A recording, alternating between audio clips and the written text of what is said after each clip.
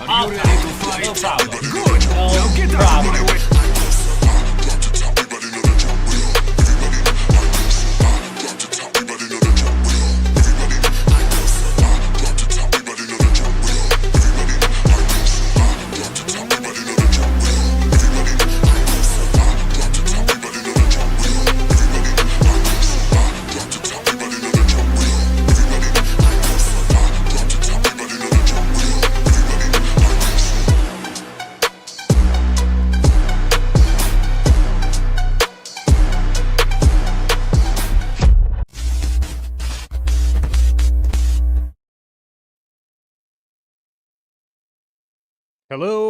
Hello, hello. We are, I believe, up and running on both platforms. We are jumping back into some Dune Awakening tonight, where, yes, we're going to be looking for as much trouble as we can find inside of the deep desert.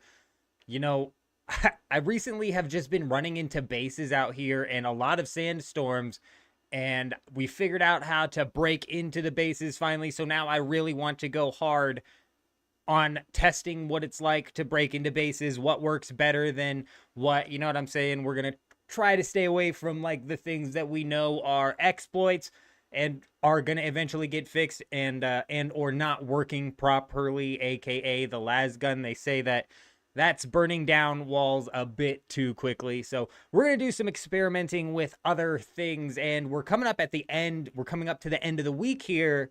So it's possible we end up finding a spot or two with a decent chunk of loot should they have not decided to take the stuff out until now. We'll see what's happening, but we've got some other updates to showcase as well. Let's go ahead and jump on into it.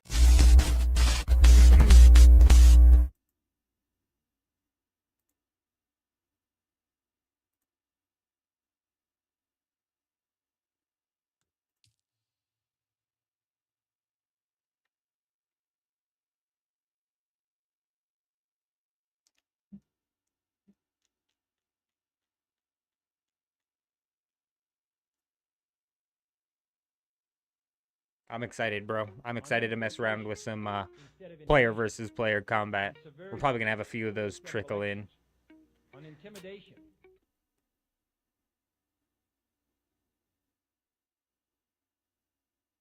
Want the game to load in because we've moved where our camera's at, so I want to double check and see. On subversion instead of elections. On intimidation. Okay, that's all right. Yeah, you can see the health bar and stuff from there, and I'm not really blocking anything. On Okay, good. instead Let me of disable this preview here so we're not triple rendering the screen. Hopefully that doesn't come through too much. The bot Rix disconnects from the YouTube when we end the live stream, and then when we re-enable the live stream, it just, all of the subs that have come through between point A and point B kind of funnel through. So sounds like it's given up. That's good. All right, let's go ahead and showcase what's going on here. First off, House Atreides has won the Landsrad again. As you can see, we absolutely dominated ourselves, gathering a total of 107 voting power, really pulling our weight around here and swinging our voting power around. That is for sure. I'm a bit confused because currently the crafting costs are reduced by 25%. And I don't know when that ends, because technically the Landsrad has ended. However, right now in the voting session, let's go ahead and take a look at that, where you can see we're going to be getting another 25% reduced crafting cost. So regardless, we're good to go. Next week, we're going to be sitting on 25% reduction as well. I was getting a little bit stressed out because I was like, we've done a decent amount of grinding, bro, but it's like I wanted to get more done. And speaking of which, let's go ahead and showcase what we've got going on here, which of course is the, what is this? It's the medium spice refinery. Obviously, we had built that up in the last stream, but also, wabam, we have this monstrosity of an ore refiner. Absolutely freaking ridiculous. This thing is just so stupidly massive. Wow, look at that thing. It's like the original ore refiner scaled up times 10. It's like literally that model just scaled up by 10, bro. It's hilarious. Okay. So like I was saying, we were stressed out about this whole 25% production cost as well, which is why, You can see here we have these items at our end game base, even though we haven't even begun to move all of the stuff from the first base over here. I just wanted to get these down, and I was stressed out that if I put them over there, then I wouldn't be able to put them over here. Even though it ended up turning out to where we're going to get another 25% reduction cost, so realistically it doesn't matter. So we are also going to need to, before we head out to the deep desert, there's a couple things I want to do here. So first off, we need to go, I want to pull out the flamethrower. We're going to test out a few of the weapons that I think have been under-tested when it comes to breaking down bases. And also I hear that the flamethrower is really, really good for countering melee PvP. So should we run into anybody melee hounding us with a high tier shield, we can maybe burn them down. And we already have this crafted, so I want to grab that.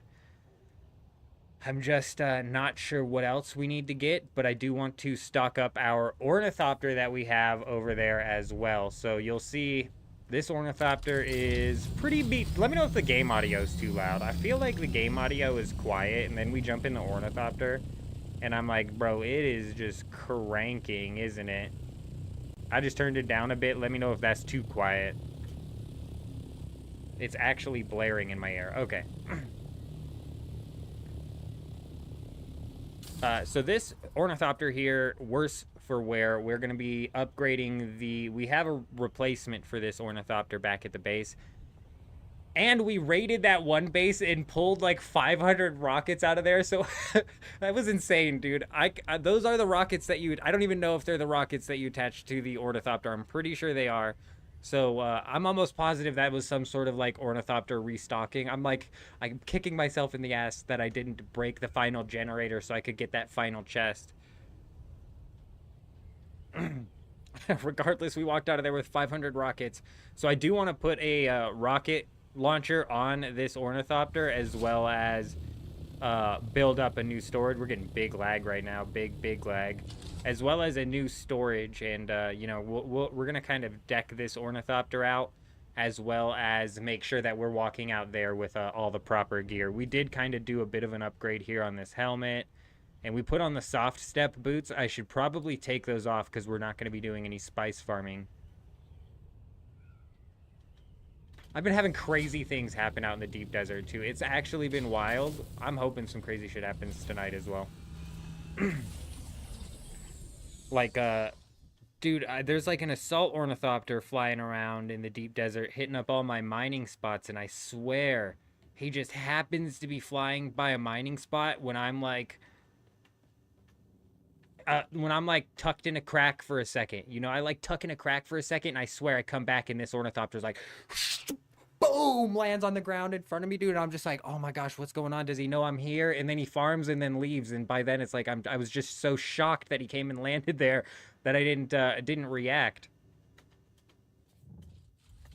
So I'm hoping we can get into some of that. We also found an abandoned ornithopter out there, and I don't know how breaking into vehicle storage works, because I kept looking at this vehicle storage and it said it was fine, and then I would shoot it, and then I would look at it, said it was fine, and then a storm happened to come through, and after the storm came through, I started beating on this thing and it broke. So I'm like, are these protected by a shield from the storm? I don't know. Hopefully all of this is information that we're going to be able to find out. And that's good that I just jumped in there, because we'd probably be better off to craft a couple of suspensor belts, a couple of power packs. I think we're good with the armor that we have, except for the boots. I could maybe upgrade the gauntlets as well. But we're going to be first testing off... Where's the weapon fabricator? First thing we're going to be testing is the flamethrower.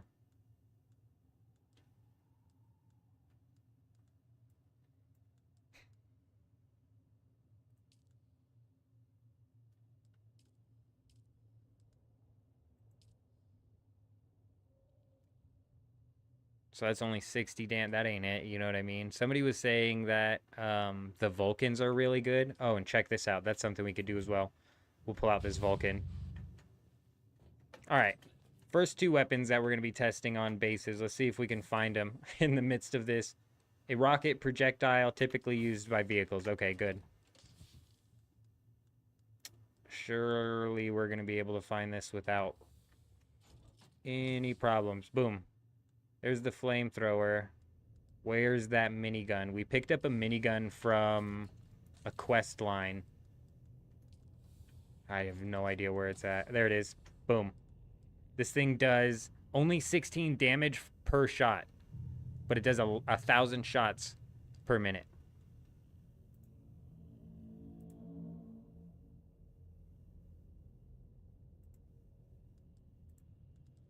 So hopefully, I've heard actually that the Vulcans are doing really good. I don't think anybody's tried, or if they have, maybe these, I haven't looked up at all if these are working. But we're gonna need some light darts. We're gonna need some heavy darts and then some of the fuel. I've got fuel here somewhere.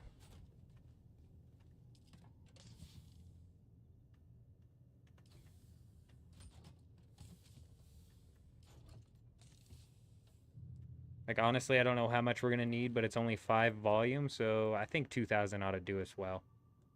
We'll start off with 2. Let's fill out our heavy darts and then maybe pick up a couple thousand light darts, or maybe a few thousand because it shoots so dang many.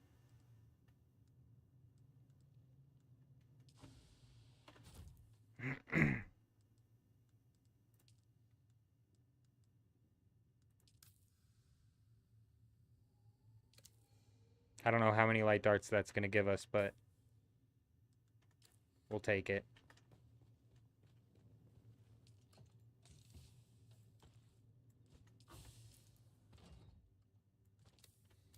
We need to craft up some bandages while we're here, too. I've been rolling out into the deep desert with, like, no bandages. That's a problem. I'm just going to fill up this leader gun.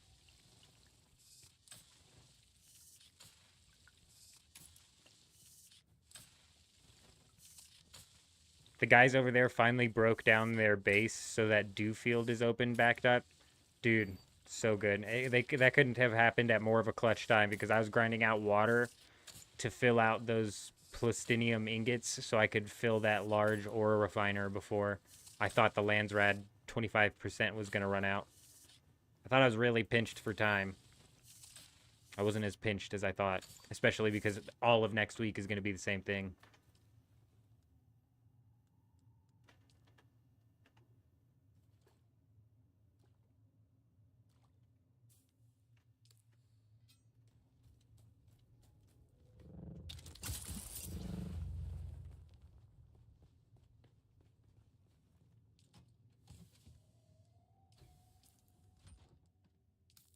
Damn it.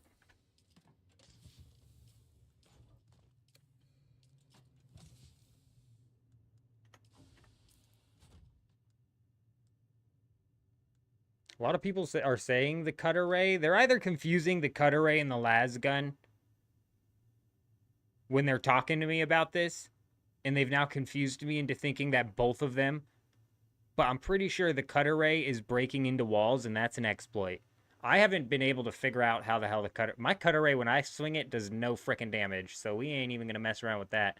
I was shooting it with the cutter ray, didn't do squat, bro. So I whipped out this cope, and it was like boom, boom, boom, boom, boom. Wall's gone, bro. So I'd imagine the Vulcan's going to be a lot of the same thing.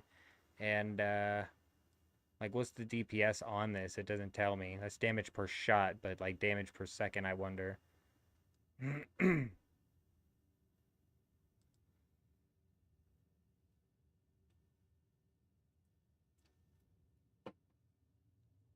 All right, we need at least one more power pack, and then this refreshed, one more full suspenser, and then that refreshed. And some new boots, and maybe some new gloves.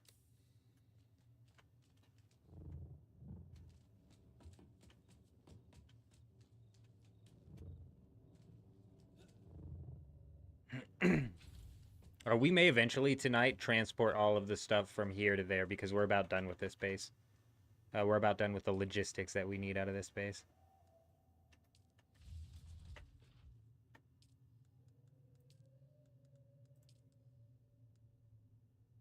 Damn, my silicone blocks are all in the other base. See, this is what the freaking problem is. Let me see if there's any good boots here.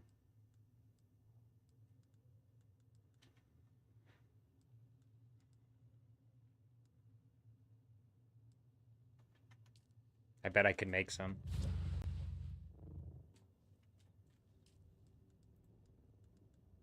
Boom. Actually, whoa, way too much. Just 200 maybe? I don't want to burn through all my water.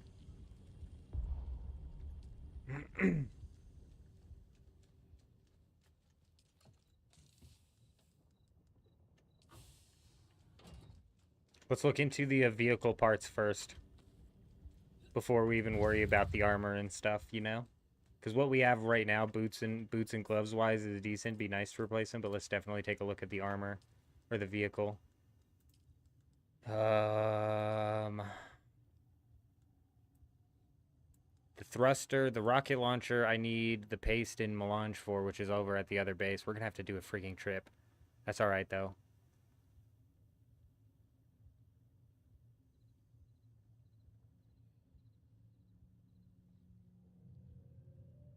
This goes on the main hull. This goes on the body hull.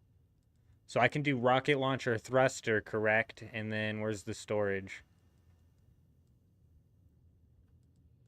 And then I just have to swap out the thruster. So I'll always be equipped with the rocket launcher. Okay. I could even throw a scanner on there as well. Alright, let's go grab our paste, our melange.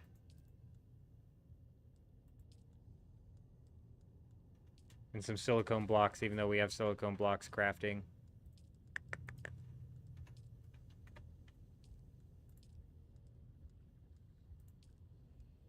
Yep, we need the cobalt paste. Okay. Paste, melange, some complex machinery.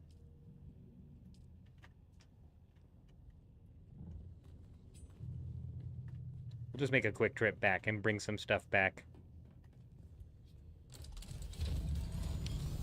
I was originally going to spend the first portion of this stream kind of taking all of the stuff from here over there, and then over there is where we were going to craft up all of the stuff we needed to get out into the deep desert. But realistically, that's going to take several trips and some organizing, whereas in this, I'm just going to be able to go grab this basically from one trip, and we'll be able to roll right on out of there.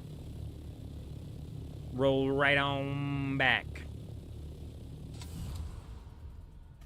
I should have enough complex machinery as well. We did burn through a lot of resources in order to craft that large ore refinery over here. A lot. And I mean, realistically, I could take the storage unit off of this ornithopter. I wonder if I could even take the scanner module.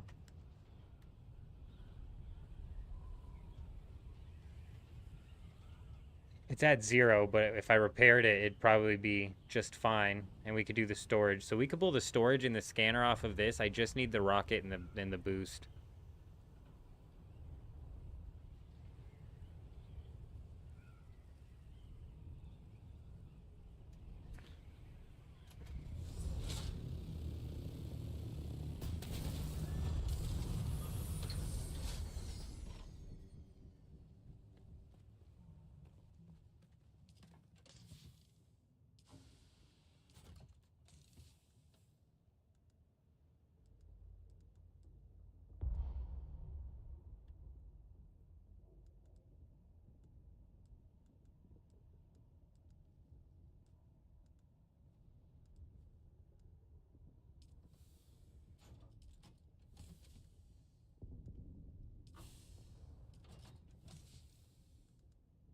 I'm so glad I thought of that, just in case we end up needing these ingots, because I brought a boatload of them over here. Alright, beautiful.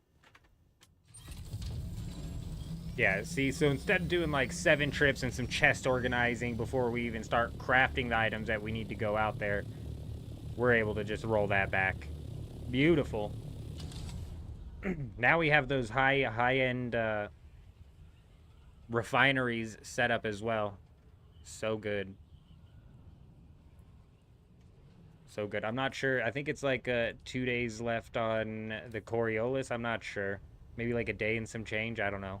Time's been rolling really weird. This Landsrad session burned out so quickly. But I think I'm confused. I think this original 25% reduction is going to run out for like 2 more days before the next 25% reduction even starts. But honestly, I don't freaking know, man. I don't know.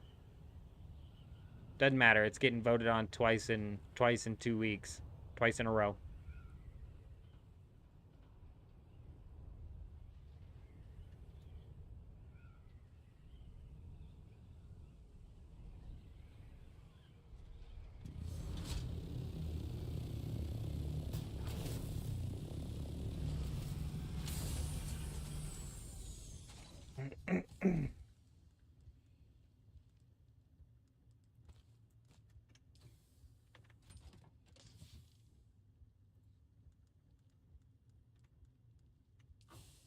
Big. All right, we should be able to craft everything that we need now. Let's take a look and make sure that we need... So we need the rocket launcher and we need the thruster. We could take the storage and the scanner off of that. We need the rocket and the thruster, and then we need some boots and some gloves.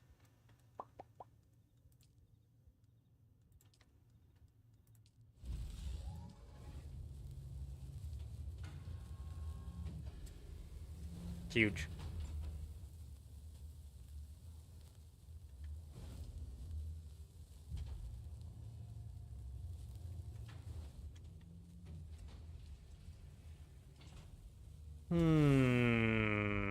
Nope. Reaper gloves. I mean, 213. What are the gloves I have on now? I should check.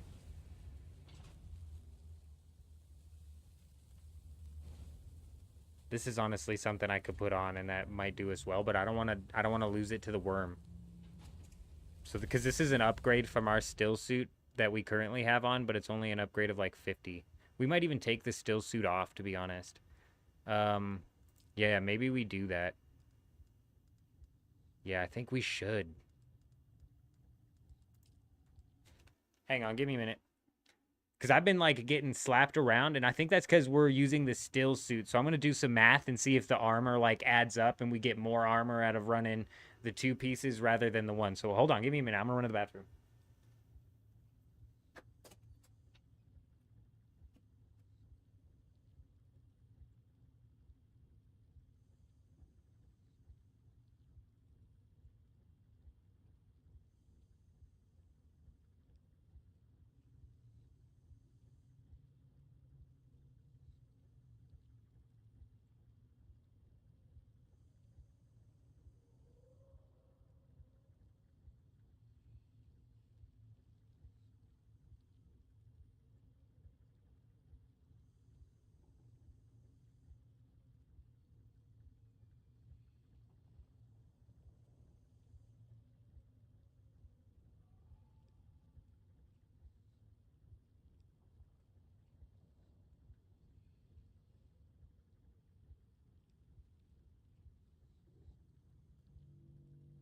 So I don't have any uniques that are not still... Oh, wait, station garb?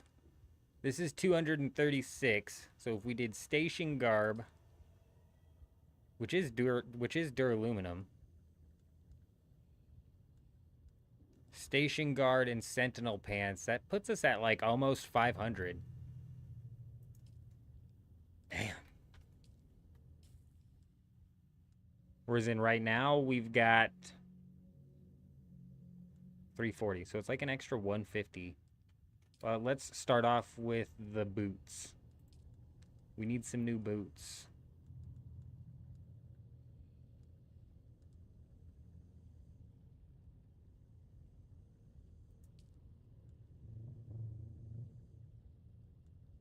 These are only aluminum, but 188 armor is not bad, and the power usage I think is really good. So let's drop that. Now we need boots.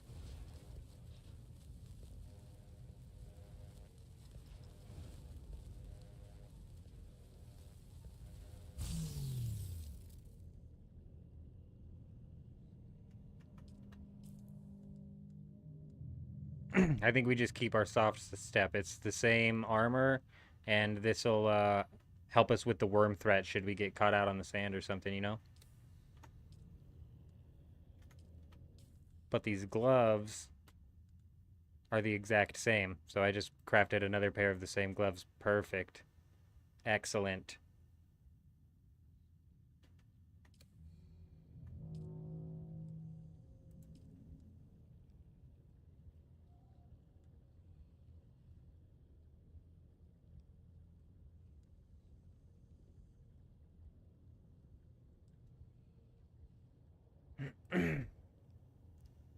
This is only giving me blade mitigation.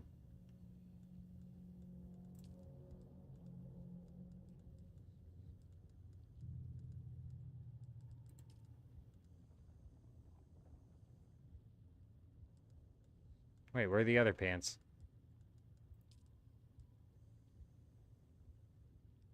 Yeah, these are big. We need these. Alright, alright, alright. I wasn't convinced, dude. I've just never been convinced to swap the still suit out. Until now. We're gonna give it a shot. We're gonna give it a go. Let's craft a full suspensor belt. Let's craft a... Surely I can do the MK5 power pack, correct? Come on. There it is.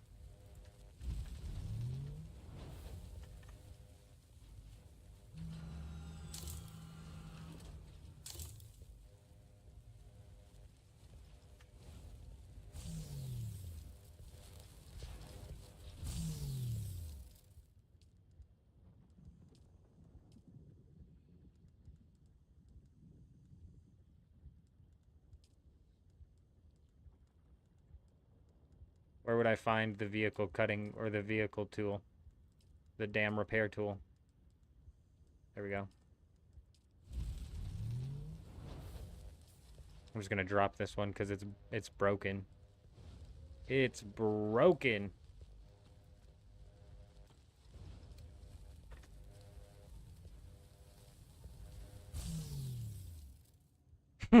Look at us.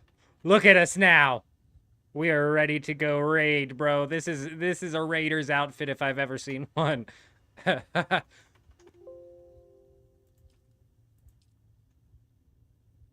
was on me. I don't know what that beeping came from.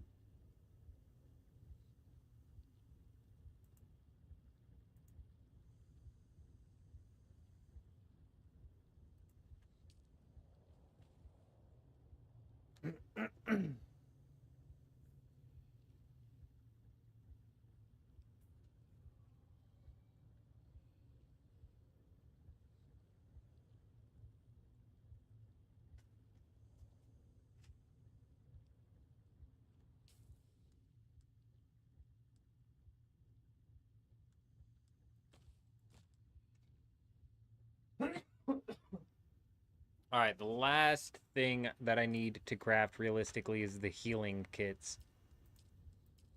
Can you craft those in this? I've never seen them. Health kit MK4. And I have plant fiber. That is a problem.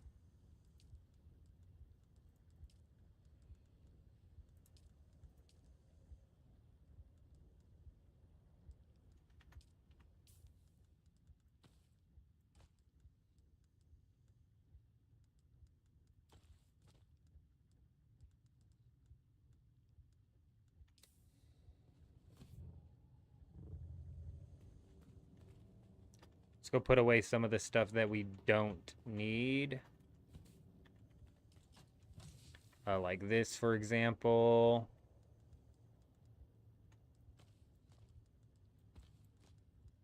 I'm going to keep the static compactor on me just in case. That looks good. Let's take some of this out and make some more welding wire, though.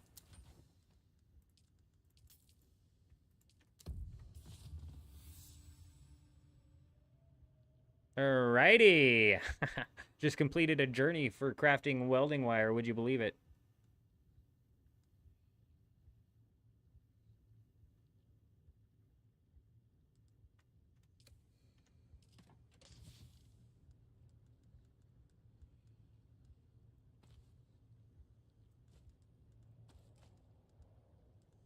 All right, so we've got the flamethrower that we're going to give a shot. We've got the Vulcan that we're going to give a shot. We've still got the Cope pistol, which we know for sure breaks us in. And a couple suspensor belts. Let's build up a fuel cell or two. I think I can make the large ones out of this refinery now. Let's go ahead and make a couple large ones. Or not, because we don't have the fuel cells. Can you freaking believe it? Where could the fuel cells even be? That's red. Why is that red? Alright, we're still up and running.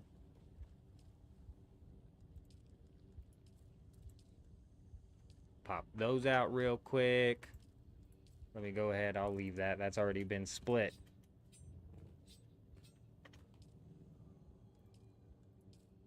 Pop those out. Boom. 240 ought to do us.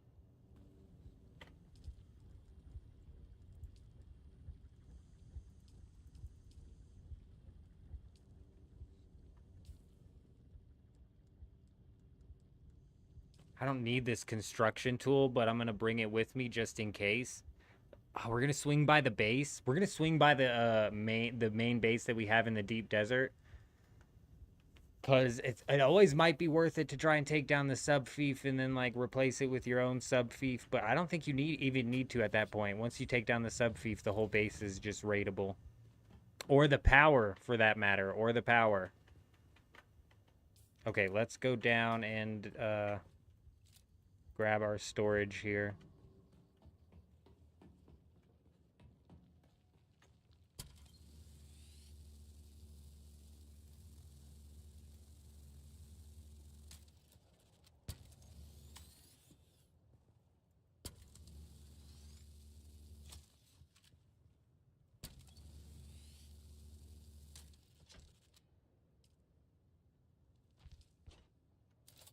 Somebody was talking about filling your storage up and then just detaching it. What does that do to what you have in the storage?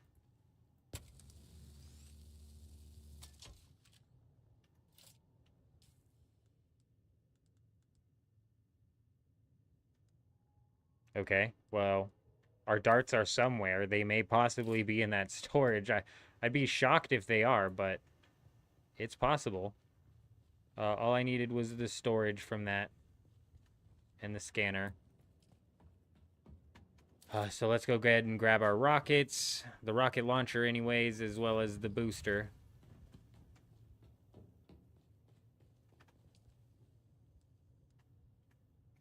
Big.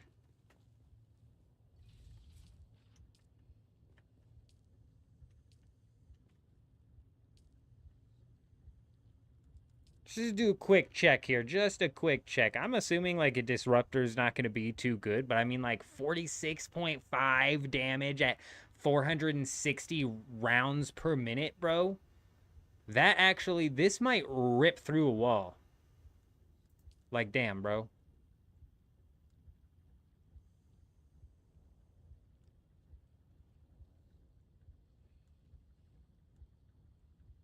Same with these, This is a SMG that shoots out heavy darts. Okay, we've got something else that we need to craft and some more heavy darts. I think that's going to rip through walls, but not only that, what the hell? That's crazy. That's just crazy to begin with. Alright, you're still looking good, Ornithopter. You ready? It's about time we brought you to life. Hold on, first I want to put the storage on. So I can't, bro. It's so irritating in the description. They need to fix that. Let's take a look at this, because I wanna point out like what the hell is going on. The confusion with this has just always driven me nuts here. Assault Ornithopter storage goes to the body hull. The rocket launcher attaches to the cabin. That's assault, sorry, hold on. Where's the rocket launcher attaches to the main hull. Well, main hull and body hull sound like two different things, correct? And then you have the thrusters, which attach to the body hull. So you would assume you have to choose between thrusters or... God damn it, where is... It's still the same thing. Just it doesn't matter that I was looking at the assault ornithopter storage. It still says body hull on this. So body hull on the scout ornithopter storage, and then body hull on the scout ornithopter thruster. So you would assume that these are the two things that you have to pick between. The main hull doesn't sound like the body hull, right? So now if we go and open this, I can't put the thrusters on, and I also can't put the rocket launchers on. Thrusters, rocket launchers. Thrusters, rocket launchers. Did I make the wrong type of hull? Because I did that. That's the ornithopter hull. Did I make the wrong type of hull? They use two different words, bro. They use two different words, and it means the same thing. It's so weird. Anyways, let's figure out if our darts are in here. They're not. The darts just got deleted. Did they get dumped on the ground? Hold on.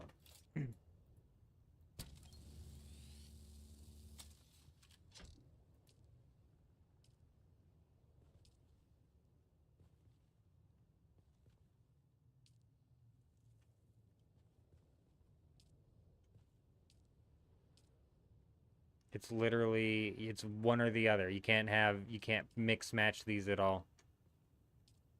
That's like irritating. Especially because the description for some reason makes you think. I'm just trying to think what we actually need on there. Thrusters would be nice to get around and find the bases and whatnot. But rocket launchers, like if we find somebody, dude, like finding the bases isn't that big of a deal. Just put the rocket launchers on there for now. Okay, let's go see if those darts fell on the ground.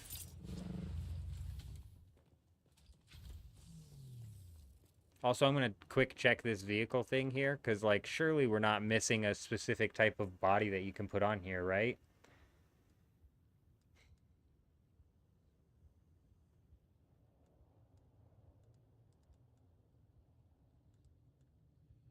Nope.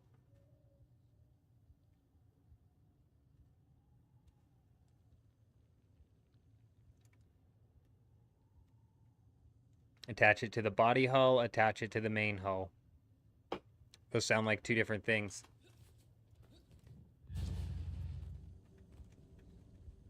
But they're not.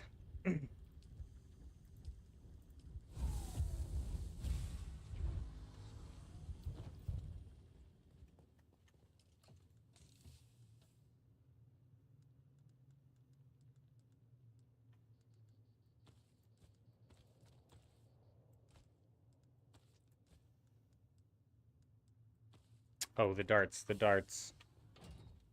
We lost 1,000 darts if they're not spawned down here. It's not a big deal, but... Oh, nope, they're there.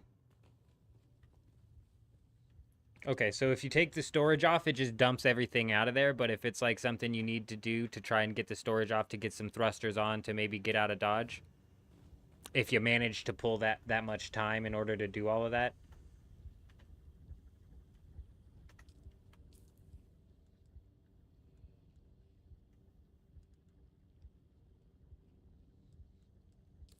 Alright, I think we're all set here. Oh, actually, you know what? Let's grab some of these.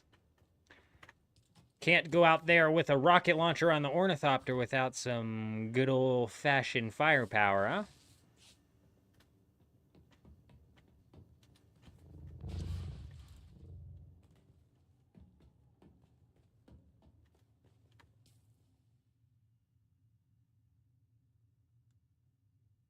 Just double checking. The only thing we're kind of missing is bandages.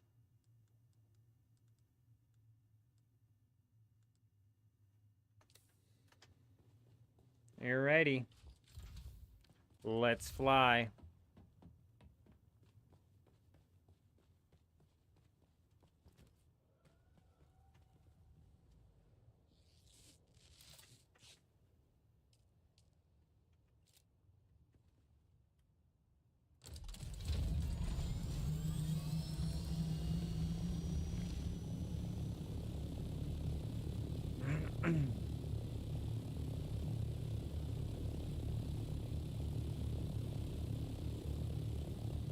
Why is it saying no go on the rockets? Is that what the Q button is?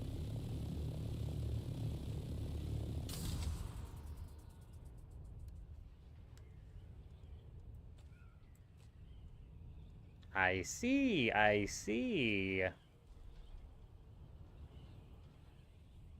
How does aiming work? Like, if I'm aiming down here, does it shoot down there? What the hell was that, bro? What the hell was that? What the hell was that? Did you guys see that? It went pew, pew, pew. It curved. What the hell? Do they all do that? I don't want to, like, waste off a bunch of rockets, bro, but if that's as easy as aiming is... Well, that didn't fricking go where I was aiming at, so I have no idea. Is it RNG? You know? Maybe the rocket will go where you're aiming. Maybe it'll go kind of off to the side of where you're aiming.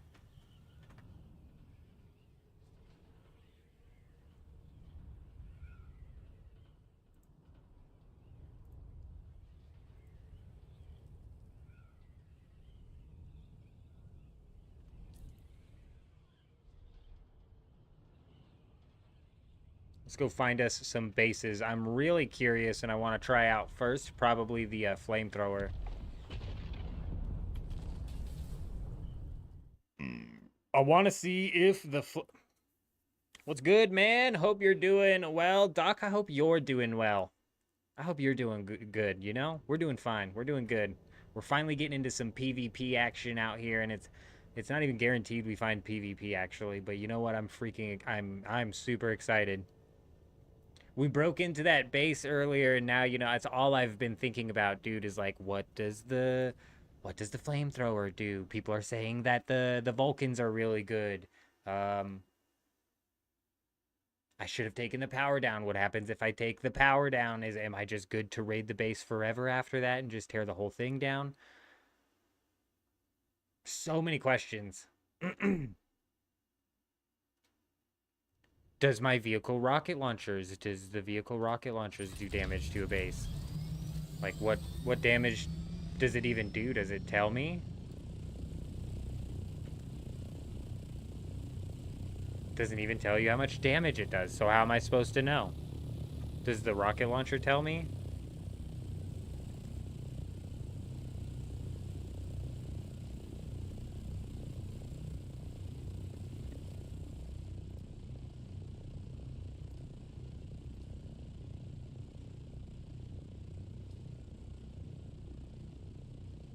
Damage, 164. So it's ass. You don't want to shoot rockets at a base. Unless you can spam fire the rockets, maybe then, but it's like, I don't know. My Cope pistol is doing 300 damage, so I'd rather go shoot off heavy darts with my Cope pistol. Or the Vulcan, for that matter, that's shooting out 100 or 1,000 darts. As a solo player, your whole deep desert base design is based on hard-to-find loot locations inside and bare minimum out. That's what I'm saying. I was, the way base rating currently sits, even if you have a really honeycombed base, they're going to break into it with relative ease. So I think that's probably the way to go, is like you slap down some loot that's on a foundation, but it's not, that's under a foundation, but it's not a foundation, it's a floor, you know what I mean? That, or I don't know. See, like, we've got a weird week coming up, but in the pretty soon, near future, I'm going to be trying to, like, theory craft a few deep desert bases that are good for being out in the deep desert. You know what I mean? We are going to be, you know, doing some of that in the near future. Cool. So if I have rockets in my vehicle's inventory, I can still pick my vehicle up. Is that what I just found out? All right, we've done a pretty good job at clearing all of the items from this base.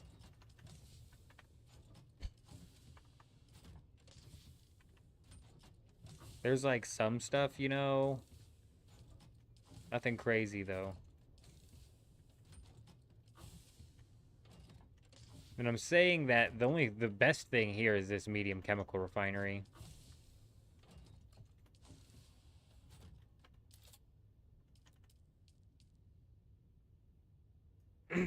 Yeah, I mean, this is pretty good. for somebody to break down and take if they. That's about the best thing they would get out of here. So I'm bringing this up because.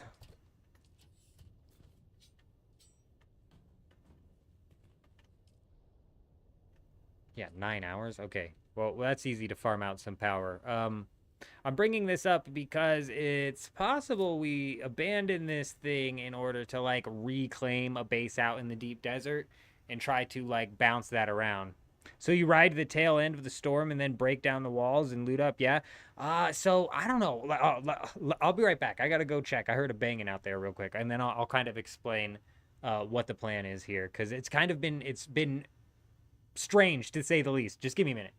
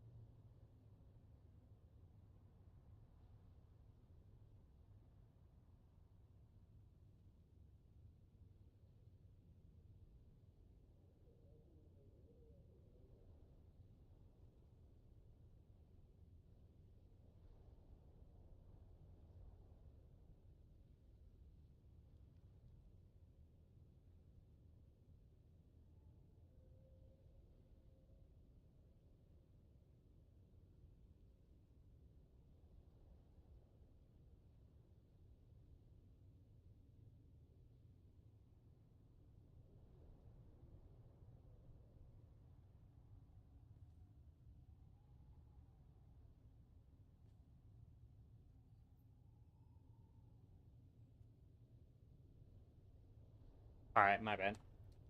So a lot of what's been happening is pre-scouting bases. We'll like notice a base here, and then all of a sudden a sandstorm's rolling through while I'm doing an aluminum run. So I've been like, let's go see what's going on with the base rating. And kind of how that started was, let me get up in the sky here. Let's get up in the sky. Let's get flying. Let's get on the move. Let's get on the scouting move here. Let's pop this down. I was thinking out there that we're gonna detach. Hold on.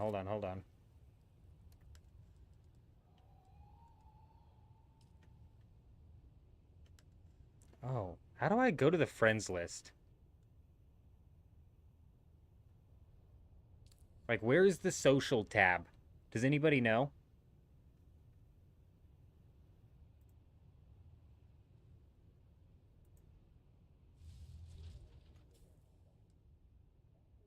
Because I'm not gonna lie, this guy showing up every time I look at that just genuinely makes me nervous.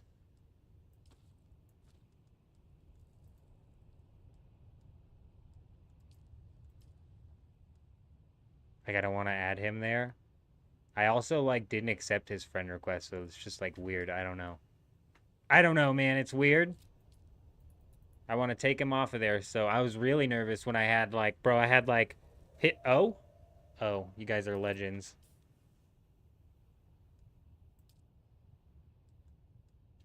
Why is it blocked?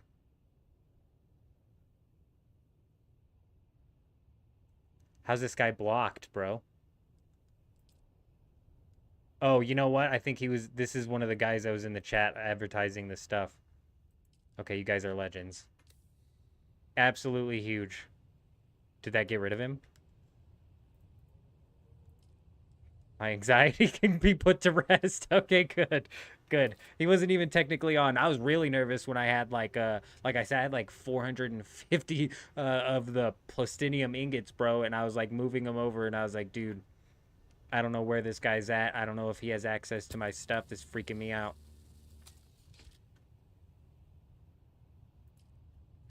All right, we're going to throw the thrusters on this. Nah, so that's possible that that one guy blocked me, but there was one guy in the chat one time who was just spamming like, oh, it was a gold selling website and it was just spamming, bro, so I blocked him. That's probably what that was.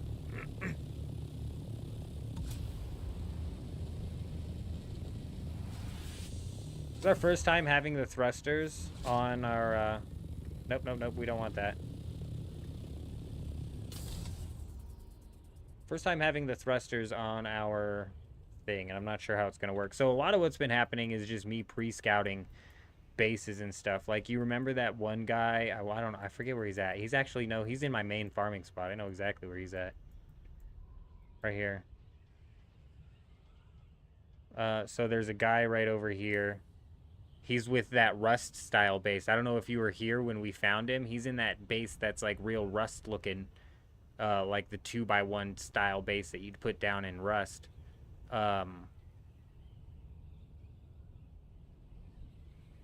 was the first instance where I was like, a storm's rolling through and I want to go see if I can get into that base. Yeah, I don't know what's the big deal with the thrusters. Like we'll see. I think that it's going to come in handy if I end up getting chased by somebody is realistically. Because I think currently they haven't added into the patch where it boosts. You see, I'm still at 73, so using them is pointless right there. I think in the future they're going to make it to where it actually does affect your glide speed. That'll be more so useful when we're like trying to get out of dodge or get out of or into a situation quickly. Get up in the air as fast as possible. Yeah, but that Rust base is completely abandoned. Like, that guy took his sub-fief down. It's opened. So I'm sitting there trying to break a wall. And I did not need to. The doors just opened up and let me in. I thought he was trapping me, bro. I was sitting there, and the door kept opening up, and I was like, he's trying to get me in there. He's trying to bait me into his base. There was nobody there, dude. There was no sub-fief. There was nobody there. It was a completely abandoned base. They're good for climbing fast. Yeah, that's what I figured, and that'll be useful if we end up getting chased down by a guild. That's why I put the thrusters on first, because we're going to do some scouting right now. Because currently as it sits, there's the guy's base right here that I said is abandoned, but I think it's... Man... I think it's like up here or up here. There's some more bases that are like tucked into a wall. I'm going to go peek my head over there. We're going to kind of go take a look at the bases and see what's going on. Maybe we'll be able to swing by that, I don't remember exactly where that base is at. It's somewhere over here. The guild ornithopter reload station is somewhere over here. Use the life scanners to check for water sources inside. Oh, that's a really good idea. That is a really good idea. That doesn't scan for people, but it would scan to see if they have like cisterns and stuff like that, and that's a good indicator of if they're ballsy enough to bring out like some sort of refining thing.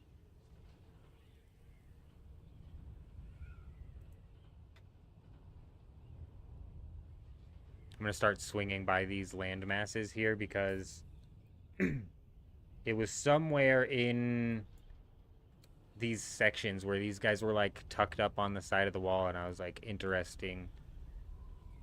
What are these guys doing? I think it was further out. It shows as blood source and will move around if tagged. Oh, that's interesting. I'm not too worried whether or not it's like an AFK or live. I'd honestly prefer it to be a live raid, to be honest. That'd be good information to know. That's almost like a pseudo wall hacks, bro. That's fucking cheesy, bro. That's cheesy as hell, dude. I think all of that is depending on how much information got scanned. Because sometimes it's like ping, ping, ping, ping, and there's like marks all over your screen. I think that would throw me off more than anything. Yeah, but that's not a terrible idea.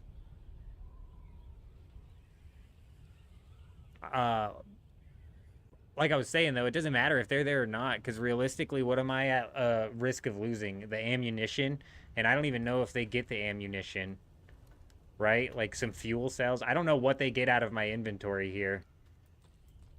Like the rockets, like none of that's like that big of a deal.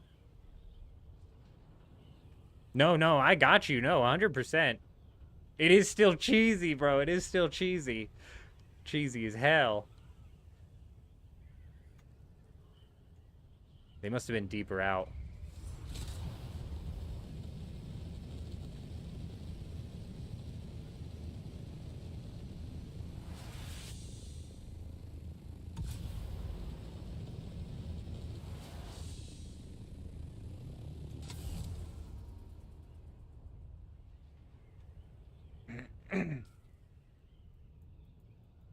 So this is kind of how it's happened, you know? We just do some scouting, do some poking around here. We notice a base, and then all of a sudden it's like sandstorm coming in the sector. And these things happen more often than you would think. But your strategy that you had brought up, Doc, of riding the tail end of a sandstorm is a really, really good idea. It totally is. And I think there was one sandstorm we were trying to... A large sandstorm is approaching. Fucking what I tell you? Here we go. Let's find these bases, bro. They're somewhere around here, dude. They're somewhere freaking around here. They're like here. God, I hope they're not all the way up there. I don't know exactly where the sandstorm's gonna hit. What I tell you though, bro, these things come in hot and heavy, dude. That's why I'm saying people basing up out here kind of crazy. They kind of crazy. They better be dumping all their stuff every single time they're getting ready to take off, you know? Otherwise, they're nuts. Sector weather alert.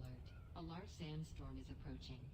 If ever, like, the YouTube chat continues to go off and I stop responding, it's because this freaking Botrix chat broke down again, the one that combines the Twitch and the YouTube chats, so...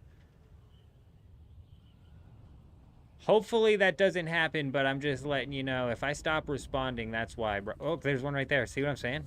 Alright, let's get out of this thing. Let's get out of this thing. There's a sandworm going off, too. I don't know if that necessarily guarantees that somebody's there. A large sandstorm is approaching. Somebody's, like, over in that direction. I don't know where the sandworm popped off. Is that not a base, or am I tripping? Did I just look at this rock and call it a base? I swear there's a base in here. Yeah. Right next to the cave. Look at this guy. 2 minutes. Okay. Let's double check here. Make sure it's not, like, abandoned. No access.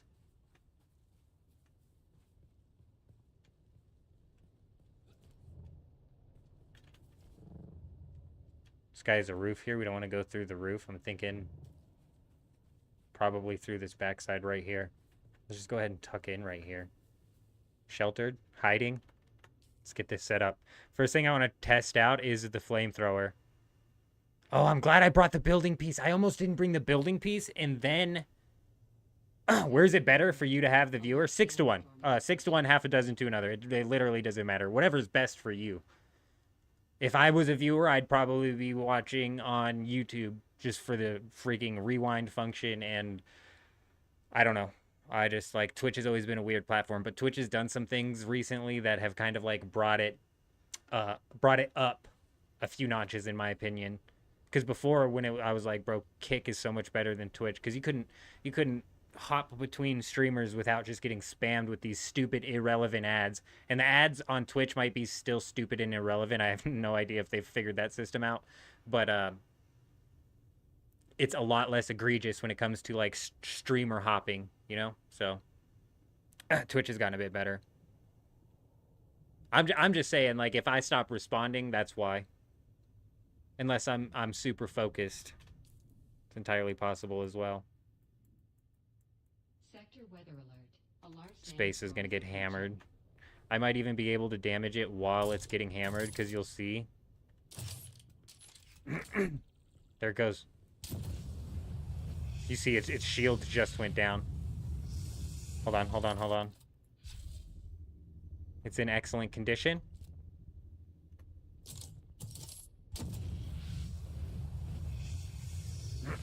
Here we go.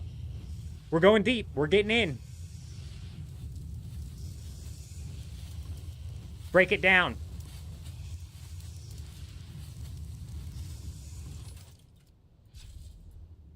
Still in excellent condition. Okay. I don't want to like unequip my sniper because it's somebody attacks us, we got to be able to slap them with that sniper. People are really talking up the Vulcan, though, so let's give this thing a shot.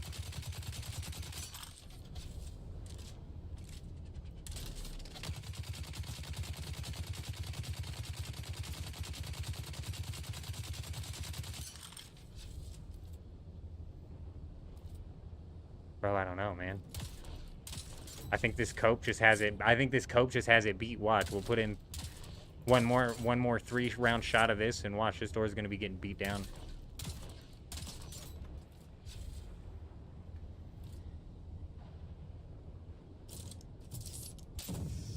Go, go, go, go, go. We have 6 minutes after the storm passes. I don't know if it's 6 minutes immediately after the base starts to crumble, or the shield goes down. I don't know. I had a decent amount of time after the storm I couldn't attack the last base while the storm was going like I've been able to attack this one. I don't want to give up on this flamethrower yet.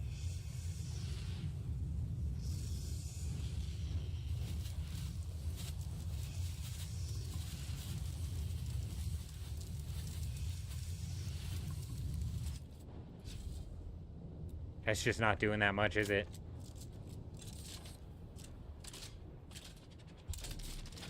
Go, go, go, go, go, go! Put a couple more rounds of this into it, and then we'll pull out the cope.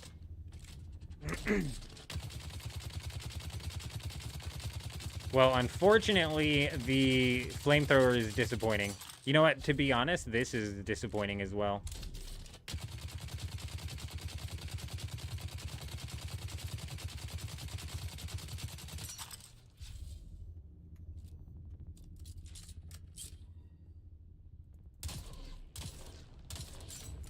We still got time. Plenty of time.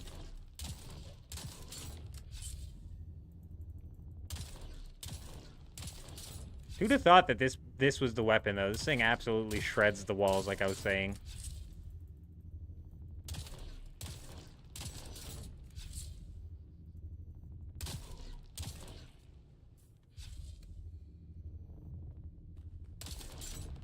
That's not a generator. We need a generator.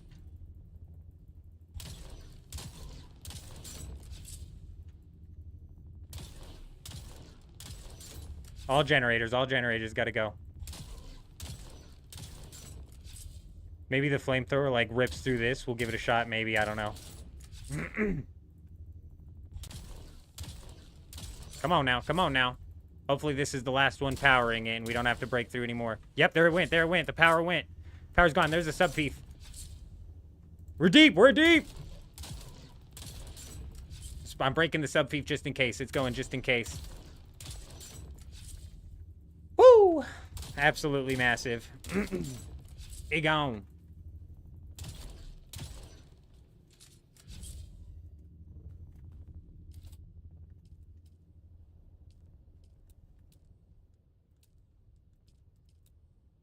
Like, I don't even know if it would let me put stuff down, but it doesn't matter. Let's just keep breaking in. Oh, I can just get into these now. Huge.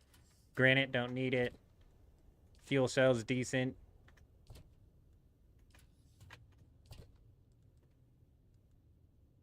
Honestly, you burnt through some of my light darts, so we'll take those. I don't need that many heavy darts from you, though. Some Emperor's Wings MK1? What's this guy doing, bro? Gross. Oh, we'll take that. Some plasteel. Oh, nice. Nice, dude. Oh, this is the big loot right here. Oh, baby. Come on now. All of that. All that. We'll take all that. Here we go. Here we go. Here we go. Here we go. Here we go. Here we go. Come on. Come on. Let me place this thing down.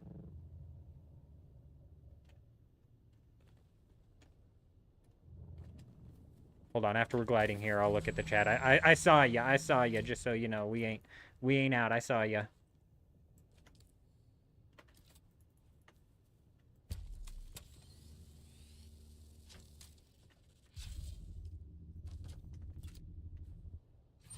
Get down, get down, get down.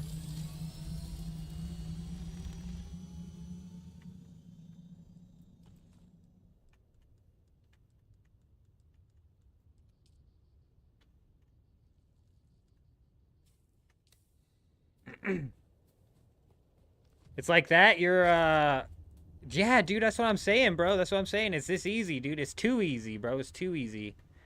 It's too easy. All right, what else? What else? Oh, we got some spice up in here. Okay. Okay, I'm gonna have to actually organize this thing. Let's, I couldn't summon it over there, but I bet I can wedge this thing down on in there. Let's go ahead and squeeze this on, boop, right here. All right, let's figure out the storage for real, though.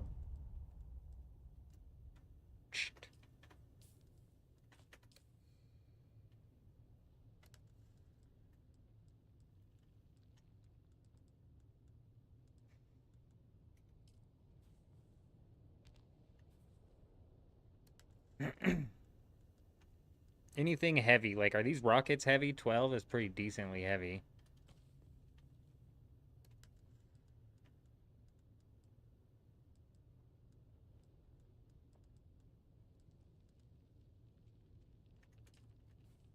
Go, go, go, go, go.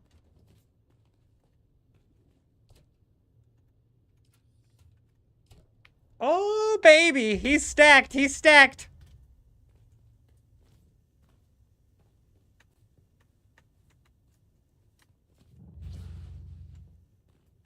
Oh, we got a power... We got, like, a crafting thing there, too? Oh, we just gotta clear this thing ASAP. Why are we running around without a shield on, bro? What are we doing? Somehow the inventory is completely freaking falling apart here.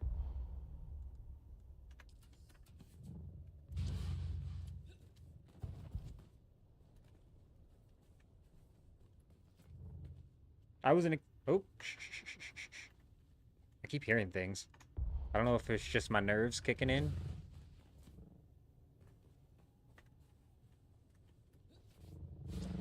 Man, why would you have such an open design to literally access to everything, man? That's what I was saying in the video, dude. You have to. This guy's gonna be pissed when he comes back. I almost feel a little bit bad, but not really. Not really that bad, brother. Sorry. Thank you for the spice, my friend. What else we got? What else we got? We'll take that. Oop, carbide, yep. Holtzman actuators, sure. What you got in here? Nothing?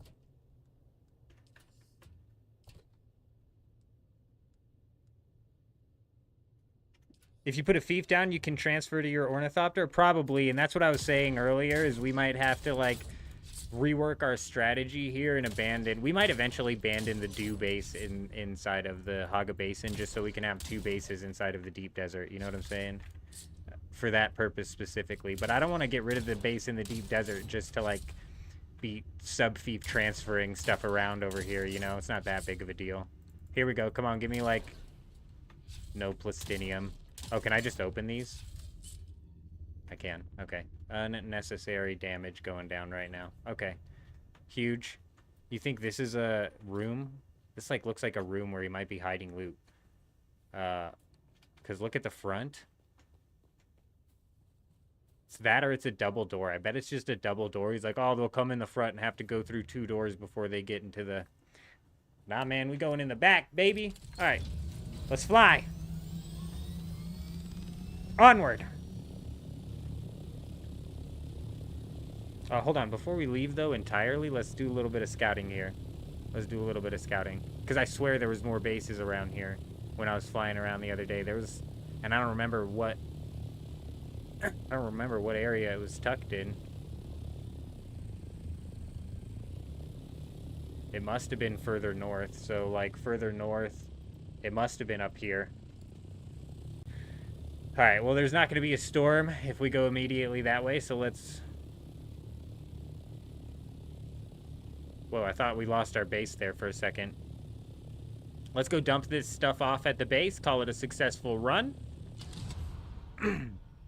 We'll come back out. I want to definitely scout out the bases that I seen that I'm pretty positive are over there. You made like 4 copies of your deep desert base. Named it Thief's Grief, but you can take the stuff out. Just start deleting walls since you own the base now. I don't own the base now, though, because I don't have the sub-fief. I didn't put a sub-fief down. If I did put a sub-fief down, you could just delete the walls, couldn't you? Yeah, that guy had full access to the sub-fief. Which is what I was saying in the video I put out. I was like, you've got to be blocking this stuff off. Even the guild base that we ran into that was just like the Ornithopter refueling station had their sub-fief hidden, bro. I had no idea where it was. But somebody else in the comments pointed out I could have just knocked out a generator. Who knows how many generators I would have had to taken down. But I could have taken down a generator and then had access to that last chest that I missed.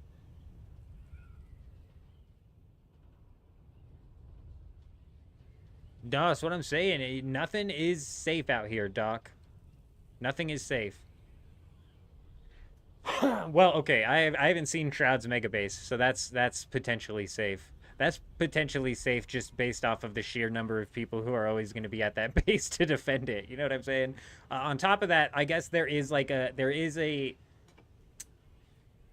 point of potential safety in the sense of like if you have your generators hidden enough and you have your sub-fief hidden enough, then they only have 6 minutes, right? Like, they can maybe go deep on your base, but after the 6-minute timer, they can't continue to break it.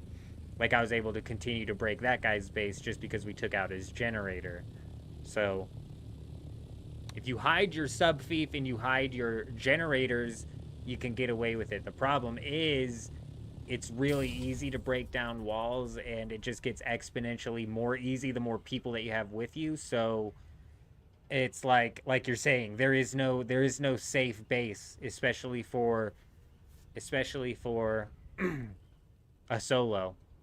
Now, you might have a safe base against a solo because there's only so many walls I can break down. If that guy's sub-fief was like 4 walls deep, we wouldn't have gotten in. Not at least during the first storm. Also, he had a ridiculous amount of stuff in his... Who leaves that much stuff in their deep desert base, bro? I was fully not expecting to run into... I mean, like, this is a decent amount of tier 6 components as well. But let alone, like, spice, bro. I wasn't expecting to run into any spice. We are coming up on the end of the week, though, which is kind of why I was hoping. I was like, maybe, because the Coriolis is in a couple days still. So I was like, maybe people have had all week and they haven't yet jumped in to take their stuff out. And we're going to go take their stuff out for them. Please and thank you.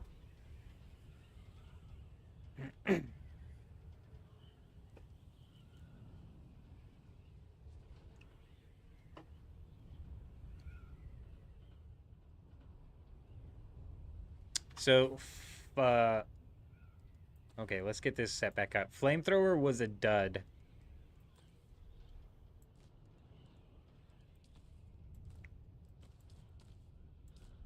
Flamethrower was a dud, unfortunately.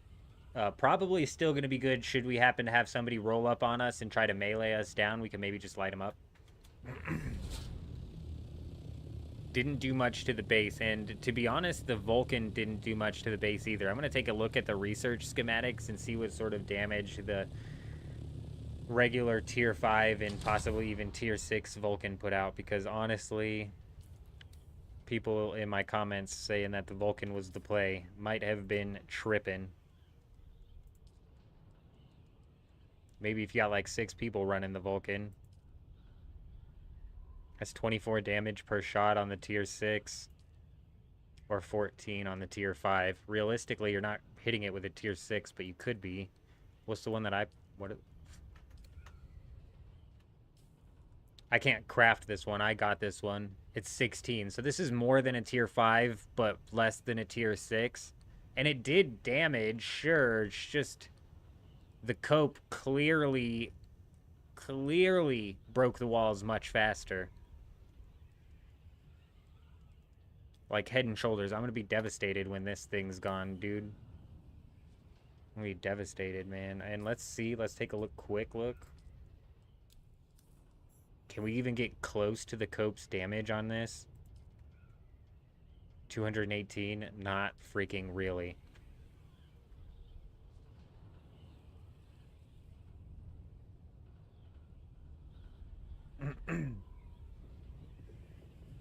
If we found a mega base, though, you know we're going to go stick our nose in it. Oh, you know we're going to go shove our nose in it. We gonna check northeast today, because you know what? That base, or that guild that kept taking me down is out there freaking somewhere. They're out there somewhere. We'll find them. They're the ones who put up, Arda, how's it going? Good to see you. I hope you're doing well. They're the ones who put up that ornithopter refueling station that we ended up raiding, I guarantee. Guaranteed. But I think this is a Harkonnen guild called the Deep Desert Police Department, and they are freaking ruthless, bro, and they're big. There's a lot of them. And they're ruthless. Absolute monsters. But honestly, you can see, like, even if we got into a mega base, you know how hard it...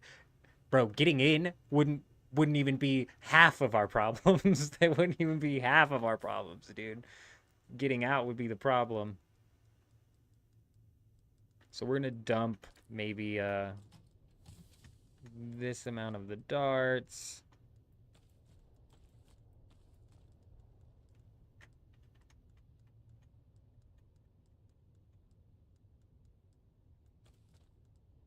I'm gonna take the cutter ray just in case we run into some stuff that I do want to use it on. Nah, we're gonna stay away from the las gun for now. We might pull the las gun out eventually. So the las gun and the cutter ray are two items that are not working properly. The cutter ray, I believe, I don't know how this works, but there's some sort of exploit on the cutter ray that allows people to burn into bases. And then the las gun, apparently the devs came out and stated that the las gun is doing more damage to bases than it should be. So the las gun is something that'll end up getting reworked. So we're just kind of like experimenting around to see what you might try to use after they rework the las gun. You know, we've kind of taken a look at the flamethrower, which was ass. That wasn't it. This tier 5, just over tier 5 Vulcan wasn't it either. So far it's the Cope pistol, and we might have to take a look at what sort of other unique schematics that can come out of here that may actually output some damage. Like, oh, for example, we didn't grab that weapon from our base. Fuck, I didn't grab that weapon, but we're gonna go back eventually and grab that weapon. It's the SMG that uses heavy darts. That thing is doing like 45 damage a shot, outputting like a ridiculous... That might actually break into some walls. You think they already fixed the cutter ray? That's good. So I didn't know how the exploit works. I've tried hitting base walls with the cutter ray and it did absolutely nothing. And the las gun... So the cutter ray was an exploit.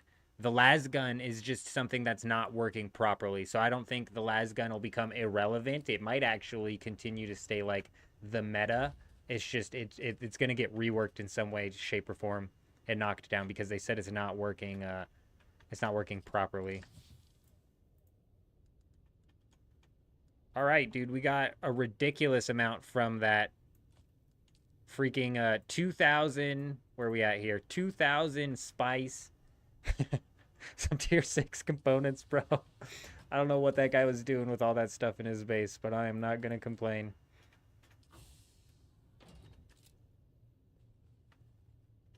No. Oh, that's a good question. I'm so glad you brought that up, Arda. Man, you're clutch, man. You always be bringing up the good questions, expanding our thinking here. Regis missile launcher, and it's not in this tier, so we're gonna need it. We're gonna need the plastinium for that. How much? 60? That's not bad. We could easily get 60. 827 damage per shot. Hold on. Where do we unlock the rockets? Because I was looking...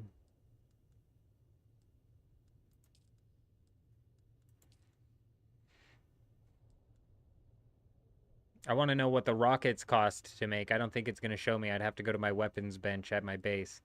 But 800 damage per shot is actually crazy. That's actually crazy.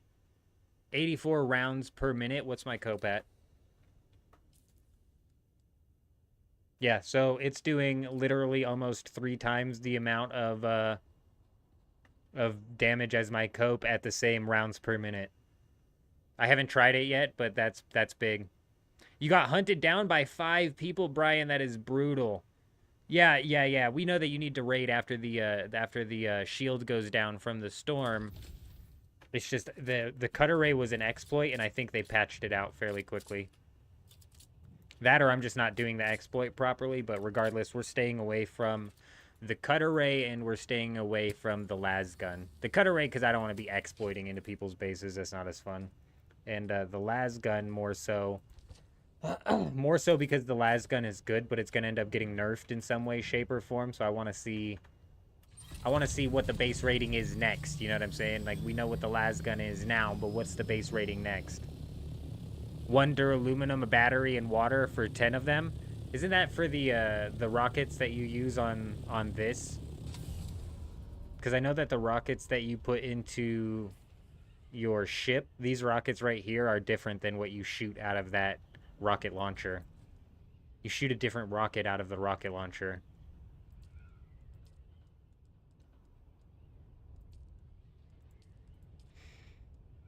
I wish I could find it, dude.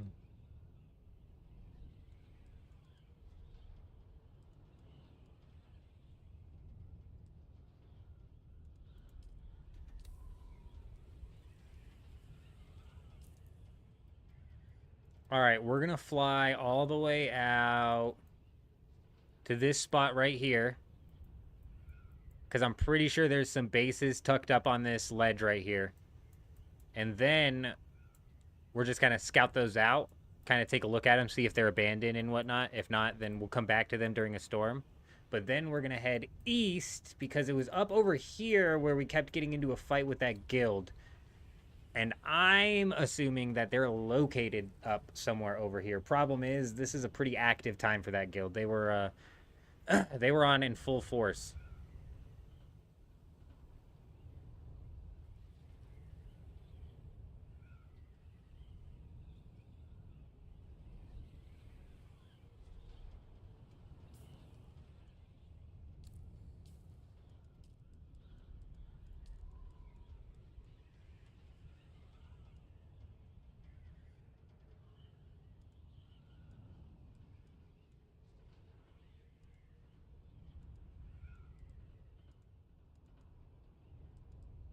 Am I missing something here?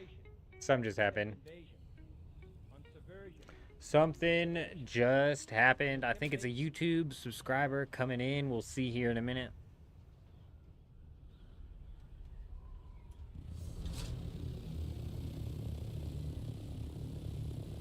Corey B coming in with the sub. We appreciate you, Corey B. Welcome. I never know if you're actually here or if you're watching another video, but either way, we appreciate you. Also, as a matter of fact, I think you are here. I think we were talking to Corey B just a minute ago. Corey B, I think we were talking to you just a minute ago.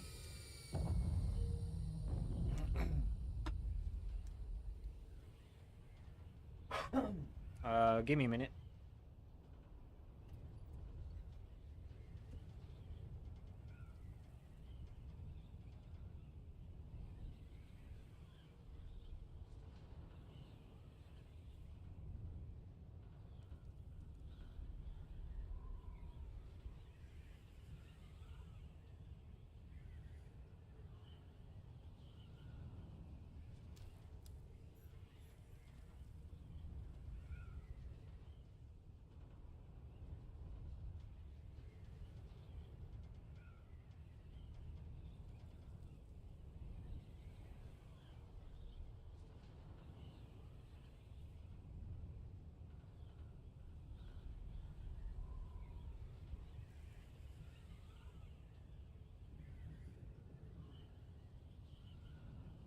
Well, we didn't hit the ground yet, so that's good.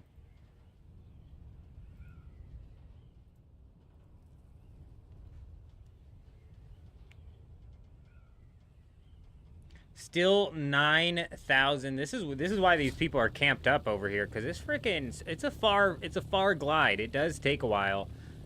Like, don't get me wrong, my farming trips take forever. They've been insane lately too. Like, I've been getting run up on by people who don't know I'm there. Ever. They just like roll right by me I'm like just sitting in a rock or something, just like hanging out for a minute.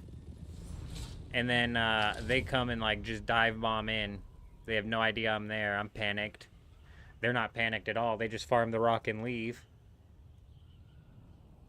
I'm like trying to jump on other rocks to see if I can get a snipe off on them, and then they just fly off. And then they're gone.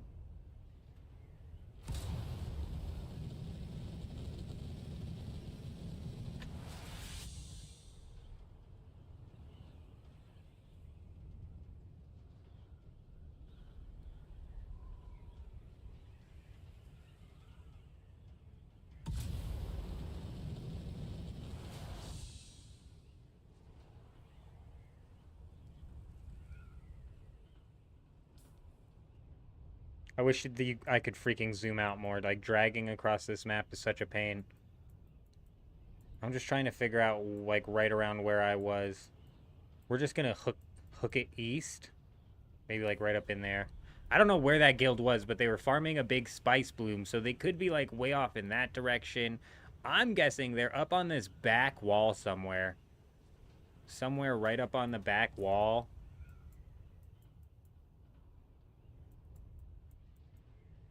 I think this is... Yeah, they're probably, like, in here or something. So maybe we go all the way up to the back wall and glide over. See if we can't find a mega base, you know? Go poke our nose in. I don't want them breaking this freaking ornithopter, though. That'd be a problem. That'd be a problem.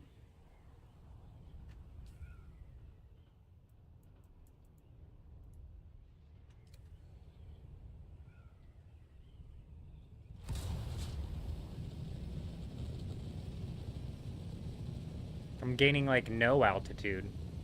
Oh, that's because I was not holding the space bar.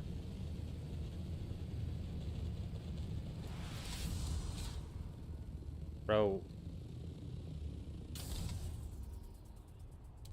Keeps doing the audio glitch.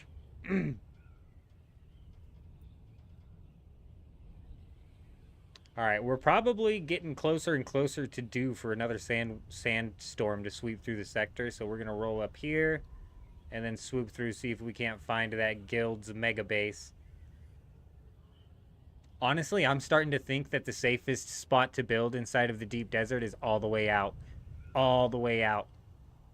Like some rock formation all the way in the eye zone. But I don't know. I haven't spent a whole lot of time in the eye zone, so maybe that's where the best stuff is at. But realistically, I don't think so. I think you want to be like deep mid.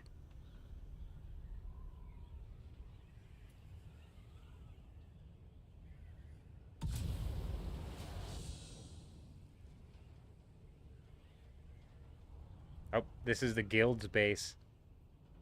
They still haven't repaired that hole. You're out in, like, G7? That's where you're built up at? They still haven't repaired that hole.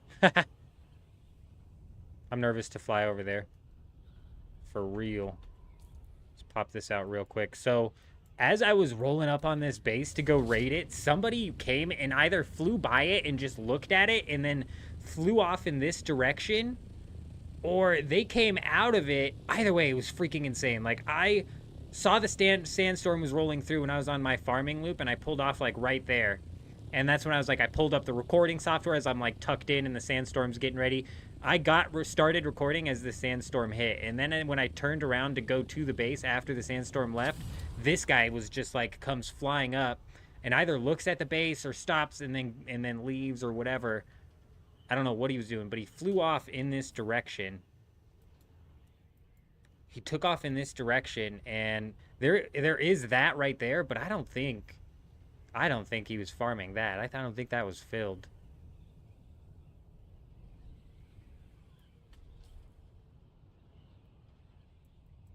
So we're pretty deep. We're getting ready to reach the boundary of the eye section. Maybe he was going to farm that.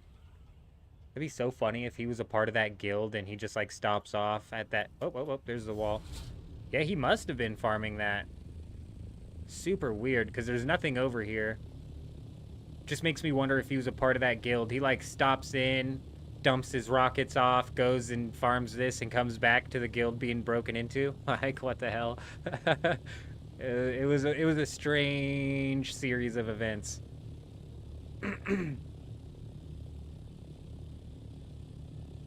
All right, let's make our eastward journey here. See if we can't find this guild here. See if we can't hit it with that rain glide, you know? Right at 173 up at the 800 mark. It's easy, but it's boring, you know? Flying down low is a bit more fun.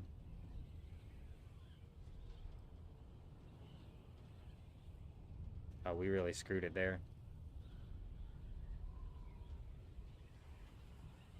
We picked it back up. We're back in the loop. The nice loop's gonna slowly creep us up into the air here. Bring us back down to 173. Creep us up in the air.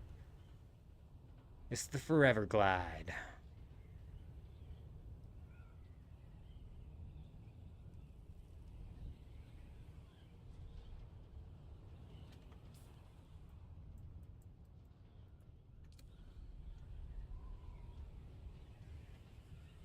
Like, I do want to, like, kick it southeast just a little bit.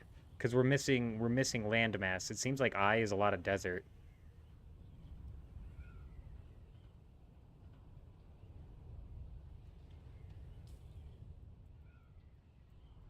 Yeah, like, this is landmass I haven't explored.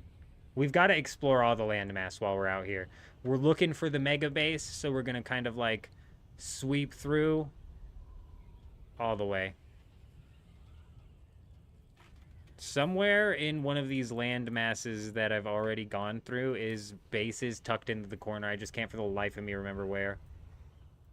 I wasn't expecting the guild base to be out there. I was expecting the other ones.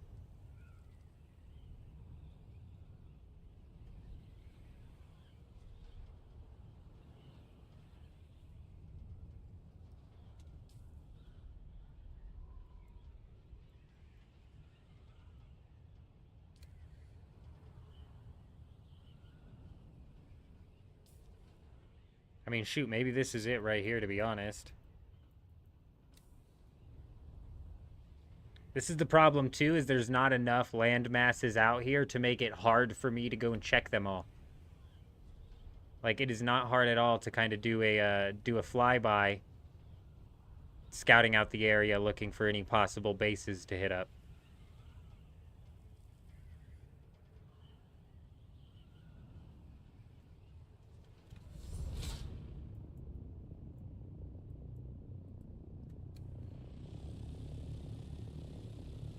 Is that one right there?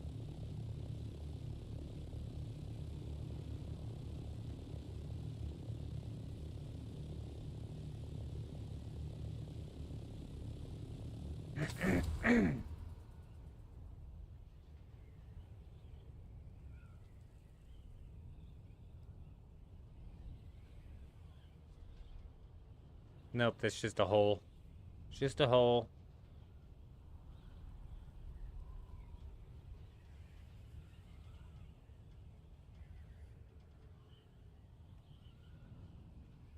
I've noticed with my big base out in the Haga Basin as well that there is a render distance. So for some ways, it looks like I'm looking at a mountain until all of a sudden the base starts to pop in.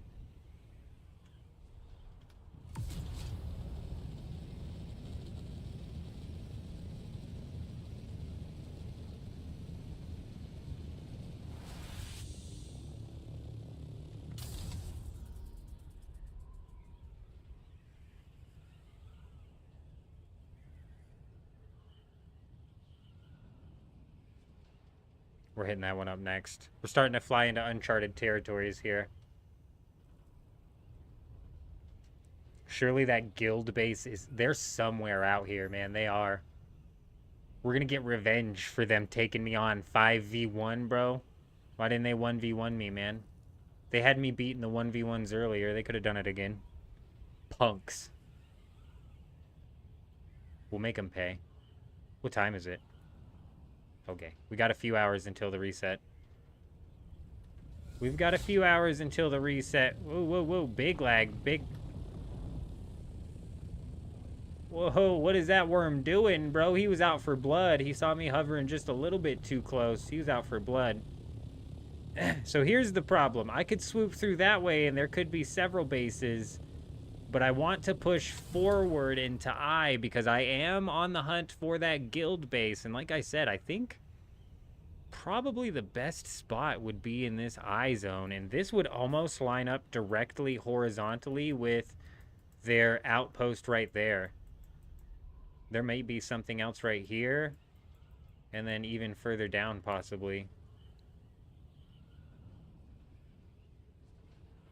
We got to start watching out though, because I'm telling you. Oh, we're getting him, Jason. We already got one. Cleared his entire base. We're taking everybody's stuff out for him so they don't lose their stuff to the Coriolis storm. We're getting it out for them.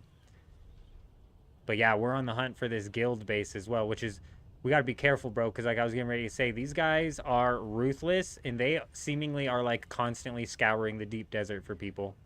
The deep desert PD is nothing to be messed around with, bro. These guys don't play around.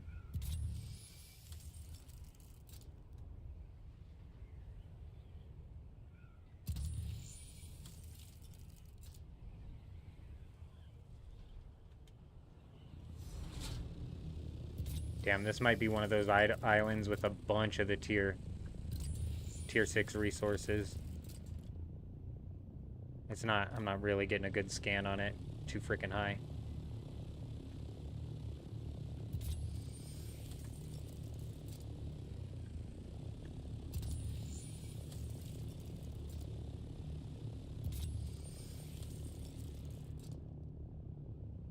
Oh yeah.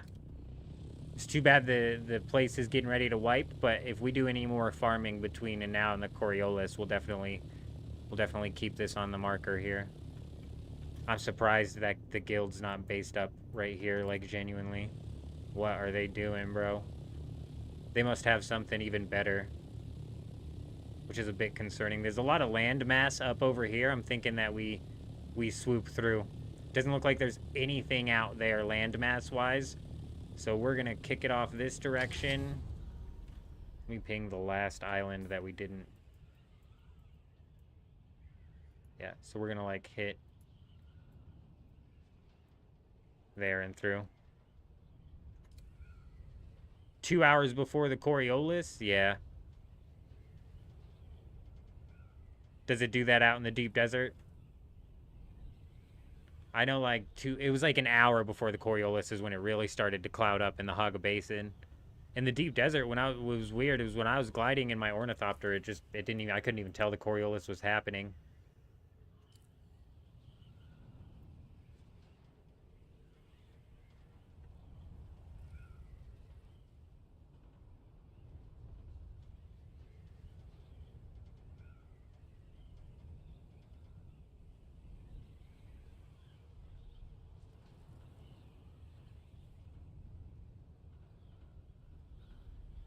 Gotta keep an eye out, because they can tuck them in quite nice, and that might be the jackpot we're looking for.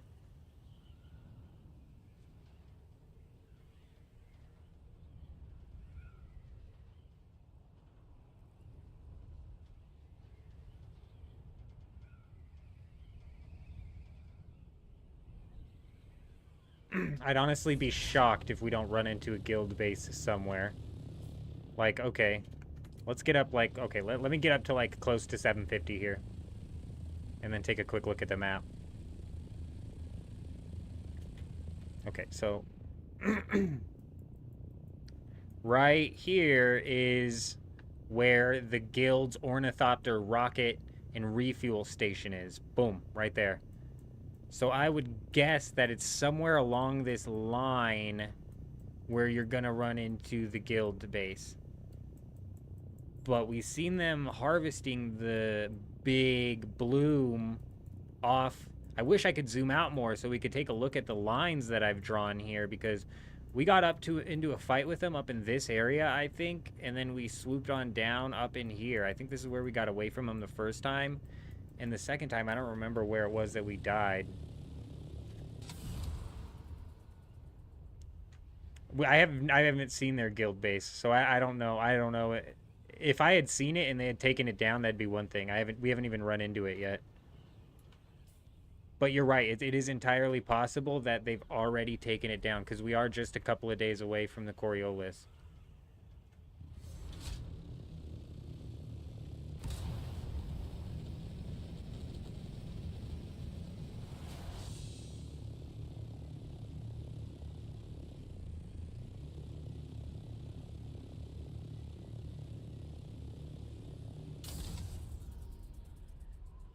It's entirely possible. Especially considering I'm assuming it's a pretty dang big guild base, so transporting it out's kind of a pain, so they probably start that process earlier rather than later. Still, though, I would doubt it. I'm anticipating running into a big guild base somewhere.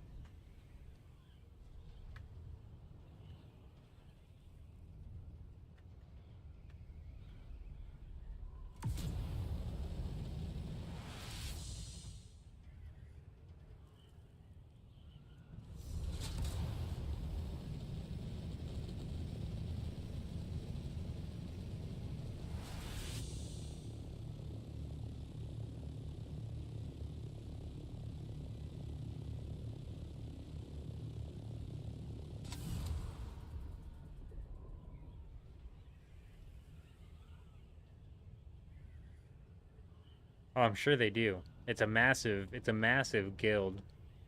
What's surprising is Atreides has so far dominated this Landsrad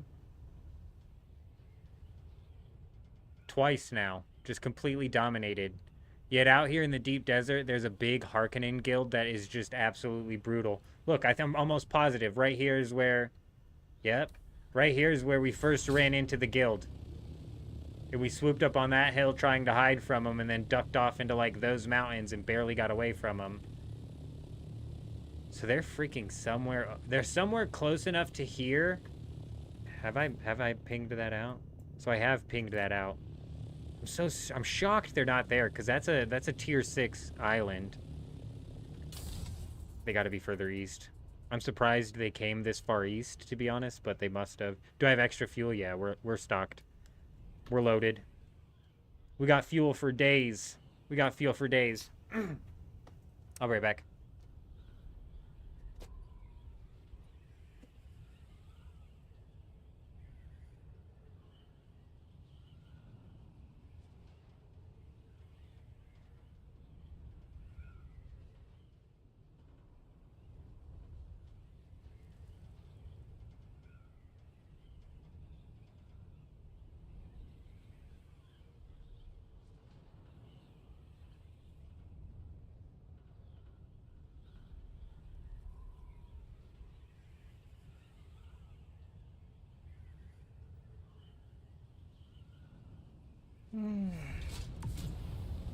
You think it's northeast?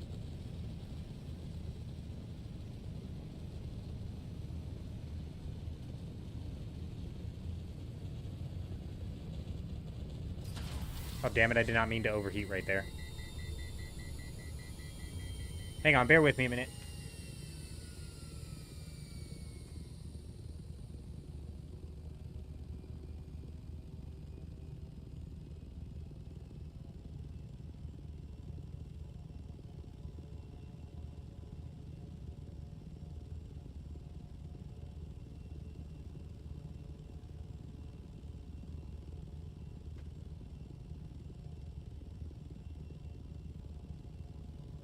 Follow my intuition.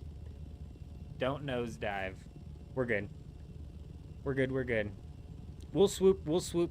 It just looks so empty over there. That might be like islands over there that they could be at. We'll swoop that direction. We're gonna take this line all the way east, though, because like I'm saying, bro... Where's that line at? This line right here.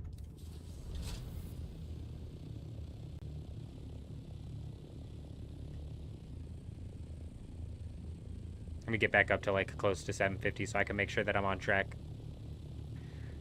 Alright. Oh, shit. Bit too high. Okay. Yeah, they have a fuel depot here, so they might be... Because it's there, maybe they're all the way on the opposite corner, but we're about to the opposite corner. right? And it just looks so devoid of land out there that it's almost like this is the edge of the land building, you know? So they have to be somewhere on this H tile on this line. And if I had to guess, they're closer to 9 than not.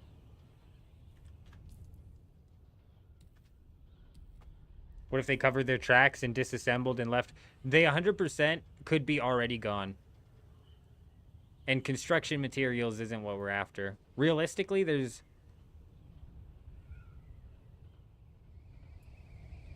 What's that?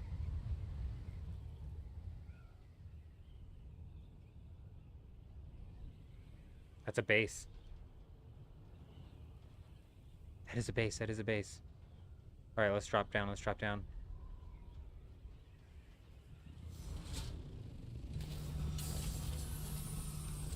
Pick it up. Do I have cheaters in my server? Not that I've noticed, Wanted. Not that I've noticed.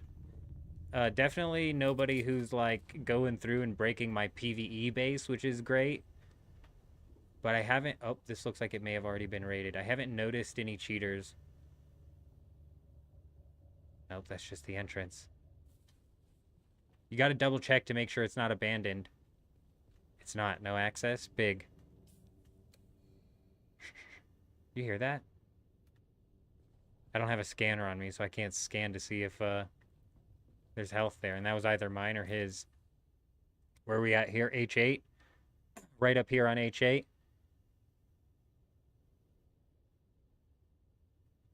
This guild that we're dealing with, I think, is so massive, Jason, that I don't think they're worried about... I don't think they're worried about leaving any sort of, like, trail. This is another island with a boatload of titanium ore. A base like that might be absolutely freaking stacked. Like, we definitely have to keep this in mind right here. Any sort of sandstorm comes through anytime soon, we'll be freaking hightailing it back here. Like, this place is just stacked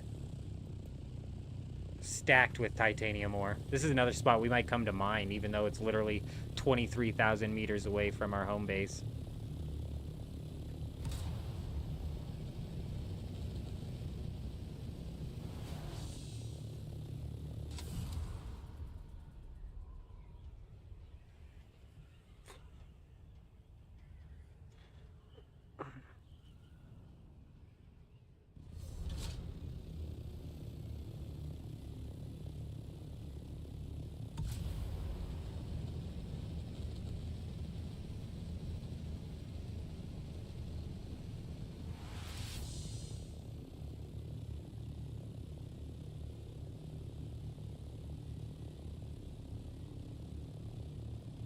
That might be a base right there.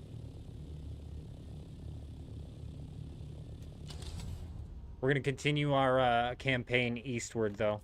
Like, I honestly am convinced that this guild's base right here in H8 on this crescent moon is where Homeboy's at. We're definitely going to have to come back for that. I bet he's got a shitload of aluminum. If he's left that base unguarded at all... Oh, is that it right there? Do you guys see that? Is that a building or is that a rock? There's a lot of cheaters in Asian servers. When they're flying, they be zooming fast. Really? Yeah, so... Oh, actually, we got some cool stuff coming out. Fringe, you cannot help but notice that you seem thinner by the day. Don't forget to eat in the real world. I appreciate you looking out, OMC. I appreciate you. We be eating. We always eat. Like I was saying... What the hell was that?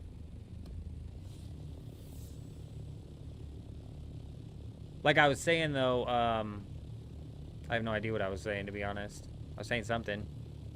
Oh, we got some big information coming out from the devs. Finally, they posted it on Twitter, and they're like, we're going to have a creative dev do some... Oh, that's fresh. This is the kind of shit I got to watch out for, dude. That's fresh. That's fresh. We do have our turbo on us, which may help. Is there somebody flying on me?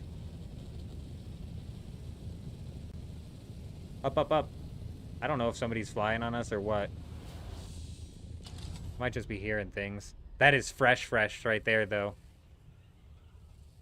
Doesn't look like anybody's hit it with a sand crawler. What is that noise? Do you guys hear that noise? Okay, it's gone. Nobody's hit it with a sand crawler. So maybe the guild is gone, because that guild was pretty active during this time, and they were rocking the sand crawler on those consistently. That looks like it's just been hit up by a bunch of people. We're on I-9 too, about to hit the very edge. Damn, dude. Oh, the devs on Twitter finally posted that they're gonna give us some information about what's to come, what they're gonna do, changes to PvP. They said, we'll look in the post here in a little bit, maybe when we get back to our base, so I can quote them directly. No, it definitely looks like the guild's packed up and gone. And so the eye tile, to me, looks like it's all desert. So we're gonna actually swoop down. We're gonna swoop down and then in. So we're gonna go all the way down and then in this way, so we can scout out. So we know right here there's a base, so we're gonna scout out these other areas to see if there's anybody else straggling around. And we might spend some time going up and down this I section, or this 8 section, just because we haven't loaded up on an inventory yet, and surely we're due for a storm anytime now. Surely we're due for a storm anytime now.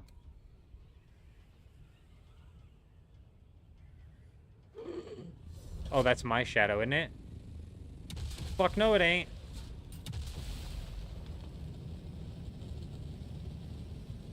How did he aim up?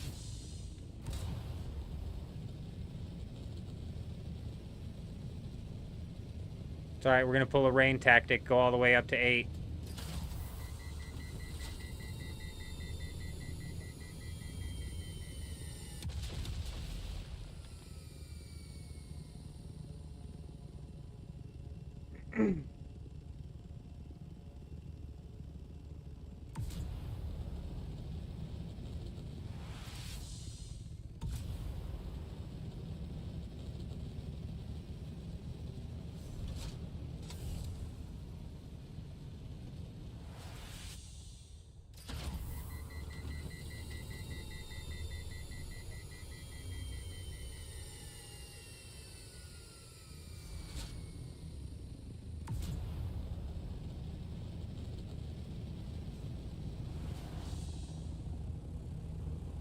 We're just juking him around a bit.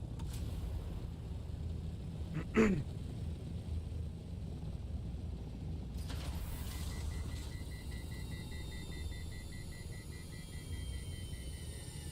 gotta let my thing cool down.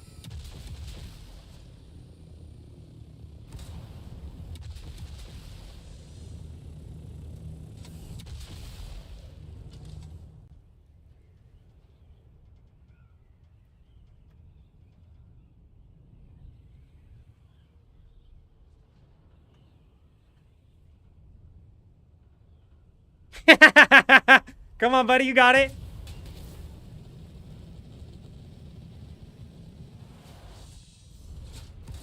All the way up, all the way up, all the way up. We're just gonna try and book it straight south now and see how far we can get.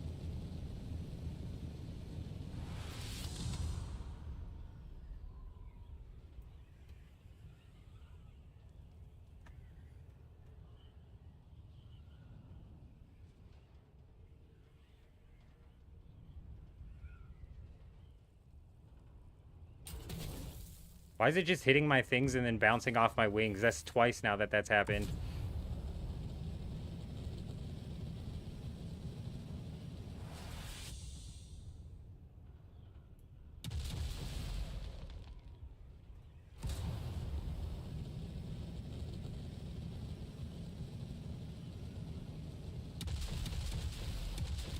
Alright, we gotta fucking land this thing here.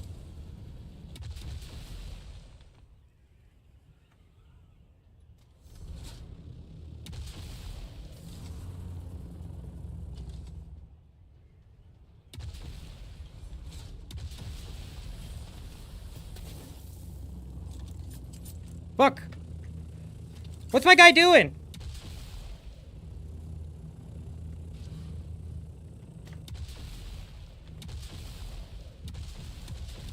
Fucking retarded, bro. So stupid, dude.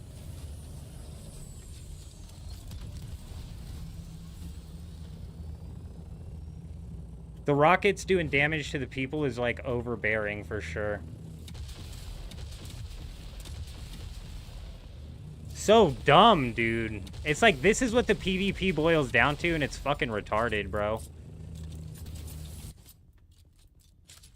Fucking reload! I'm, like, honestly fucking triggered right now, dude. Fucking triggered, bro. Actually fucking triggered, dude. It's just not fucking fun. How's that fun fucking PvP, bro? First off, how's he keeping up with me? How's he fucking keeping up with me, bro? First off, I'm fucking riding a booster. Homeboy's got rockets. You can't have a rocket and a fucking booster, so how? How? Explain to me how. On top of that, he's fucking firing at me from 750 or above at an upward angle and not overheating. Like, what the fuck is going on there? Wanted's talking about, do we have cheaters on here? And I'm like, this motherfucker seems sus, you know what I mean? He seems sus, dude. Just a little bit too on fucking point. Also comes out of nowhere. Like, come on, bro. Let's be fucking real for a second.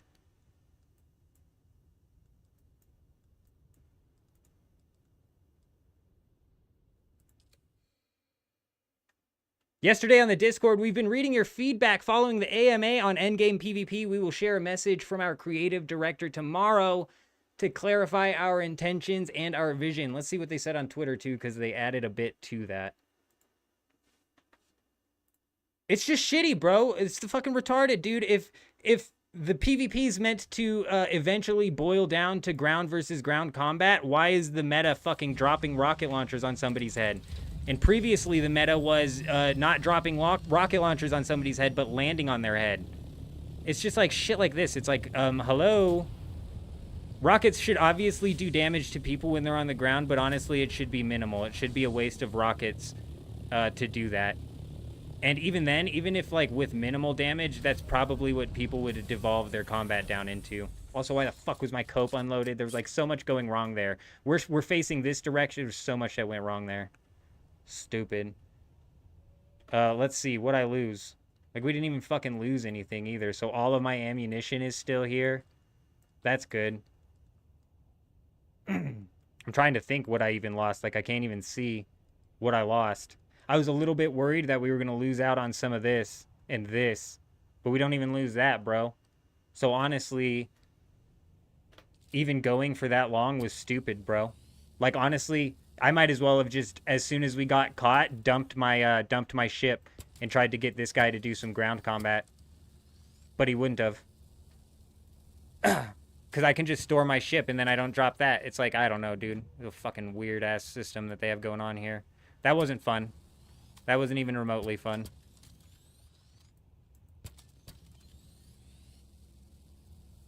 Give me a second. Let me get this thing fixed up, and then I'll look at what they said on Twitter, because they did say... Oh, he took my fuel cells. That's what he took. That's what we're missing is fuel.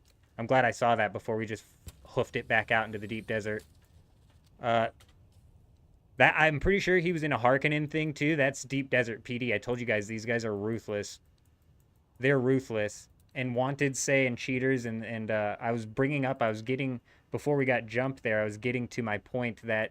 in the post that Dune Awakening made, where they were talking about the announcement that they had, the very first reply that I read was like, are you going to do something about the cheaters in the game? And they were like, report any suspect behavior. That's about all they can say, you know what I'm saying? They say, we will share a message from our creative director tomorrow to clarify our intentions and our vision. If you're interested in the topic, stay tuned. We have news that we think you will like. It's pretty exciting. Reduce max rocket ammo. That would do something, you know? Rockets should not be able to be used at short range since they would damage the launcher too. Right. So like when I'm butting noses with that guy, how he's able to still.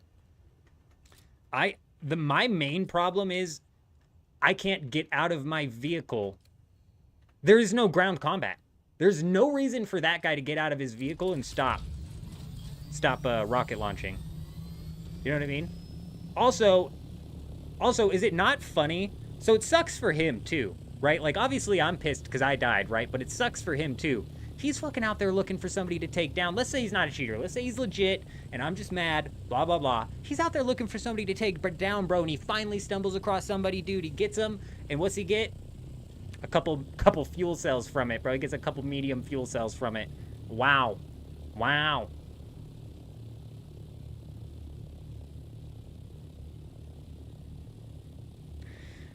Rockets, I don't mind the rockets price right now, and I don't even honestly mind them being able to hold so many rockets. Maybe this, I don't know how many the Scout Ornithopter can cap out on holding. I know it can hold a 250. I'm just irritated that the PvP can never devolve into ground combat PvP. It can't. It won't. Why won't it? Because there's no reason for that guy to get out of his Ornithopter and stop firing rockets at me. There's no reason for him to break my Ornithopter or to stop. Like, so the loop that you would think would be is that guy sees me and he wants to break my Ornithopter to the point where I have to get out of my Ornithopter, and then he has to take me down in order to get my loot. And that is the loop, except for he doesn't have to get out of his Ornithopter. You know what I'm saying? He just, there's no reason for him to. He could just slap the rockets down. That's my problem with the PvP system. On top of that, I'm sitting here with the turbo. He shouldn't fucking have been able to keep up with me. He should not have been able to keep up with me. We're flying at 800 plus meters with our turbo, and he's on our ass, bro. Yeah, right, dude. Yeah, right, bro. Granted, I am not an excellent Ornithopter flyer, and like I said, these deep desert, the deep desert PD, these guys, they don't play around, bro. You know what I'm saying? They do not play around. He was definitely in a Harkonnen thing, which leads me to believe that that's what he is, and they don't play around. Even the launcher section of a launcher has a fixed limit storage only for so many rockets, right? So I know you can put 250 in there.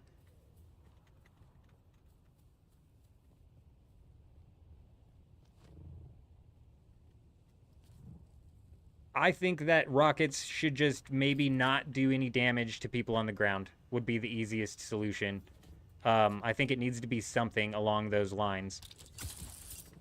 Because there's no reason for him to get out of his Ornithopter. Damn, this is what I was trying to get to when he was coming at me, bro, on the ground when he finally decided to, but I was just in such a freaking panic. That'd have been crazy. Imagine if we turned to the table and we got him lit up with the fire. Imagine, that'd have been so funny, dude. That'd have been so funny if I'd have had the wherewithal to pull out the the flamethrower and actually got him lit up, dude. That'd have been so funny, dude. He had his Ornithopter not stored as well. Granted, we wouldn't have gotten squat out of him. We wouldn't have gotten anything from him because I bet we'd have gotten fuel cells from him. And if we'd have broken into his Ornithopter, we'd have gotten some rockets. So realistically, it's like there is no freaking point. There's just no point, and it's irritating. Make personal shields be able to insulate. Yeah, see, that's a good one, too. I like that, OMC. I like that. So make it to where my personal shield negates all... It doesn't even drain my power. So yeah, if I land on the ground and I'm not quick enough to get my personal shield up there, rockets will hit me. Hell yeah.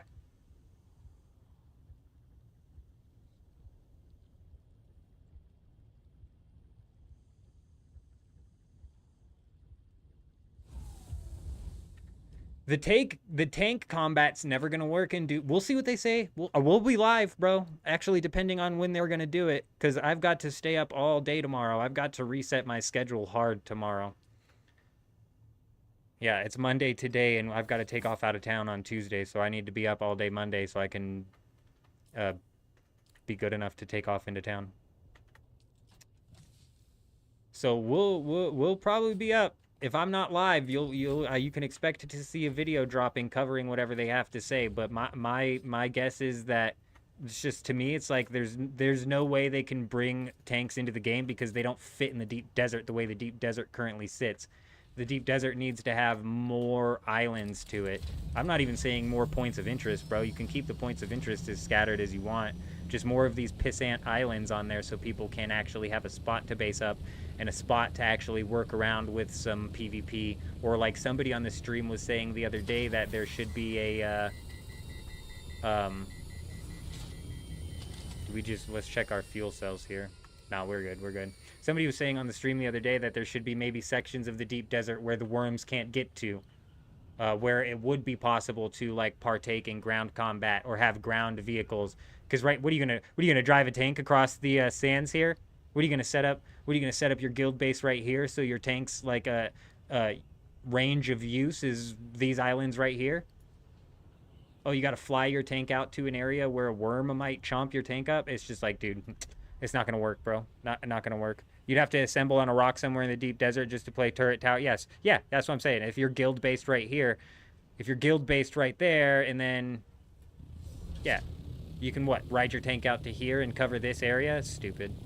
It'll never work. It'll never work. We'll see what they have to say tomorrow. I just thought it was funny that Wanted brought up hackers and cheaters, and that was like also the first comment that I had seen on the X post that they made talking about the announcement. A large plateau without, there's just so much more that they could have done to the deep desert. It's surprising, but that just means that there's a lot of room to grow. You know what I mean? There's a lot that can be done, which means there's a lot of room to grow, and we're still also talking about having DLCs down the road as well, playing on other planets, you know? And I don't mind the PvP aspect of the game, but the PvP aspect has to be fun to win and to lose. That wasn't fun to lose. I love dying in RuneScape. Like, I love jumping out into the wilderness and going and losing all my shit. It's a beautiful game loop that you get to partake in. We're gonna, like, hoof it hard. Like, unfortunately, we're gonna have to go back out into the section where this asshole is. But we're gonna hoof it hard that direction.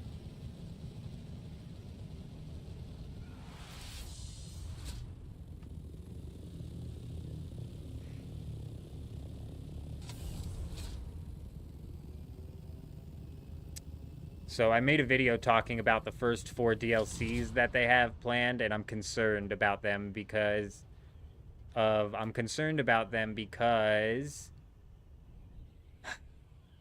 the way that they're tagged on Steam currently really makes you think that it's going to be 4 cosmetic-only DLCs, which is just not great. The only ground combat you've had, you died to a 4v1. They all just hit abilities on you and one-shot you. Well, that's a problem as well. This happens even against me versus the AI, against the PvE combat. If there's 2 melee people on you, you can't partake in melee combat with them, because if you get one into a stun lock where you can heavy blade it, the other asshole is just going to prevent you from heavy blading it. So there's a problem as well. And so any 2 versus 1 melee combat is immediately in the favor of the 2. There is almost so much so that there is no comeback.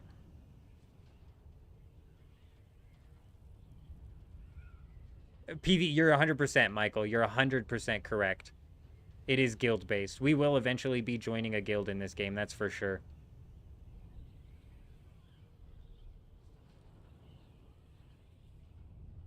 That doesn't mean situations of solo combat and solo PvP should be as broken as they are right now. The hell is that? Oh. And even the guild-based PvP, I would argue, is completely and totally broken, and it's devolved to nothing but Scout Ornithopter rocket combat, which is just not... In a supply closet? No, we're in the janitor's... Oh, I guess, like, yeah, janitor's supply closet. Mopping up the competition, as you can see, taking out bases and people left and right. We run from no one and die never. Do not, I repeat, do not rewind the stream 10 or 15 minutes. Just take my word for it.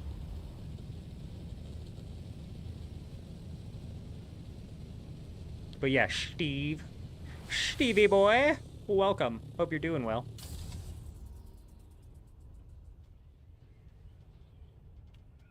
Schedule 1 was your guess? I don't know, Schedule 1, The Closet? No, I haven't played that game either. We missed the hype of that game. I was I was out of state when that game launched. I missed the hype entirely. The rules of Canely and Dune require that you challenge your opponents to one-on-one hand. You must accept. No, dude. Oh, must accept or surrender to you. I don't know anything about the lore, so I'll just have to take your word for it. That's what I was looking. Whoa, what the hell just happened?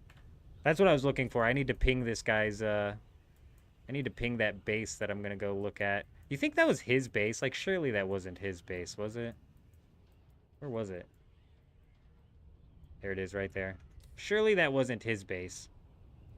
But we're gonna hit up some of these mountain ranges and stuff, looking for bases on our way over to that location. Surely we're gonna have a sandstorm roll through anytime. Honestly, this is weird because it's like I was having sandstorms roll through practically constantly. After the server reset, that's when they might roll through. So something weird happens, I swear. We've been playing during the server resets for the past few days. And if you're out in the deep desert right after the server resets, it's like boom, boom, boom, boom, right after you come back, and like 4 spice blooms all pop up all over the place.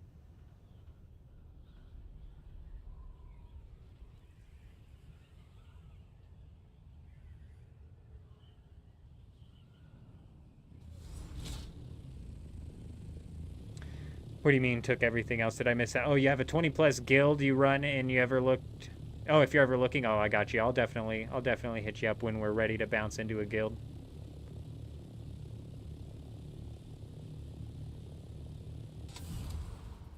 Never. We've never lost in this game or any other game ever, trust me. Trust me, bro. We are the best. Unbeatable. Even when we lose, we win. Even when we lose, we win. Remember that. Because we're just that damn good. It's in the intro for a reason. Because we're the best. Boom.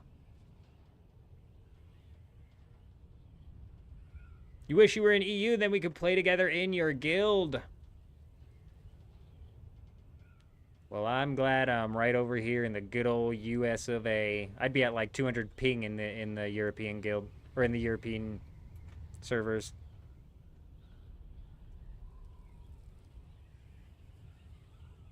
But I feel ya.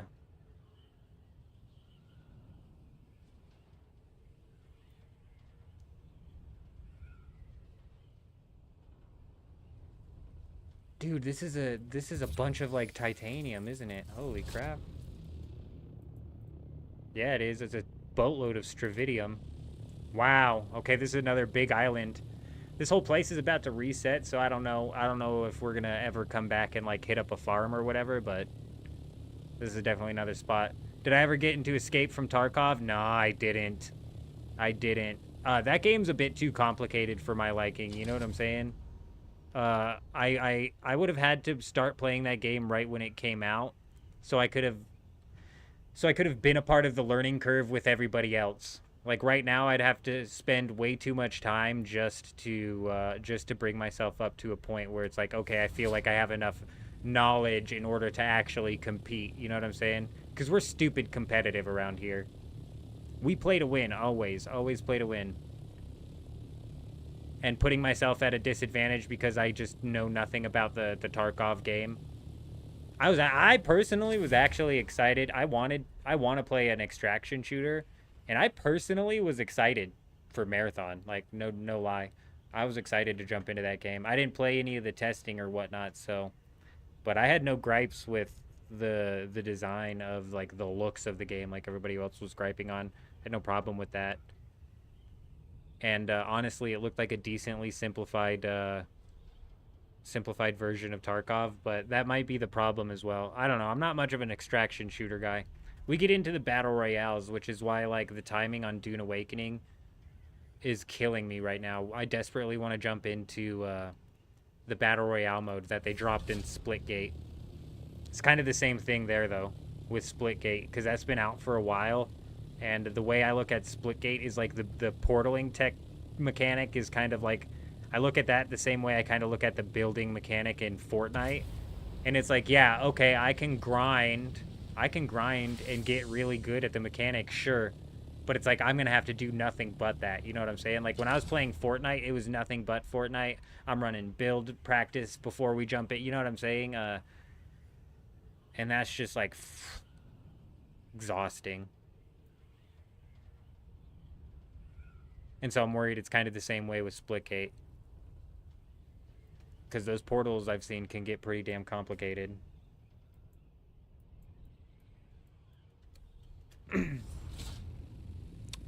We're about where we were at when that guy found us.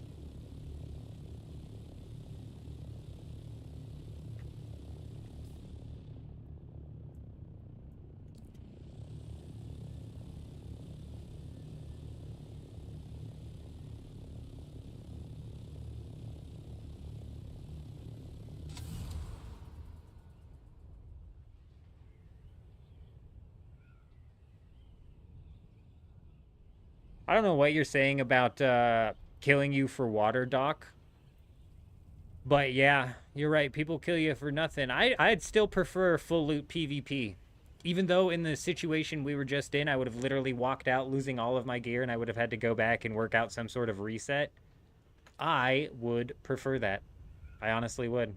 Because that means if I flipped the table on that asshole, that means I would have walked out with his gear. You know? We didn't flip the table on him, but we worked to get better, so next time eventually we do. Now it's like, why? So I can get his fuel cells?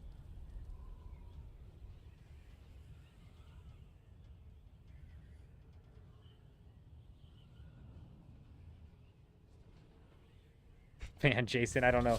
I don't know what you're talking about. I don't know what you're talking about.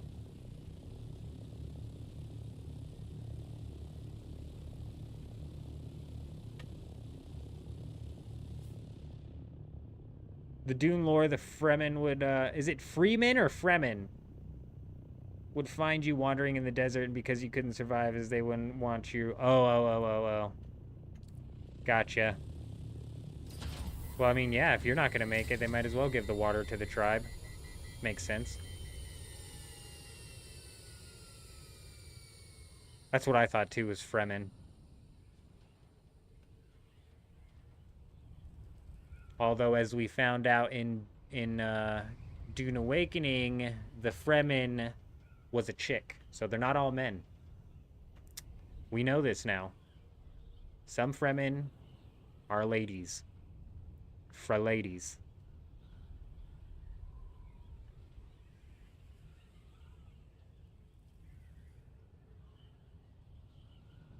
I'm so shocked that we haven't had a sandstorm roll through, to be honest.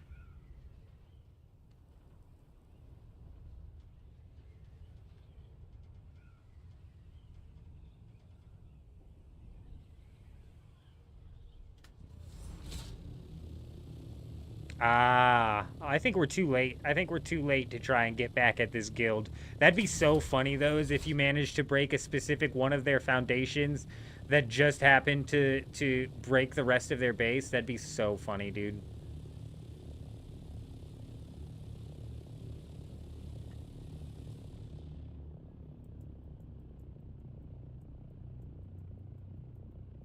That's where we died. I'm, like, scared to go over this direction, but let's go head over that way and see.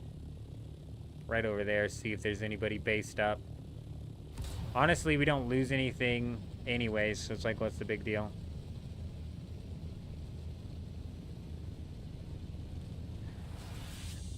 Are there multiple Dune movies? And if there are, what is the best one to kind of catch up on lore? I hate watching movies, though, so chances are I'll never watch it.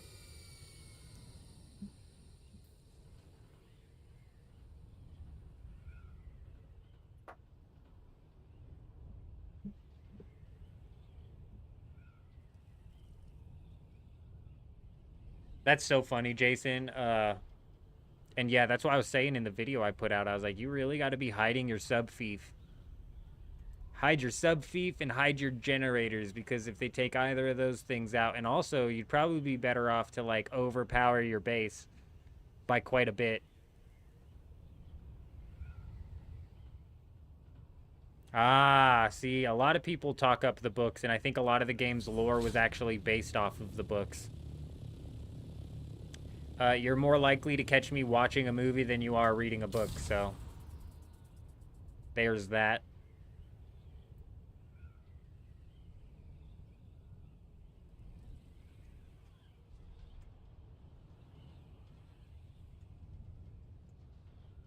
A 2000s TV show? Oh my god. This is where we like get into the weeds, and it's like, that's what I'm saying. Which one's the best? It's like if somebody's asking me, I want to watch a Lemony Snicket series of unfortunate events, do I watch the movie or do I watch the TV series? I say you obviously watch the TV series. The movie should be deleted from history forever.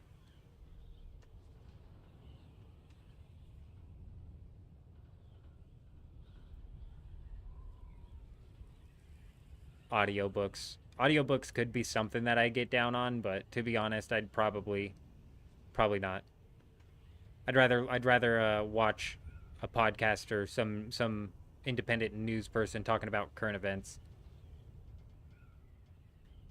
than learn more about like the Dune universe, to be honest. You know what I'm saying? He's hoping they add a reading of the books radio station. Oh, that would be smart. God, that'd be really, really smart.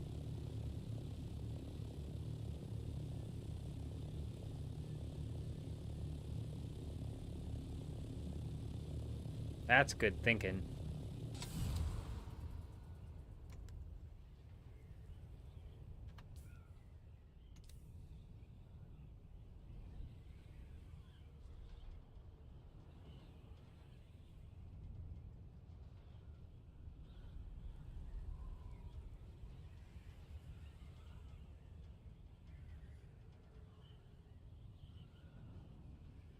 That guy came out of nowhere, man. He genuinely came out of nowhere. I'm surprised he saw us.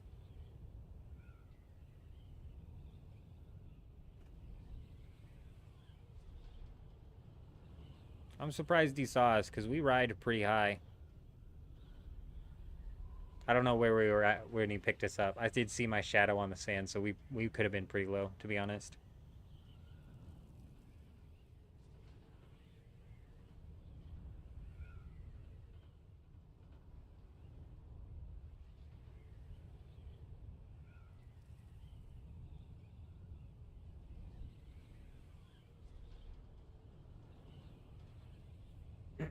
Him being out here gives me hope that maybe we were close to the guild's base. I told you guys they're hella active, and there's practically zero chance I actually get into their base without somebody freaking being there. If it's even still out here. But since we ran into him, that could actually be a really good sign that we're getting close.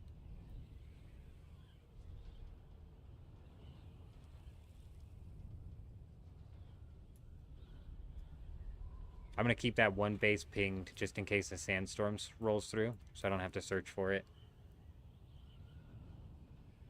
Alicia, hope you're doing well. Nothing's up over here. We're just looking for some bases to raid. What about you? What's up with you? We ain't doing much around here. We raided that one base, and I've been hooked ever since. We've only knocked down one today so far.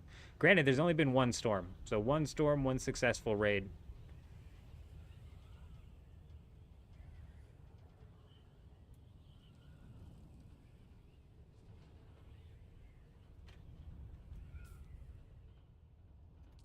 G9, nothing but desert.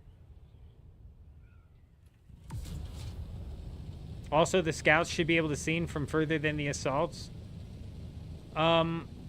I think the scout ornithopters should have the rockets stripped from them entirely.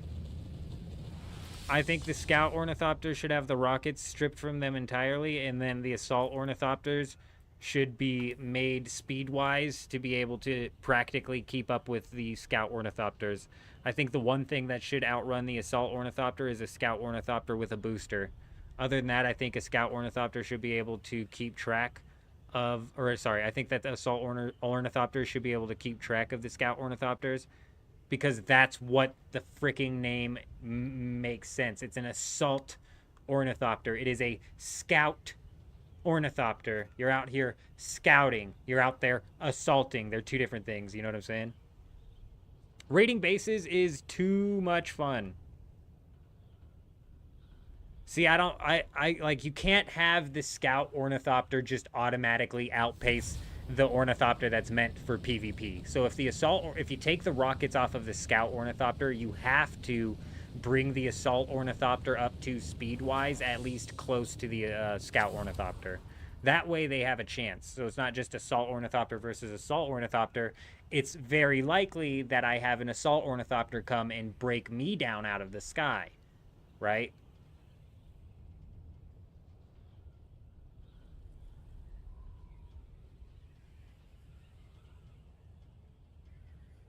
Was that ridge or a ship on your right?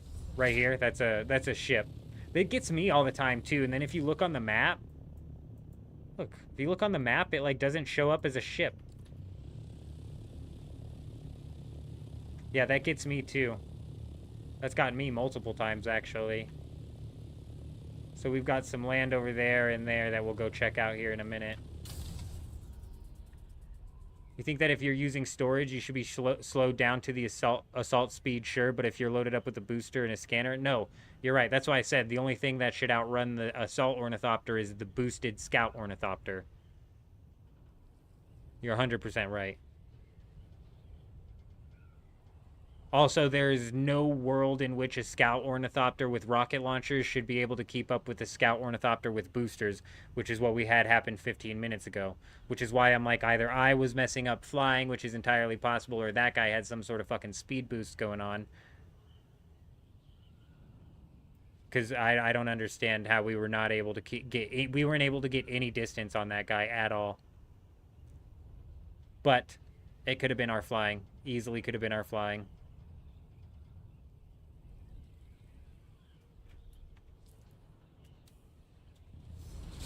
Well, here we are. This might have been where he came from, to be honest. I'm a bit shocked that the guild base is nowhere. I was really hoping that since he was out here somewhere that maybe he was coming from that guild base. He kind of came from this direction, though, didn't he? So I'm going to go double check. I'm going to go double check this island over here. Is there a speed boost perk for the trooper or planetologist? For the ornithopters? I don't know. That's a good question.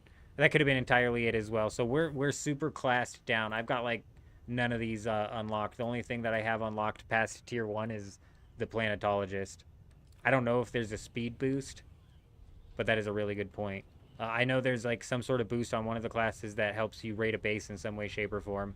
But tonight I was like, you know, we're not gonna do the classes, and this way if we end up like compiling all of the raids from tonight into a video, we can be like, look, you could even do this pre-unlocking all of the class boosts that people are talking about.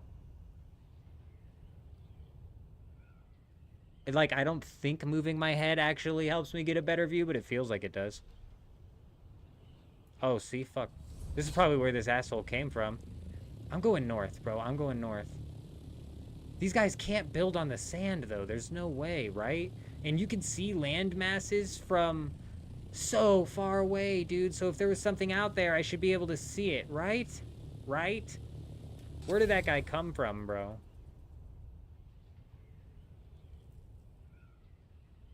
He's probably hanging out around... He's probably hanging around here looking for PvP, and he probably thought I was filled up with spice.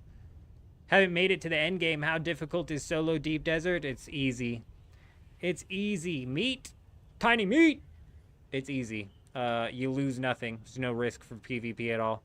The only risk in PvP is if they manage to break your ornithopter all the way, but to be honest, you could just jump out and store that thing 9 times out of 10. And other than that, you're at risk of losing the resources that you gathered while you were in the deep desert. So it's like... no loss, no gain, or no gain, no... You know what I'm saying? If you don't gain anything, you don't lose anything. Right now, if I die, somebody gets a fuel cell from me. That's what they get. That's it.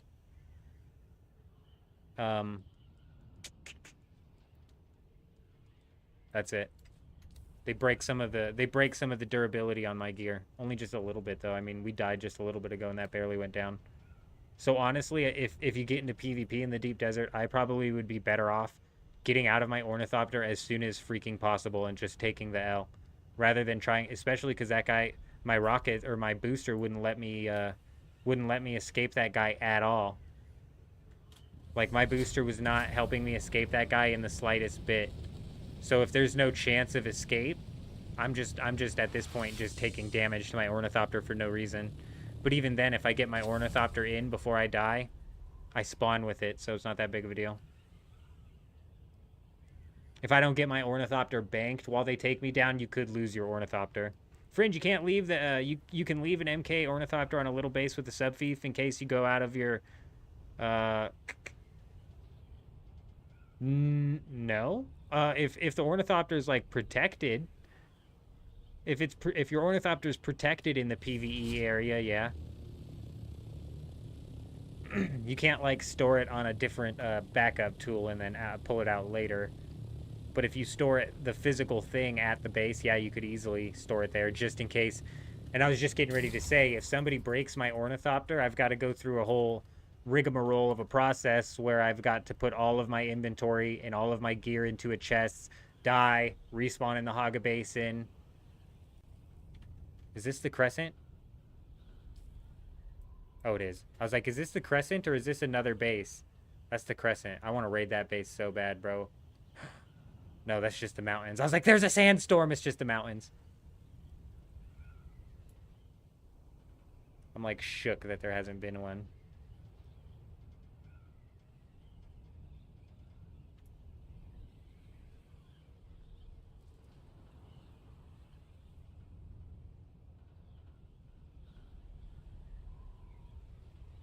That's what I'm saying, is you might as well just jump out and try and take the L, but realistically you could jump out and try and escape, but with the way PvP works right now, he's just going to rocket you down and you're basically done for.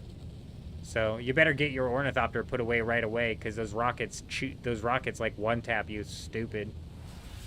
Those rockets are dumb.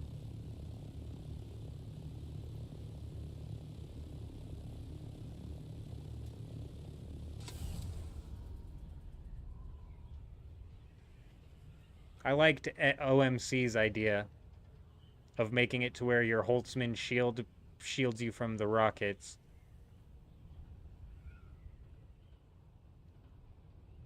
That way they'd still have a window of opportunity where they could take you out with a rocket, or if you slipped up and didn't get your shield on, they could take you out with a rocket.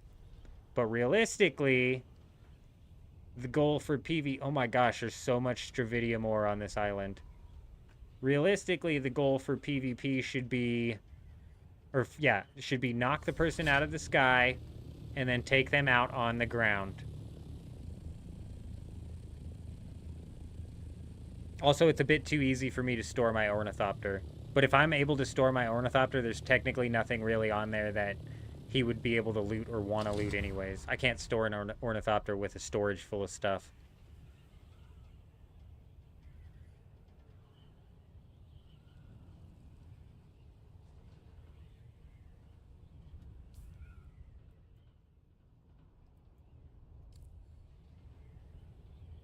I'm kind of hanging in this area, hoping a storm slides through so I can hit up that base.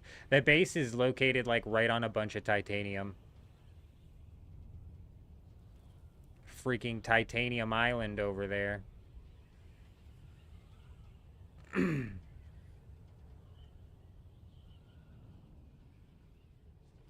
That guy wasted all of those rockets, and I bet you he was convinced I was coming from the spice field. I bet when he saw me put my Ornithopter away, he was bummed.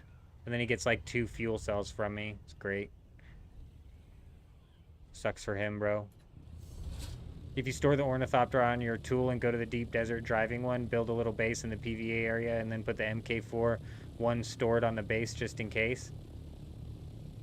Oh. Yeah, that's actually... Yeah, I think you just made that work.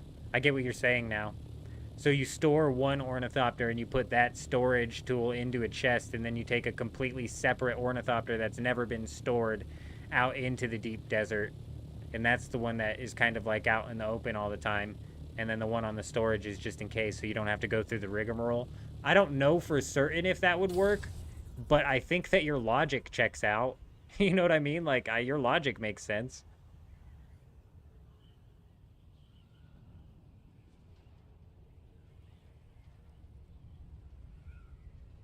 Dude, this is the side where all of the titanium is. Like, you're freaking starving for titanium and stravidium over there.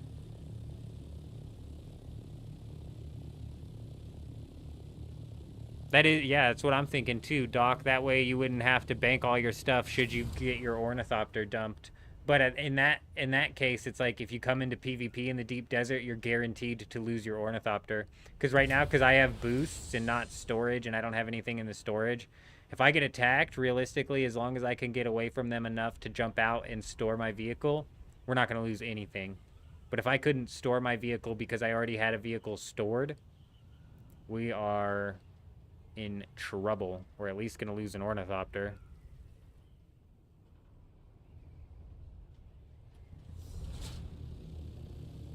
Oh man, bro. It's like the resources are thick on this side, but there's much less bases on this side. I feel like this is because this is the side that the Deep Desert PD was located in. And I'm telling you, these guys were ruthless, man. They were constantly hunting any and everybody down. Freaking insanity.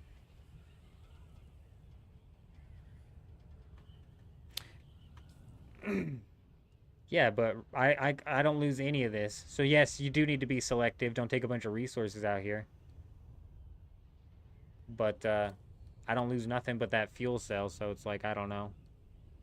I've got multiple weapons on. If it was full loot PvP, I'd be looking at, I would definitely not have this. I wouldn't have this. I'd be wearing lower level armor. That's why I want full loot PvP. Actually put a little bit of risk to the risk versus reward here, because right now there's no risk. Just a bit of a nuisance. And it's also frustrating that the PvP is not very good. It's not balanced very well.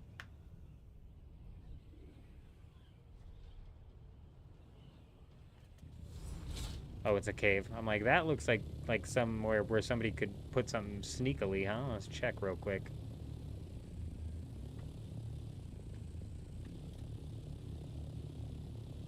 $999 sand, which is boots, and the MK5 compactor.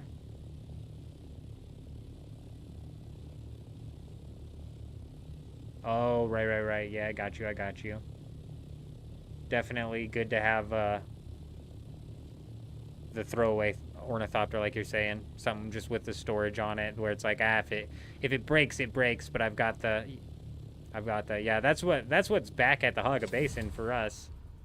Next week we're actually kind of busy here, so I'm gonna miss the very first section of the Deep Desert Coriolis reset, unfortunately.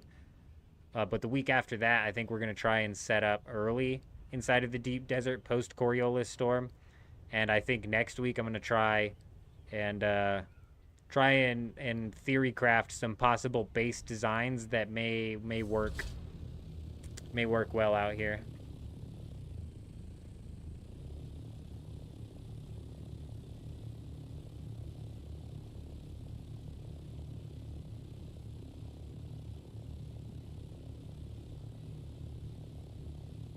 No way, dude. I don't even want a durability loss. If I kill somebody, bro, I want their gear. Especially if I'm coming out, like I said, if it was full loot PvP, I probably wouldn't be wearing a full set of unique armor and stuff out here. I'd be a little bit more careful. So let's say I would just have the regular duraluminum armor. I'd have like 3 or 4 sets of that. And yeah, if I flipped the script on somebody who's in a guild who is out here with a bunch of unique armor and stuff, I want all that gear, and you're damn right I want it fully repaired. Don't you give me no half-repaired gear. I flipped the script. I won that fight. And if not, he gets my set of duraluminum stuff that he can go scrap at the base, whatever. But yeah, I like full loot PvP more than not.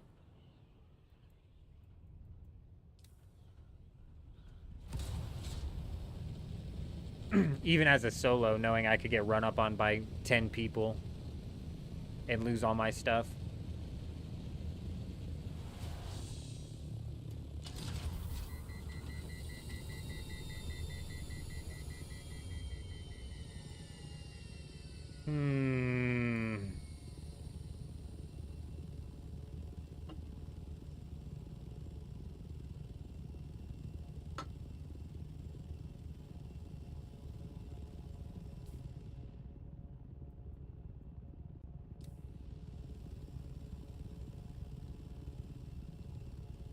This is crazy, dude. I'm telling you, watch right after we come back from the server reset, which is happening, gosh, like another 3 hours from now.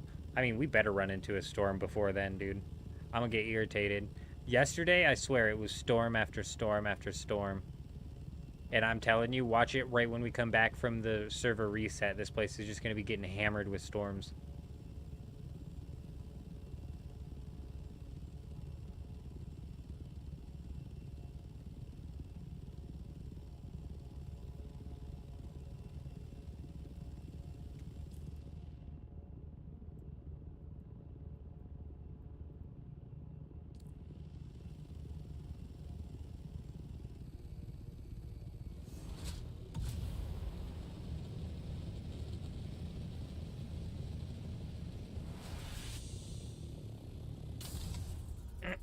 Yeah, that's true. And that's my argument. So I'm out there in the lower level gear. So if the guild guy who's in the higher level gear takes me down, he's not at a full loss because he can just take that back to his base and recycle it for some duraluminum or whatever. They got to tighten up the combat and fix the desync before you'd want to deal with full loot. You're right, Jim. You're 100% right. You're not lying. If we'd have lost all of our loot because Homeboy's just able to sit in his ornithopter and safely throw a shitload of rockets at us, bro. Yeah, you're not wrong.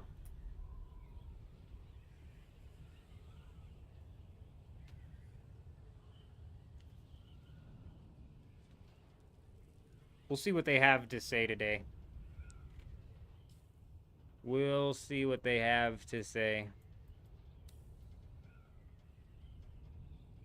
It's just too much plain desert out here.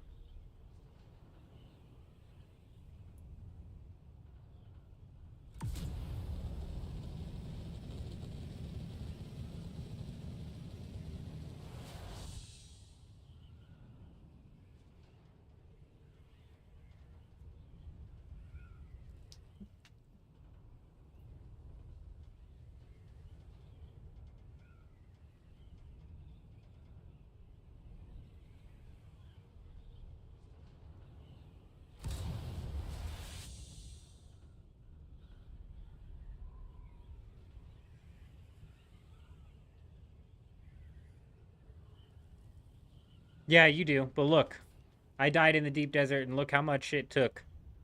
Look how much durability I lost. Like nothing. Absolutely nothing. That might have been just durability loss from before as well. So.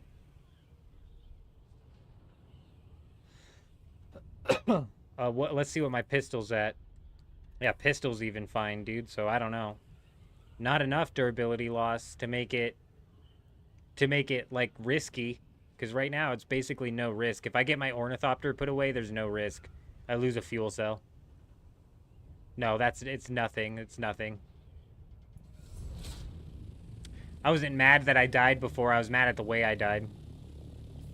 Stupid ass unbalanced game. Stupid mechanics that just shouldn't be that way.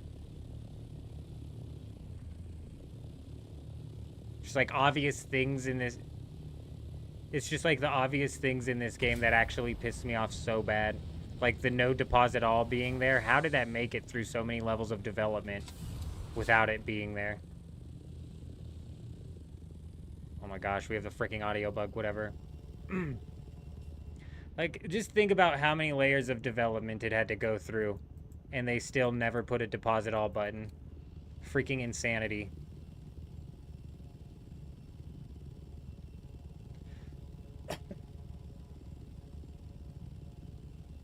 I don't think PvP was tested to the extent that it needed to be at all.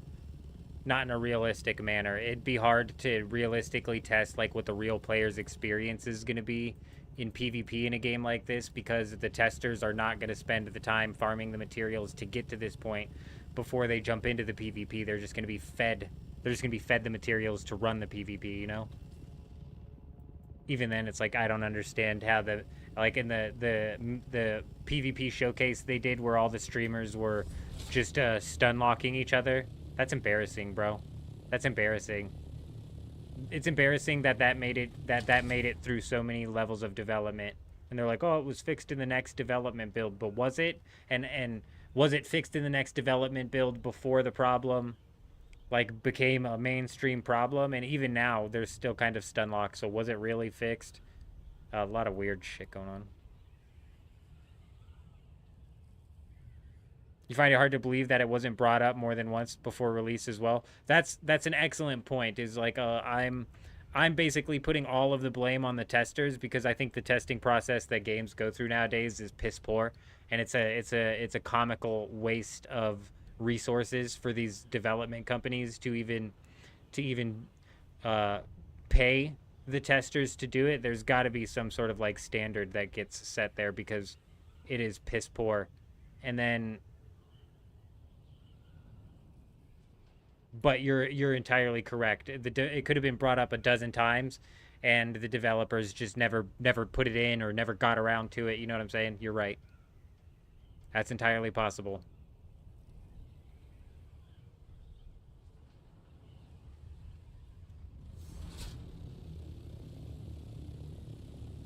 I think that they could probably... I think this needs to be the case, actually, that these development studios, they're wasting a lot of resources having a third-party testing company test their game. That may be efficient for, like, trying to hammer out, like, large amounts of, like, minute bugs that these testers go through, and they do X, Y, and Z over and over and over and over again to really hammer down where the bug's at.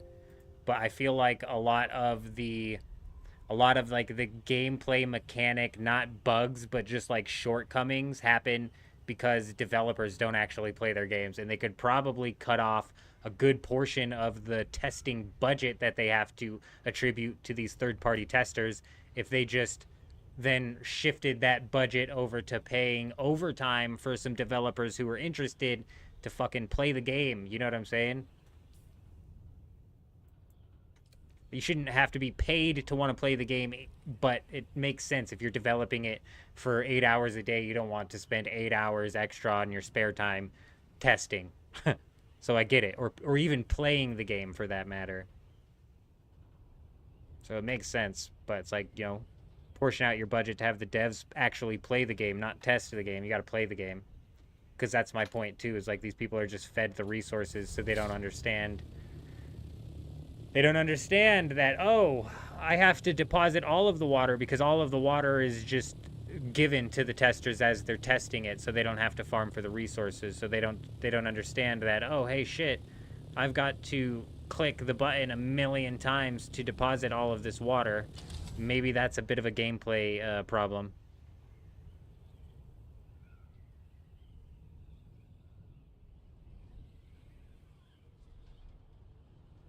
I have a hard time believing that at all, Doc, to be honest.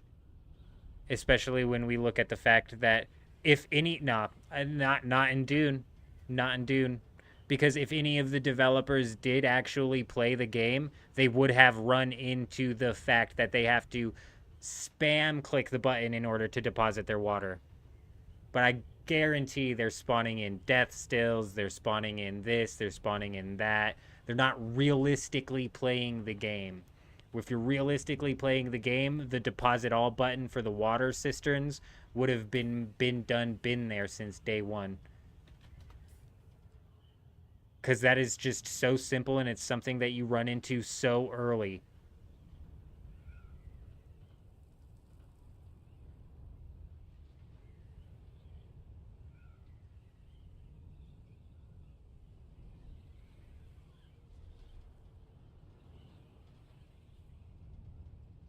But squeezing every drop out of the pouch slowly damages the pouch. What's the cool mechanic that it's showing off, though? The fact that the pouch slowly gets damaged, and not the pouch, the thing. The fact that this bar slowly goes down as you're depositing water. Is that the cool mechanic that it's showing off? Because to me, it's like, I don't want to click the button a million times just to watch that bar go down just a little bit as its durability is getting lost. It's a bit of a pain in the ass to look for bases. This is G3. This is close to my base, isn't it? I think it is. So right here should be Homeboy's base. Yeah, there it is. This was the base that started it all. Come here, you. Come here, you. Stop moving. There you go. This is the base that started everything. Yeah, but that's not a cool mechanic, is my argument. Oh, this guy's done little, like, half walls and stuff. This base is fully open. I can walk through the doors.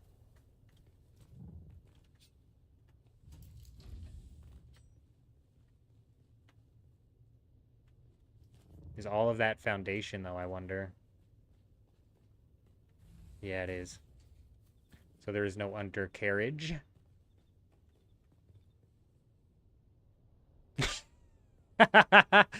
Oh my god. And that's a problem too. And you know what? I wouldn't be surprised if some devs actually think that way. And that's a problem, bro. You gotta take your ego and you gotta take your development ego out of it. That's an extreme example. I feel like there's no way that that's actually the case. But I get what you're saying. If a cool mechanic being shown off is like a hindrance to the game, bro, that shit needs to be taken out.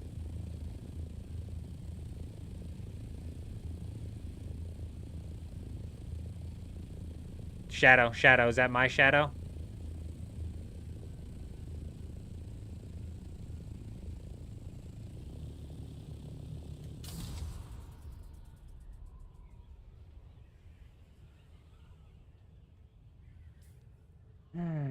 I cannot believe that we haven't run into a sandstorm.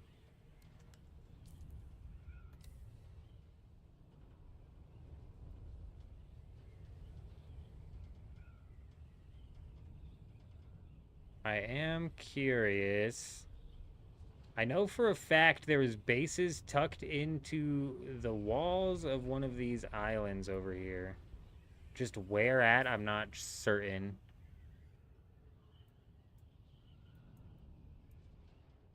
Was it here? Maybe they've just moved.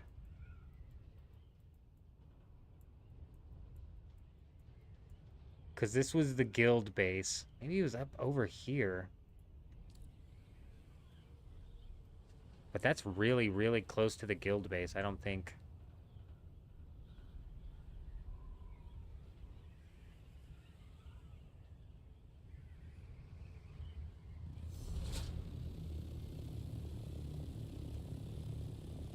This is the base that we looted earlier, correct? It is.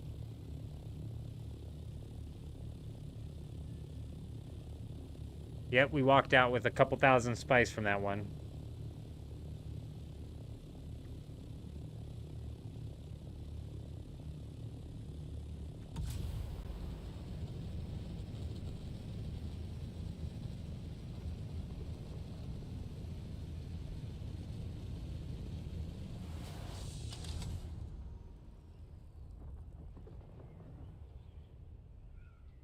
Let's go back over to this thing, huh?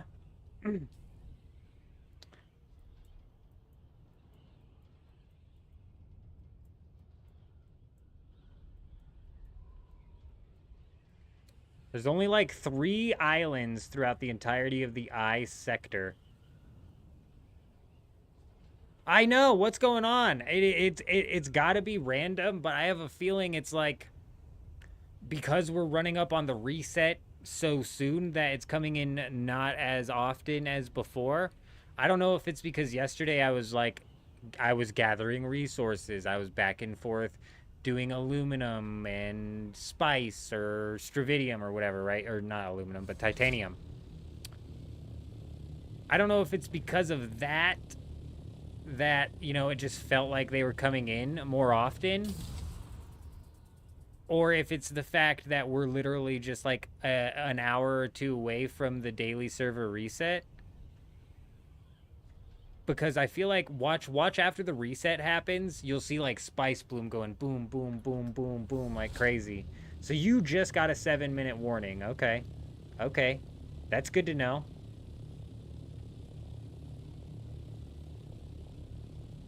That's good to know. It'll be interesting if these like somehow play out together.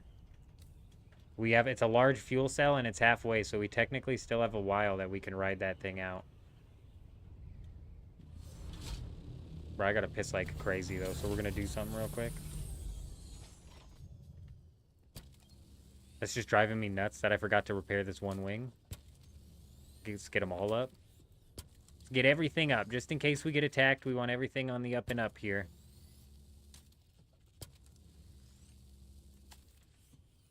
We're about out of stuff. Boom, boom, boom, boom. All right.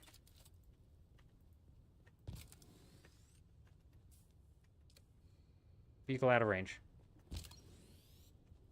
Please. Thank you. Yeah, I would say not, because typically it does hit you with a 7-minute warning. Yeah, typically I would have gotten hit with a warning, but it's entirely possible that... I was going to say it's possible that it's coming from, like, up, down, over here, and so I wouldn't have technically gotten hit with the warning yet, but it could be coming, you know? Whoa, whoa, whoa, let's get in the shade, huh?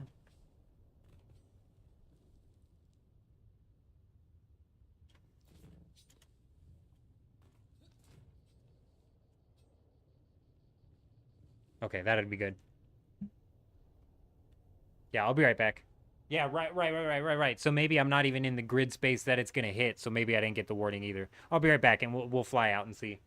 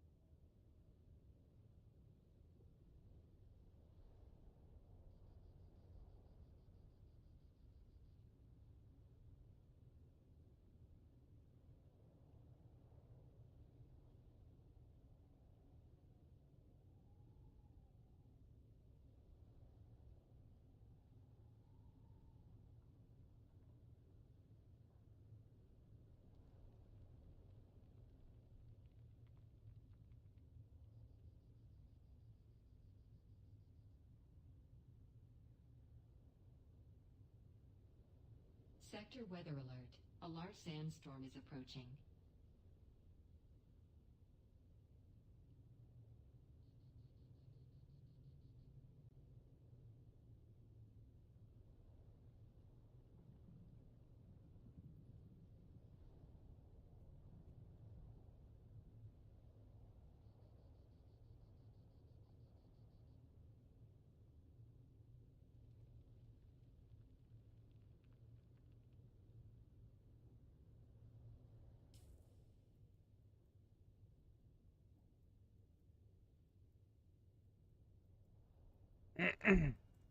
I'm not seeing one.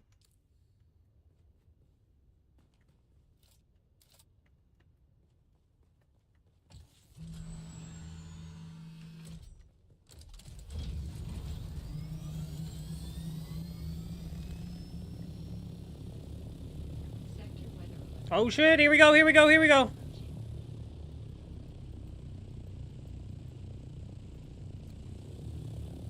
Please be off in that direction, bro. Go, go, go. 16,000 meters? Fuck, dude.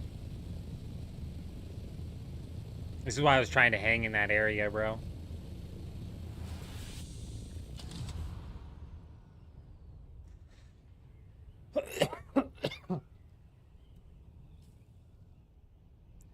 I gotta figure out where this thing's coming from. Hopefully it's coming from behind us. If it's coming from behind us, we should be able to make it there. Sector weather alert. A large sandstorm is approaching. Man, that definitely didn't feel like 60 seconds, so I feel like I'm heading towards it, which is a problem. There's a medium spice field right there.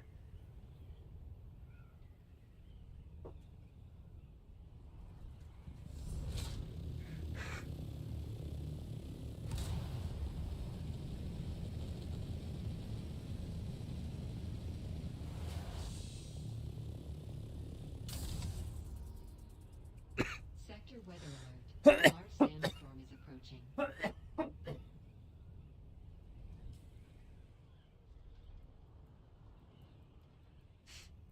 Where is it, bro?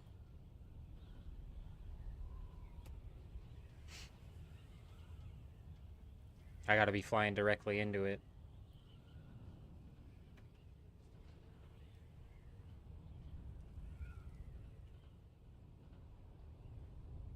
Sector weather alert. A large sandstorm is approaching. I have to be flying into it, dude. Because that has not been 60 seconds. We're just getting closer and closer. We're just not gonna make it, man. Maybe I'm tripping. Maybe it is behind us.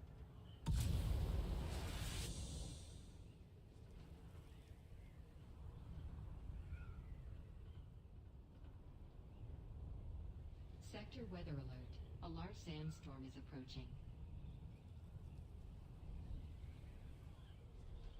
There it is. It is in front of us. Oh, crap.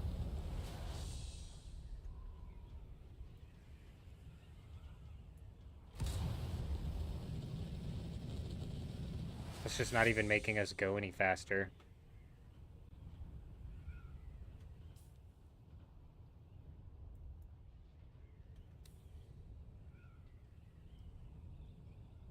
I can't fly through this. You cannot fly through this. Storm is approaching. Shit, bro. We're running out of land. I still need to go 9,000 meters and we're running out of land. So I can't fly through this. Fuck.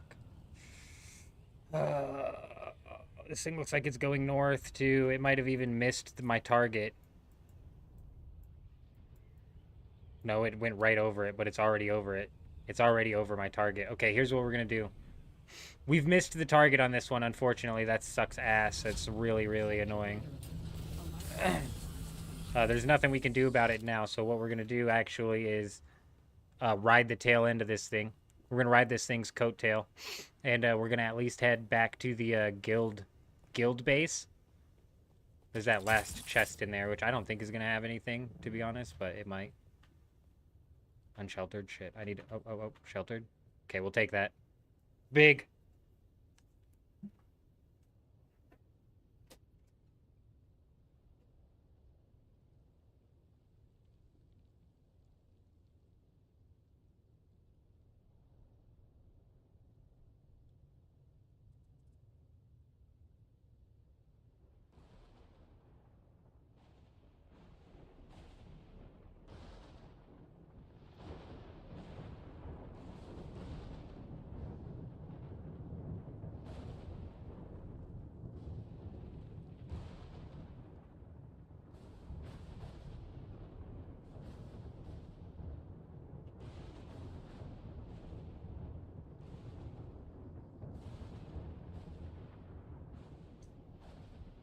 Hey, it does seem like these are tied between servers. Unless you and I are on the same server somehow.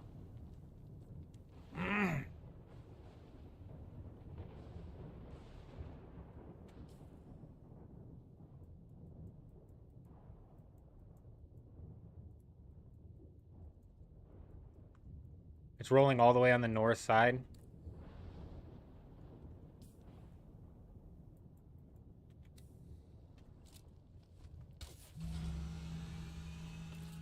You can't fly in these things because there's giant rocks. There's massive rocks and lightning, and the rocks, when they bash into your ship, this thing's taking off north. This isn't even gonna hit what I need it to. Just gonna roll through and completely miss it.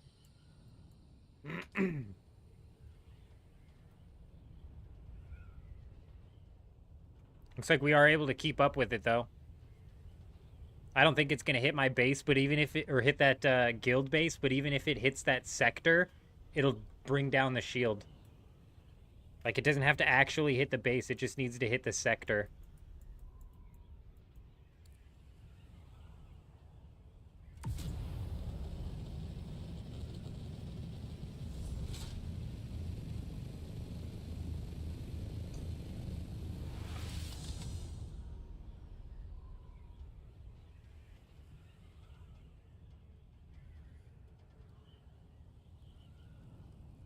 We're still 6,000 meters off of this as well. That's fucked up, bro. So we're learning things here. After you scout a base, it's really going to be difficult to traverse across the map in order to catch it at the same time a storm hits it. You really got to be in the right place at the right time, which means that, for example, this base over here, we could possibly benefit from trying to catch some ground PvP if we go off and find a lab that's in the area and perhaps, like, stake out that lab, you know what I'm saying? Try and take somebody out on their way in. But there's really no upside to that. Raiding a base, we can walk away with materials or spice or this, that, and the other. There really is no upside to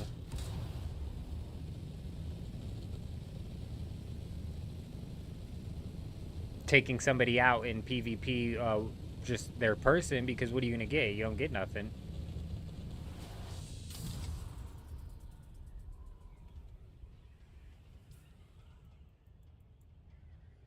It did hit that base, and we're going to have a little bit of time here, and they left it open, so this thing's open, so...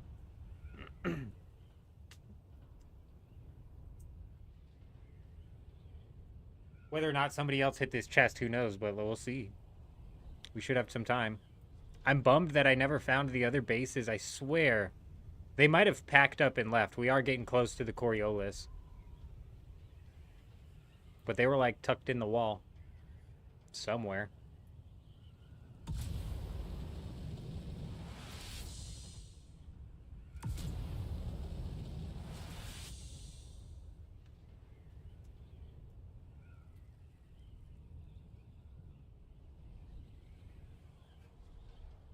More than 1,200 light rounds in 100 heavy to break in, huh? What weapon are you using? I'm assuming the Vulcan for the light rounds. Since we just missed this sandstorm, we might actually go back and pick the okay, gotcha. We might... Oh, that's actually good, bro. That's actually good. You get hooked up.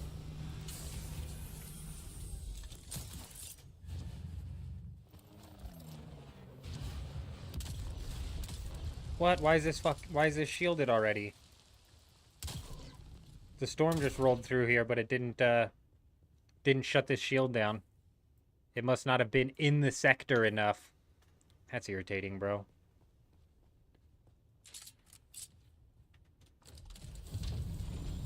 Alright. Well, we did the testing, and we found out that the Vulcan is decent. If you don't have anything else, you can maybe make it work. As a solo, it's just really not going to take down a wall fast enough for you, I don't think. You'd probably even be better off doing that 200 damage duraluminum, like, 3-tap hand cannon pistol over the Vulcan. So we're going to go put this Vulcan away.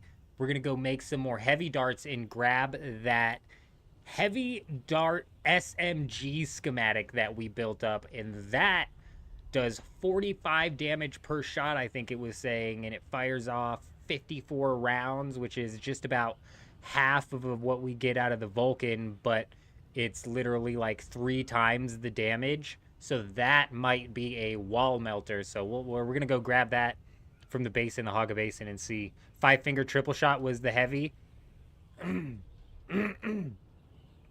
Is that triple shot sniper you've got? I bet that did pretty good. A lot of people in my comments were saying Vulcan, but I wasn't a huge fan of how the Vulcan performed.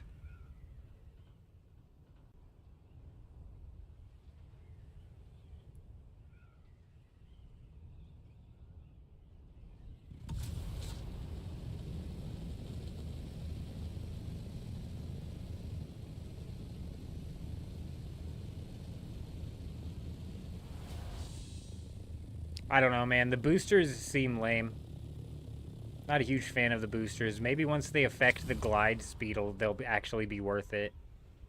Like, if I can roll at 173 and then tap the booster and get rolling. It's the iron sight rifle, not the sniper. Oh, gotcha. I've got Thufir's best, and this isn't a 3-shot, unfortunately. This is a 2-shot, and it's just 1 at a time. The Thufir's best you can get off of one of the contracts from one of the outposts. I don't remember which one. But I heard somebody talking about a 3-shot burst sniper rifle. I was like, dude.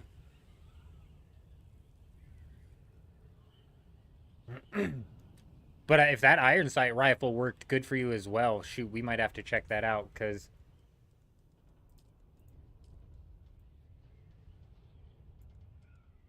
Mendex rattle. 4 of those, dude.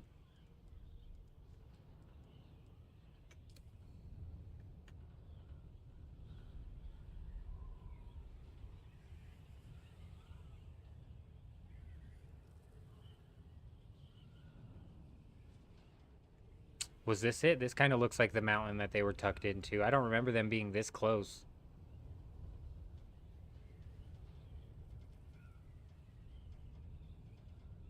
Nah. Maybe like right off in here, though.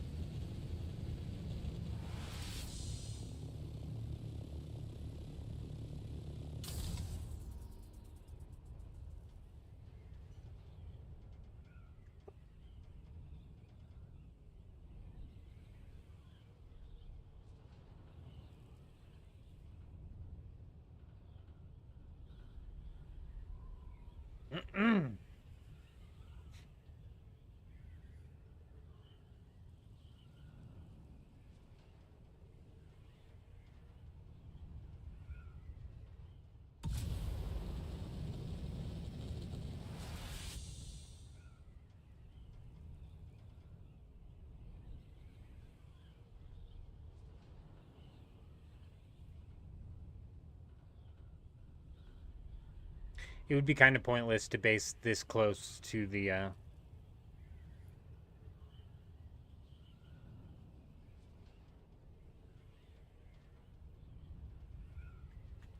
But in my opinion, I think it's kind of pointless to base inside of the PvP zone of the deep desert. Just seems a bit ridiculous. It makes maybe just a little bit of sense to use it as like a forward operating base, but the 2 bases I've run into so far in the deep desert are like open build bases that people are like actually using as a base. Very strange.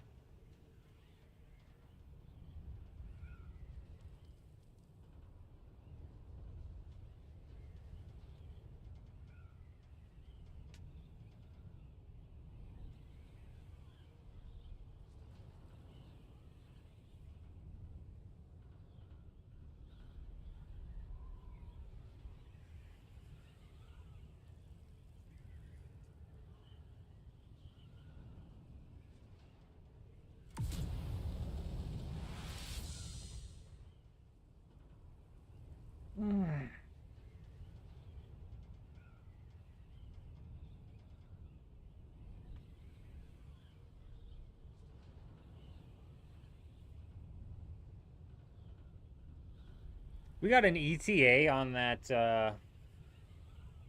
thing. Let me check X.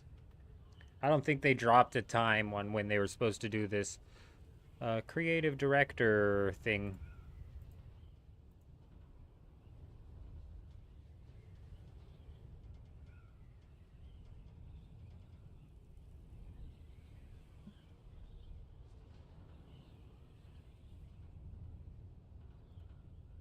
No ETA on X. They might have announced something on Discord, but I don't feel like checking Discord, damn it. It's ridiculous.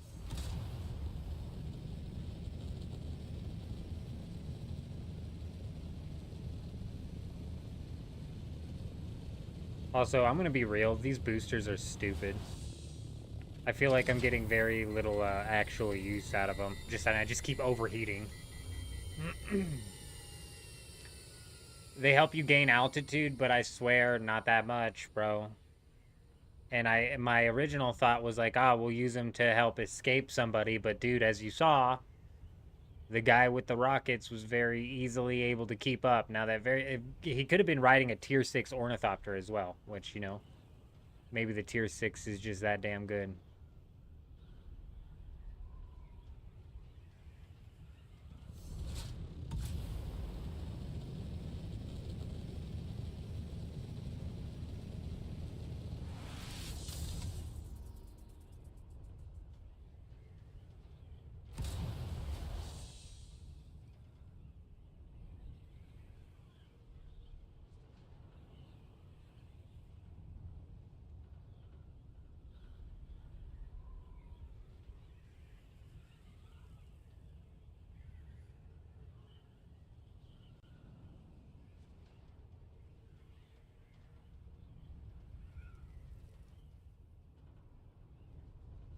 Let's go dump this Vulcan off. I'm gonna hold on to the flamethrower, because I'm convinced that if we can manage to get the flamethrower out in PvP, we're good.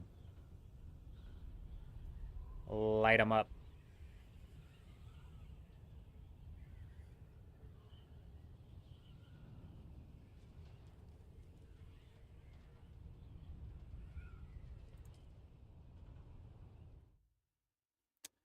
So on the world map, I've been holding right click and then dragging to look where I want to go, so I can just click on it and have my thing auto run. Check this out. You can use W, S, A, and D and just have the map freaking zoom.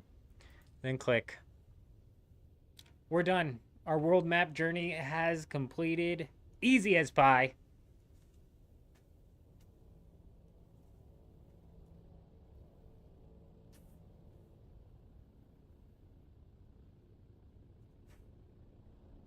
Oh, look. I come back and here I am, ready to enter the Haga Basin. Beautiful. Absolutely beautiful. Let's go craft some fuel cells, dump the Vulcan, and grab the SMG. Yep.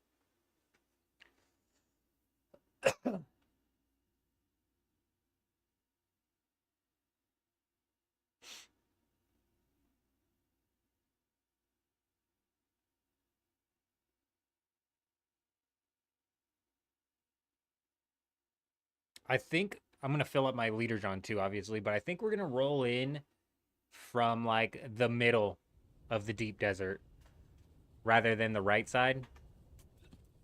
First off, because I want to be close to the base that I want to raid the most. So we're going to try and hang out in that area. But also because I don't think I've run up the gut of the middle yet. So maybe there's a base or two just running straight up the gut. We'll have to see.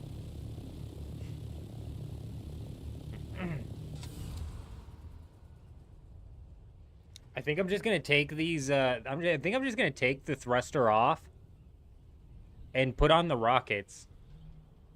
And we'll just take the rockets off if we hit something with storage or that something where we need to use a storage.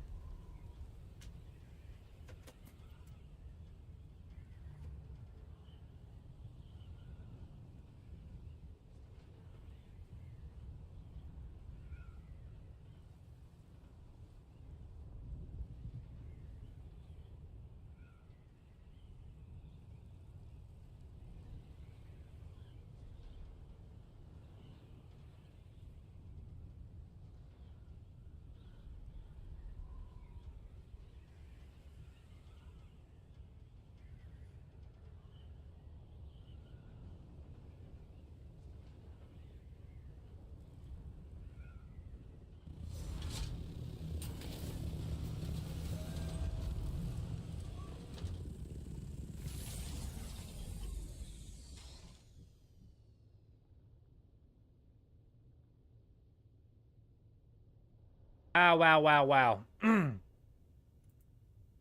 You know, sometimes we jump on the YouTube dashboard and I'm like, I wish I didn't. Sure wish I didn't see that. All right, let's dump this Vulcan off. I need to grab some heavy darts and the SMG.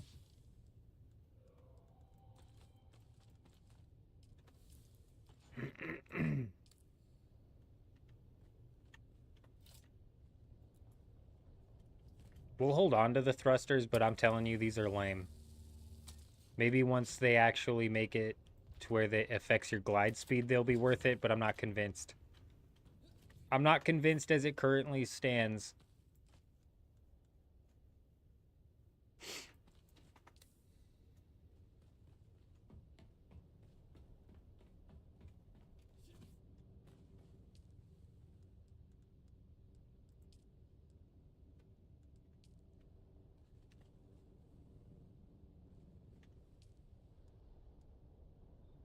Okay, beautiful.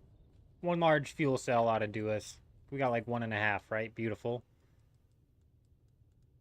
Mm-hmm.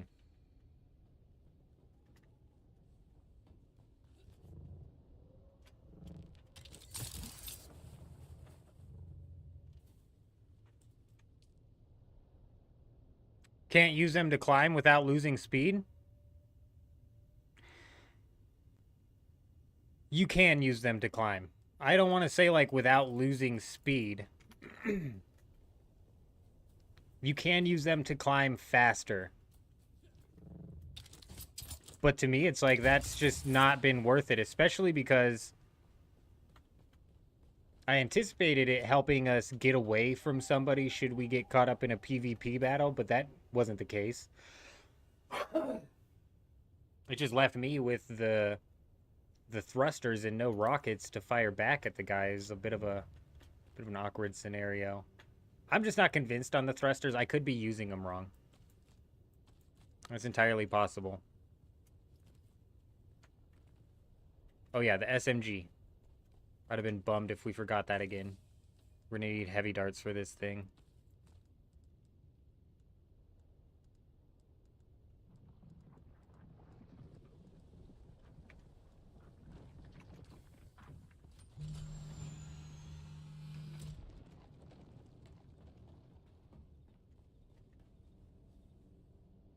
Really off topic, how do I feel about ants?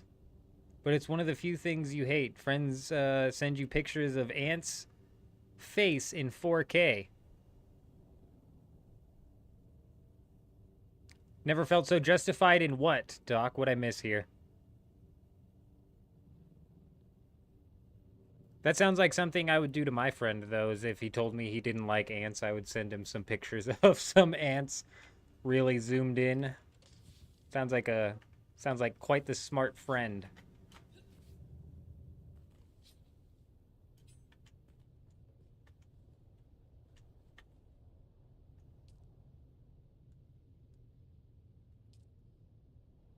The weapon, yeah, right here.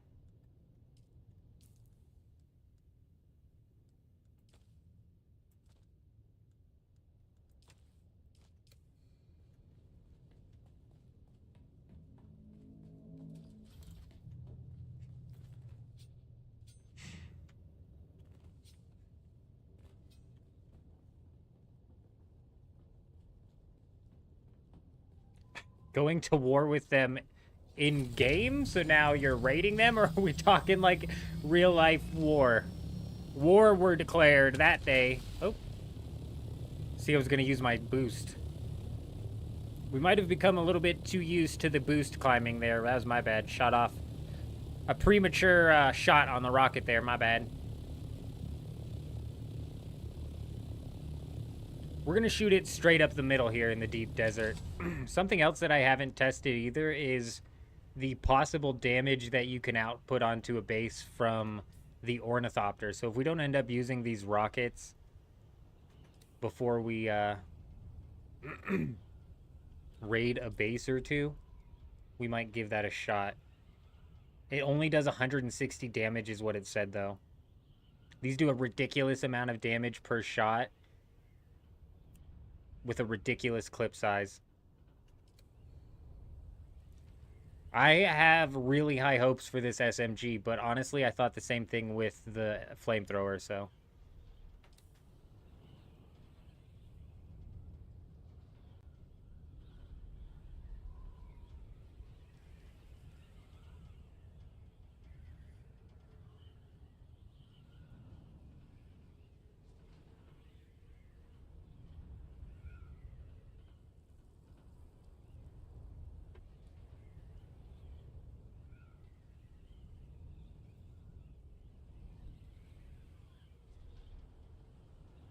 I'm gonna pull up Discord. Damn it. I'm gonna see if there's an ETA on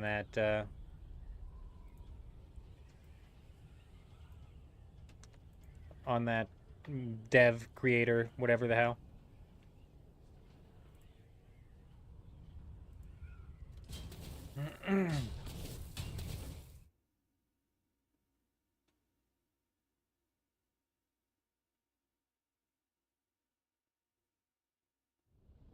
Oh yeah, it tells you. Oh no, that's the AMA on Reddit.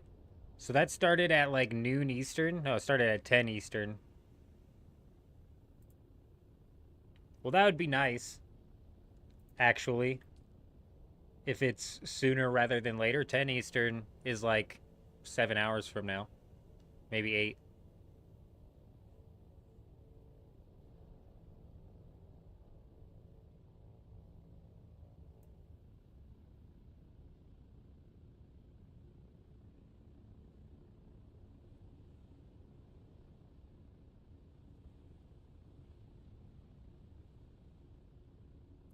That's funny, Doc, because when I was a kid, I remember picking up ants at the public pool and then eating them to creep girls out. So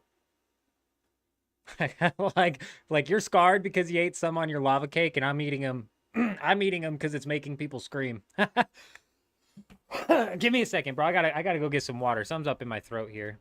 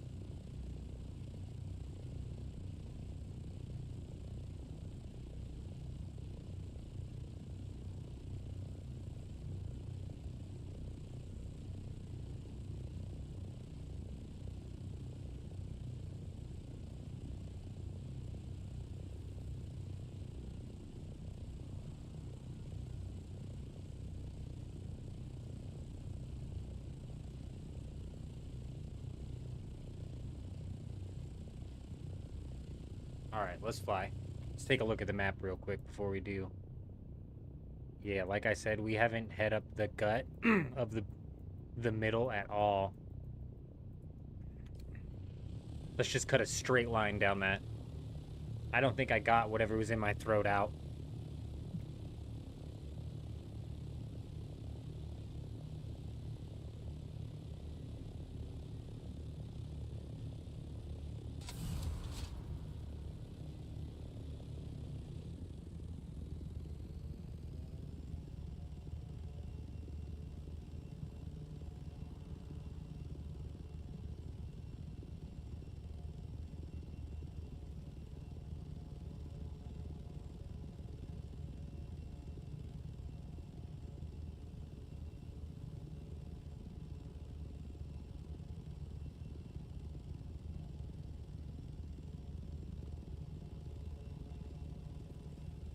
next week, we're going to be setting up a few different bases like that.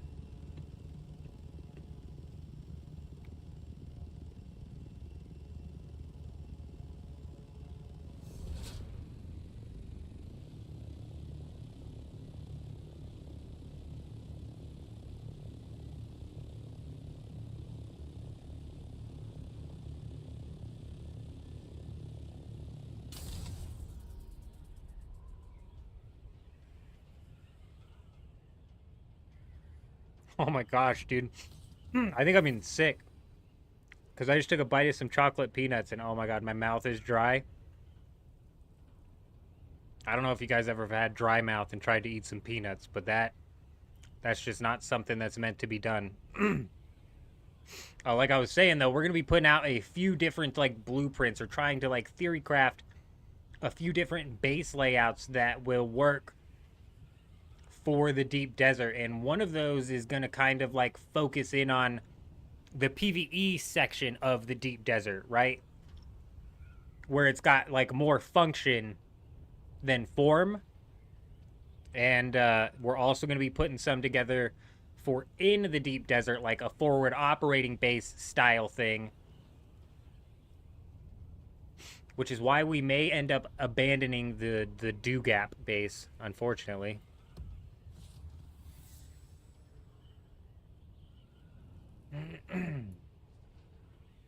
Because we may start running 2 bases in the deep desert. It's possible.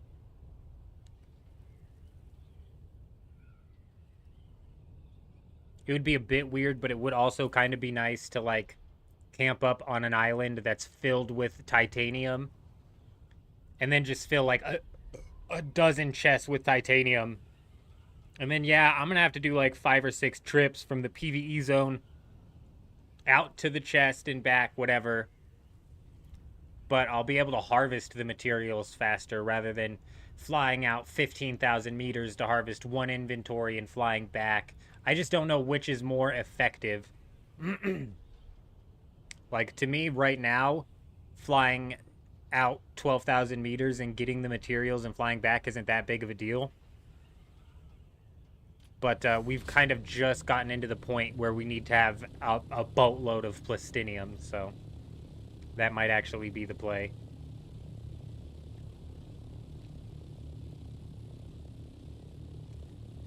They should up it, man. They should reset your claims. So, like, you can have 3 claims inside of the Haga Basin, and you can have 2 claims inside of the Deep Desert or something like that.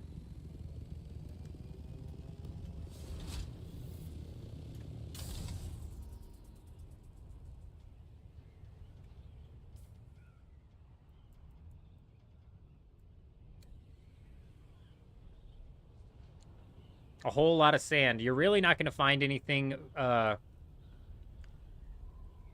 before the D tile inside of the deep desert. It's like few and far between. But man, right up the gut here, there is nothing. Over here, this is DE section, but we've already hit that up. We didn't hit it up very thick though, so we might... I'm seeing like a landmass right there. There's a landmass right here, actually. We're still hunting down this guild, actually, as well. This guild is out here somewhere. Can you only have 3 claims across both zones? Yeah. So, yeah, unless I'm mistaken, yes. It's 3 claims across both zones, which is unfortunate.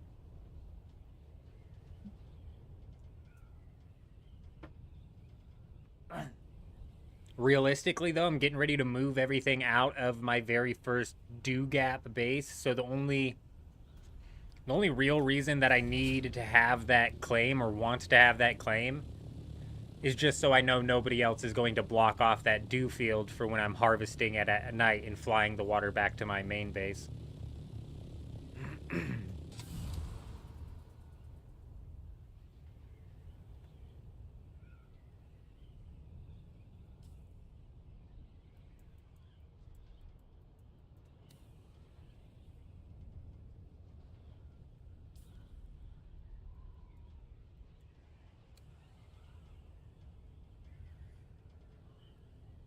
All right, let's see. Let's see. This is kind of the area I want to hang out in because there's a base right up. Where's that damn thing at? Right up here. That's the base I want to raid. Off to bed, man. Have a great one. Hey, appreciate you stopping by, Doc. Tomorrow. We're not going to be here tomorrow, unfortunately. Tuesday and Wednesday, I've got to head out of town, take care of some family business.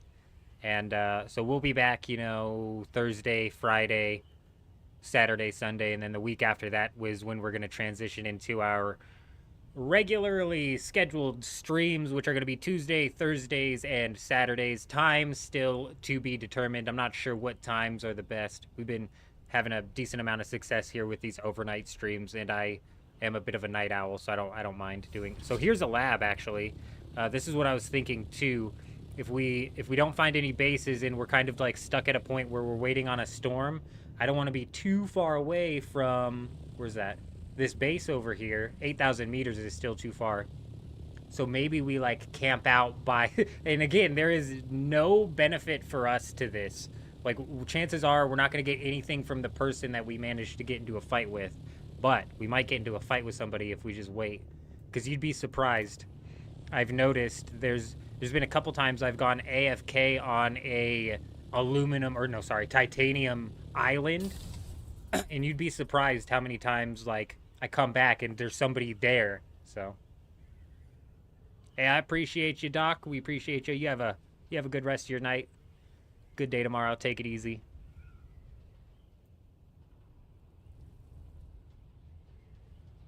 But yeah, you'd be surprised how many people end up actually like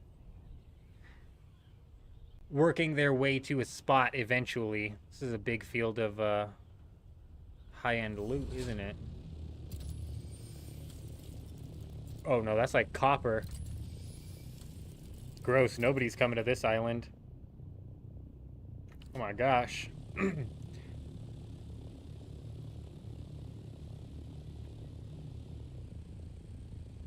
Man, this is where you'd set up a guild fortress, is in one of the holes like this, and you'd start your sub-fief on the bottom. Damn. Oh, that just gave me ideas, dude. All right, that's the third type of blueprint we're gonna put together. So next week we're gonna be busy Tuesday and Wednesday and Monday, but we're still gonna have Thursday, Friday, Saturday, Sunday, and when we come back, that's when we'll be like putting together these bases. I'm thinking for the next Coriolis, and we're gonna have one for the PvE zone, one that's like a solo base that you can hide away, and then one that's like a fortress, right, where your generators and your TC, I'm just gonna call it your sub-fief, couldn't think of the word at the time, is nice and hidden. Oh yeah. Oh yeah. Oh yeah.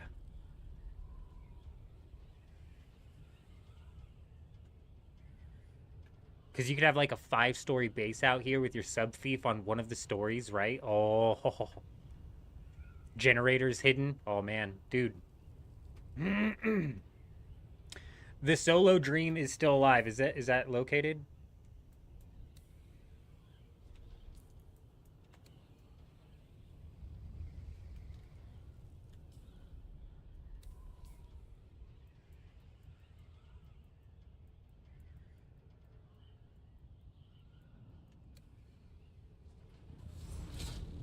Okay, let's get up close to 750 and take a look at the map here, because I'm a bit confused as to where we're at.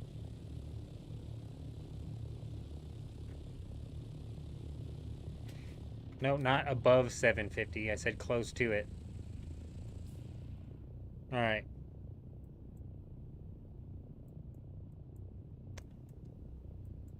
This is the base, I believe.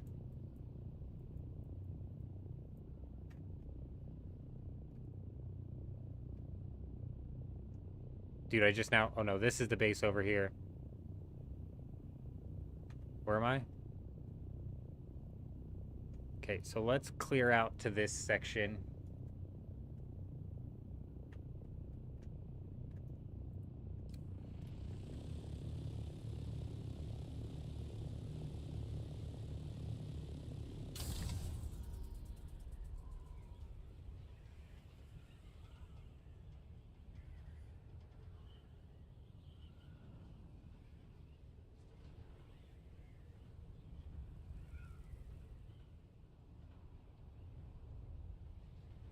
What a beautiful view.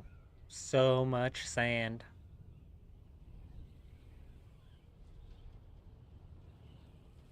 It's harder to see at night whether or not there's like a little base tucked away, you know?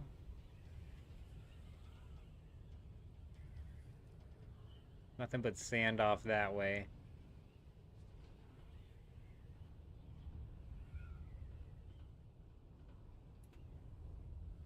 This is close to where we ran into that guy, so we gotta watch out. We have rockets to shoot back at him this time, though, dickhead.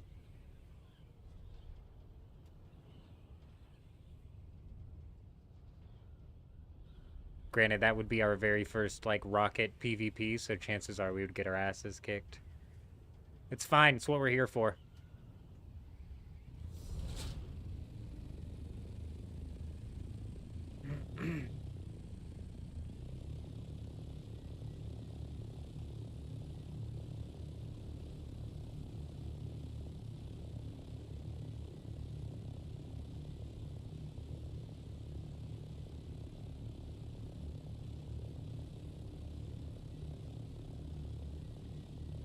Base rating is probably like something that is very like time of the week dependent as well, because we're a couple days out on North America from the Coriolis. We spent a decent amount of time looking for bases that I saw yesterday that were posted up on some hillsides, which I'm just convinced have been broken down and moved.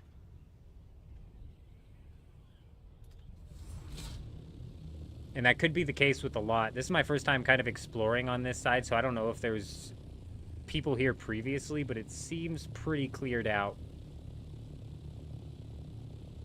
Which is, it does seem a bit strange. It's a bit early, but people still might have a bit of PTSD from last week. The North American servers, like, crapped out the day before the Coriolis, so nobody was able to get their stuff out. That's why they delayed it.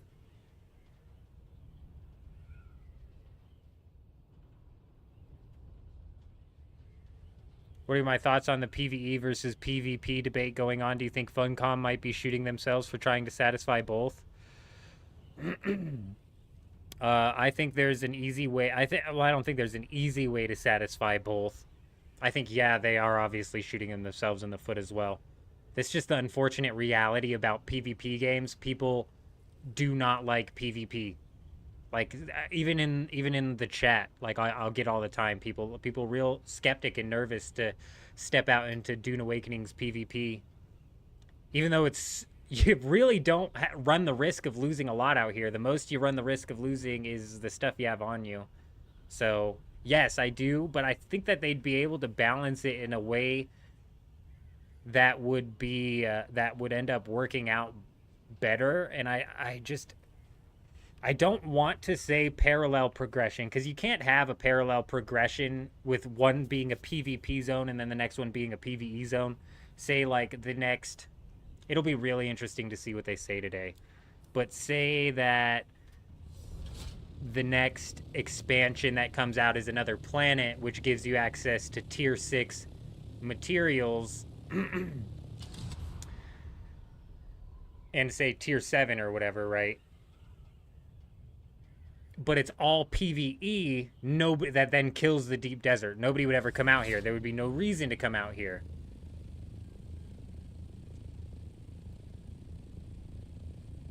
It's really difficult to balance. So yeah, they're shooting themselves in the foot for sure. I think the main problem is the fact that not only is that system difficult to balance, the whole PvE and PvP system, but on top of that, the PvP's not balanced. So if they're pushing for a PvP endgame and the PvP feels really, really bad in the endgame, you're screwed. You know? You're screwed. And like the PvE in Dune Awakening needs to be, like, they need to come up with a different phrase almost, because this is like the most bare bones PvE experience that you could possibly have.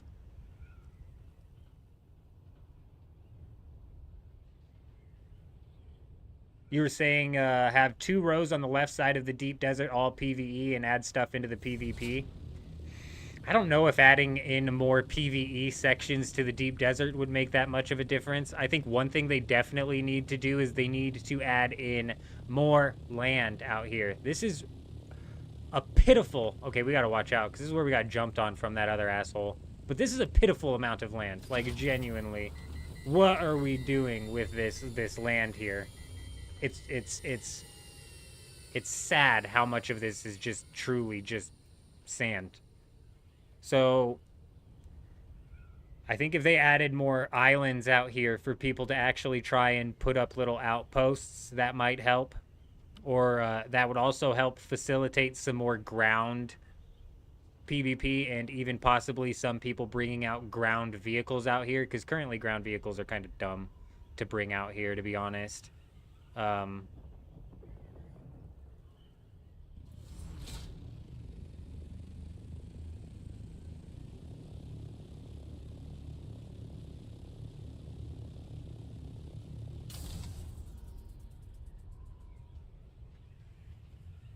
Do these pop out for no reason, or somebody over there?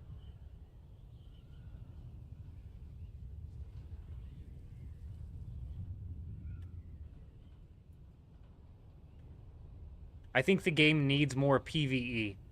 Period. And the PvP needs to be balanced. Is there a way to draw the PvE players into the PvP zone, like the forced PvP zone? I don't think so.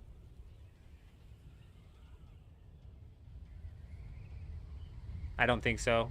It'll kind of turn into like a RuneScape 3, even old school RuneScape style status, to where the PvP that happens is basically one party of unwilling participants versus a party of gankers. You know what I mean?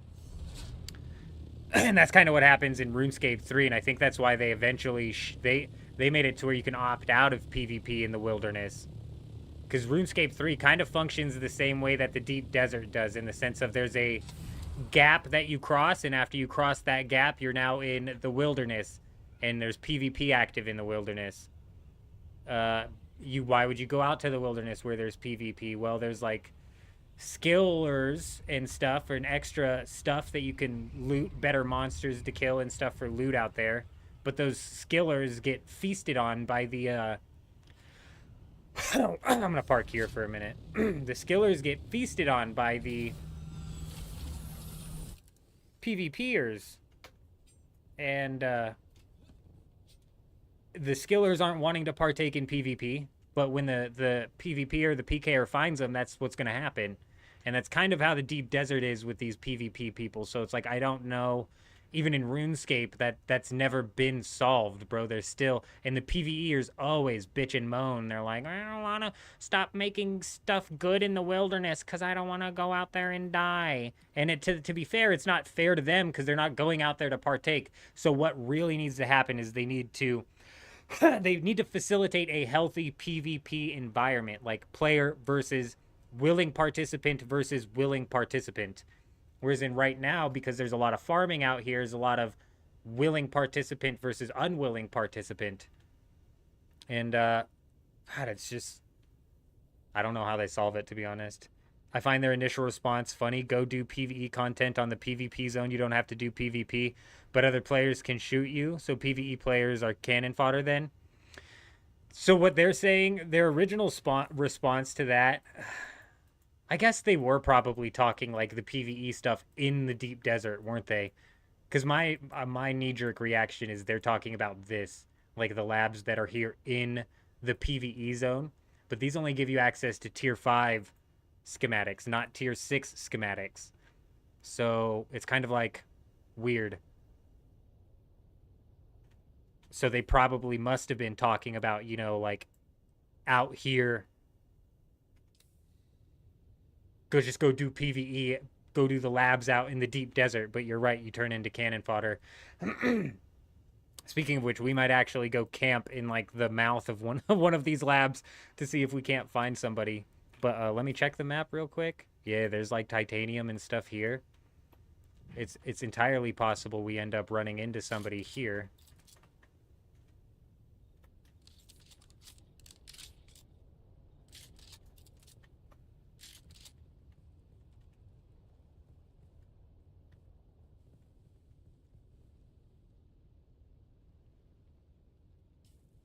They definitely need to add more to the PvP, Chemdog. Yes. Yes, I didn't even read that part of your response at first, my bad.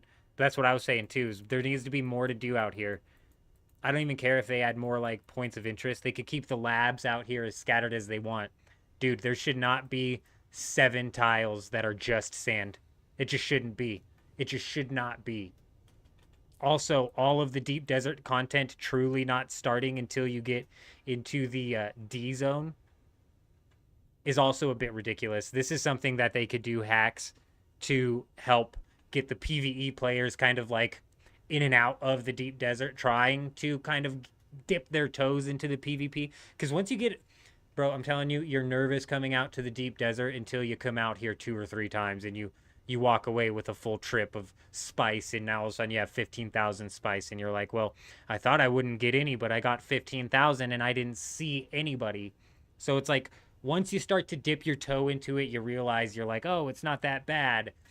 And maybe once they experience their first death, they're like, oh, it's not that bad. I didn't lose anything, right? It's always the fear of loss that happens with the PvE players that prevents them from trying to do PvP. And what I like about RuneScape is it gives you not only the fear of loss, but also the potential of gain, which is why I would prefer it to be like a full loot system. However, that would almost kind of like push the PvE players away from PvP even more. But what if, I don't know if you guys are familiar with RuneScape, what if it ran exactly the way RuneScape's system does? Let's say there's a sculling system. I'm just going to call it that because it's what I'm the most familiar with referencing. If I come out here as a PvE player not looking for PvP, I'm unskulled. Let's say that if I'm unskulled, I can't lose any of my gear. None of my gear can be lost. None of it. What can be lost is the resources that I gather while I'm out here. Now, let's flip it over to the PKer. The person who wants PvP, as soon as they attack somebody, they become skulled. Okay? When a player is skulled, they can lose all of their gear except for three items that they designate.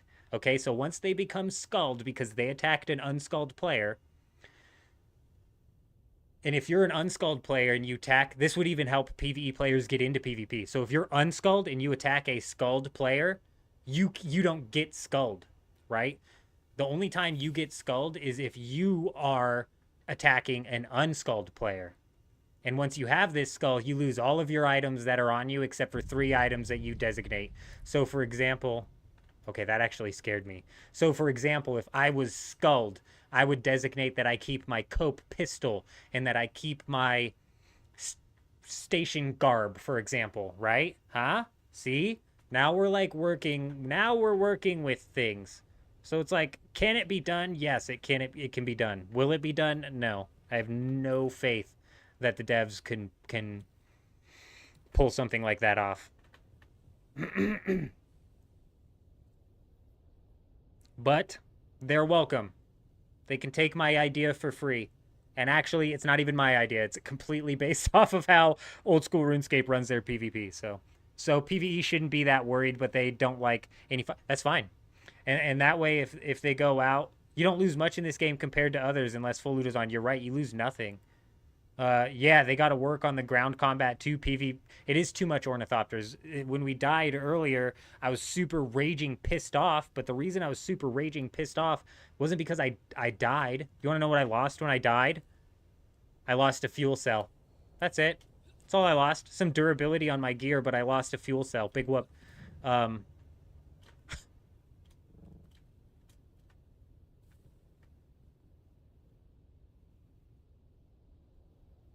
Oh, I was mad because of the way we died. It's because the asshole didn't get out of his ornithopter and he just kept shooting me with rockets. Stupid. Stupid balance. And that's what I was saying too. It's like the PvP already is not balanced, so there's no way you can get PvE players in. But if you made it to where if somebody who's unskulled attacks somebody else who's unskulled, it makes me skulled, and now I could lose all my items, it would make it to where the person I attacked now has an opportunity for gain should they flip the tables on me and actually win. And not only that, if they're flying around in the deep desert and they see that I'm sitting here skulled, they could attack me without worrying about getting skulled and potentially get some of my loot. Now that could be abused and they might need to get skulled, you know what I'm saying? But like unless I attack them first, like we run it just strictly like old school does. But I think a PvP system like that would at least give the PvE players a shot to get the big bag, get the bag. You know what I'm saying? There's nothing like in Rust when you manage to pull a double barrel or you pull that stupid, I don't know Rust a whole lot, but you pull that stupid pistol where you boom, boom, boom. And you get, all of a sudden you're running a double barrel now because you boom, boomed them.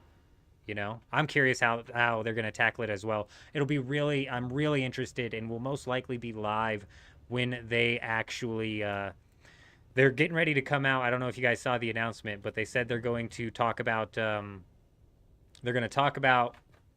what did they say, dude? Give me a second. I'll find the post. They say, we've been reading your feedback following the Ask Me Anything on Endgame and PvP, the AMA that you would only really know about if, I believe they posted it on Twitter maybe, but it was on Reddit of all things. It's like, consolidate this into a YouTube video somehow so I can watch it without having to dig into Reddit and Discord and whatever to find the information. But they say that they're going to share a message from the creative director tomorrow, as in today, to clarify our intentions and our vision. They say if you're interested in the topic, stay tuned. We have news that we think you'll like. It's that last statement there that kind of gets me curious, because at first they're like, oh, we're going to clarify our vision, which they've clarified their vision over and over and over again. And it's like, you got to take a left turn here or there inside of that vision to actually make it work. And I just don't think that they're willing to do that. But then they say they've got something that they think we'll like. They're like, we're dropping a battle pass. Give me a minute. I'll be right back.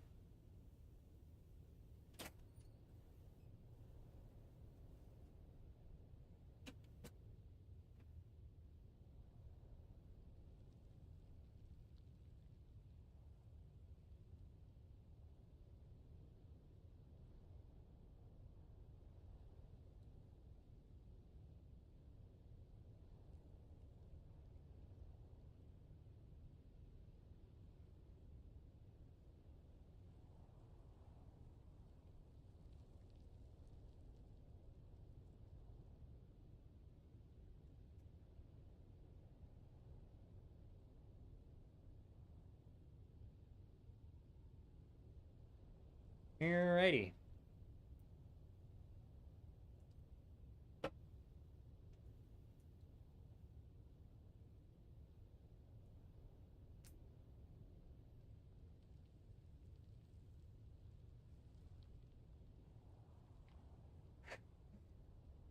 Man, what was weird is Doc earlier had a storm. Where did Doc say he was at? He said it was like E3. Oh, when we were in 8. Oh, so never mind. If he got the warning in E3 and we were in 8, he's on a different server and he got a storm that rolled through his server. For some reason, they have been few and far between tonight. I swear, yesterday they were happening constantly. And bet, dude, what time is it? It's 2:01. We have 2 hours left until the reset.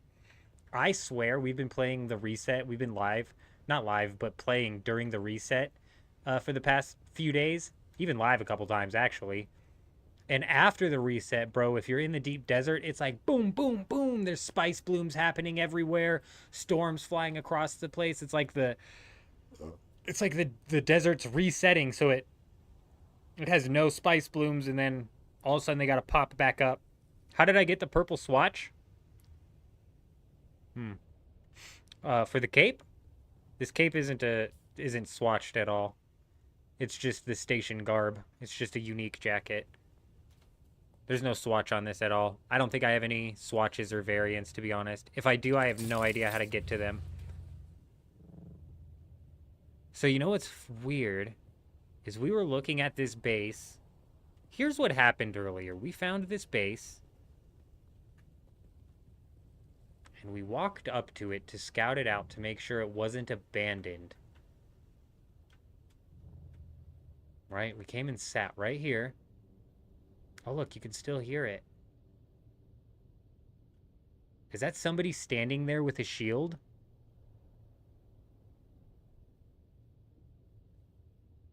You can hear like a faint thing. Maybe that's just the sub-thief floating in the air. And then we left. And it was not too long after we left and flew away. Some guy showed up with an ornithopter. And I swear, dude, like the boosters did not help me stay away from this guy at all. The boosters were useless.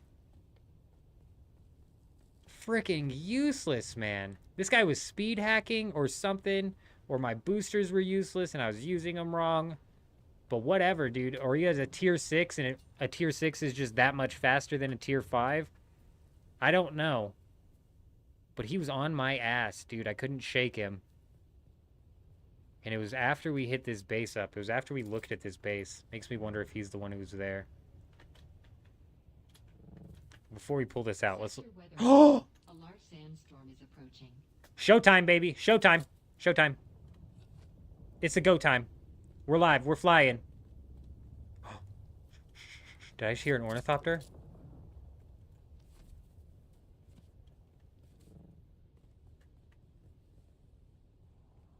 Oh, baby. Let's go. That's right. Finally. That's why I was hanging around this base, dude, is so when it did happen, we were here. Because last time it happened, we were 12,000 meters away from this thing, and we couldn't get there in time. Yes. This guy's on a massive island of a bunch of titanium, dude. I got high hopes for this base. I've got high hopes for this one.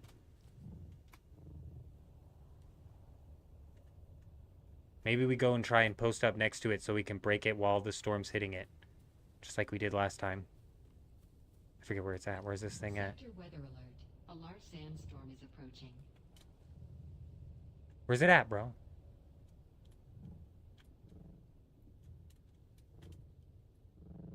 There it is. Like, I don't want to go in through the front door. It's got to be the worst spot to go in, right? Am I sheltered right here? I am. Oh, it's already broken. This is already broken. This is breaking. This is critical. Oh, fuck. This is an abandoned base, bro. This has been cleared, bet. Damn it. No access. So it's not abandoned. Because if there's a sub-thief in there. He just hasn't come back in a while. Oh, I suppose we're about to find out. Oh, man, that noise of the sub-thief freaks me out. After this, it looks like the storm... Looks like the storm's heading pretty straight. We're going to try and catch... We're going to see if it catches that... here we go. We're going to see if it catches the other spot. Why is it not saying I'm sheltered anymore?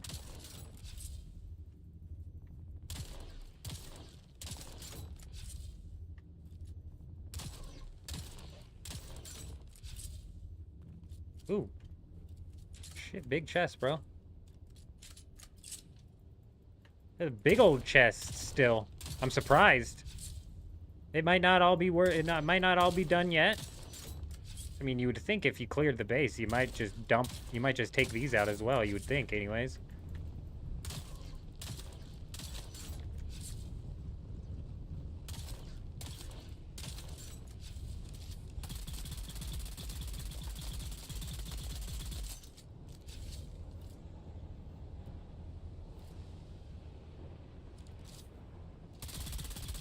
Dude, did that thing reload?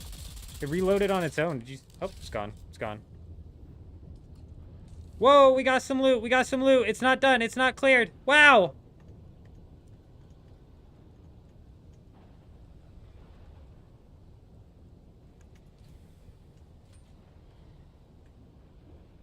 Why did that door open up? Oh, titanium. That's what we needed, bro.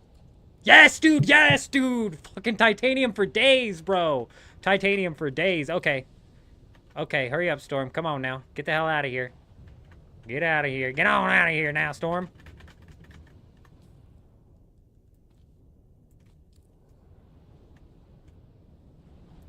Big loot. It is full of loot. It is full of loot, bro. Titanium for days. That's what we wanted out of this thing, actually. We're going to have to make multiple trips to this thing to carry all this titanium. Come on. What is this? The biggest storm of my life? Please.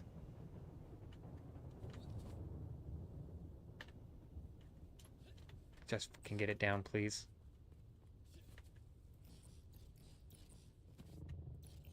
Am I the only one who's having a hard time with this? Like, it doesn't place anymore. It used to be no problem, and now it's just weird. Bro, come on. Don't do me like that.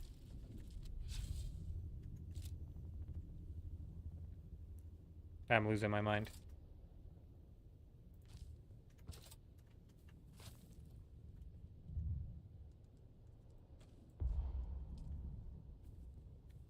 Dude, what are you doing?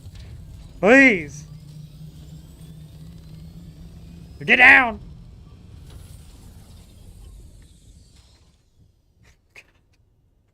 Okay, it's fine.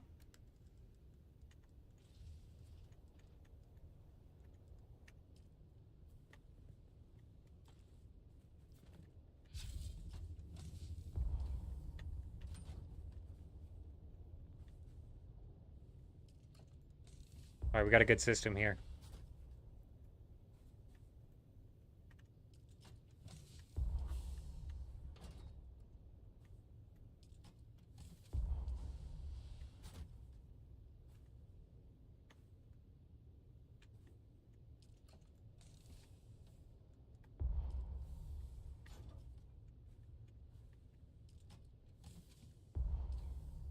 Storage full, is that what that said? No. How much storage do we have left, dude?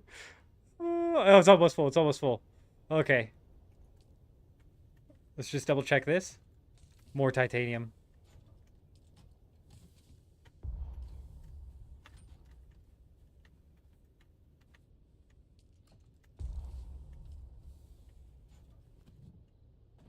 Does this just open now, please? Thank you. So you do have to put the subfief down. Alright, cleared. I actually need this.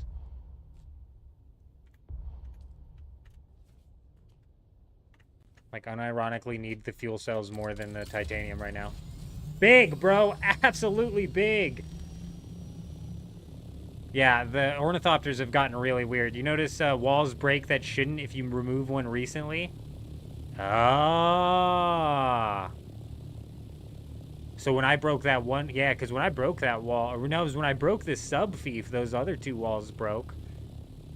What's weird is the base was seemingly breaking, though it was protected by the subfief. Does that happen anyways when you're in the deep desert? Does your base break even though it's protected by the subfief? Because technically, the storm knocks the shield down before it goes through? So does the outer wall of your base slowly get damaged? We just absolutely scored, though. Some irradiated slag. We even got some tier 6 materials here, but I think even... Ooh. Irradiated core. I think even more importantly, though, we landed an absolute ridiculous amount of some free titanium. Titanium's normally a pain. At least it has been for me. Over there, there's not very many titanium ingots, not ores. Over here, there's like island after island. Whoa! Get the... Please don't, please don't, please don't, please don't.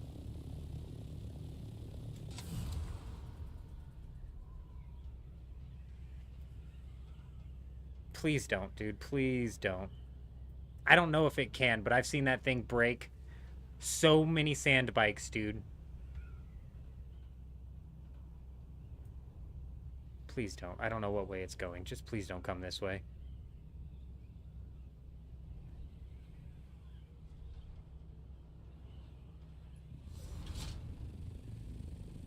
Hello, you're in the PvP zone. Other players can destroy your base and take your resources. Yes, they can. As a matter of fact, we just actually finished a raid on a base where we're walking out with a boatload of titanium, and we could actually go back there and even fill out our inventory again with titanium, which we very well might do. Yeah. Yeah, no, definitely not something you want to happen to your ornithopter in the middle of the deep desert, possibly, where you're not going to be able to run to an island. It's one thing to see a sand bike in the Haga Basin go down, okay? But if I lose this ornithopter filled with titanium from the base that we finally got to raid, I'm going to be freaking crying. I think we got away from it, though. I don't see it anymore. You have titanium set up. You got like 4K titanium on each gathering run, but you no longer will set up your base in the deep desert. Uh-oh. Nespresso seems like he might have taken a raid in the deep desert. That's brutal. You bring a buggy with Mark 6.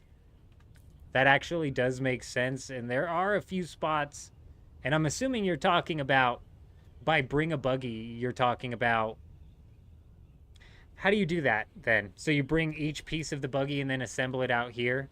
Or do you like, say this is an island of titanium. Yep, okay, that's what I thought. Say this is an island of titanium. Is this what you would do? You would bring out the buggy and you would set up a base right here where you can store all the titanium that you farm with your buggy, right? I would assume, because you can't drive your buggy out of here, and when you take the storage off, it dumps it on. Yep, okay, okay, yep. No, you're right. That's the way to do it for sure. 100%. You never got hit? You never got caught up by an ornithopter with that buggy, though, huh?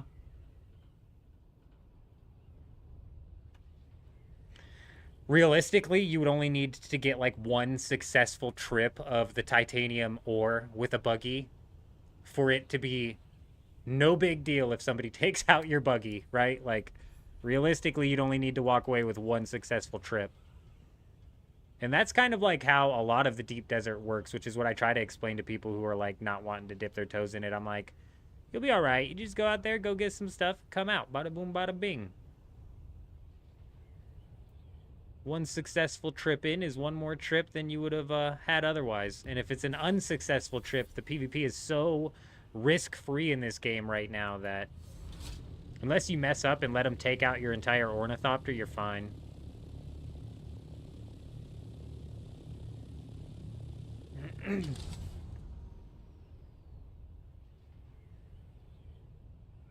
I don't know what it is with the ornithopters either. It used to be, I felt like I could place them anywhere. I could place them on sand. I could place them on dirt. Now it's like it wants you to place them on a rock of sorts. If there is no like rock or like piece of actual solid ground, it won't let you place it. It's weird.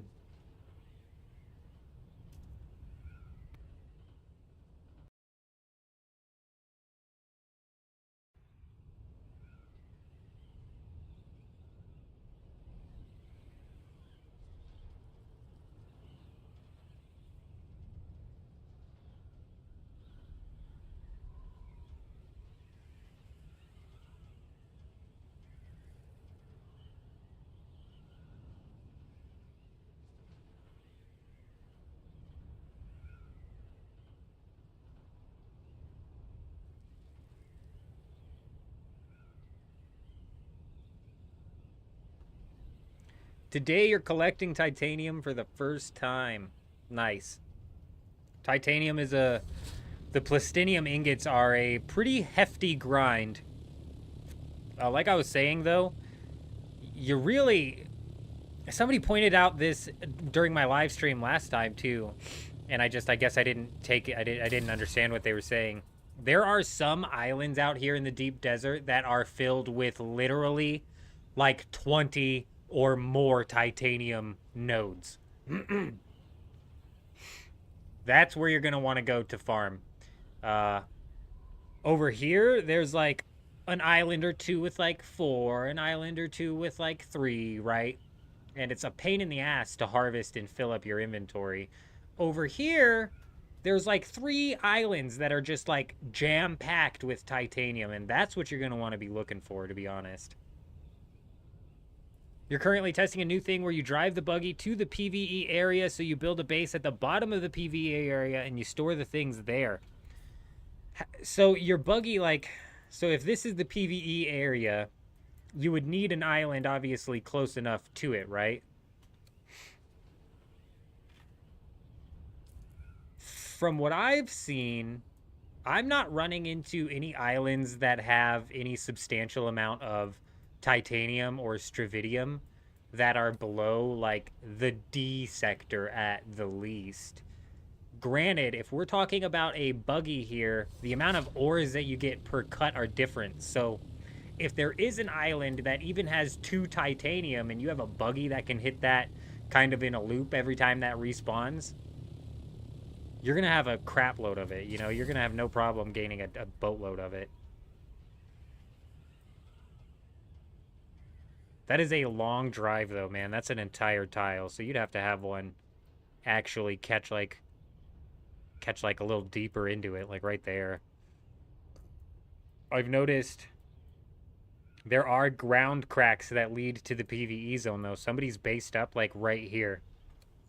I'll fly by it. So there are these ground cracks that will lead to the PvE zone that you could potentially use and to do that with. I hope that what they're going to talk about tomorrow is a bit of a deep desert rework where I don't want them to make it to where you can drive your sand bike from one section of the deep desert to the other. But at the same time, I don't see why it can't be that populated with land out here, you know? I don't see a real reason why. And I definitely don't think that there should be like 2, or I don't think there should be even one single full tile that's just completely dirt or sand. That's kind of ridiculous. So hopefully tomorrow with the video that they put out, that, like Chemdog was saying, hopefully they've got some promising ideas that at least give some promise, because right now it's a bit awkward. The PvP is a bit awkward as well. Rockets need to be toned down. They need to somehow bolster ground PvP as well as the flight PvP. I hope they take the rockets off of scout ornithopters entirely. Way too much sand right now. If you'd have told me pre-launch that there would have been an entire deep desert tile with just sand, that one of the 81 tiles that are out here or whatever it is right now, I don't know exactly how it's sanctioned out in this. If you'd have told me, yeah, it was 9/18/27, not 81 because it's not split like that, 20, whatever. If you'd have told me that one of these tiles was entirely sand before the launch, I'd have said, no way, dude. No way are they that dumb. But they've kind of proven time and time again that they can be super dumb in certain situations.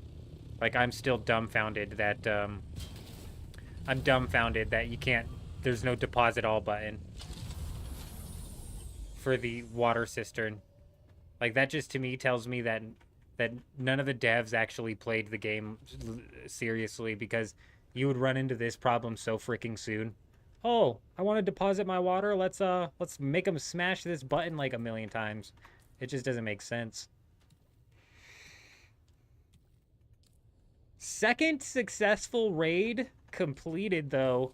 Absolutely huge. Can we like maybe consolidate our raid chest here? Where's it at? Where's all my raid loot? It's got to be in one of them. Here we go.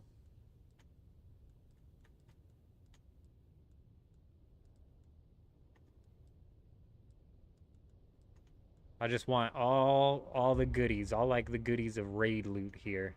That's not typical raid loot, so I'm gonna put that up.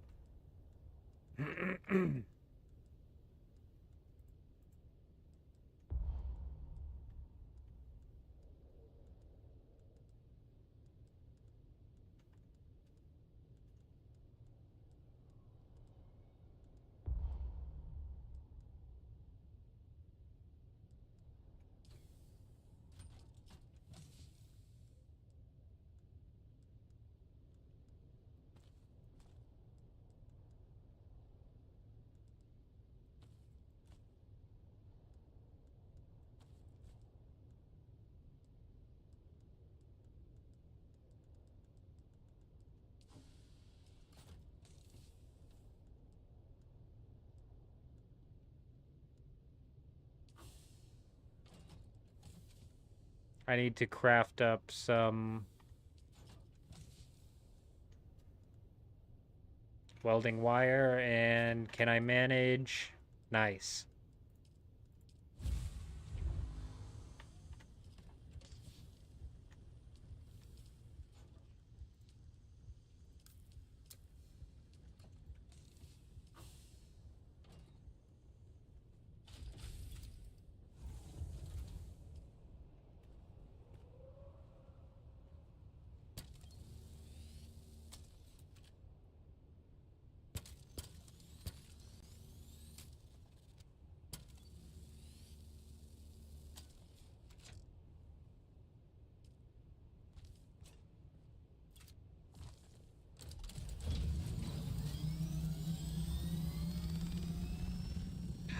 We lost 250 rockets somewhere, dude. At that guy's base.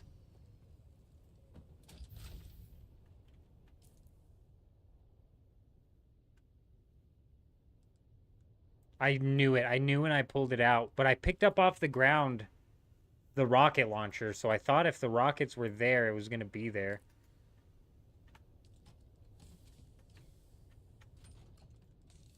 Son of a bitch, bro.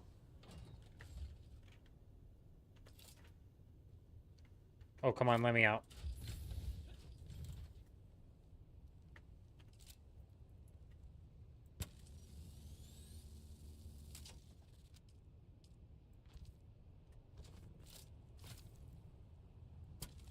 Let's get these things repaired. I wasn't planning on going back, but I guess we're going back. There's still a good chunk of titanium there that we can pick up, so we might as well go back. And also my rockets might be on the ground, so I kind of want those. Just a little bit.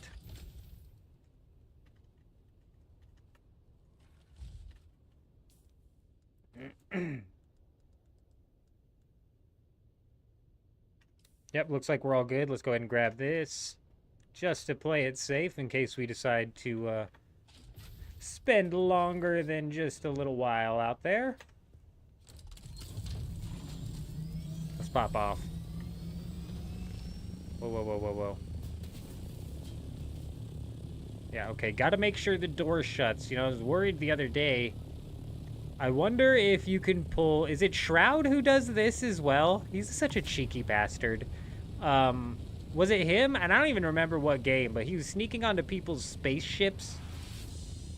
Sneaking onto their spaceships and then raiding them in their spaceship. What game was that, bro? I don't even know if it was... If it was Shroud. It was somebody, dude. Cheeky bastards. And I was thinking about that the other day as I was walking in and out of my base. I was like, if some son of a gun... Because I was not paying attention as I was walking in and out of my base. I was not paying attention at all. And I was like, man, somebody could just easily... I was like, I don't think they'd be able to do anything once they're in here. Because everything's set to associate, but...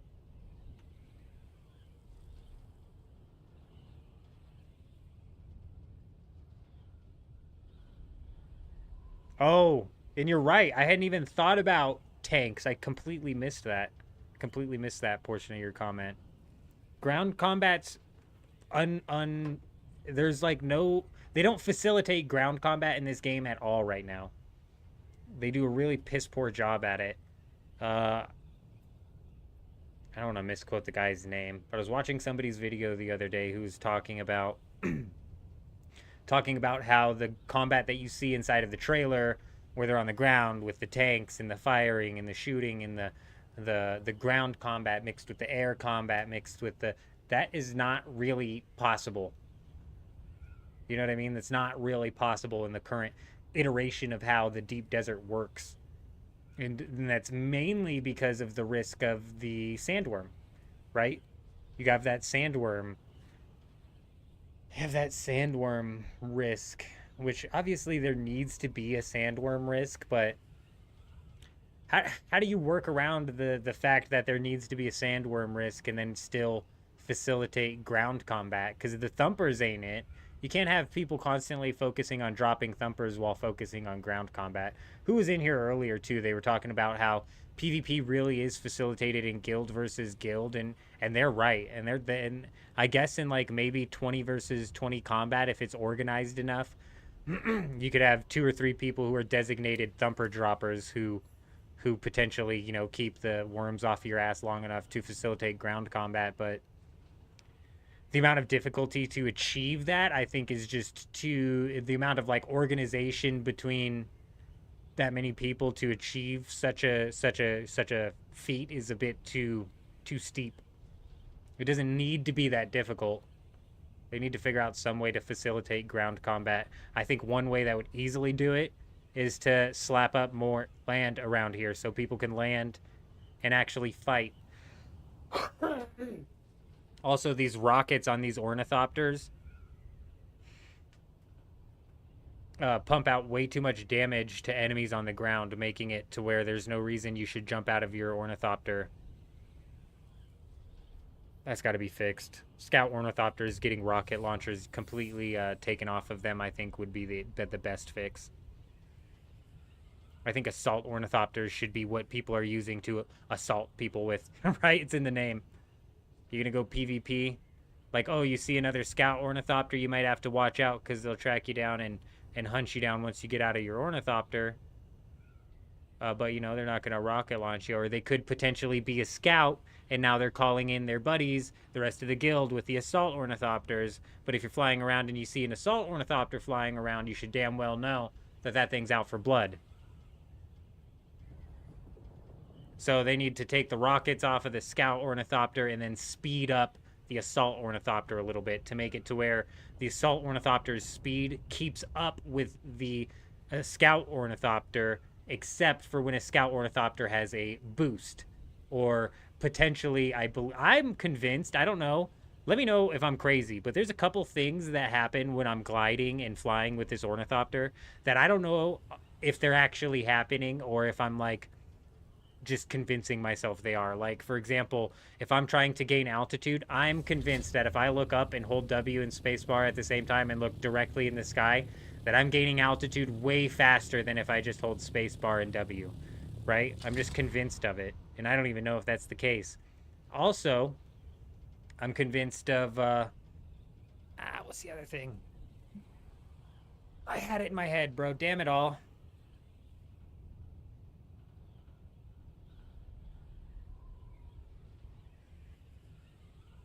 Oh, I'm convinced that when my storage is full, my ornithopter is going way slower, bro. It feels like when the storage on this thing is full, I just feel like I am slow. Like drastically slowed down.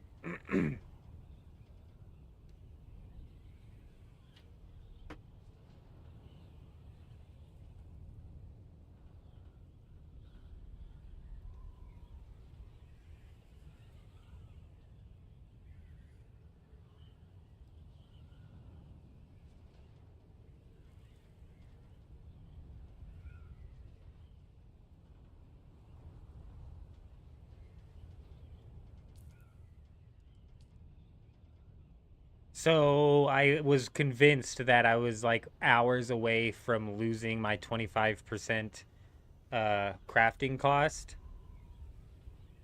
But apparently I was wrong. Also, it turns out that we're voting again for the next session, and we're just going to get the 25 reduced crafting cost again, which is big. Last week we had an opportunity to vote for full loot PvP, and these guys chose crafting cost. I was mad, but at the same time, when I went to go make my spice melange, it changed from 10 spice per melange into 7, and I was like, okay, I see you guys on the 25%. All right, I see it. That's a little hard to pass up, isn't it? And then when we made the medium spice refinery, bro, it was like, it dropped from 7 per to 5.6 per melange because you craft 10 at a time, and so it was 563 melange in order to make forget how the math worked out. It was 5.6 spice per single melange is what it mathed out to. So damn, Went from 10 spice per melange to just over 5. Hell yeah.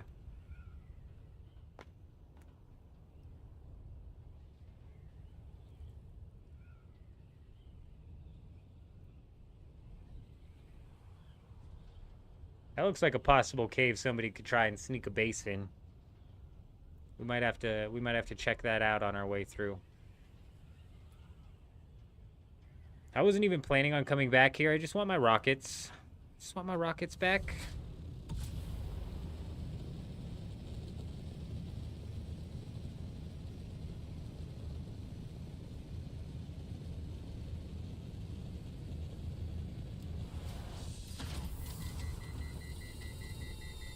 I've been doing that a lot.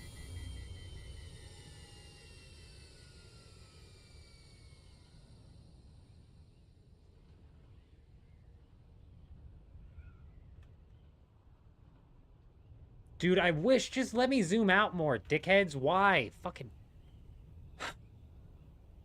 Why? It's just unnecessary. There's no reason it shouldn't just let me all the way out. All the way out, my friend.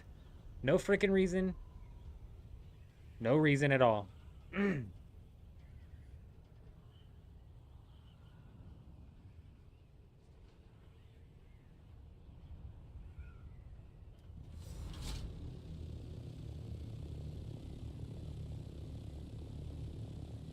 I was like, did his entire base disappear?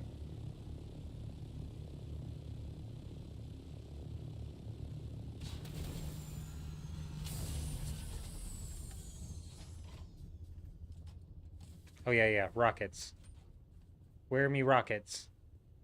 Man, we got scammed rockets just because we didn't take them out of the inventory first.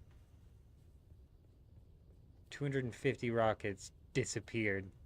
Did I make these rockets myself? No. No, I didn't. We looted them from another base, but that's not the point. They were my rockets. I loved those rockets.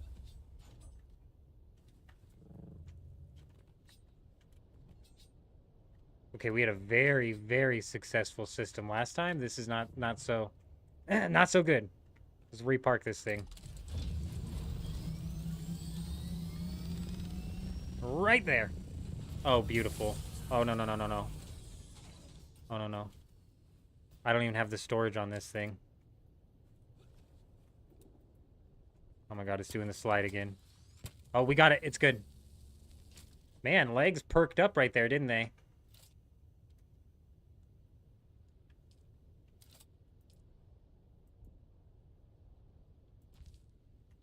Oh, no.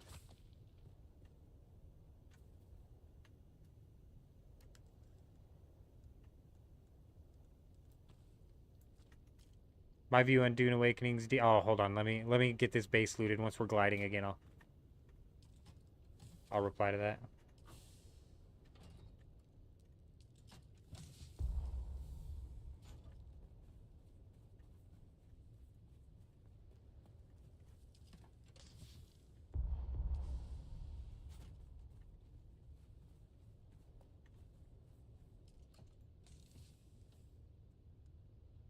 Damn, a large one.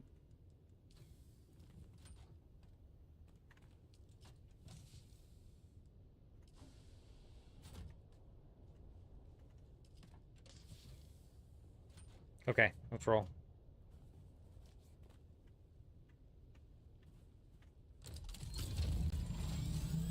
Double down on PvP, fixing combat, etc. Or go PvE friendly by making it truly massive 81 tiles.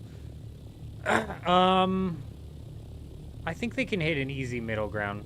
I don't think that they're smart enough to hit an easy middle ground. So, could you imagine if they get rid of PvP? No way, dude. No way do they just insta back out of PvP. It's not gonna happen. Don't expect that. Oh, shit. I don't have my rockets, bro. That's an assault ornithopter, though. What do you think he's doing? God, look how dumb those things look. Okay, I don't actually have any sort of... Yeah, don't you even turn this way, bud. Man, those things look dumb. Those things look dumb in the air, bro. The wings are too big.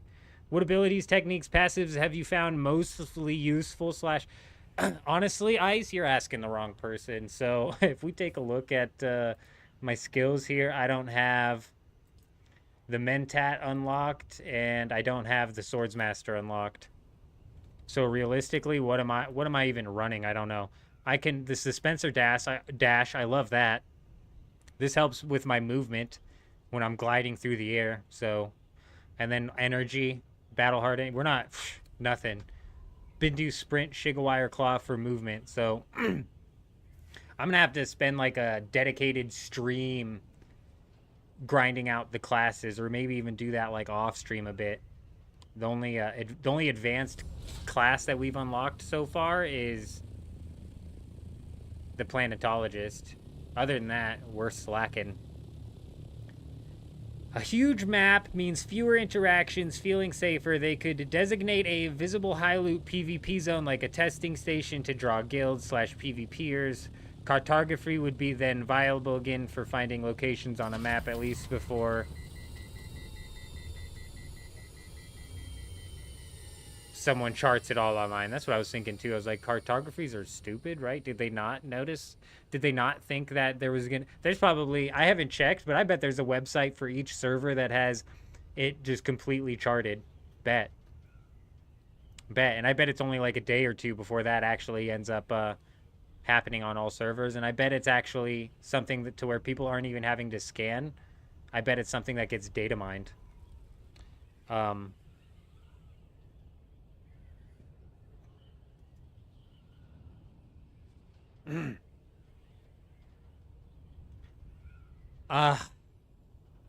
The deep desert can't be all PvE. I don't know, dude. If it went all PvE and it was like, they can't, it would just be, this is too flat, dude. It's like they would have to rework this whole map to make it function similar to the Haga Basin. Otherwise, it would just be like a uglier and more flat Haga Basin. It is an uglier and more flat Haga Basin, but if they were to go and swap to go PvE exclusive and really just make a left-hand turn, which I don't see happening, but if they were to do that, they would have to just, in my opinion, just delete the deep desert, and then just from there expand on the Haga Basin, and then move the tier 6 combat somewhere into the Haga Basin. Keep the PvE zone of the deep desert, because realistically, like, this ain't it, bro. This ain't it for PvE, and I don't even think adding in a bunch of like land masses helps. And I don't think like the designated PvP zones are enough of a draw, to be honest. I don't think they're enough of a draw for guilds and stuff. And since the combat in Dune Awakening is like meant to be balanced and oriented towards like guild versus guild combat, they really need this like big open area. I think just realistically they need to fix the ornithopter problem that's going on to make it to where ornithopters are not the be-all end-all of combat and PvP. Especially the scout ornithopter with rockets. It's a ridiculous ornithopter to be the be-all end-all of PvP. So if they fix the ornithopters, and then I think if they implemented a system that made it to where PvPers are in more danger than regular PvEers, then I think that the PvE population would be more interested in coming out here and giving it a shot. And like I said earlier, this is, for example, if I'm a PvPer and I'm going after somebody who's farming spice, once I attack them, I'm skulled. And I can lose all but 3 of the items that I have on me, right? 3 of the items that I select that I want the most, that I want to keep the most. So if the person who's harvesting spice manages to flip the table and kill me, he gets all of my items but the 3. So it gives them a bit of incentive to say, well, he tried to PK me, but I flipped the table, hit him with the anti-PK, and we walked away with some loot. And on top of that, I didn't even risk my gear at all, right? Because if the PvEer, the person who's out there harvesting spice, never skulls, they're never at risk of losing their gear. There's a few things that they could do. They're not smart enough to do it. I'm right there with you, Ice. I've played a ridiculous amount of time in the game. I think the base game in the Haga Basin is really good. I'm excited to see what sort of... I think that if they expanded on the PvE and added in some more PvE to the game, that it would be even better. Dune really reminds me of Once Human. It really does. Once Human completely screwed their game up because it's not persistent like Dune is, you know, because Dune's persistent. So progress gets wiped in the storm, but not like your overall progress. But this whole MMO survival game genre, I think, is a really popular genre. I think that Once Human was massively successful when the game first came out, and I think that's because the PvE in that game is crazy, bro. It's crazy diverse in that game. Yeah, Dune has potential, a lot of potential.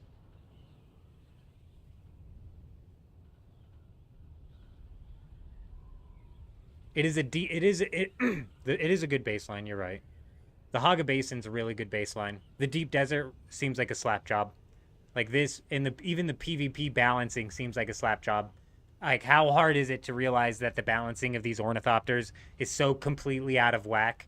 Not hard at all. Literally picked up on by the community in a matter of days after getting out into the deep desert. You know what I'm saying? So testers aren't doing their jobs. Companies are paying too much into the testing budget. Crazy. And then they let in like a bunch of content creators into the closed testing phase where they're supposed to be providing feedback, but it's in reality everybody who's in the closed testing phase isn't there to provide feedback. They're either there to like fletch out the game early to drop some of that early content, or they're just fans of the game trying to get into the game and play it as early as possible rather than like actually fletch out any of the bugs or like help. That's why I don't typically like sign up for or look into playing like any like early access or closed testing or anything like that, because I know damn well I'm not there to help them with the bugs. I'm just there to play the game.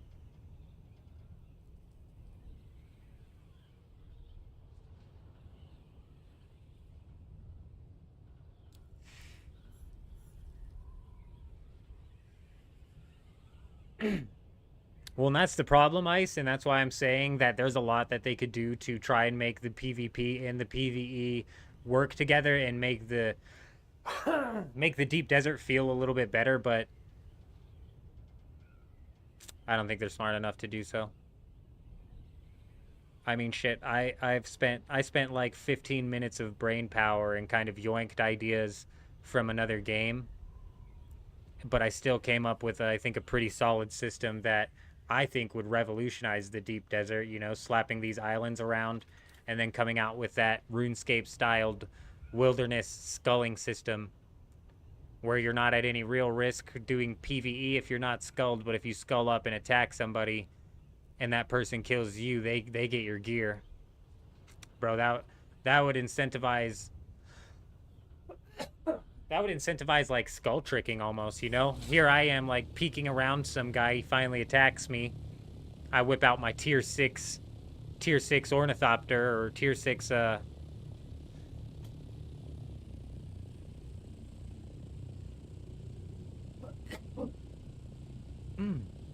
I have no idea what I have no experience with Conan. So I don't exactly know like what Funcom's track record is when it comes to that. Oh, depth perception level 0 right there, okay. We missed that roof by a long shot. It wasn't even close.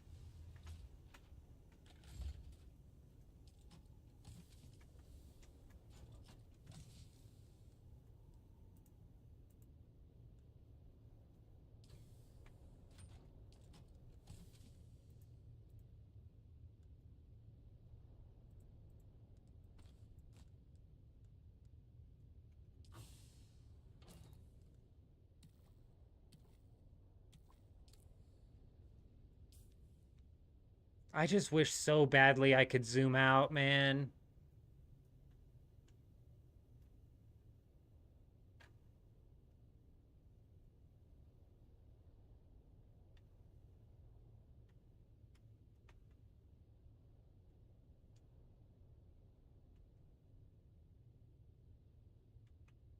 Maybe it was like right here, possibly.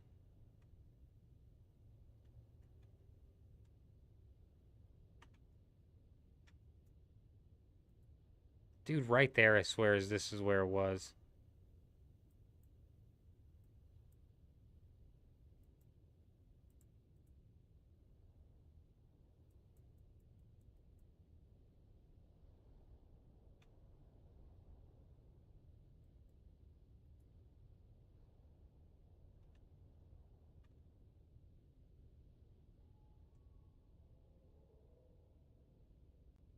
Okay, we're gonna run up this side again and see if I can't find those bases that were hidden.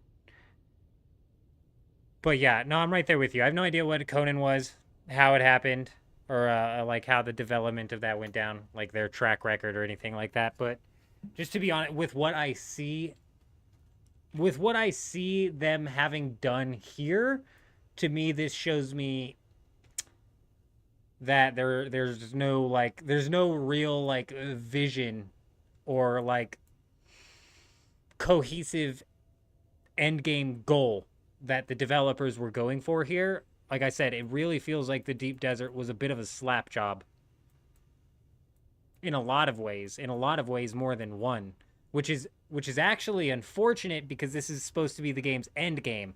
So it's like they kind of burned two bridges here, right? Which is actually trouble for Dune Awakening. But like I said, the Haga Basin is good, and the game is actually still breaking records. Like, wasn't it just the other day they hit another peak? So the game's still really good. So like, I don't want this to come off like, oh, Dune bad. But they kind of burned two bridges here with the PvE players finding out that the very end game is nothing but PvP, and then the PvP players finding out that the PvP zone in the end game is nothing but a bit of a slap job. You know what I mean? So it's we'll see what happens. It'll be interesting to see what they come out with today. It's a 3 a.m. We're like 60 minutes off of the reset. So we're probably going to be out in the deep desert when it resets. We'll just find a place to pull our vehicle in and whatever. The bad part right now is even large guilds, if that's the style they're going for, the only thing they have to do is Landsrad, which is total bull, just meaningless work turn-ins for minute rewards. Yeah, you're right. You're 100% right. And the loot system, you're not wrong. No. And you're right. You're 100% right. So even the big guilds, which is supposedly what the end game combat and PvP is supposed to be balanced towards, they have no real and plus we're still looking at a 300 player deep desert cap, which I don't think has been a problem yet, surprisingly. And on top of that, each tile only being able to have like 50 or so of each different guild at any given time, right? So there's that weird system that's going on. So there's a lot of weirdness going on. Yep, that is for sure. Give me a minute. I gotta tie my shoes. I'm about to trip on my shoelaces here. And I'm gonna go grab a cup of water, and then we're gonna go scout out some more bases here, see if I can find them. The reset's coming up in an hour, and I swear the sandstorms come in hot and heavy after the reset, so hopefully.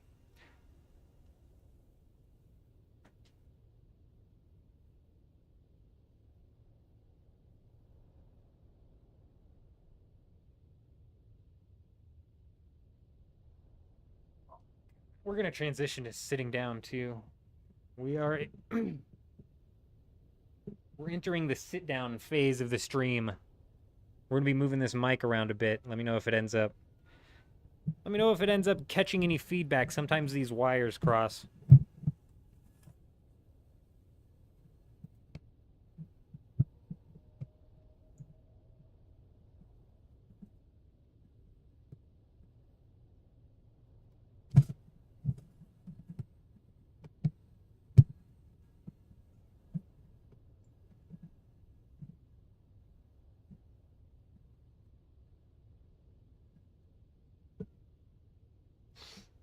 Oh, okay, I'll be right back. You suspect the current state of the endgame is intentional. Minigames launch prioritizing core mechanics. You're not wrong. You're probably not wrong. And hopefully it does. There's a lot of potential here. There's a lot of room for growth and whatnot. Give me a minute. I don't want to squat here. Just give me a minute.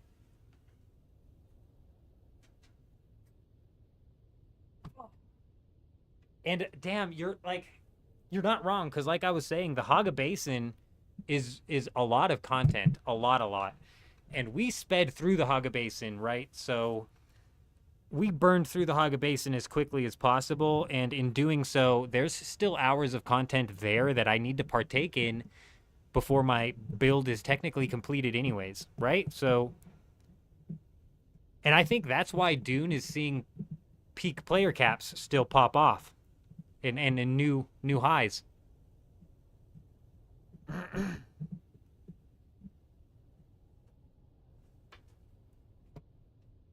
How's that? We got feedback coming through on the mic? It's either like a static or like a constant popping sound.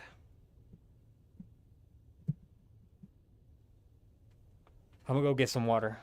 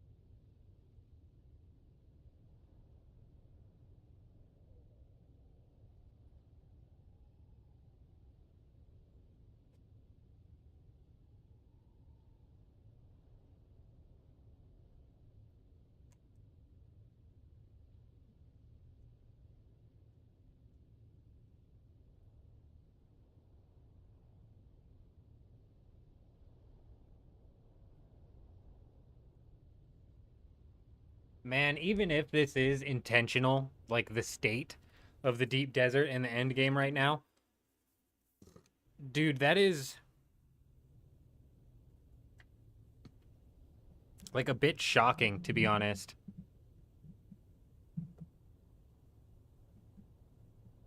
It's just shocking how much of a slap job it is.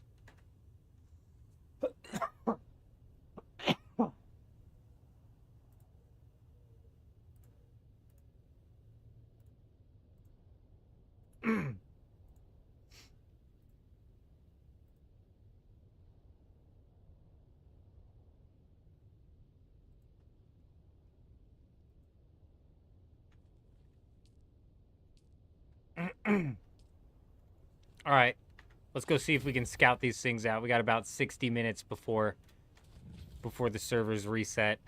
I believe it's just a quick reset again tonight. It's like literally 5-10 minutes. Super quick reset. I could have put the turbos on, but whatever. We'll just leave this for now. I can't believe we lost those rockets, dude. They must have fell into the sand or something, because typically it'll fall out of the storage onto the ground.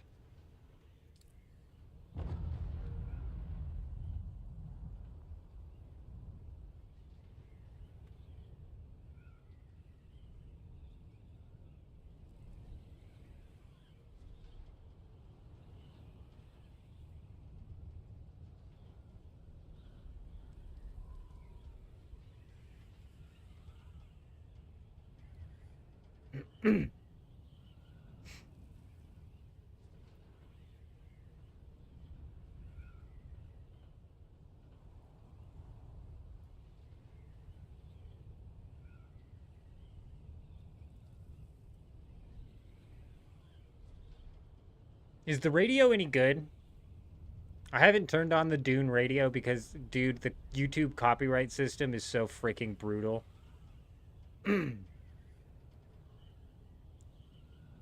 It's so ridiculous. It's just, what's irritating about it is like new games typically will use, you know, some artist's music or something that they have licensed for the game. And a lot of the times I've seen it to, this happened with Hyperscape. Hyperscape, I believe, had an artist create a song for the game. So it was like Hyperscape's licensed song.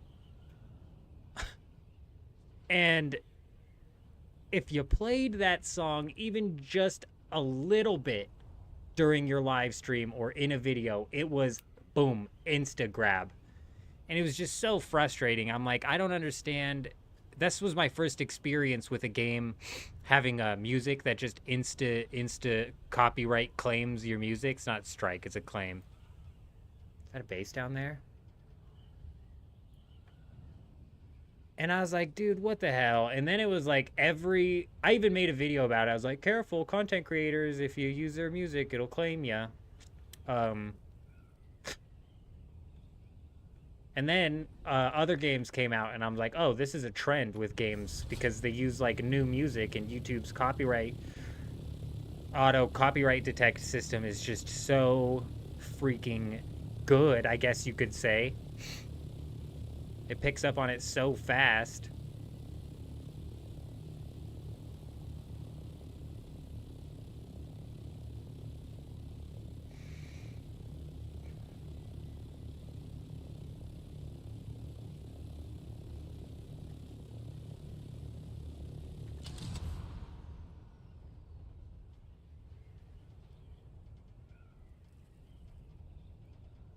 I suppose it's worth mentioning again, if I ever stop responding to the chat and you happen to be chatting to me from YouTube, it's probably because of the BotRix chat connector that's connecting the Twitch chat and the YouTube chat has broken. I don't know what's going on with that thing. It's broken like 5 nights in a row.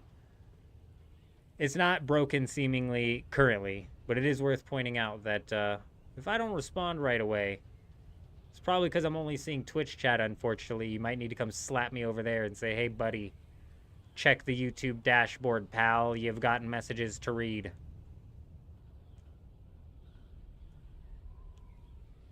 It's always right around this time, too, is why I bring it up, because it's like almost like the BotRix servers do a reset similar to how we're getting ready to hit a reset in Dune.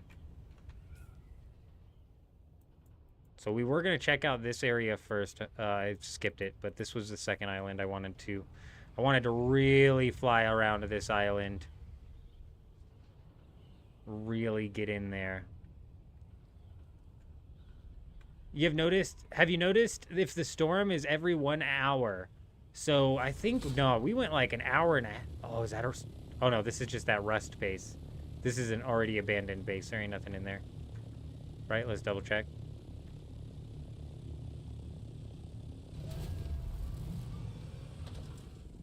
Bro, big lag, biggest of lags. What the hell was that?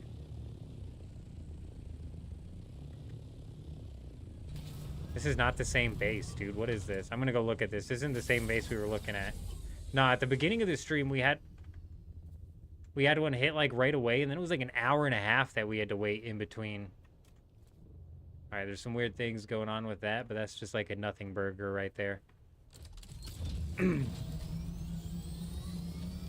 We had to wait like an hour and a half for a storm, and then when the second storm hit, we were all the way over here, but the base I wanted to raid was way over here, and I tried flying to it, but I missed it, and we ended up completely botching that storm. And that's why I was hanging out over there, and it was only about 30 minutes in between storms when that one hit.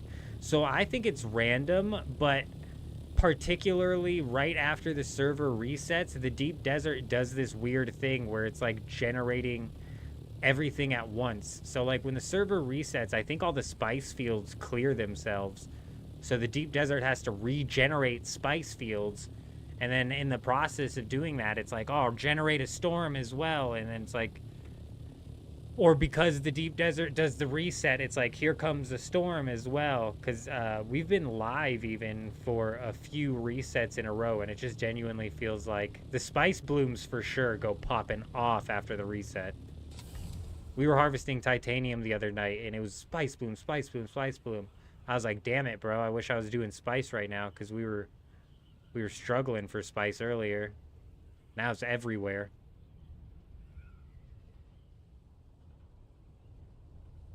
So I think it's random.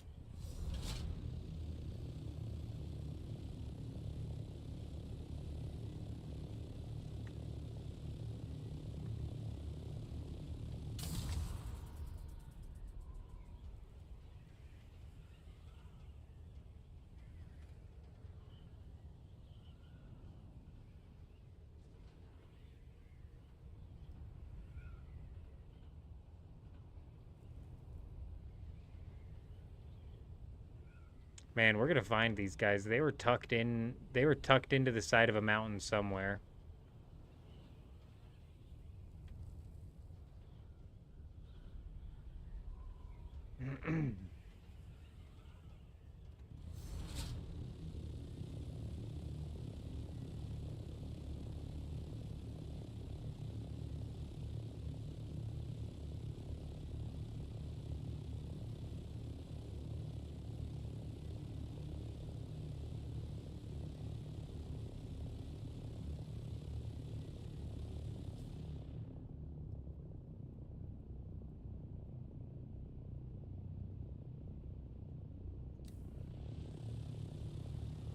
This was the island we just checked, right? Yes.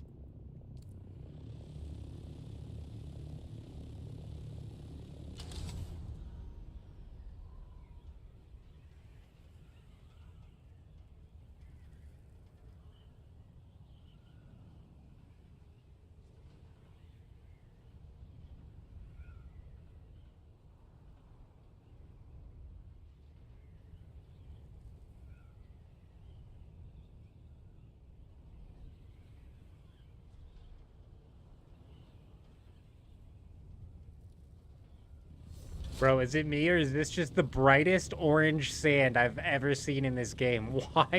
Why is that sand orange, man? Wow. Look at that thing. What the hell? Look, there's maybe I'm tripping. There's some orange sand right here too. Is this orange sand all over the place and I'm just now noticing it?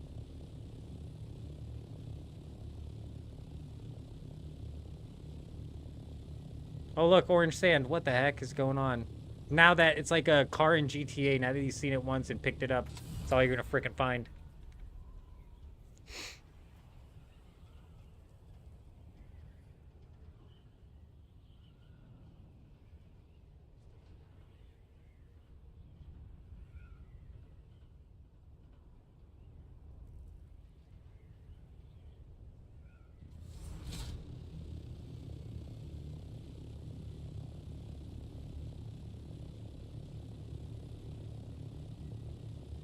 Man, this is another one of those islands that's just packed with titanium. Wait, is this carbon? That's carbon, isn't it? This island tricked me. Yeah, it's just a bunch of carbon. It tricked me the other day, too. Thought that was a base. Okay, well, if this is carbon... Maybe it was down south, dude. Maybe it was this island. Wait. That's that one over there. I swear we were flying around and there was bases carved into the side. It's just irritating because we are getting close a couple days out from the Coriolis. It's entirely possible that these guys bailed. Iceman flying around in the same location. You on the same server? That's the question.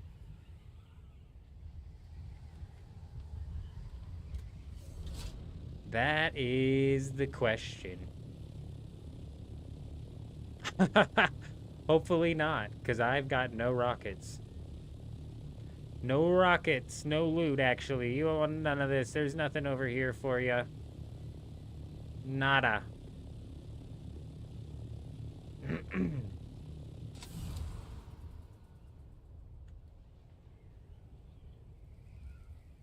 Yeah, we're a couple days out from the Coriolis, and it's entirely possible that these guys bailed on their base, but you would expect that they would typically just abandon the subfief and leave the base there. Like, that's what I've seen people doing so far, is just bailing. Man, you're actually out here you're one of those crazy people out here in the assault ornithopters, huh? It always blows my mind. I was AFK. Dude, I'm telling you. Actually scared the crap out of me. You know how much noise those make when they slam onto the ground? It's so crazy. I don't know if regular ornithopters do the same thing, but I was AFK the other day. Like, say I was tucked in a crack, obviously, because you're hiding from the sun when you go AFK, but I'm tucked in a crack, and then all of a sudden it's like, boom, and it's like the ground shakes, and there's like sand kicking up, and I'm like, oh my gosh. I was like, did a ship just crash right there? Because I thought it was like a crashed ship. And I kind of like look out. It was a freaking assault ornithopter, bro. And I was not ready. I was like, dude, I'm not ready for PvP right now. This came out of nowhere. And I was like, I'm AFK tucked in a corner. I'm like, this guy wall hacked me, bro. He knows I'm here. I was like, we're dead, dude, bro. Nah, he just mines an ore and then leaves, dude. I was like, what the hell is going on? But it made so much noise when he slammed into the ground. It actually like shook the ground. He must have hard crashed into the ground. He must have hard slammed it. Yeah, he just carried on mining and left.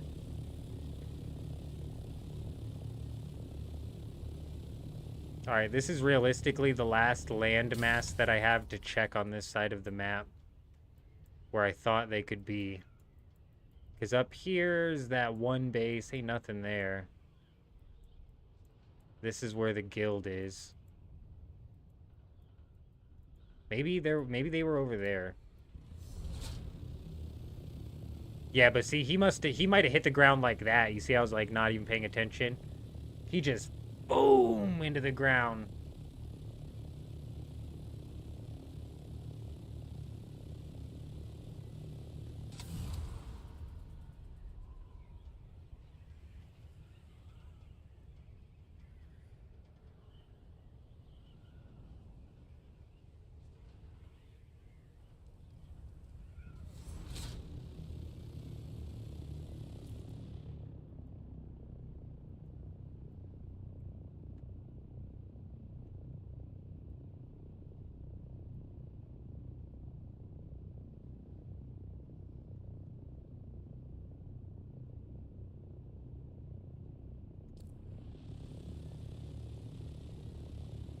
Yeah, let's cut up northeast. I don't know. They must have taken their bases down and just bailed. Because their bases it was fairly obvious. They were tucked in the wall, but I mean, they were like blatant. You could see them from a pretty far distance.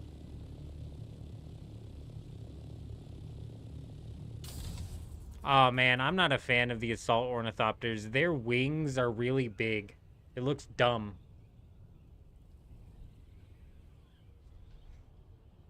And that's why you see a lot of people actually it's about after the 20th trip where you're like, you know what? The 20th trip and no PvP, you're like, you know what? I'm taking the big bird out. Screw this. I want some more inventory out here. Yeah, no, you're right. I just hate how slow those things are, and the wings being so big, it looks really dumb on the screen. They don't handle very well. I think the assault ornithopters need a bit of a rework. Their speed should be very close to matching the scout ornithopter. I'm saying, dude, I do the same thing. I get in my assault ornithopter and I'm like, dude, I can't maneuver. This doesn't maneuver for squat.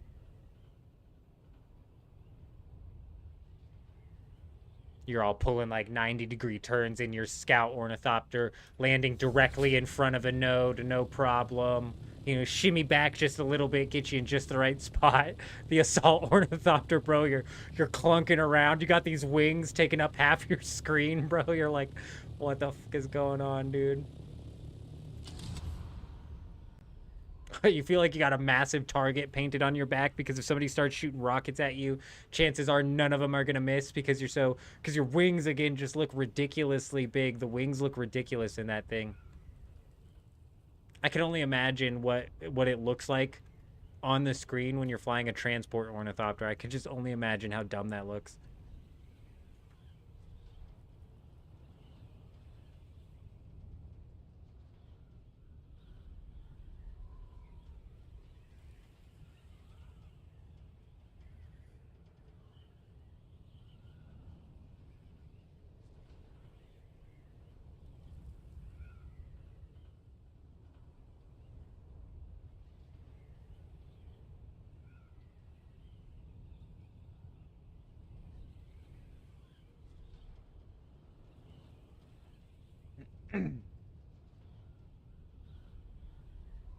This island is a possibility. Any of these islands are technically possibilities. Just don't remember where I ran into those bases at.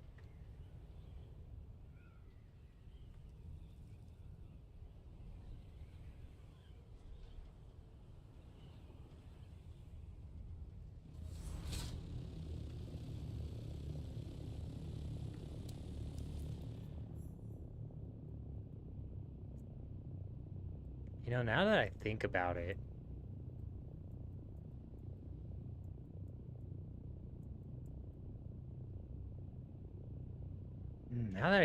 those bases were... I remember seeing the base. There was 2 of them.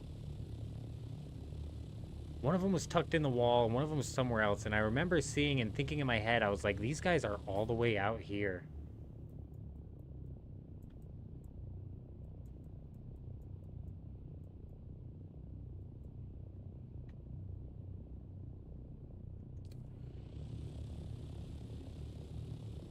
Problem is, we just went up and down the I section earlier. Right? Like, we just went up and down the I section. But I distinctly remember thinking in my head, like, man, these guys are all the way out here. What was that? Man, I hate searching at night.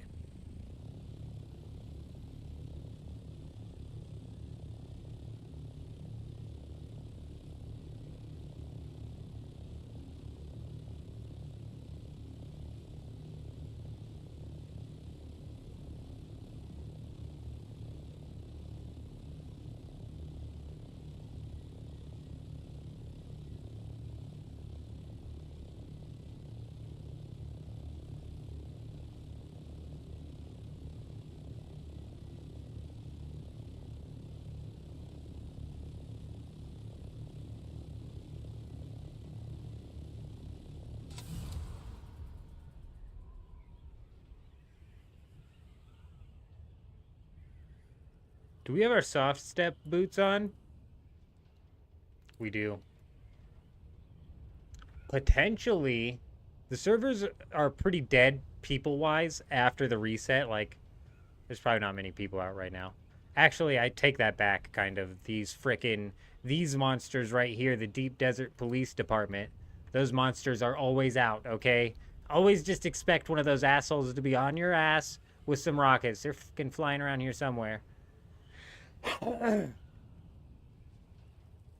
Raiding is incredibly easy. Yep. So easy. There's been a couple raids that have happened in this stream that you can rewind back to. It basically just involves me firing the pistol at the wall until it breaks. You only have 6 minutes to break the base, but people currently right now are building very stupidly inside of the deep desert. Both of the bases that I've broken into... I mean, this looks like where they had it. So maybe they did take it down. And this is out in the I section as well. Like, we're all the way out in I. I remember flying by it, and I was like, oh, that's a nice, like, in-the-wall base. There's 2 of them out here, though, so I'm going to do a quick check. You saw that last one, but it was all pretty damaged. You're right. But it is essentially the same. So it would have taken... If the wall was full health, it would have taken a lot longer to shoot the door down. And like I'm saying, if somebody properly honeycombed their base, chances of me breaking into it with 1 storm are probably slim to none, unless I manage to pick the perfect route. But if I break into a base and I find a generator and then I break that generator and then the base no longer has enough power to shield itself, the 6-minute timer is irrelevant. And then I can break down that base forever. You know what I mean?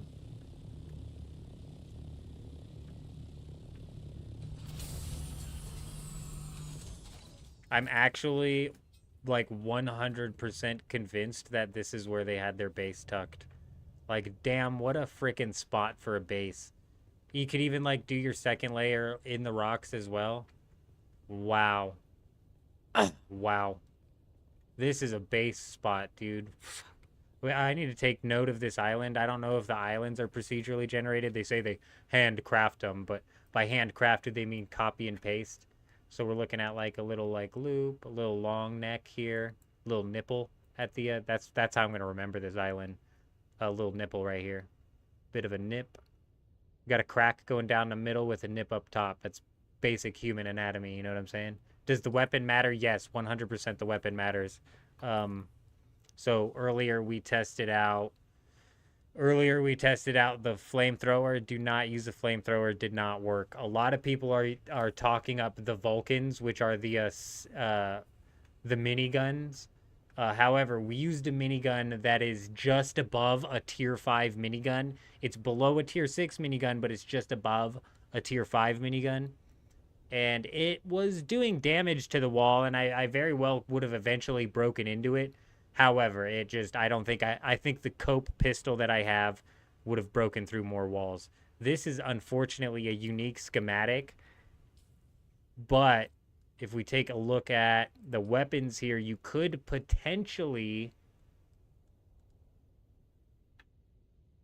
No, that's 138. I mean, that's probably ass. If you have plastinium and you can craft a tier 6 snub nose, this does 218 damage with a clip size of 7, so you might be able to actually with the clip size of 7 on this as well, the DPS might like close to average out. You've got the Cope. Cope's the base raider, bro. Like, I'm bummed out that I used the Cope to kill anything else, because I'm basically going to use this to be breaking down base walls. Up until that is going to change once we start crafting the one weapon that I think outperforms the Cope right now is the las gun, obviously.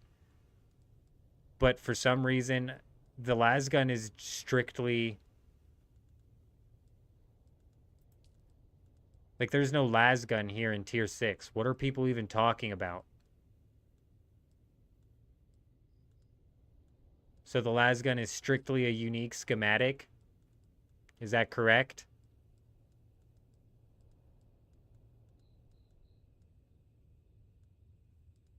Is this the las gun? I don't even know what it is.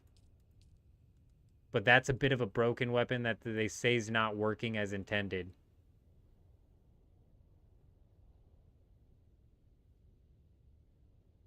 I'm guessing that link right there is the link to the las gun. I do want to see that.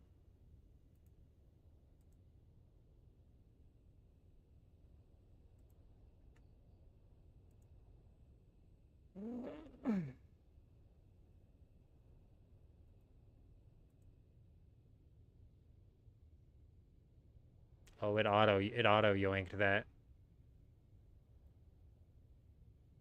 Damn, it deleted that so fast, didn't it? Jeez Louise. I decided to see if it was possible. The desert to farm the late game materials just by myself. Now I know where to raid. Thanks, buddy. I'm not gonna bother to put this on. Actually, it's not that much of a pain. Give me a second. It's not that hard. It's just I have my sound settings set up to where anything coming through Google Chrome gets played out through my television over here. So when I'm like not streaming and I'm watching like a show or something, it just automatically is going to come through the television. Bye-bye basic. Go bye-bye next door. Bye-bye. It's probably going to help if you guys can see what I'm looking at too, wouldn't it? I mean, like, if we're going to do this, we might as well do it proper, am I right?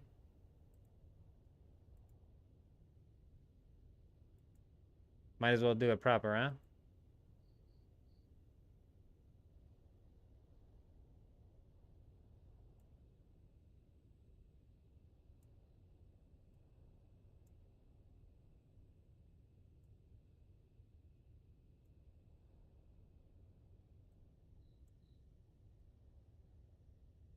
Bear with me. We'll get it, huh? We'll get it.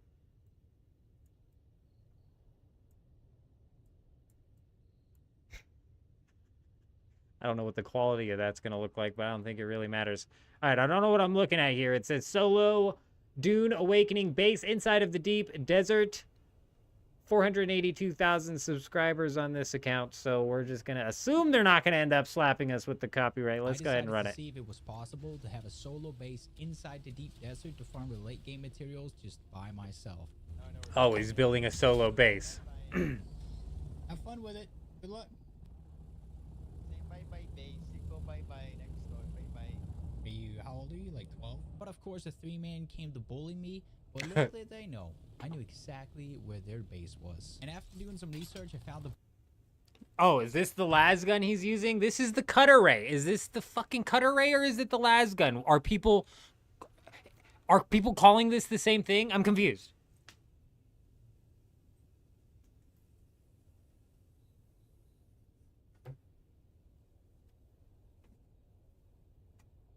Is this the las gun?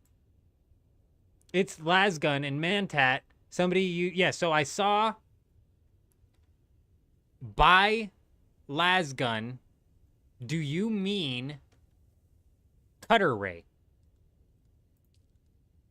Or is it this? Is this the las gun? Is it a unique item?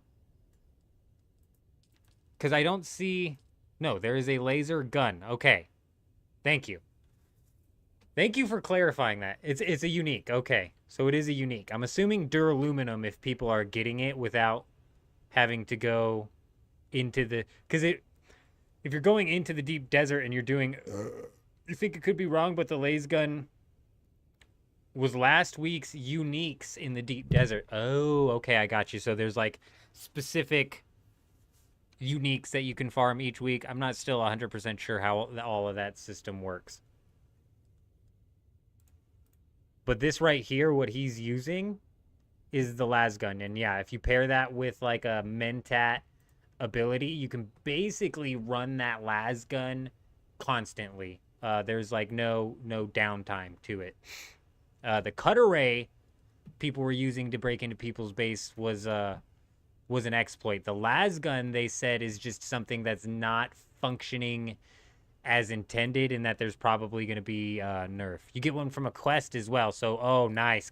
That's where everybody's getting their las gun then, is you can pick one up from yeah, probably one of the outposts, one of the trials in the outpost, one of the quests there.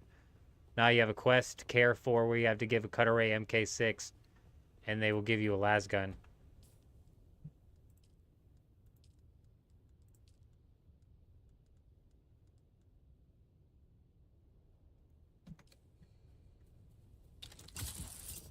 I don't know, man. So the las gun is melting through walls in like 5 seconds, and they said that's unintended. So that's something that's going to eventually get nerfed, which is why I've been staying away from it. However, like I was saying, these Cope pistols, they definitely rip through. And even possibly that tier 6 snub-nose pistol. Oh, and that's what I was actually going to showcase before we got off on the whole where the hell is the las gun frickin' thing. Check it out. This rocket launcher right here, this missile launcher, does 827 damage per shot with a rate of fire of 84 rounds per minute. If we take a look at the Cope's rate of fire, it's 83 rounds per minute at 300 damage per shot. So the missile launcher is actually going to be what's meta for raiding bases. Unfortunately, I don't know what it takes. The rockets that you craft for your... The rockets that you craft for your ornithopter are completely different than the ones that you craft for this missile launcher. So, I don't freaking remember exactly what it takes.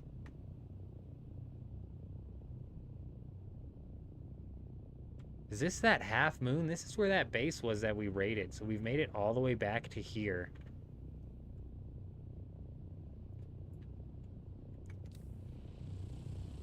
That's what I was saying earlier. Base raiding, there might be like a peak time of the week to be doing that. Because currently, as you can see, we're a couple days away from the next Coriolis storm, which is going to wipe this area.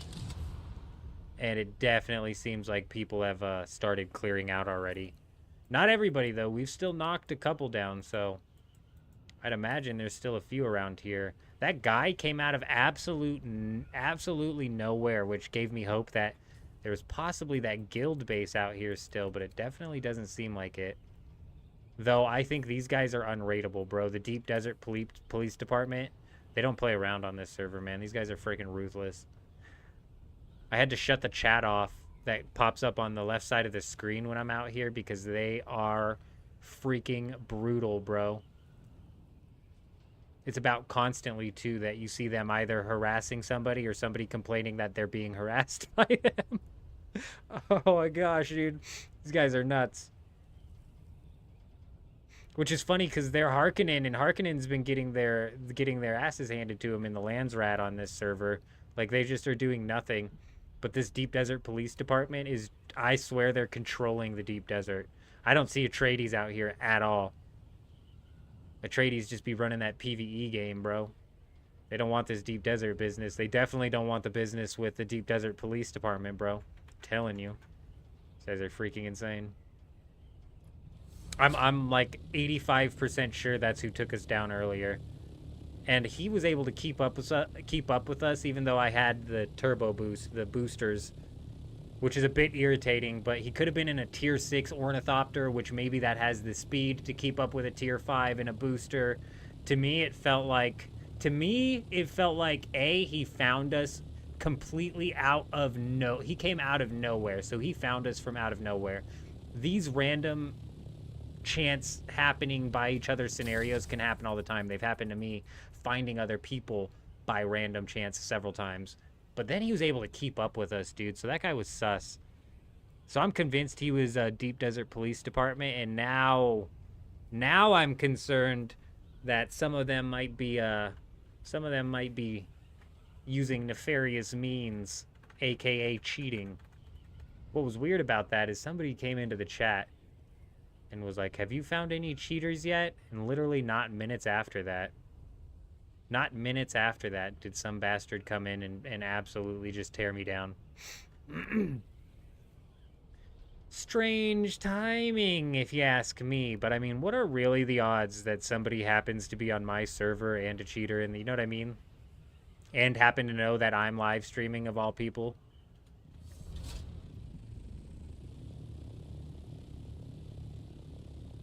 Well, now I'm confused. I thought this was the half moon with the one base in it. We got 29 minutes until this reset, after which we should get some more storms popping through. I mean, there's a lot of zone down here that we haven't searched. I mean, and the F section's pretty decent as well. So maybe the clan base is over there. Let's go 10,000 meters out that way. See if we can't find a place to camp next to a base. Because these storms fly through so fast. If you have a base on your sites that you want to raid, you're really probably better off kind of hanging in that area until a storm hits. Which seemingly are random. We've had one hit, I swear, in like 30 minutes, and then we had to wait an hour and a half for the second one to hit. It was like we came out to the deep desert, boom, storm hits. Hour and a half later, another storm hits. And like I said, we were out of position, so we were all the way on this side of the deep desert, but the base we wanted to raid was over here, and the storm was coming from this direction, so we did not make it to the base in time. It was basically a wasted storm. Which is why I'm saying, like, you really are better off maybe hanging around the area of the base where you want. Scout out that entire area.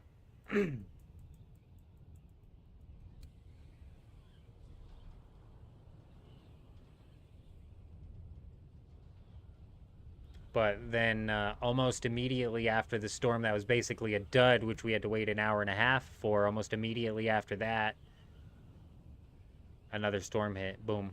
Couldn't have been but like 30 or 40 minutes after that. And like I was saying, oh fuck, dude, I've got the Twitch up. We're like overloading our thing here. Shit.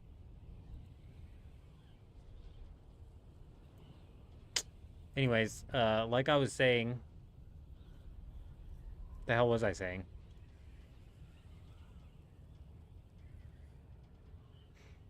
God only knows, man. Really.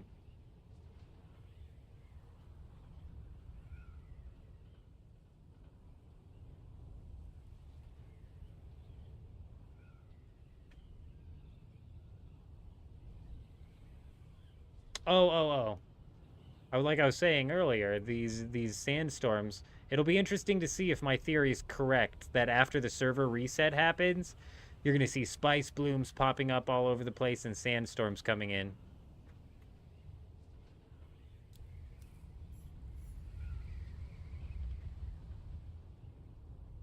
Doesn't that just look like a perfect spot to put a base? I'm going to swoop down here for a minute.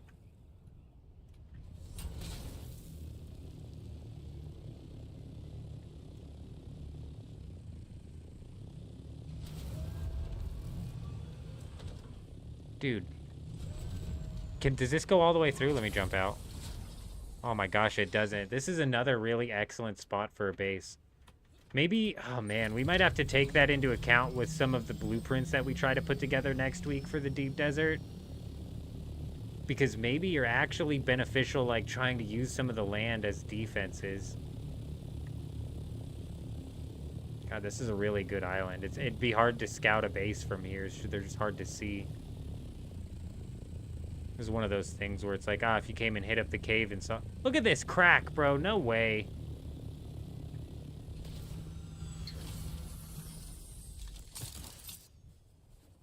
Oh, what the... What is this, dude? This is perfect, bro. God, it's so good. Not for like a mansion, but a hidden cave, dude. What are the chances that there's just a free cave sitting right there, bro? Tell me somebody hasn't been there, dude. They had to have cleared their base already. If somebody didn't pick that all week, my God. That's so sealed that I might not even get the 5-minute warning trying to log out from there. I don't know if it was a bug, but I found a spot in the deep desert. I went and tucked myself in a crack and I was trying to log out. And, and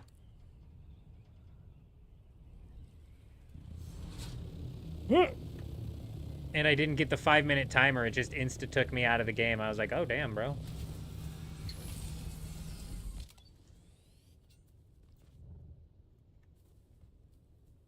All right, I'll be right back. I need to repair the wings, and then we'll be off.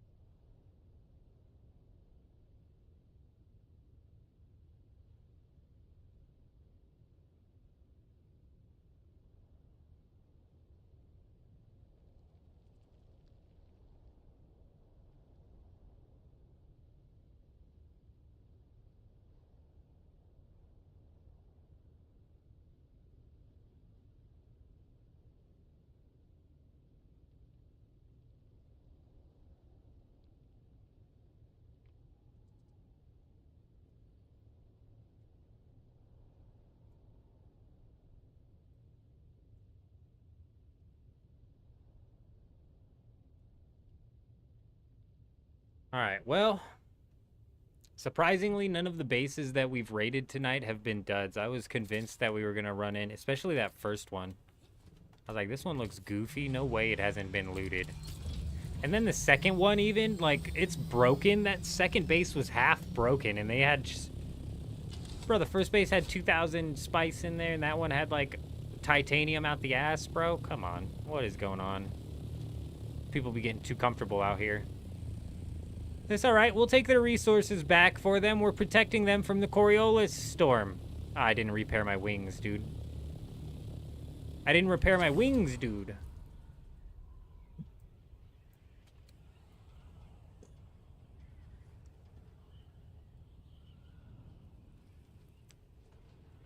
This is right around where that one guy picked up on us.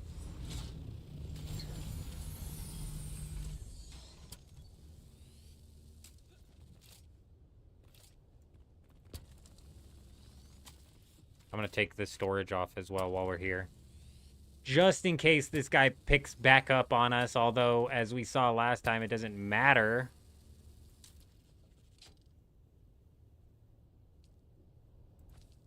It doesn't matter. He's gonna be able to attack us anyways.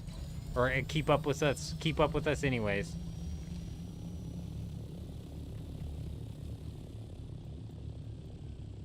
But yeah, there should be a big wormhole.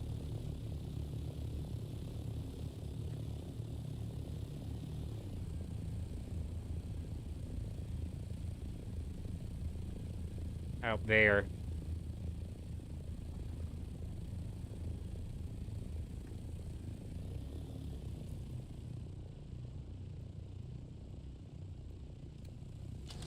I don't see the base, though. There it is, there it is. I was like, maybe this isn't it, but it is, it is. This is where he picked up on us at, so I gotta be careful. We're heading down,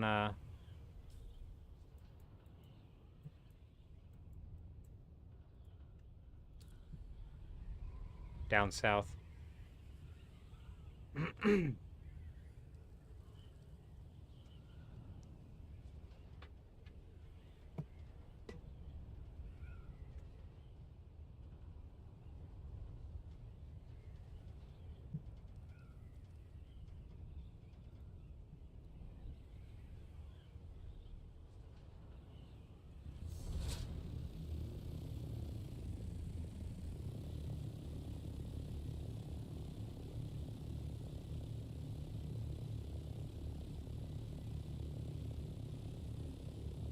God, that freaked me out. I was like, oh no, we got a shadow of a guy. No, that's a sandworm.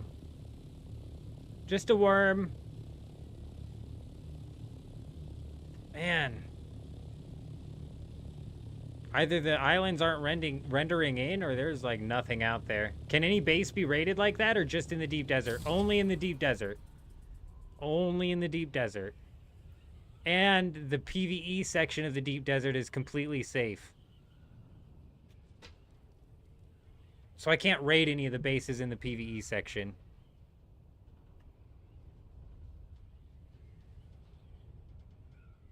Yep, no, if you're in the A zone, you're good. If you're in the PvE section of the deep desert, you're good. You have to be bases in the PvP set. Whoa, did you see that? That was an ornithopter, wasn't it? Are we being chased? I think we had I think we had an ornithopter rendering in over there. We might be being chased.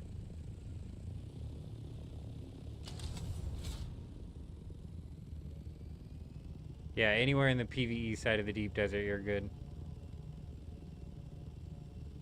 I'm not convinced that we're safe.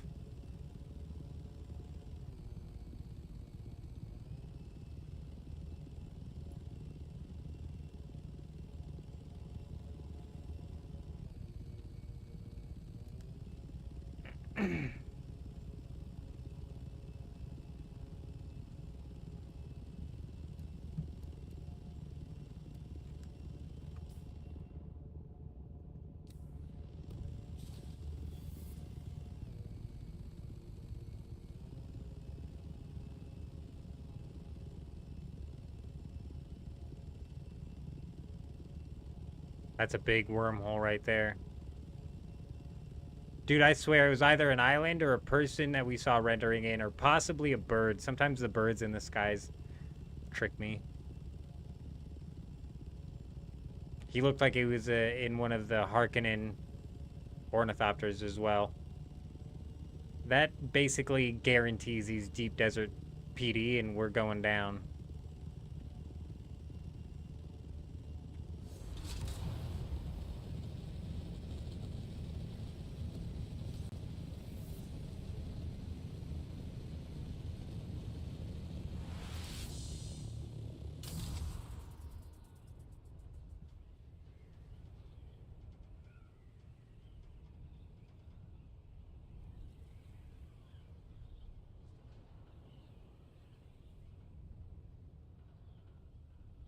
It just sucks because at night it's hard to see.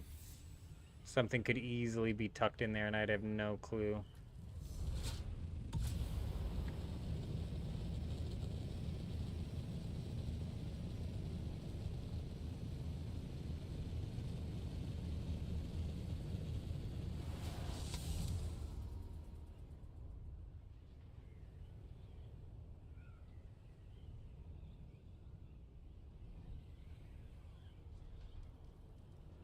$15. 15 minutes to hopefully find a base. But, you know, we've just about cleared this entire deep desert, which is unfortunate. Definitely guild base has been taken out. That or they were never out here. I'd be surprised if they were flying a transport ornithopter. That might be a base right there. I'd be surprised if they were flying a transport ornithopter all the way from the safe zone out here. But it's not impossible.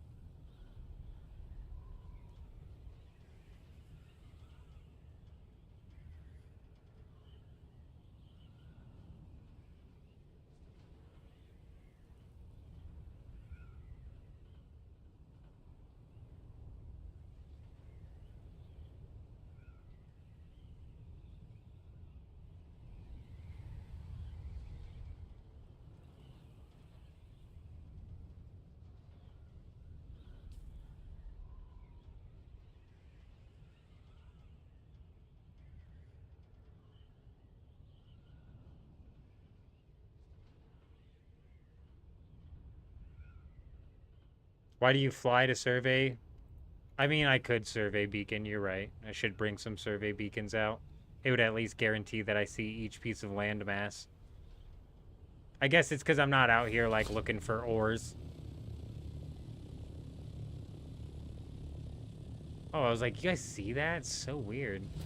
This is just a copy and paste island. This same island is over on the other side.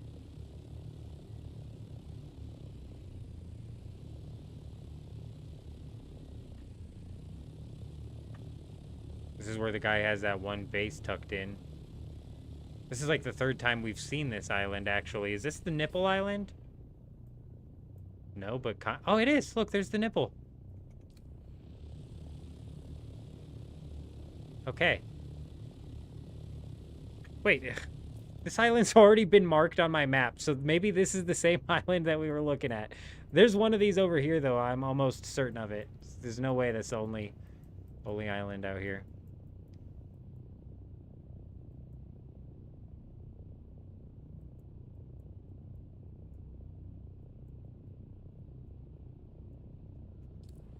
Yeah, so the reason I'm not surveying the maps is because, like, realistically, I'm only looking for land masses right now because nobody's going to build on the desert. And I'm not concerned where, like, the labs and stuff are. Although, like, if I found a base, like, right here, it'd be nice if this was a lab so I could, like, camp at the lab and wait for PvP while I wait for a sandstorm to hit that base. You know what I'm saying? But right now, I'm just like, I can fly up in the air and pretty decently mark out these land masses here. But yeah, a survey would definitely make it to where I'm for sure seeing them all. Because you can see some of them pop in and out. Like, there's a big rock over there that keeps popping in and out. I'm about to fly that direction. I mean, we're running out of freaking land masses to check. Deep Desert seems like 90% flying sim. It is, you're right. It is almost like a different game, you're right. It's shocking. It's jarring how much different the Deep Desert gameplay loop is from all of the rest of the game. It is jarring. And the PvP is just not good. It's not balanced and it's not fun. It's not good either, so that doesn't help. Definitely just like an aggravating factor to the problem.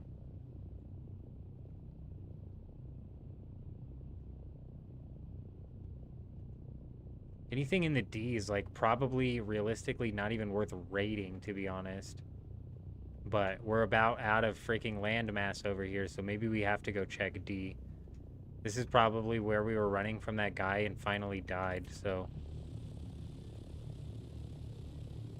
You'd remove all vehicle guns personally. You'd love to see large-scale faction versus faction infantry combat.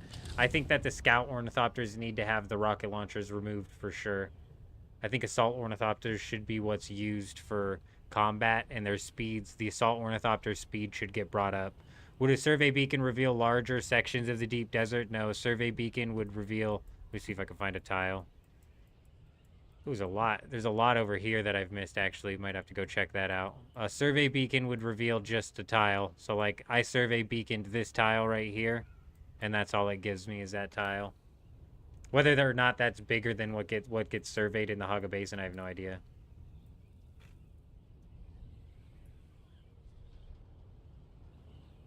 Also, if I survey the map, what sucks is I don't know if I've checked the landmass. Because I've flown past this, I've knocked that, so I'd like know for sure. And like down here, though I think this is where I was running from that guy, so I might not have checked these very well. Let's swoop back by this. This might have been where I was running from that guy.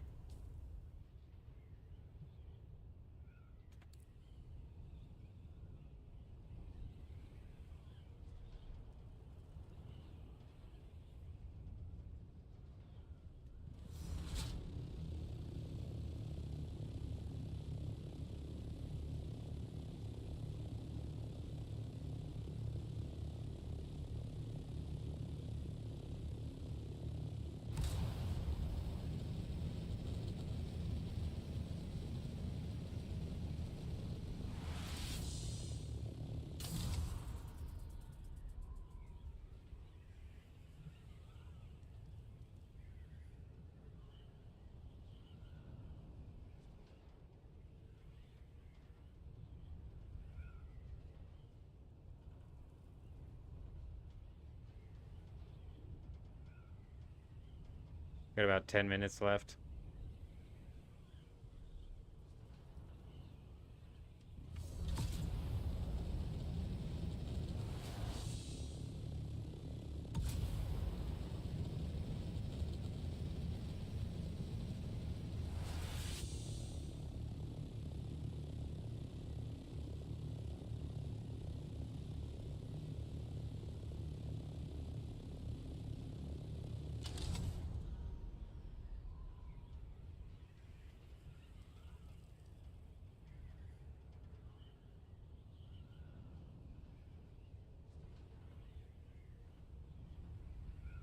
This is definitely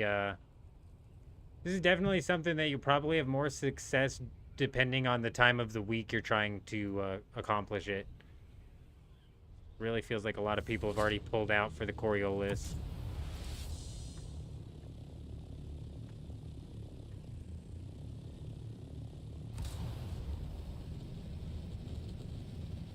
That just does not feel like it's making me go any faster at all.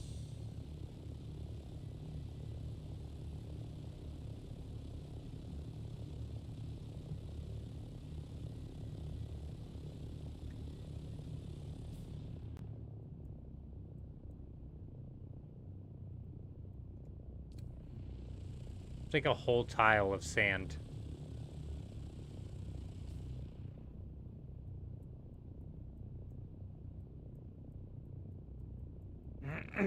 Maybe we're missing stuff over here.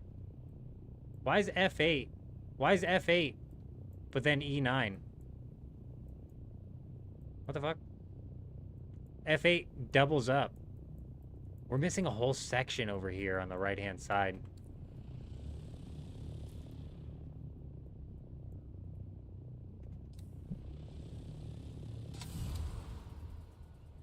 Yeah, we're missing a whole section over here.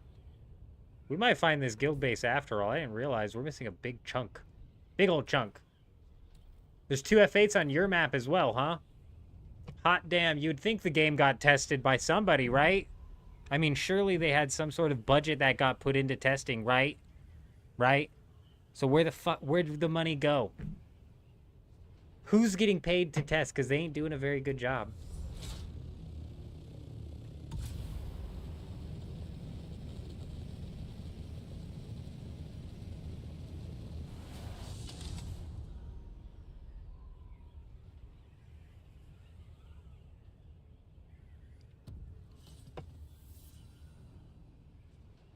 Have we gotten any sort of ETA? I'll check Discord. We've got about 8 minutes here. Speaking of which, I need to find some land. Looks like we're just dealing with sand over here. Yeah, we are just dealing with sand. Sector D9 is nothing but sand. It looks like all of the 9 section is nothing but sand. That's a bit concerning, especially considering we've got only X amount of minutes until the server shut down. I cannot, have the server shut down on sand here, otherwise we are fucked.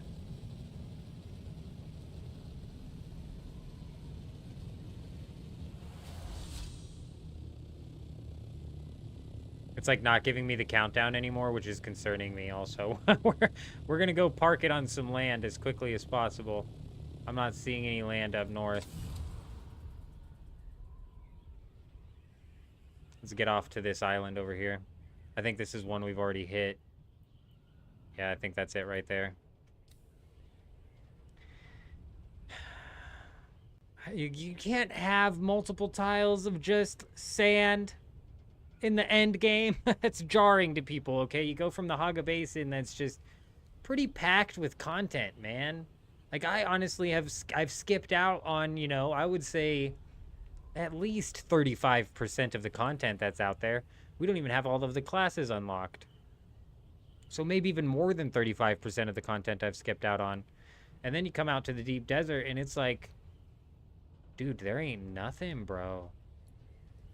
It's on purpose, you're right. Treasure hunting build after this reset. Nice, bro.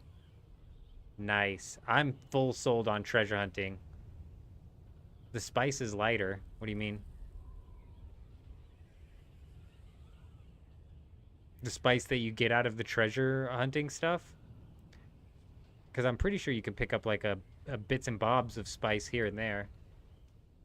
Yeah, so when you're gathering spice, it's has the volume. Are you saying that you could carry more spice in your ornithopter storage if you pick up all of that spice from...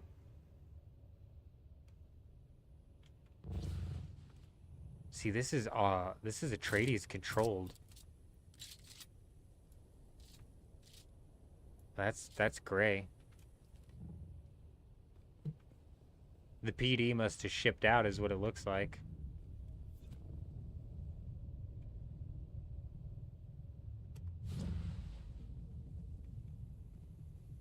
Instead of it being like 20 volume, the spice is 10 volume for the same amount? Really?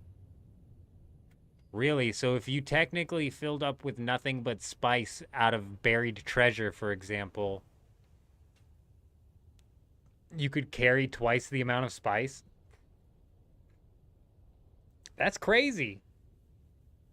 I don't remember getting a whole lot of spice out of buried treasure, but I made a video talking about buried treasure out here in the deep desert because I think it's a really good way. I think it's a really good way for solos to knock out some of the tier 6 resources. Oh my god, I thought I was like, is that a base, bro? It's not. These places are so massive, though, there could easily be bases that I'm missing that are tucked into these spots. I think that'll be the key for building a little, like, hidey hole that survives.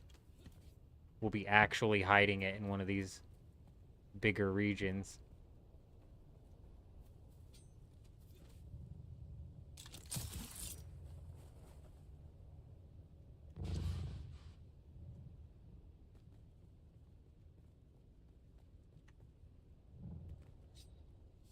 Definitely let me know. I don't remember getting a whole lot of spice out of the buried treasure, but it's entirely possible.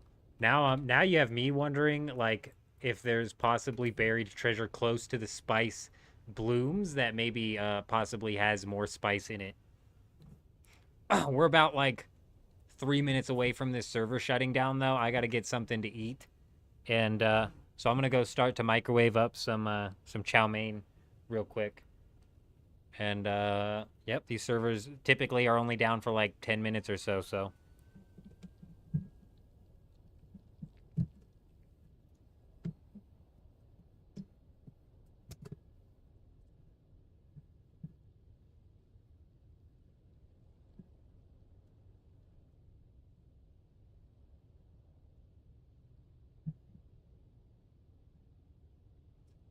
All right, we just wiggled that cord around a bit. Let me know if that caused any sort of feedback with the microphone. We should be all right. It seems to have been doing good lately. Sometimes we get a little bit of like a feedback from like a crossed wire or something. It's really weird. But this server should shut down in a minute. I'm going to go hit up the microwave real quick. Real quick.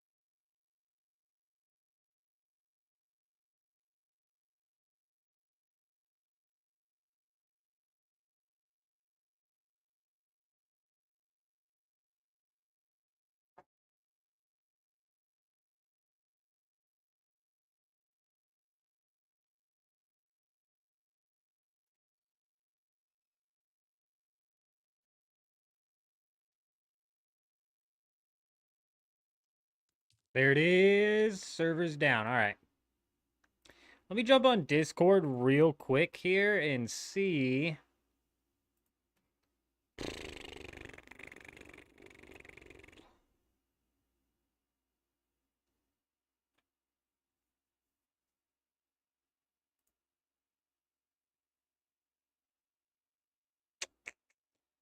Doesn't tell us when.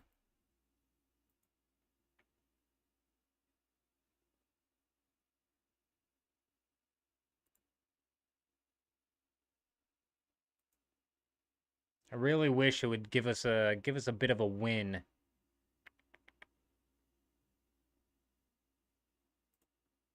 All right, region status, North America's down. No win on Discord. Let me check their YouTube channel right quick.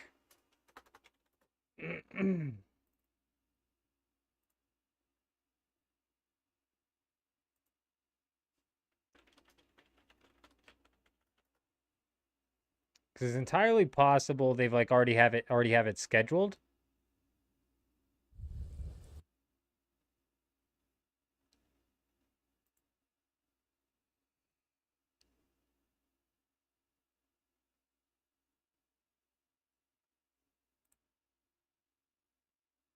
No. Dune Awakening live stream number 84 streamed 3 weeks ago.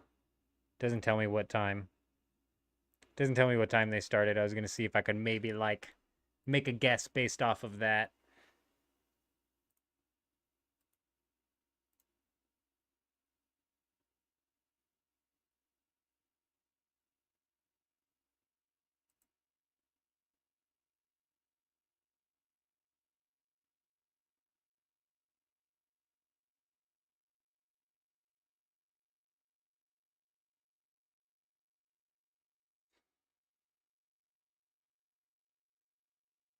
Oh, gross. Okay, hold on. We've got some new information here.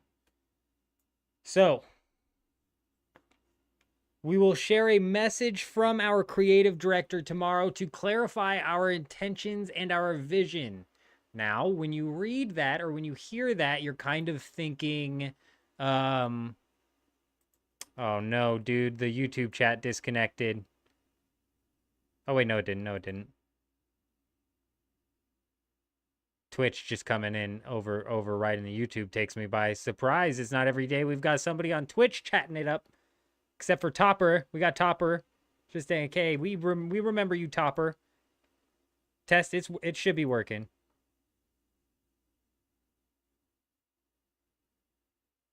Unless I jinxed it. But when they say they're going to share a message from our creative director, my God, there is a big delay between when the chat comes through on the YouTube dashboard and it actually gets pushed through on the bot rigs. That's crazy. When it says that they're going to share a message from the creative director tomorrow to clarify their intentions and their vision, you kind of definitely think that it's going to be a video or possibly even a live stream of some sort where they sit down and they talk about it. Somebody says in a reply, they say, I'm glad to see that the video is being made after that Ask Me Anything. It seemed like there was some confusion within the community. Dune replies to that saying we might have a written piece, but the point stands, we definitely want the community to have a clearer idea of how we envision the game and how that vision can be applied. So we're not even going to get a video, you guys. They're just going to post out like a twitlonger or something. I got to, I mean, how lazy, bro. That's just lazy. Now I'm going to have to keep an eye out for like the Discord or I don't even know where else they would post it. Reddit, I don't freaking know. X, I suppose, but that seems to be the last place they post game information. They really dump it out here on Discord. All right, I'm going to go grab them noodles real quick while we wait on these servers.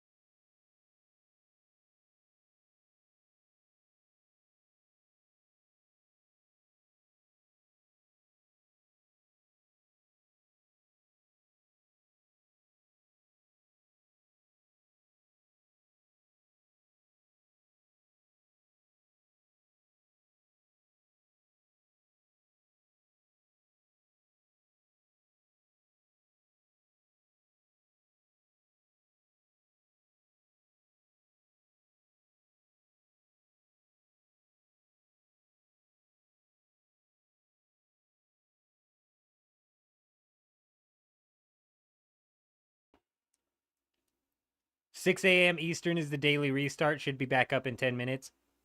Yeah. Correct. 4 a.m. my time. So yeah, it just happened. It should be up any minute now. But yeah, I agree with you, Ice. Depending on... I agree with you. It just depends.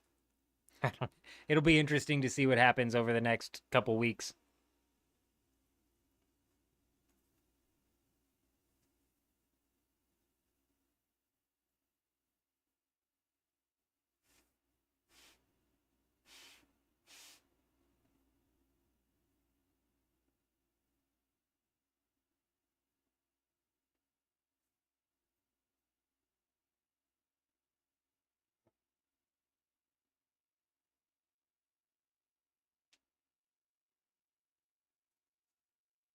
What's funny is I think that the Haga Basin experience is actually really good, even though the PvE is currently in a really bland state.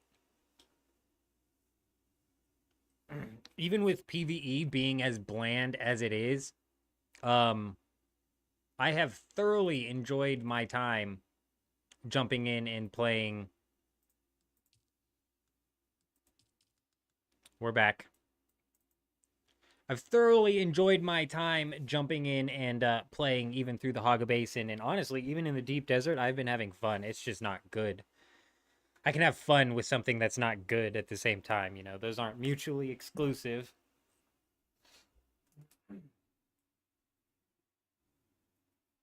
I'm an old school RuneScape player. Okay, we have fun when we're putting ourselves through the most pain. Oh. So that being said, it's like, whoa, I was on a cliff here. The game's PvE is in a really boring state, and yet I still have a lot of fun with the Haga Basin. And so it gives me hope for the future. I do have hope for the future. It'll just be interesting to see exactly how that ends up playing out. Let me know. We did move this mic around a bunch. Let me know if it's getting that feedback. We're back on we're back on here pretty quick though, so let's go ahead and see. Take a look where we're at on the map. I do want to go all the way up this 9 section here because I missed out. It looks like it's mainly just sand. But we've had some of the islands do that pop-in effect, so let's go ahead and hit it anyways.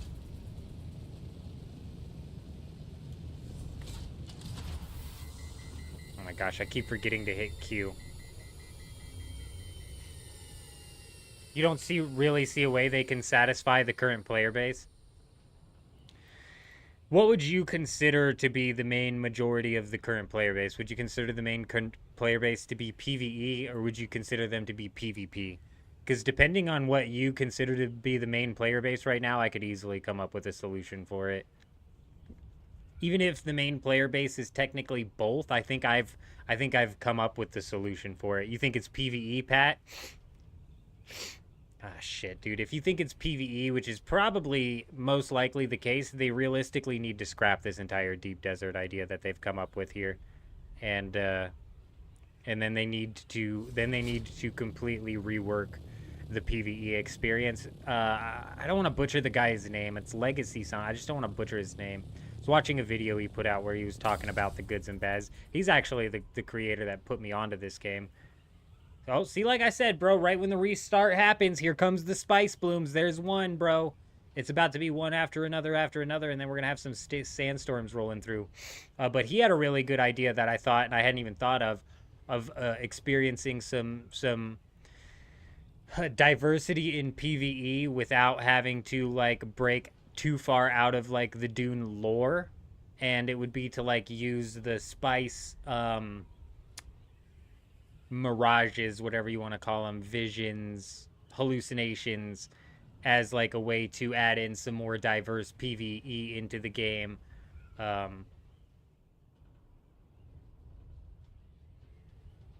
Just something's got to be done, bro. They will. It's just like they did in Conan. They gave up on the PvP and went full PvE for the DLC. Yeah, they're gonna end up doing that again. You're right. You're right. I'm concerned with the DLCs, if I'm being entirely honest. Mainly because the first 4 DLCs on Steam seem like they're gonna be quarterly cosmetic passes, which to me, if you're selling quarterly cosmetics, it's a battle pass, and they just have reworked it in a way to where it's not a FOMO battle pass, or like the cosmetics aren't locked behind challenges, so it's not your technical battle pass. But if you're selling cosmetics on a quarterly basis in a pass, a seasonal pass type form, you're essentially just doing a roundabout way of doing a battle pass. And the first 4 updates on Steam are pegged as cosmetic in nature, which has me concerned that it's basically the first 3 are cosmetic in nature, and then the 4th one is like where it really seems like it might open up and be some sort of expansion. But I'm not really that interested in picking up, like, you know, cosmetic. I don't buy battle passes because I don't give a shit about the cosmetics, and the same thing goes with a seasonal cosmetic pass. Even if there is a bit of a side quest line, you see here, I don't give a crap about the quests either. I want some more content, so I don't know. We'll see what happens. We'll see what happens. It'll be these big ones just doing the pop-in. Has me concerned. Yeah, but here we are, back out to the sector that I know of. And there's the big spice bloom. This is where we got caught out by that one guy, and it's right next to the base that we raided. The base that we raided is right there. We got caught out by that guy, like, right around here. And there's nothing as far as I can see anywhere else. Oh, God, that worm scared me, bro. I thought it was a person.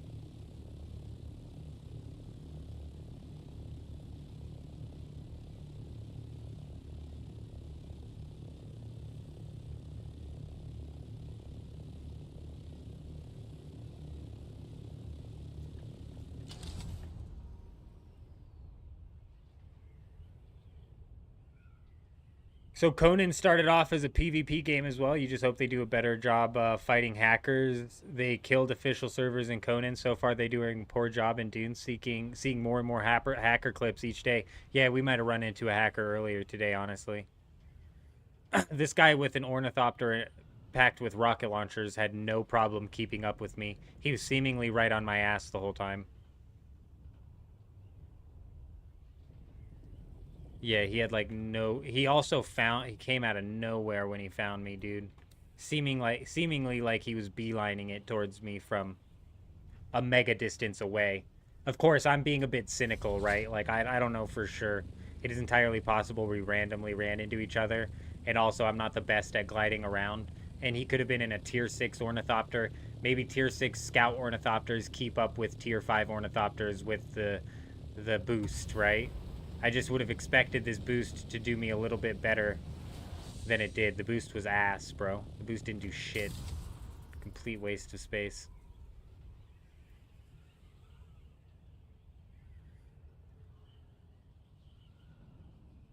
PvP's not balanced very well.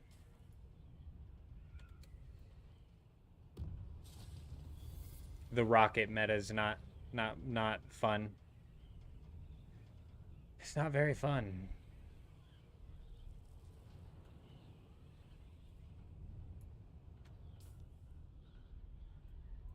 You're still here, just lurking in the shadows, Alicia. Hope you're doing well. We love our lurkers around here. I saw yesterday, I was thinking about you, Alicia. I wasn't live, but my reset came, and it said that the South American servers were still down, and I was like, Alicia, no! No! I don't know if you were trying to get on or not, but they were down last night for an extended period of time. Brutal.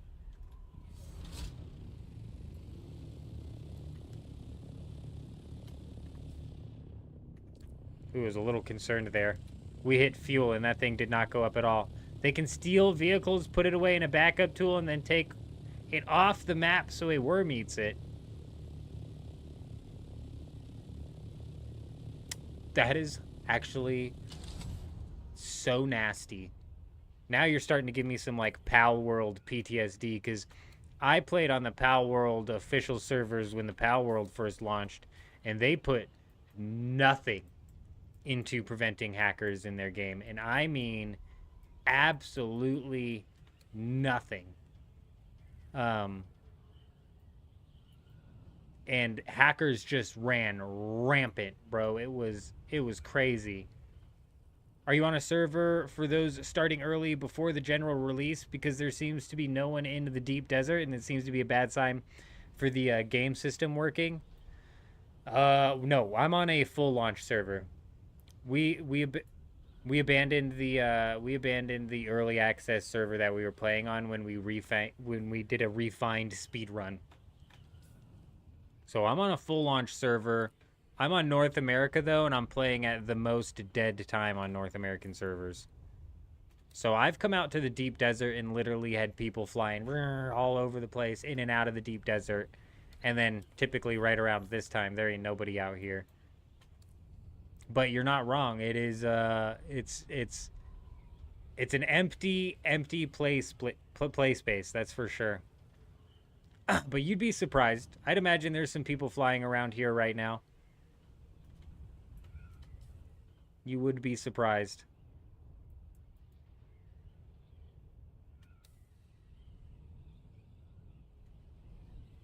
Yeah, you were online at that time. You left the server for the restart, and then it took so long. That's brutal, yeah. Definitely a bedtime scenario right there. I saw them make the announcement, and I was like, no way. I was like, hopefully not my server. Because I was trying to grind out enough titanium so we could get the large ore refinery down. Seen clips of people losing carrier to hackers. Oh, that's brutal. And see, that is a problem.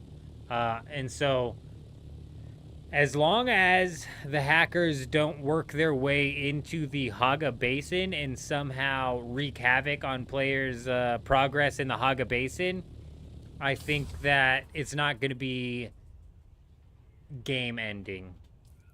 In Pal World,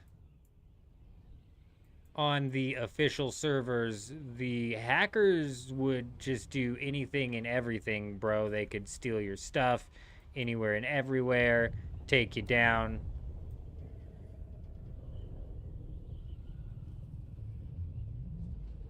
Take you down all over the place. That's a problem. So if the hackers actually work their way into the Haga Basin and they can start griefing people, there's going to be a major problem.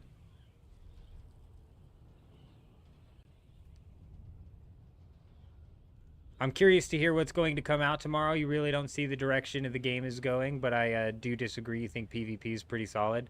I think PvP can fit into the game well. I think the system that I laid out where, first off, you can't have any tiles in the deep desert that have no land masses on them, first off. Way too much sand out here. That shit needs to be fixed ASAP. So they need to, like, triple up the amount of land out here in the deep desert. It's actually absurd. Second off, they need to implement a system in which the people who are attacking you become flagged, extra flagged in PvP, or skulled, if you will, to stay in RuneScape terms.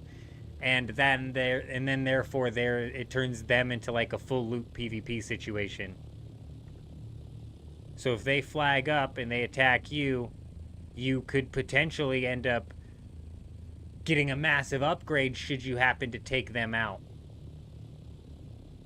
More land in the deep desert would facilitate ground combat. Right now, ground combat is just not facilitated at all in the deep desert.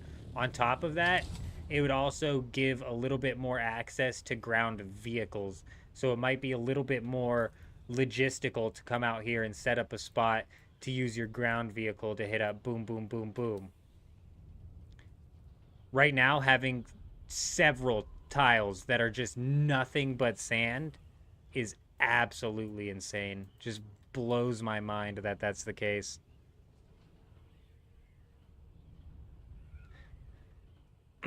Well, the Haga Basin, it will most likely, I don't know if the Haga Basin specifically will expand, but PvE in that section of the game will expand. I don't think they could spread out the content that's in the Haga Basin into a map that's 5 times bigger. I think it would just feel empty, like the deep desert does, because the deep desert feels empty. Bear Paws, how you doing? Hope you're doing well. Since your Ark base didn't decay, you'll just go play Ark if that ends up happening. Yeah, hopefully the hackers aren't able to take too much control of the game. If they can just relegate themselves to the deep desert, that would be great.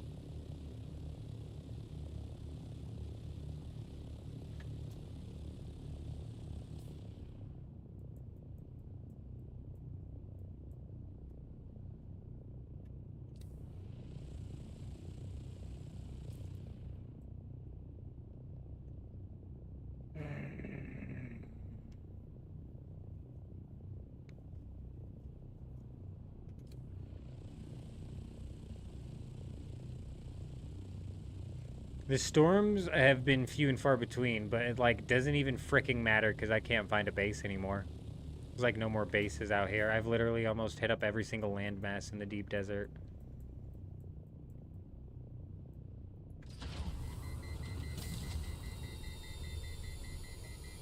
We're doing all right, Bear Paws. We've had a couple successful raids so far tonight. It hasn't been completely without any success. Like I've said this multiple times. I think base raiding and raiding in the deep desert is mainly going to be dependent on the week. I have no idea, OMC. Doing what exactly?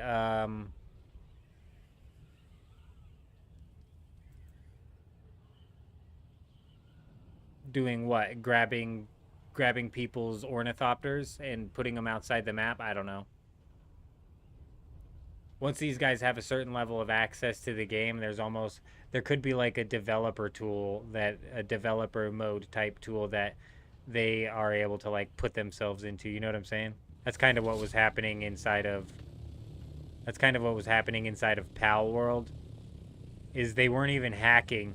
It's just Pal World's anti-cheat systems were so shit that these people were able to put themselves into like a freaking developer mode and were basically able to do anything, absolutely anything in the game. Like the most absurd sorts of things. Spice run? Yeah, I don't know. Oh, we got a decent amount of spice built up at the base, and also we're kind of at the point where it's like we've got the large ore refinery, we've got the medium spice refinery. We don't need we're gonna need melange for everything, don't get me wrong, but we don't need like a whole boatload of melange in order to craft like the advanced garment station or whatever. Being able to traverse the main playing area from end to end in like 2 minutes is kind of small to me. That's a really good point. And hopefully, I wouldn't mind if the Haga Basin did kind of like receive expansions, like they were saying they were gonna have expansions come out that are like parallel progression almost, which would make like the Haga Basin bigger. And that is a decent point. Once you get the ornithopter getting across the Haga Basin becomes very trivialized. Oh, here's some land we haven't searched, actually. Let's give this a good look through here. The hackers in Conan had admin powers. That's good to hear. That's great. Because that's what was going on in... Dude, is it me or are we just, like, not moving anymore? It's, like, lag holding us back. It says 100 kilometers per hour, but are we really moving that fast? I don't think so.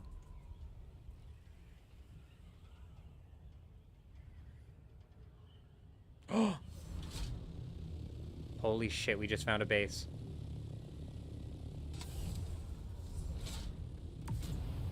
Nobody panic, okay? I'm clearly panicking right now, but everybody relax. Let's just slowly turbo over this way. I'm convinced that the turbo's not even working proper. Actually, it's not even working right.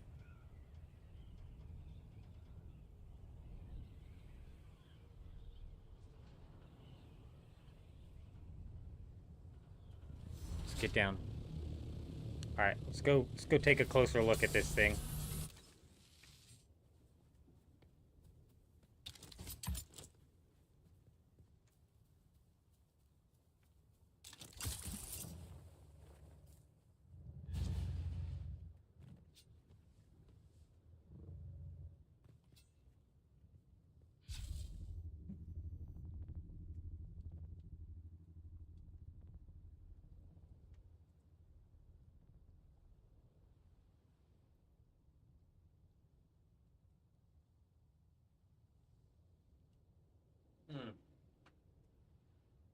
Oh, Ice, I don't know if you were here when we found out or if you're still here, but it seems like the devs aren't even, it's not even going to be a video that they put out. It's not going to be a live stream that they do talking about it.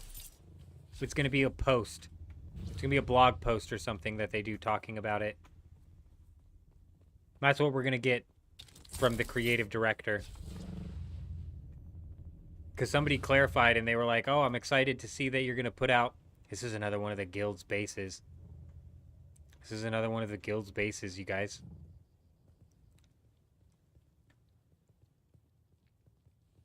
This is an ornithopter refueling station. Where is this base? Where is this guild located, bro? These are the assholes who keep hunting us down. The Deep Desert PD, bet. I bet it's the Deep Desert PD, bro. Who else would it be? Who else would it be? Give me a minute. If we have a storm come through, I can basically guarantee rocket launchers are up in this thing. Also, they hide their sub-thief, but their generators, I bet, are on the backside.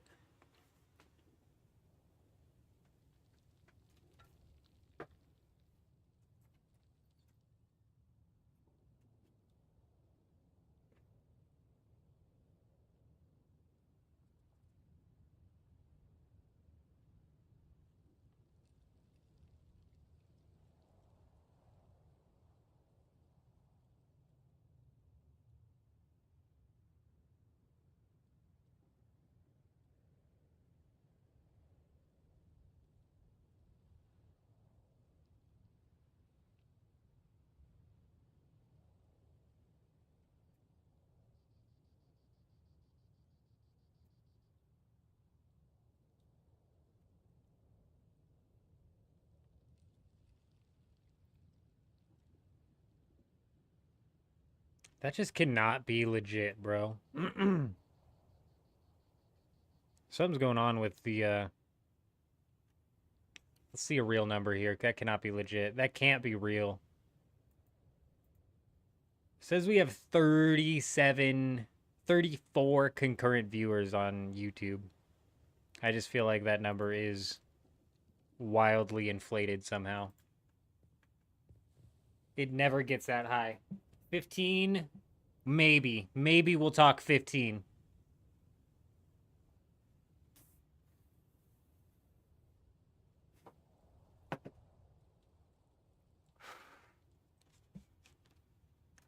That being said, the Dune support has been crazy.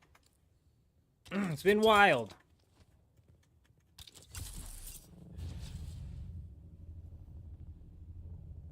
What'd I tell you, bro? There's generators lined up on the backside. On the backside.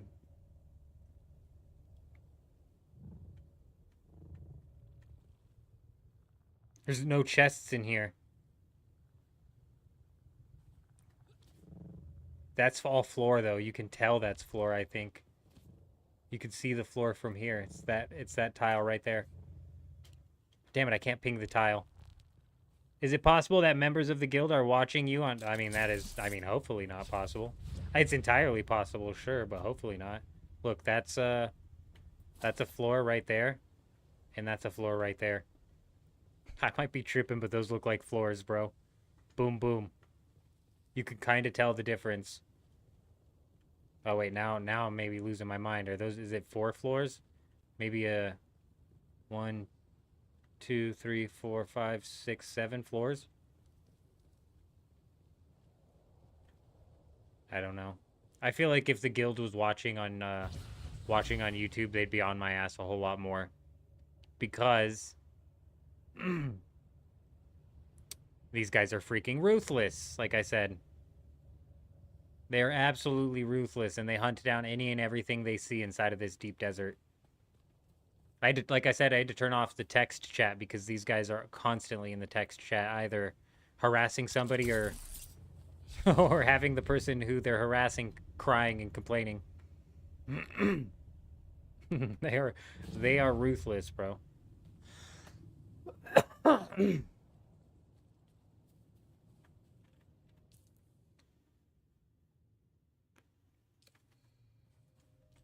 Which is so funny to me because this is 2 weeks in a row now that we've completely dominated the Landsrad, and it's definitely got to be putting these guys behind, like comparatively. Comparatively, it just has to be because 25% reduction in crafting cost is no joke. These guys are in section D4. God, that's so weird to have a D4.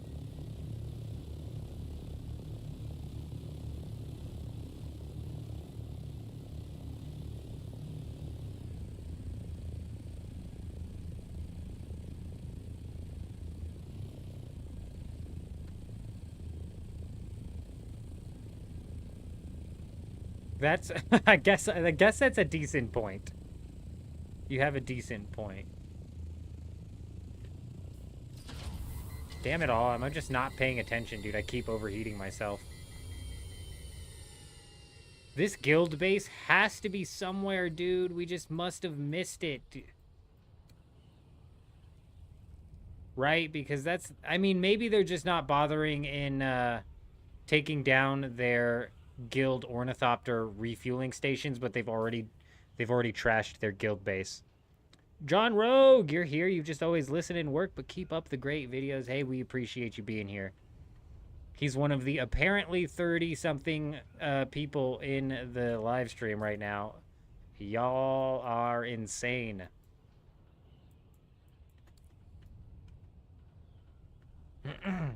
Maybe the guild just decided to not take down their ornithopter stations. It does make sense. Those are basically a nothing burger, right? Like,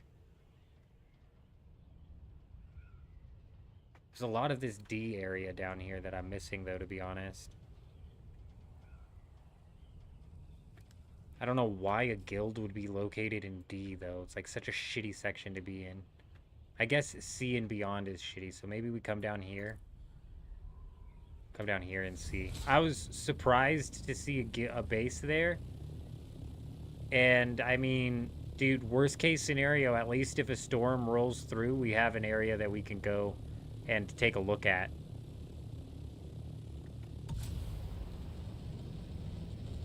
Because even though there's no visible chests there, I'm not fully convinced.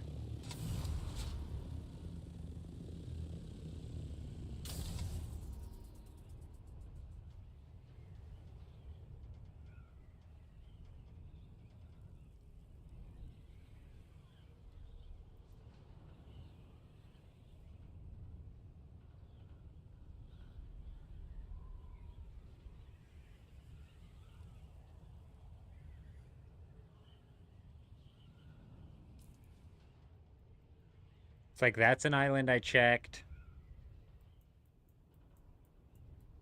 This is why I think maybe scanning the maps would screw me up, because I wouldn't know which islands I've checked and haven't checked anymore. Whereas in now, if I've marked it, if I've flown by it on the map, chances are I've done a little swoop around it.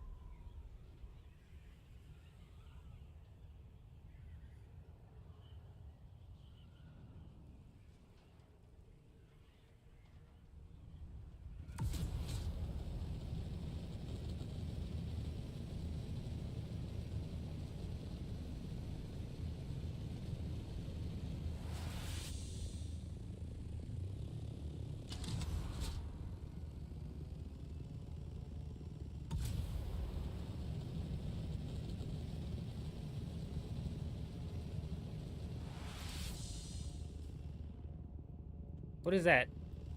What is that shining down there? Oh, it's just the light on that rock.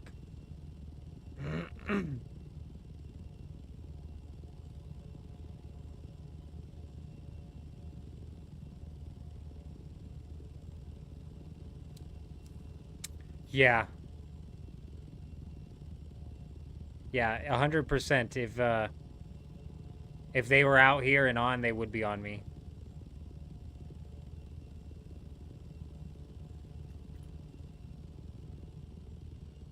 This is the area that they were in too. Which is why I'm just absolutely convinced we would have flown by their base by now. I mean, dude, like there's no way it's in the C section, right?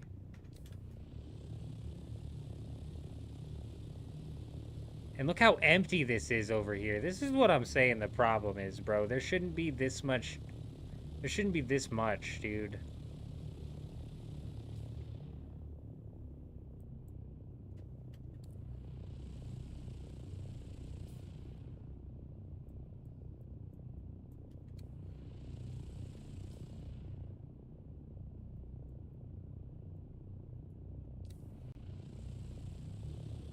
I mean, look, that actually might be an island inside of an area we haven't searched yet. It's hard to tell. It's hard to tell, but that marker is in an area we haven't searched. That might be the island, but this looks like it's closer. Oh, baby, we've got an island that we haven't seen yet. Looks like there's a grouping over here. E section as well. Maybe we shoot across to the E section entirely.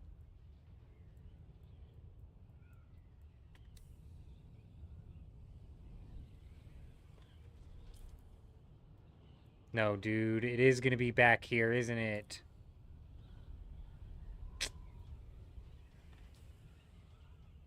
That's what I'm saying. That's just too much sand. All of the E section is sand.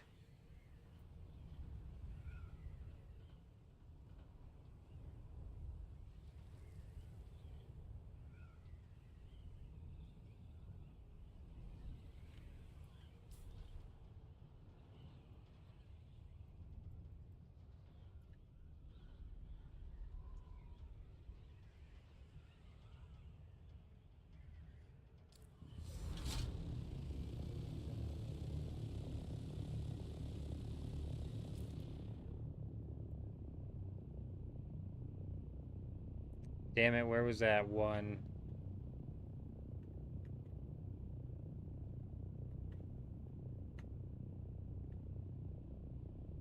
That's not where it was it? Where the hell is it?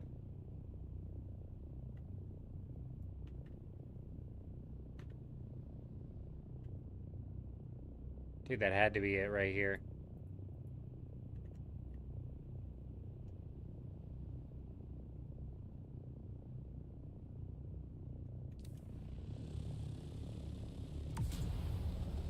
Let's head back. Let's head back that direction. Surely there's got to be a sandstorm hitting soon. So head back over that direction and see what's up.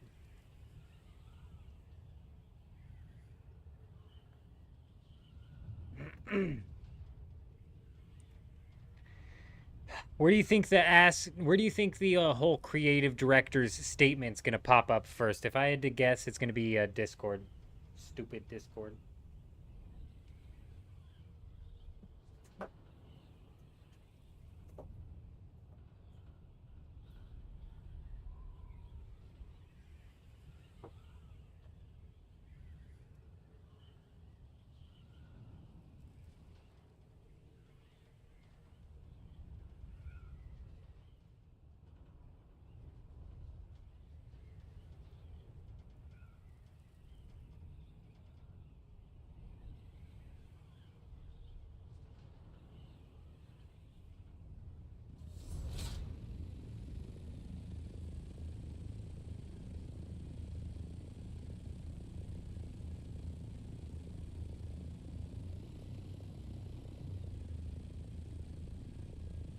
Have I just completely lost my mind? Where was that base at?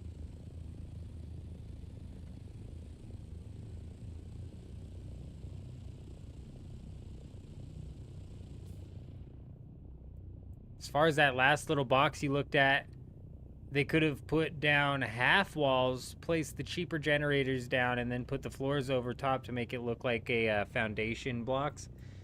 That's entirely possible, but it also, like, to me, I don't know where it's even freaking at anymore. Maybe it's right here.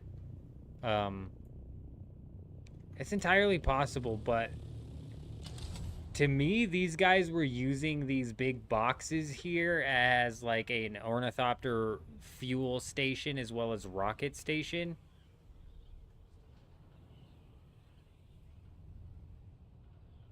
And I don't think that they want, like, their people, like, breaking into the wall or the floor every time they show up there, just so they can grab something that they need.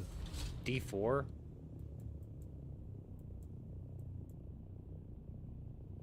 Oh my gosh, it was D4, dude.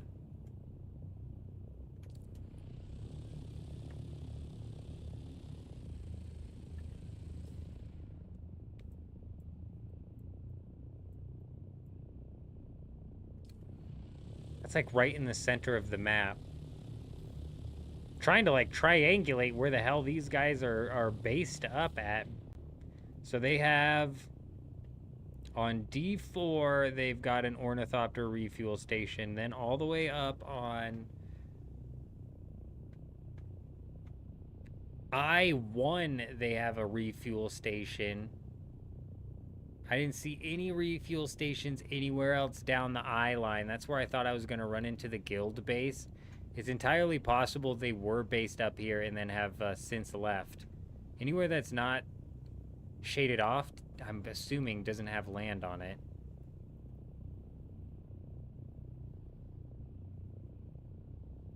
And then we went from here down this way, but didn't really find much.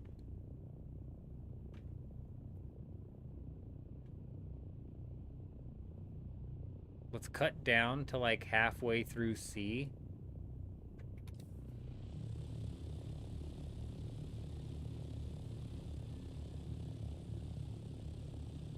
Let's cut down to like halfway through C. And then fly over.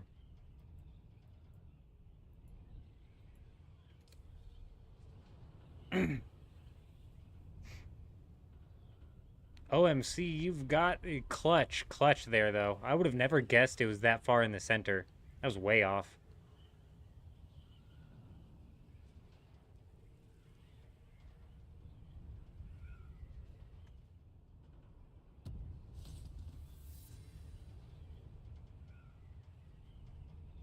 Let's go ahead and check out this cluster of mountains right here.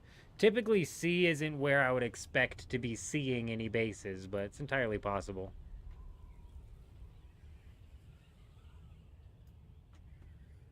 This could possibly be where somebody puts a base up and they end up feeling just a little bit too comfortable.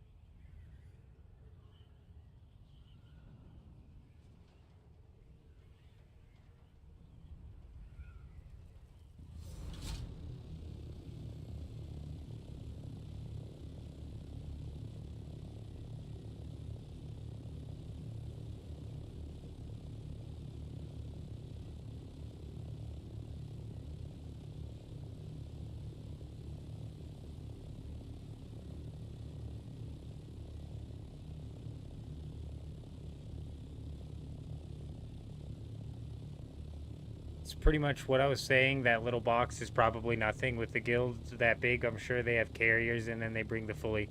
Oh, you're right. That is big enough to fit a carrier. You're right. That is probably exactly where they pick up their carrier. Or their buggy. Oh, now we're... Okay, hold on. If that's where they pick up their buggy...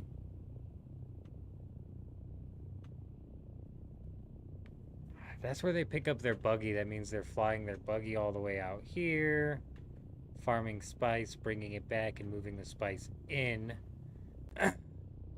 So, I mean, I guess it's entirely possible that they do have a guild base somewhere up in here. That or they're just up in the PvP E-zone. Because now that you mention it, I agree with you. I think that is their, that's their buggy drive, and that's the safe zone right there. So we're literally at the very first thing of mountains. You would never put a base right here. It'd be the dumbest place to put a base. If you're gonna fly this close, you're going to just go put your base back. Because there's like typically nothing in the B section. That's just a section of all sand. So let's get back up and ride like right on the line here.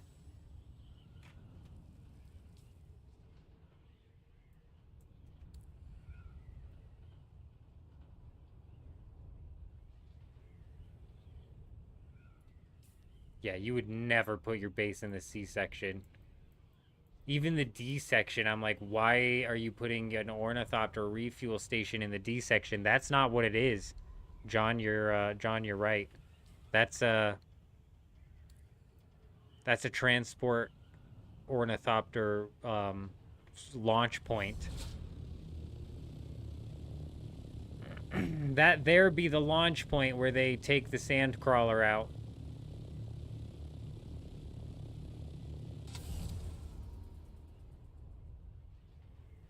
Makes total sense. If that's where they take the sand crawler out, it's entirely possible a base like that does have like some hidden loot where they maybe keep like a sand crawler part or two, some spice from the trip, possibly, doubtedly, but possibly like a hidden chest or something like that. So like I said, worst case scenario, we've now found something we can go try and pick at here.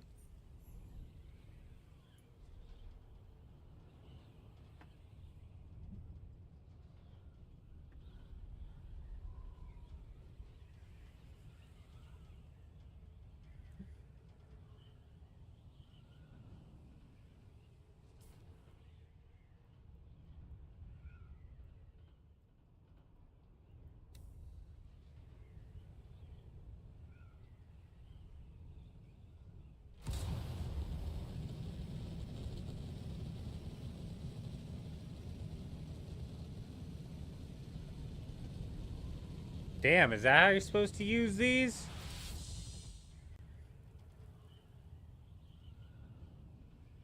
Damn, okay. Okay. That was nice.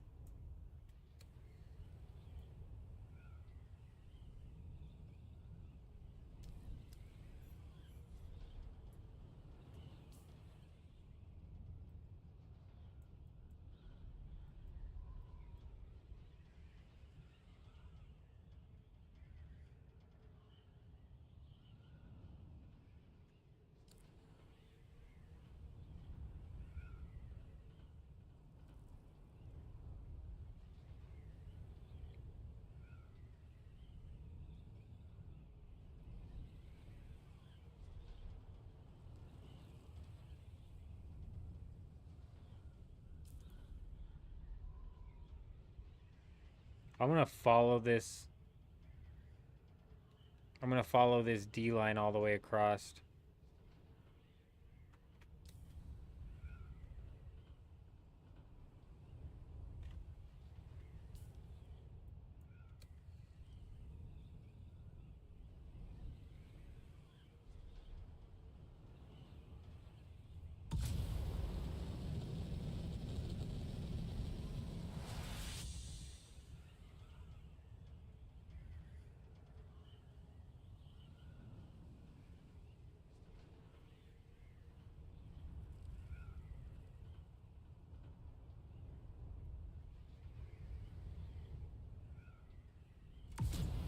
For how big the deep desert is, it's surprisingly simple. Right? Like, there's only... That's probably why they don't let you zoom all the way out. They don't want you to see it all at once. There's fucking, like, 20, 30 pieces of land.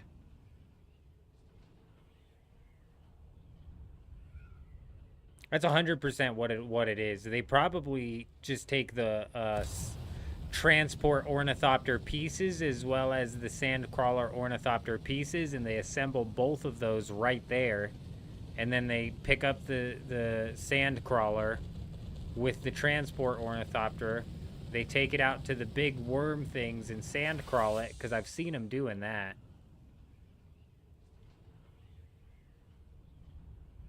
They sandcrawl it from the big worms.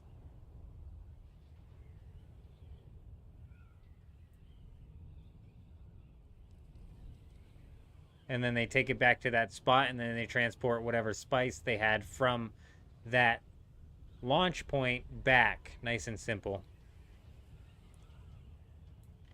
They probably don't even have a guild base out here now that I see that they're doing something like that. If they do, it's probably in the safe zone.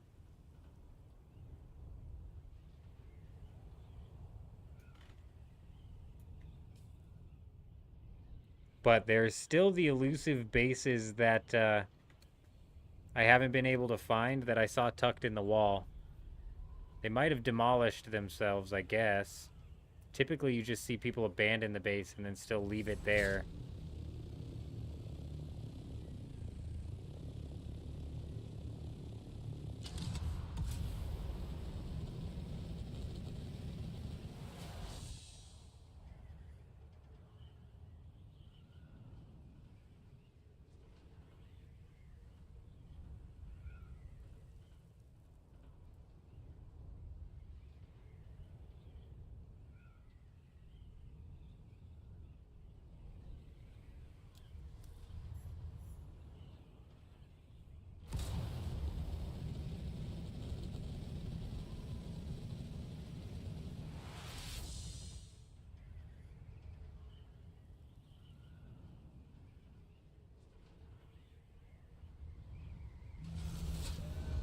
Disgusting, bro. Don't land unless I tell you to, you sick bastard.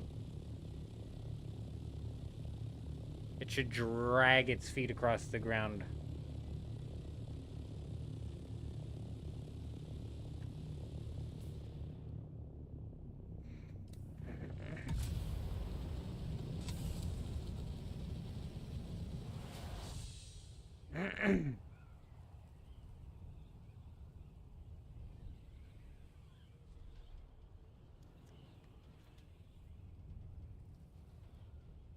Well, it genuinely seems that we may have actually taken out every single base inside of the deep desert.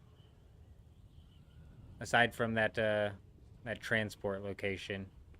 Which will hit. I'm just waiting on a storm here. Still waiting on these storms. I don't understand, man. Yesterday, and maybe it's time of day as well. Because I guess it was like midday when I was recording those clips. And I was like, dude, a storm is happening like every 30 minutes. It's constant. Look at all the spice out here. 1, 2, 3. I told you right after the server resets, spice goes crazy. It all comes out all at once.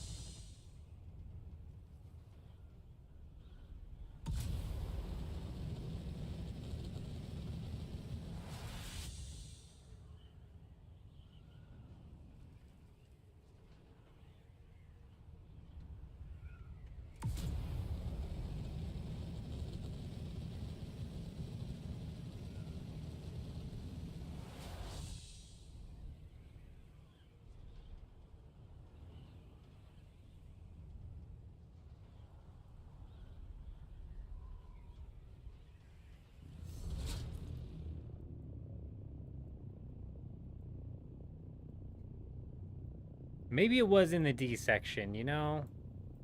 Maybe it was over here, actually. Maybe that's why I was like, they're all the way out here? Maybe that was it. I remember when I saw the base, I was like, man, these guys are all the way out here?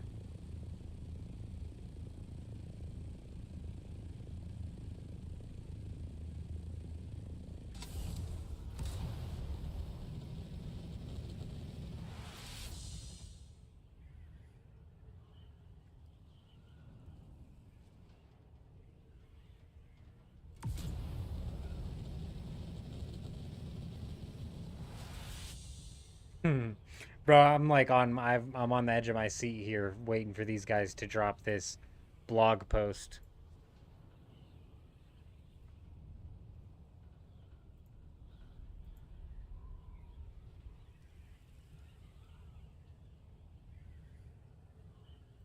Nothing yet.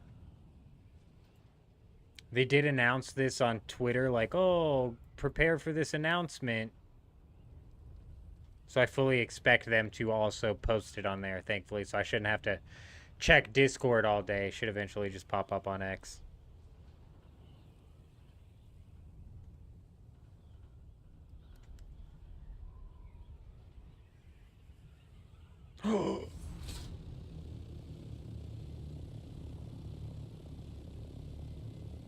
Everybody relax.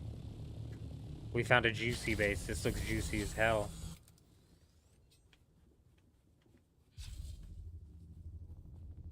We need a sandstorm to roll through ASAP, bro. But we definitely just found something that we're for sure gonna keep our eye on. This wasn't even the base I was talking about, dude. This is something completely different. I've never seen this thing before. What is that? That's Harkonnen. There's a Harkonnen base right here.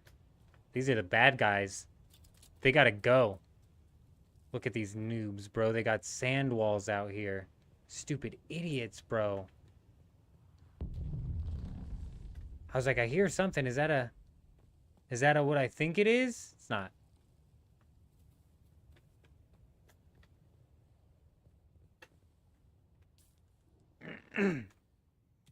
How long do you think we're gonna have to wait on a storm realistically? I mean, like, it's been forever.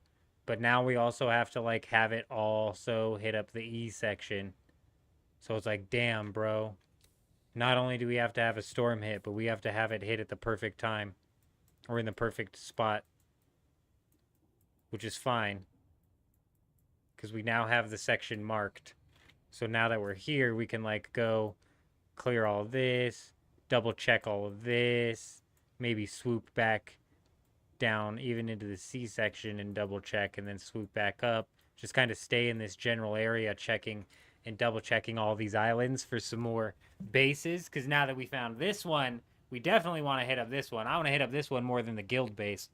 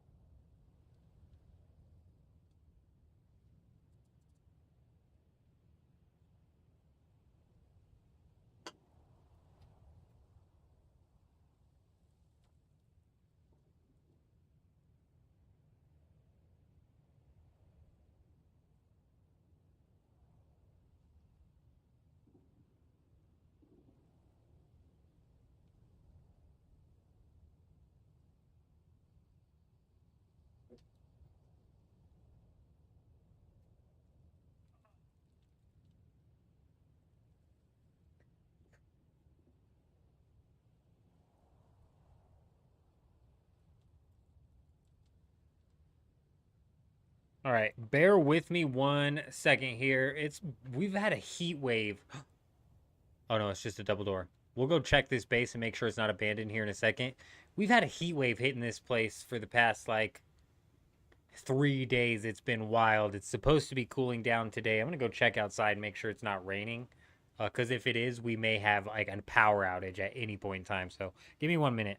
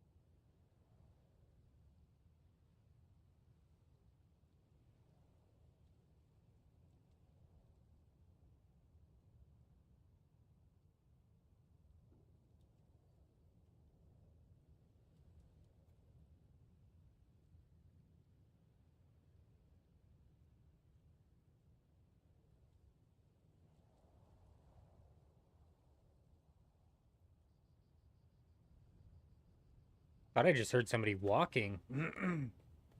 Alright, let's check this base out.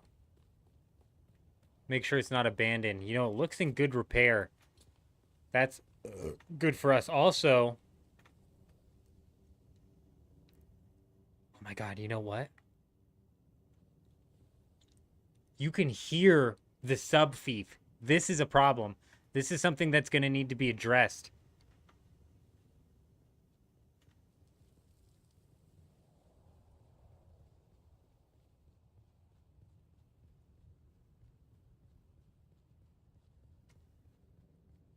It's like right under me. Sub-thief is like right there. Maybe is this foundation? It's like right there. I bet if I broke that, this whole thing would come down. Dude, so good.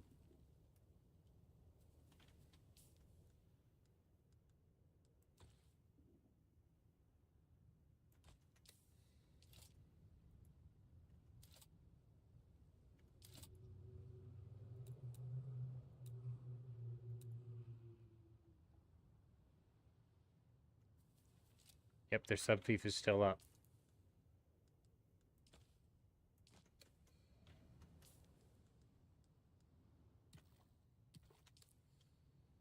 Oh, this is such a juicy base, dude. This is so good. This is good. I don't even know if a storm is ever going to roll through here, though. That's the problem.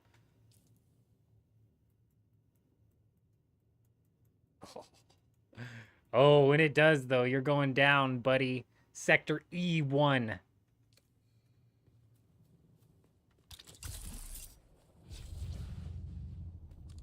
They better hope that they take their stuff out of there constantly.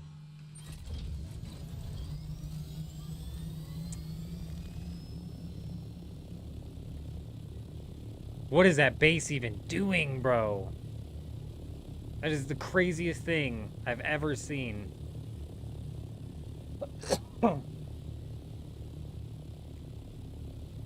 Storm camping, bro. Yeah. Yeah, we is. You know we are. We're scouting them out. We scout them out and then we storm camp them. It's not door camping, it's storm camping. Yeah. Oh, that's a big field right there. That's a really big field, bro. Damn, a big-ass field in the E section? You can watch some Dune-related videos while you wait for the notice? That is fair. We could, I suppose. I'm going to, I think we're better off scouting out some more bases, especially with how long it took to find a base, dude. That took forever. That took forever, man. There's still bases. I'm telling you, we were flying around during my farm route. Like, I need to take a look at this. Like, my farm route, we start from my base all the way down here, and we usually fly out and fly up. So, like, it's gotta be in one of these. There's, like, some bases in the side of a wall somewhere. I just can't find them, and it's actually driving me nuts, man. These were on my list, bro. These were on my list of bases to raid.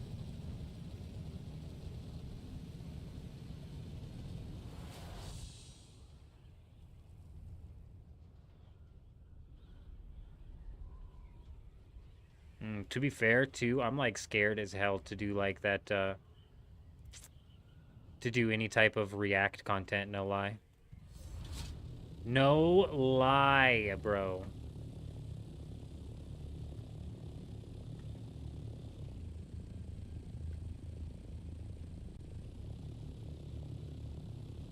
That, oh, it looks just like...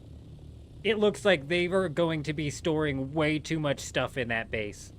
Like, way too much.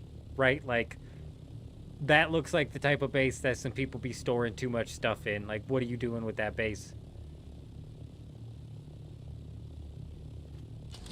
It, like, cannot be down there where these bases are. It just can't be. It doesn't make sense.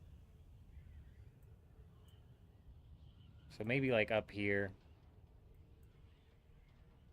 We've checked this, like, 3 times, and this is where I thought they were, so maybe they broke their thing down.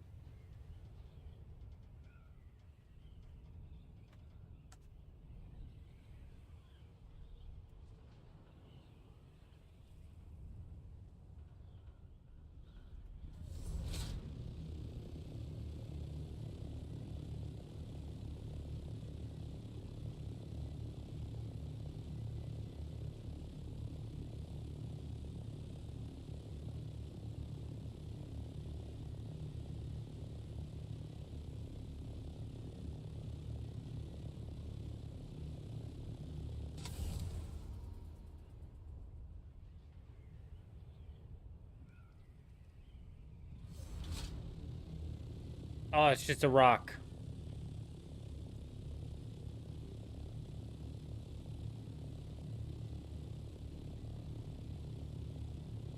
If they're that dumb to make that big of a base out here, you think maybe that's that's a good question. I would say definitely, aside from the fact that the door is automatically set to, they would have to have themselves went and set the door to public, but that's entirely possible, and I didn't even check. That's like the number one thing you need to check. I'm gonna fly back. I'm gonna swoop through this because we've checked this multiple times, but I'm gonna swoop through it one more time. But that's the number one thing you need to check, because with the Rust style base that's out there, the first base that I went to try and raid, that thing was open because the person had abandoned. Oh, we did check. Their subfief was there. So it's not abandoned. So they would have had to go in and personally open the doors up, but, they might have.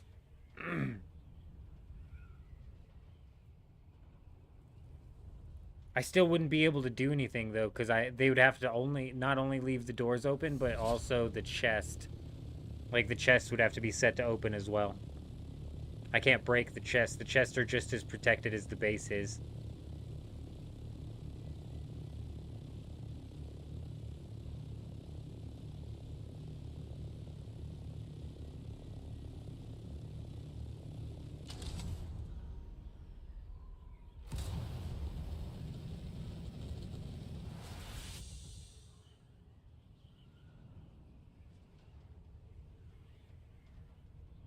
Damn it, it's like, we're in the area.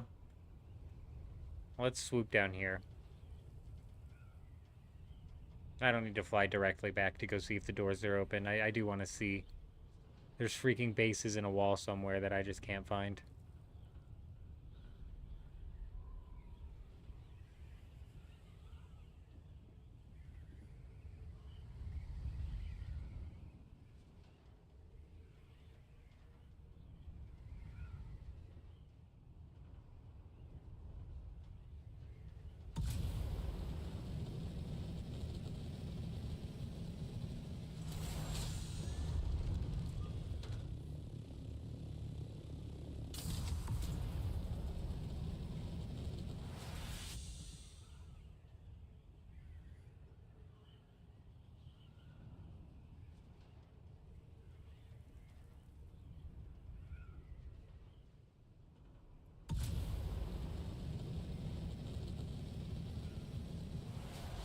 Just curious, what's the problem with doing React content?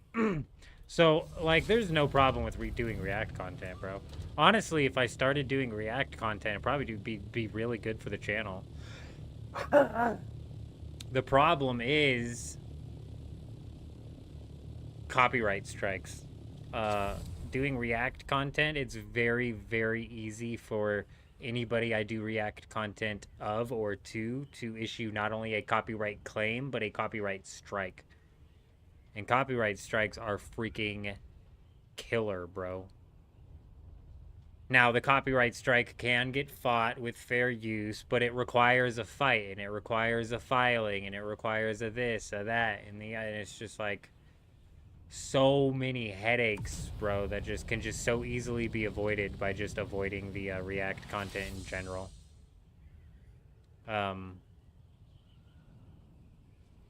Especially when it comes to if I were to do React content, it would have to be me. It would have to be me reacting to like a mega creator, because I don't have enough pull. I don't have enough like reach right now to like save my channel's ass should I like get too many copyright strikes. You know what I'm saying? Like, I don't have enough reach to be like, yo, I'm getting false copyright striked and they're taking my channel down.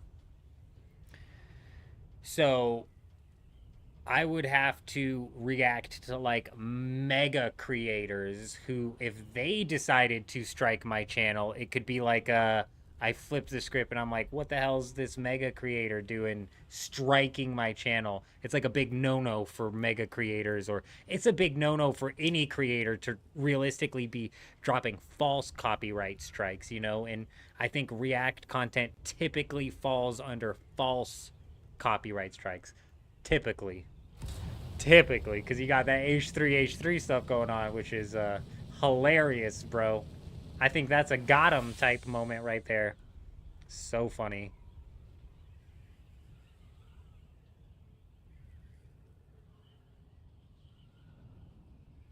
They sure did, Joe. Or John, sorry. Yeah, they did. Have I been calling you Joe this whole time? For some reason, I read John Rogue 1 and I read Joe Rogan. Like, I see your name and that's what immediately pops in my head is Joe Rogan. Well, that is hilarious. I'm just going to land right on these guys' base.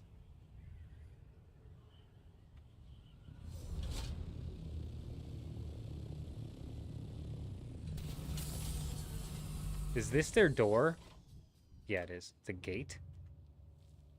Ooh, that wall's broken, isn't it?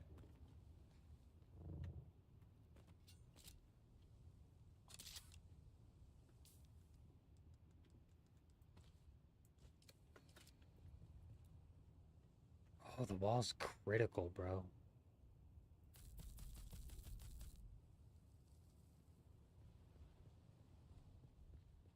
But this is excellent, and then bad, but this is excellent.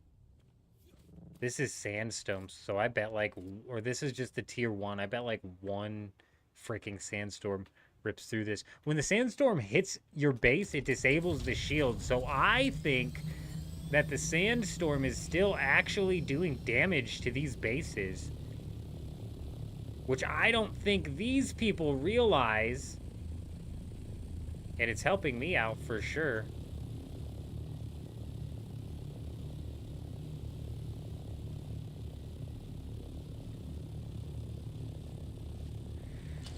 Like half tempted to just hit up this field, you know, get some sand from it, but in the same breath it's like, I don't know, we're raiding right now. I'm kind of in the raid mood, so I think we just continue to scout here. I do want to see, does this look like it's being hit? Did that outside spot get hit? Are there shields up? Try shooting it. That's a great question. OMC coming in with the, I'm glad we're not thousands of meters away. Yes, I will go shoot it. That's a really good question. Like, oh, like possibly they're out of generator juice. That's so possible. I don't think it matters. I don't think it matters because obviously if they're out of generator juice, I can take it down. I can take it down. But I don't think it matters because when the storm rolls through, as soon as it says there's a sandstorm in the sector, all of the base's shields in that sector go down, and then the sandstorm swipes through. So I think the sandstorm is doing damage to these people's. I think the sandstorm itself is doing damage to these people's base.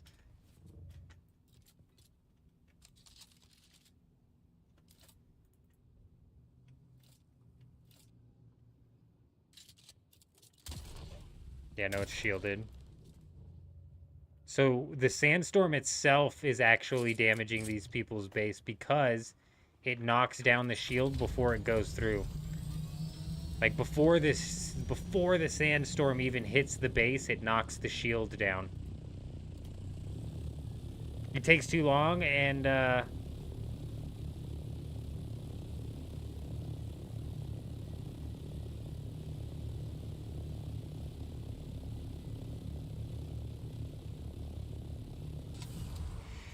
I'm just like, I missed something. I must have missed something there.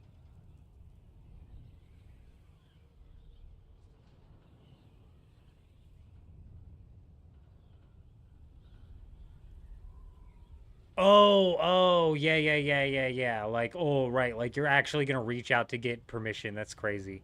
No, so if I was going to react, bro, I would have to be reacting to mega creators. But the problem with that is a lot of the mega creators be reacting to other people, so it's like this weird loop where it could still end up with me getting copyrighted off of, like, a clip. Especially, like, I mean, it happened with that one dude. I don't remember what that one dude's name was, who dropped those terrible reviews of Elden Ring because he was crying because the game was too hard for him. And then he started copyright striking everybody who made fun of his terrible reviews. And it's like, if I reacted to, like, say, I don't even know. If I reacted to a mega creator who was talking about that whole situation, the guy who was copyright striking people could use, like, a clip from that video that showed him to strike it. You know what I mean? It's like a whole fucking weird thing. You can see the hit points of the wall if you try to repair it. Yeah, you can. It was at critical. But when I was hitting it, you could see that it was shining blue as well, which means that it was protected by a base. The wall was critical. It looks like they built that base at two different times, like once with sand and once with the actual, like, comb. So either way, both of those walls are going to be super easy to break into, even if I have to go through the other one.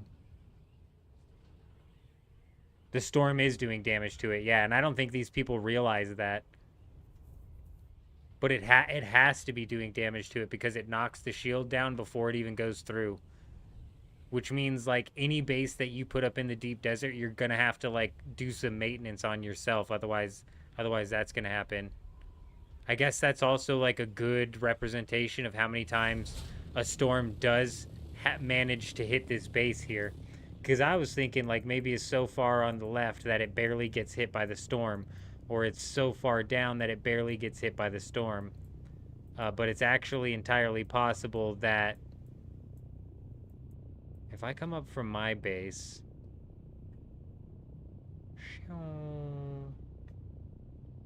I mean, like, I guess I could check these areas. I think I already did, though. And then we came up. Now let's check here, I guess. Man, these people who were building in the side of the wall must have moved their stuff, and they've absolutely set me on a loop. Chome. I like comb better. Like, I'm gonna comb my hair. Chome. Is this the base right here? No, that's sand. Just sand.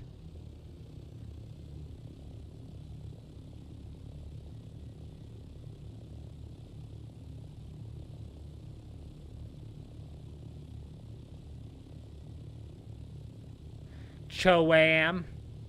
The Choam bases.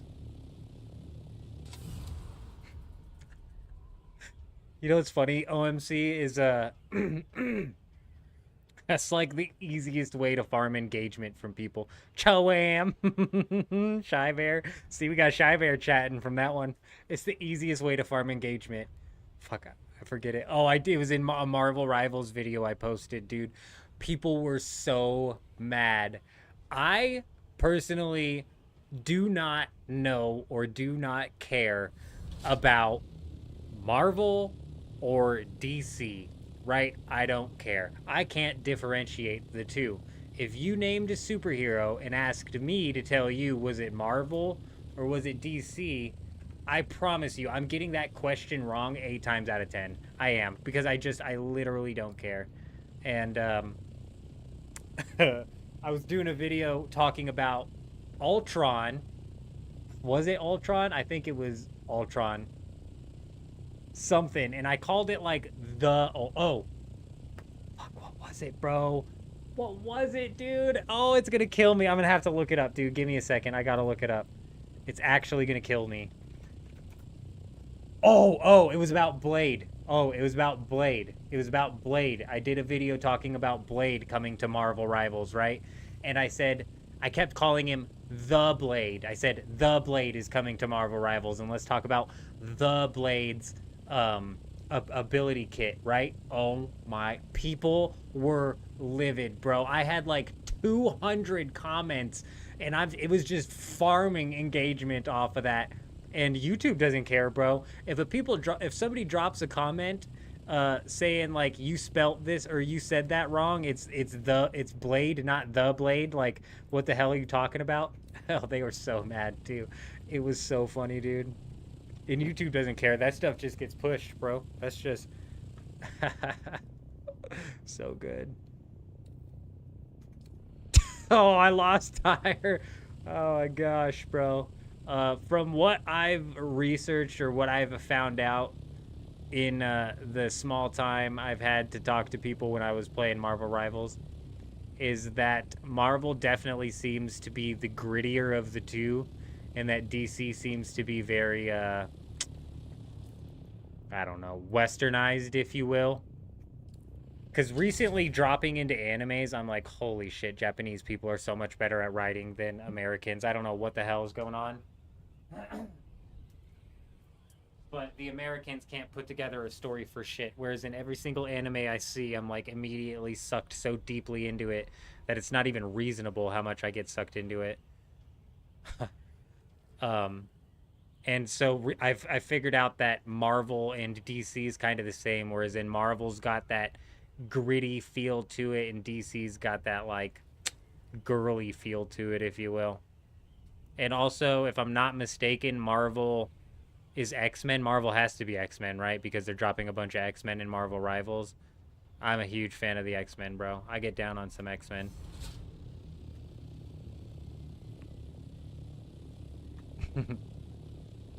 No, I'd have to... So here's what I would have to do. Here's what I would have to do. So Bene Gesserit, I would have to call it like the Bene or something. The Bene Gesserits.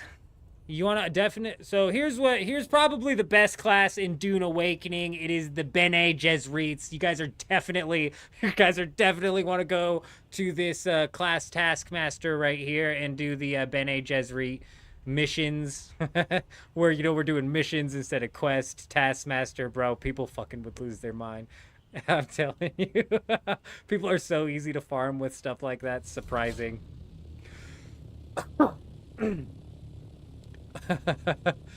The Blade, bro. That got people so good. That got people so good. I was upset at first, too. I was like, you guys are idiots just because I said the Blade, and you're going to get upset because I said the Blade and not Blade. Like, y'all are dumb as hell. You guys are so stupid. And it was after about, like, the 30th comment, I was like, you know what? This actually just worked for me here. Let's go ahead and lean into it.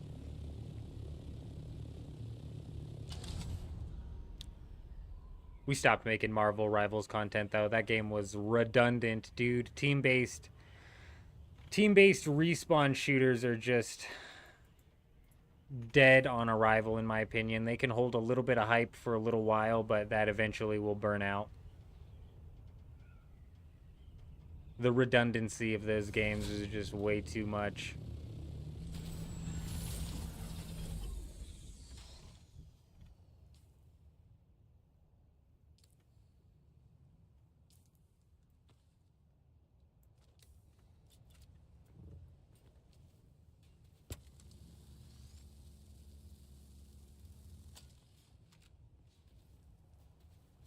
Sumerians, oh, with a hard K.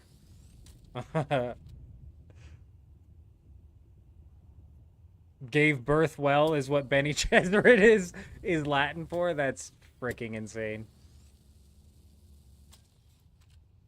I don't know. Yeah, I don't know if that's a Conan reference. That's not.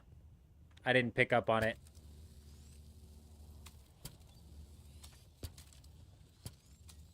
I think it's interesting that Conan was a game that dropped that was supposedly focused on PvP first as well, but then transitioned into PvE.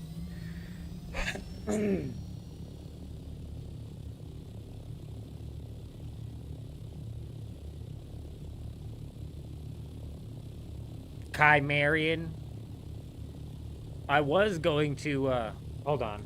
I need some water again.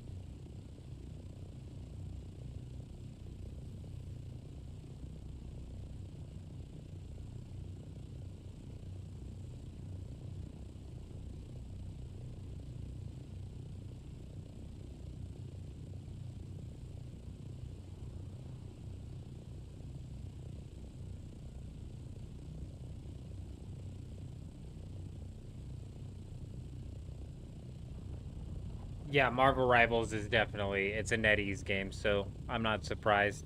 Once Human did the same thing, unfortunately. Unfortunate, but true.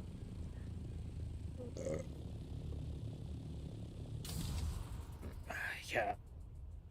Yeah, Once Human is a killer game. It's exactly like Dune Awakening in the sense of like it's that MMO survival game, except for Once Human takes the PvE and literally cranks it up to like 14 because it's got some of the craziest monsters and bosses, and the whole game was so, I put so many hours into Once Human, dude. I was all about that game. Did really well for the channel too. And then they started just constantly putting out loot pack after loot pack after loot pack, and it's nothing but this gambling cosmetics that $200 to roll the dice on an RNG system over and over and over and over again, right? It's like, dude. Well, a lot of people had problems with Once Human because it wasn't a persistent game in the same way that Dune Awakening is persistent, meaning that there was like resets that happened. The way they explained these and it's a mainly PvE game. So having a reset in a mainly PvE game is a weird thing to do. And the reasoning that they gave behind this was that each different scenario that they came out with was going to function differently from the previous scenario. So it would be weird if you carried progress from one over to the other. And honestly, it makes sense. Like once you get in and you play two different scenarios, if you carried progress from one to the other, it would be weird. But then it got to the point where they were no longer developing scenarios. It's been like over a year since we've gotten a new PvE scenario in Once Human. I stopped even looking at their X because it disgusts me, bro. It is absolutely gross. It's completely turned into a NetEase cash grab, Chinese spyware. And what's funny, bro, is like, and the same thing with Marvel Rivals. The second you like call this out, because I made a video criticizing Once Human. I was like, they're done putting out content. This game's dead. All they give a shit is putting out these loot boxes. Game's bad. Have fun playing the same old scenario for the next 12 months because that's what you're going to have to do. And it's now been like 14 months. And people were mad, bro. They were like, meh, meh, meh. And you're right. It's just these gooners who just like buy the skins and shit. Just consume product and don't complain. Just consume product. It's such a weird mindset. So people be sometimes like dumb, dude. People be real dumb sometimes. I'm looking for something. Give me a minute.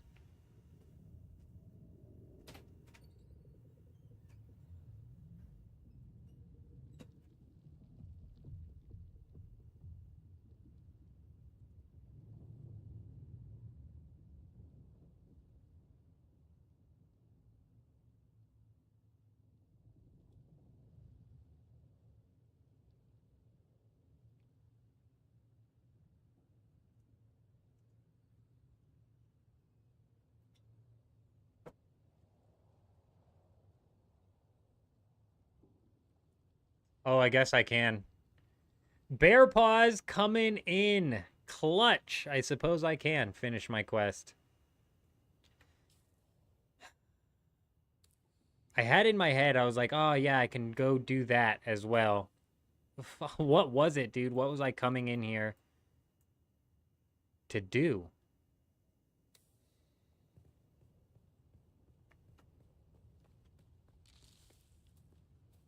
I don't even remember. Bro, I do have a storm rolling in. Shut up.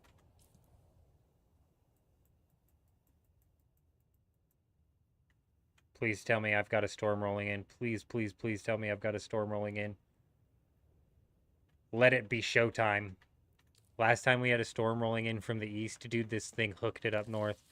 Maybe not. Hey, the storm doesn't show up on the map right away.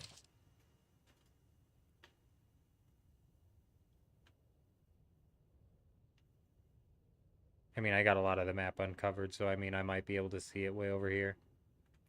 We'll see in a minute or so. It'll pop up on the screen. Control point right there. Oh, that's what I'll go do. There was something I was going to come in here and do.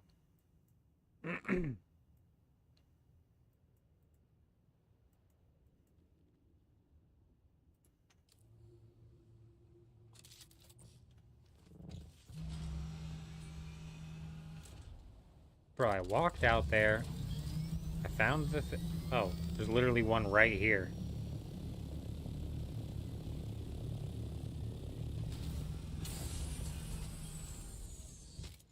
Why did that not show up on my map?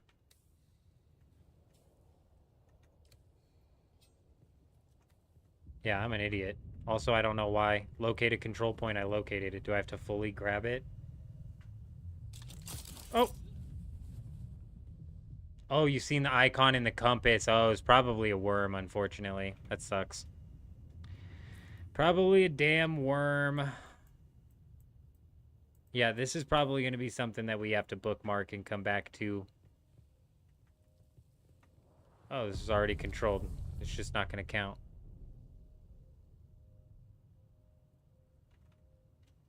Locate a control point. I just did locate a control point.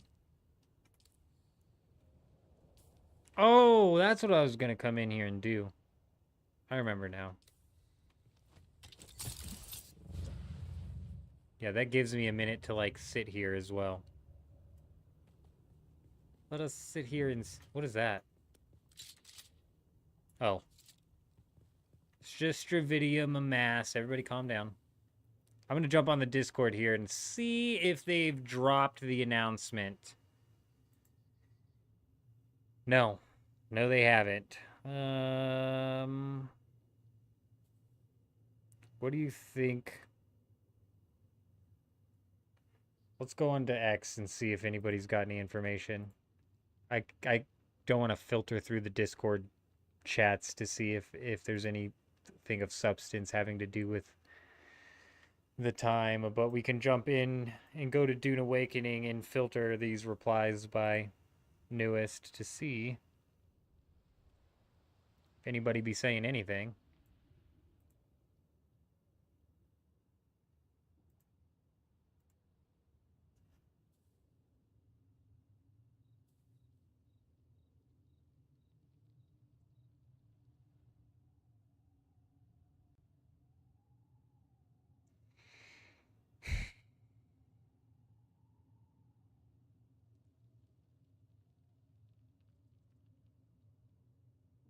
Oh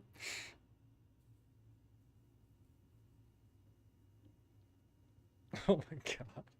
All right. No, there's nothing, bro. There's no news yet. I bet they dropped the announcement on Discord first. And even though it sounded like it was going to be a video or a live stream or something, I really think it's just going to be a post. You only got like 30 hours in game. You haven't even made it to the deep desert yet. My suggestion would be to take your time, have fun inside of the Haga Basin. It's the most fun part of the game. You can make fun out of the deep desert, especially if you're solo. The Haga Basin is definitely going to be where you have the best time.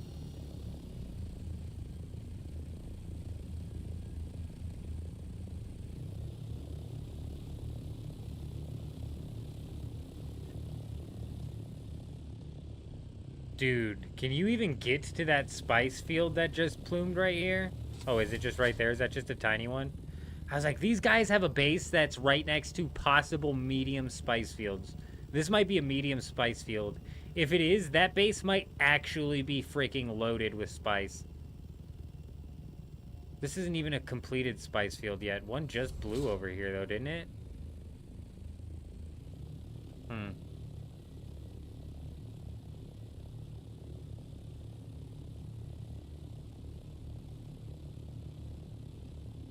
Yeah, I would, take your time in the Haga Basin, have fun out there.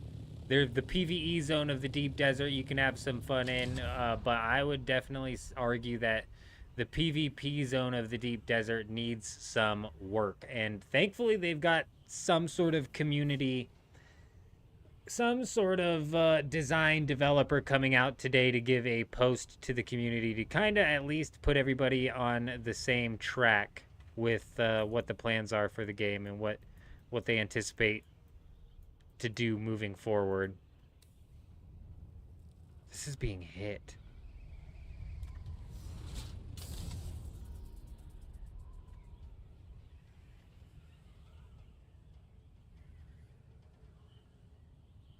Somebody was hitting this.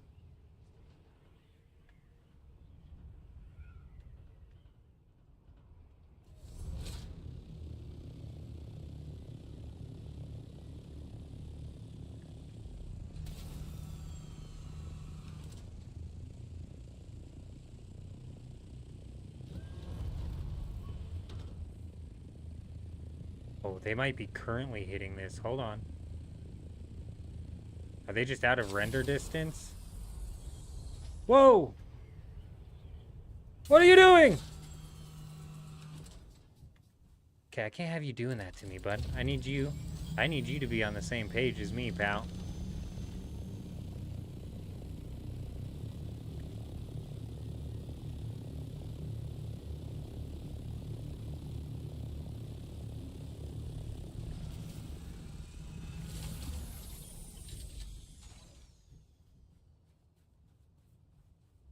$3,000. Wait, how many meters is that? Cannot be 3,000. 800? What's the render distance?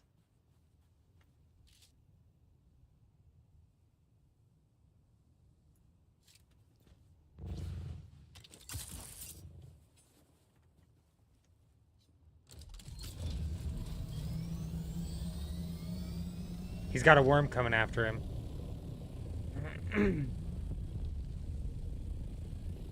He's got to be in there. But last time somebody was in there, I could see them.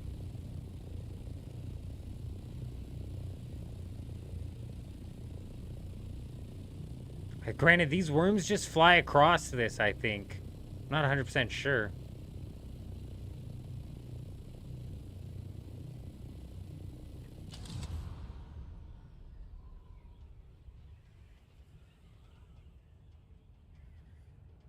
Oh shit, there he is.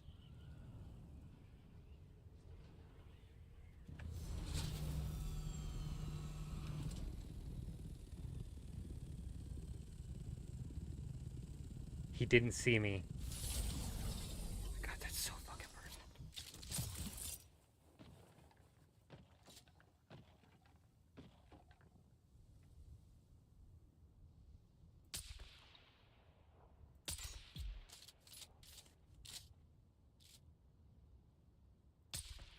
Fuck. He's running. Do you think he dies? I don't know how much damage that did, bro. We hit him. He's panicked. Can you heal in your ship? Damn it.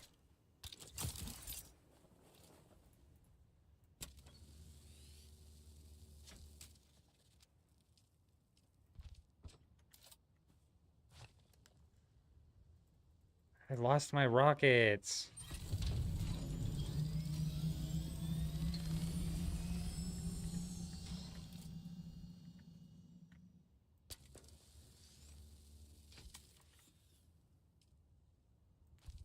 No.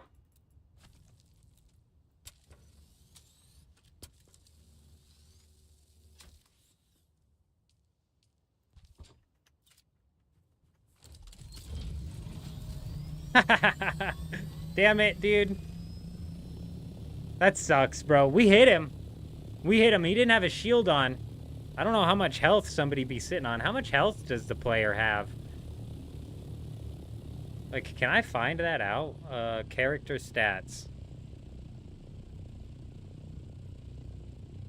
Yeah, well, that was brilliant. That was a lot of information we learned from that.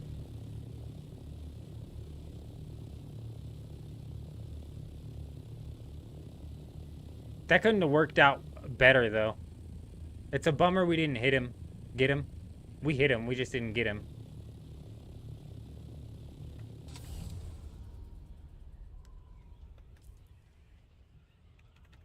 You can't heal inside of a thing. I must not have even... Yeah, the sniper, for some reason, I thought was going to do enough damage paired with the poison on one shot to be able to knock him down. I don't know why I thought that. Wonder if he went here. Watch this be his base. Bro, I'm telling you, that's a big spice field right next to a possible spot right here. Watch this have been his base.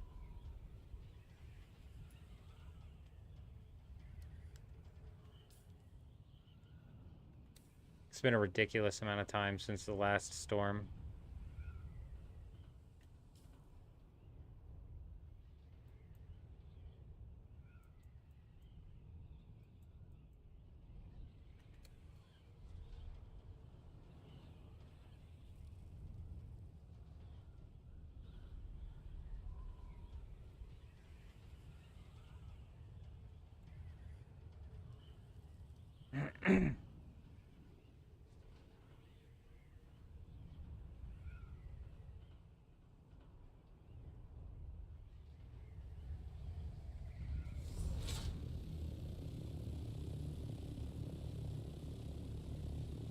Due to the lighting keeps doing this flash thing.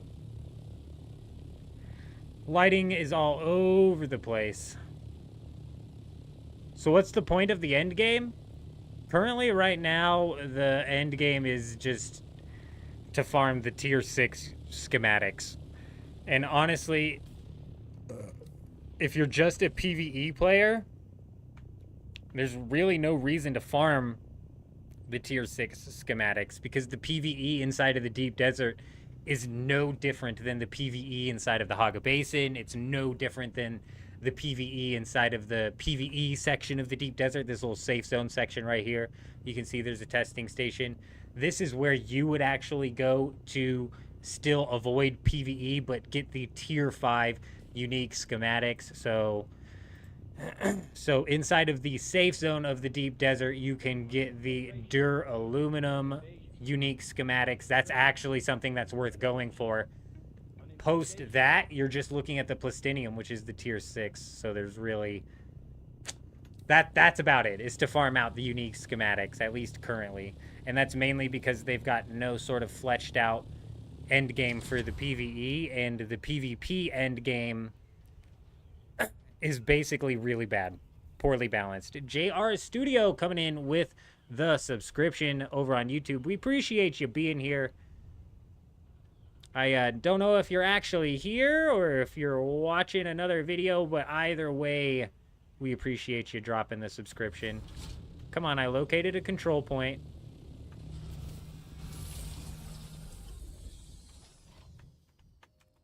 It's just not going to complete the mission. I don't know what's going on.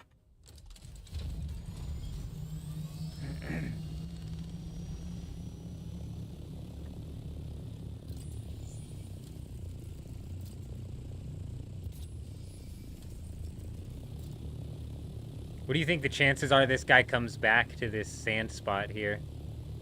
I'd say pretty high, but he's not going to have anything on him. Even then, he would have just had sand on him.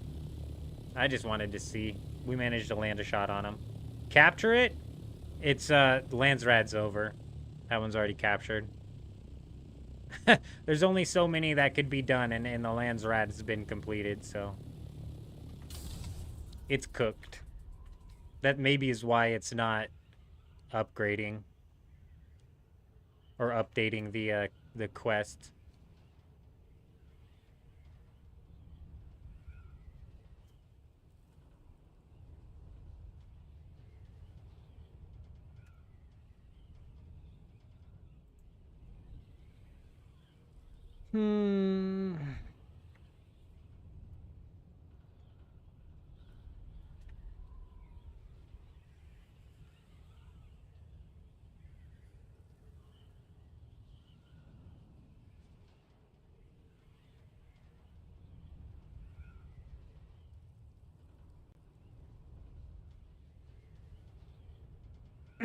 Damn, bro. Somebody else pointed out how there was non-stop sandstorms after the downtime. I just Googled and searched, like, how often do sandstorms hit. Because we haven't gotten a single one, dude. Not a single one since downtime, which is crazy. And I guess it's not downtime, it was the reset time, but literally not a single one. Like the post said, they used to be hot and heavy, bro. They were constant. Like, yesterday, bro, it was constant.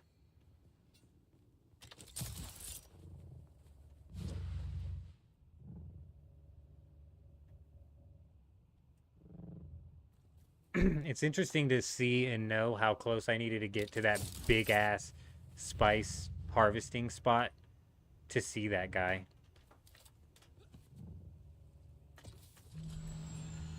I had to get really close to it.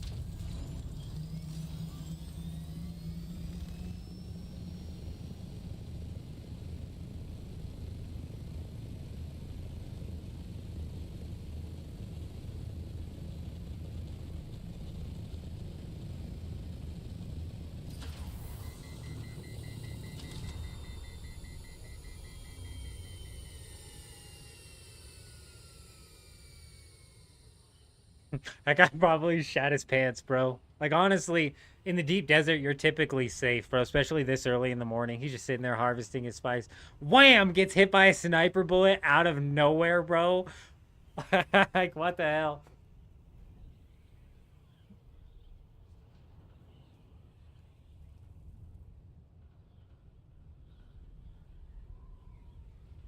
God, it looks like he came back.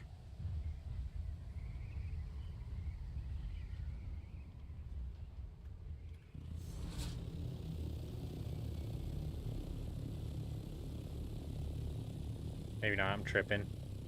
When I was watching and waiting for the game to come out, I was thinking Endgame would almost be like Rust. But now you don't know from the sound of it. I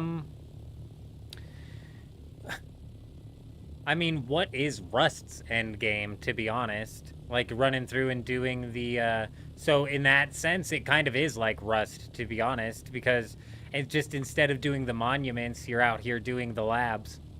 It is kind of like Rust. And that's how you get the tier 6... That's how you get the tier 6, schematics. So it is like Rust in a sense. The PvE is really hard. So as a solo and a duo, and by hard, I mean it's a bullet sponge. It's not hard mechanically. It's just literally turns into a fucking bullet sponge, and they output a ridiculous amount of damage. It's like overtuned. So like the PvE in the end gets a little bit rough as a solo. But yeah, as a duo or like with any sort of like small guild, it is kind of similar to Rust endgame loop. You have to throw harvesting spice in the mix, but in Rust you're harvesting something as well, aren't you? Some sort of endgame material. I didn't get too deep into Rust.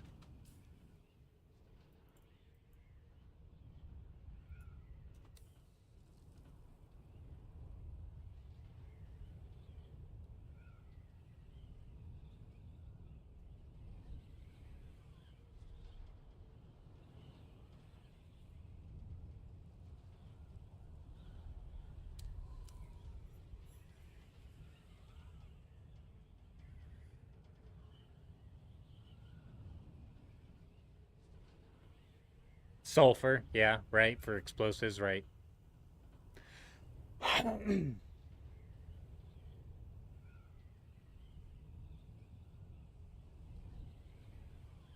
Metal fragments or some else too, wasn't it?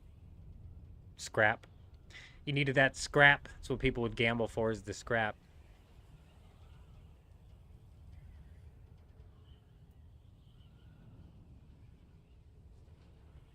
Yeah, I played Rust for a bit, but like the offline base rating, I wasn't a huge fan of. Oh, we found a base in the wall. Oh, dude, I've been looking for this all night long. Hello, you. Haha. Where have you been my whole life? Hiding, I see. Oh, it's just a little sand base as well. This whole thing seems to be in decent repair as well. Oh, no, it's not. That's critical. That's about to break, bro. The door is perfect, though. Bro, how you not realize? People don't be realizing what's happening to their base, dude. He fixes the door, but nothing else. Oh, my gosh. Hold on. Yep, we can still hear the thing humming. Let's check the door. We can hear the thing humming, so I think it's good. Yeah, it's shielded.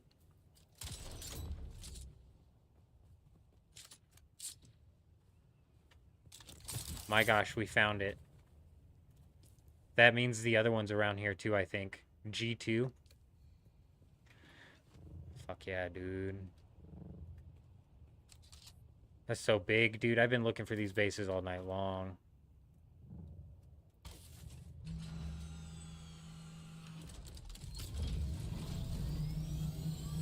That's only one of them, though. There's got to be another one around here.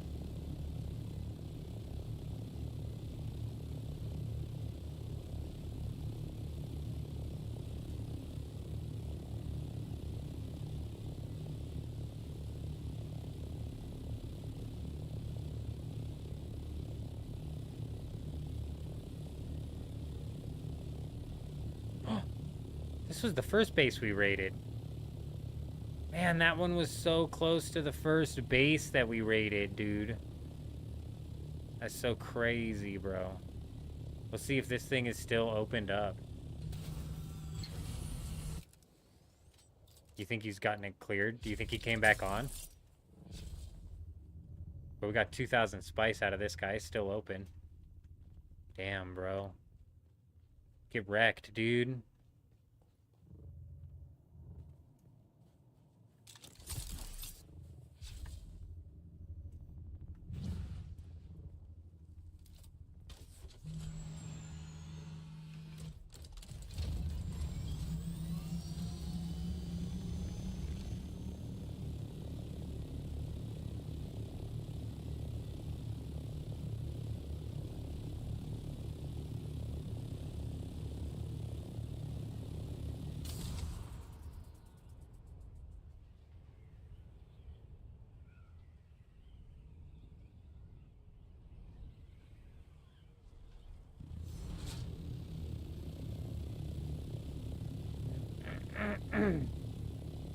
Man, this doesn't quite give me the feel that the other one did, you know? There was 2 bases in the wall. This looks like another one entirely.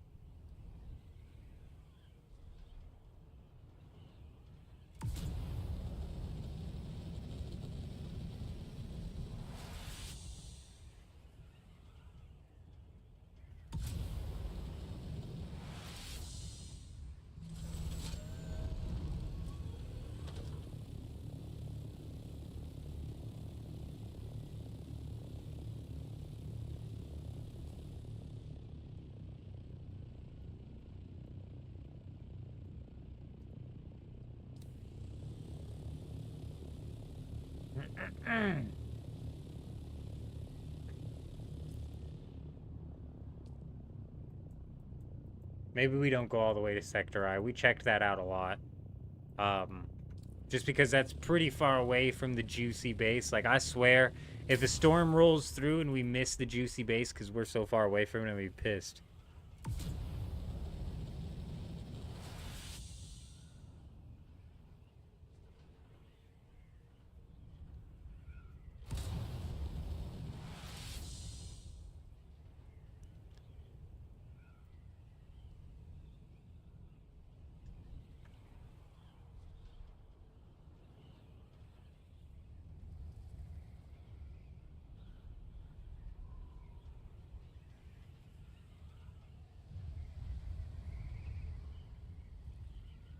Somebody hit this up. I bet this is where he came. Assault chopper guy. This would have been a better spot for me to hit him, damn it.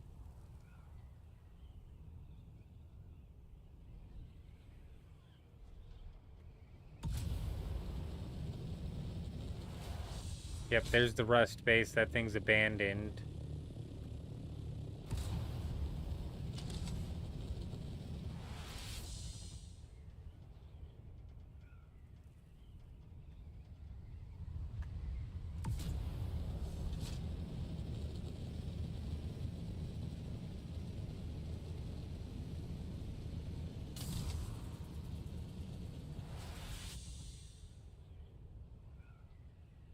I think I've just been using the turbo wrong. I'm an idiot. See, we just went from 110 all the way up to 150, so if you're doing a slow glide, it'll pick you up real quick. Also, it got us way up into the air if you're gliding and then you hit it. Spice right after the resets? The storms might not have come through after the resets like they did yesterday, but this spice sure did. Spice is all over the place, bro. So if you're having a hard time finding it, maybe just try and jump on after the reset, dude, because it comes out thick.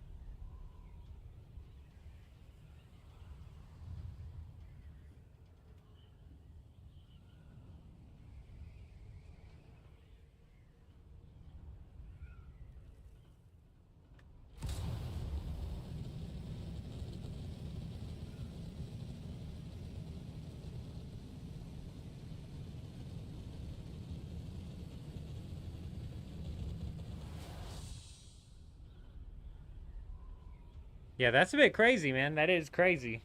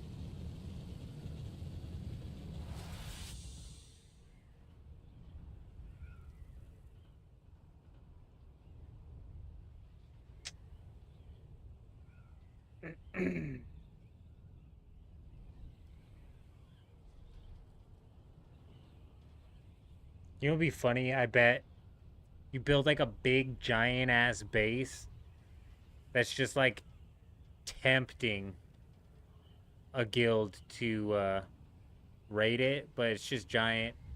A lot of walls, a lot of nothing for loot.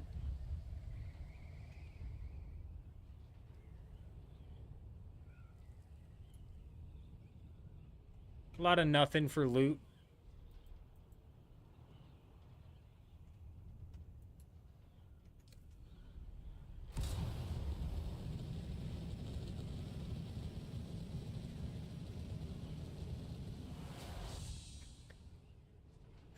You know what's funny is like if you put out an unreasonably large build and put like the loot in the TC like in the center of the unreasonably large build, just tempting a guild to raid it, and then they finally do decide to raid it, but little do they know there's nothing in there. The next week you put the same exact build up.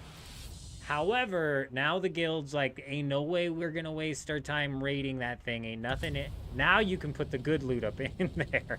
Stock that thing up. You decoy them for 1 week, ensuring your protection the next. They'll be like, this guy's just putting it up as like a decoration out here or something. Little do they know, it's now stocked up. Raid the ship? You know, we actually, we've got a decent setup here. We could potentially knock that ship out. Give us something to do. Is there a ship closer to the E section? I think there is. This is a ship right here. So we'll go raid this one so that way we are right directly next to the base that we want to raid. Just in case the storm comes through, because we'll be pulling off of this ship and jumping into the storm ASAP. Whoa, first off. Let's see if this guy decided to come back.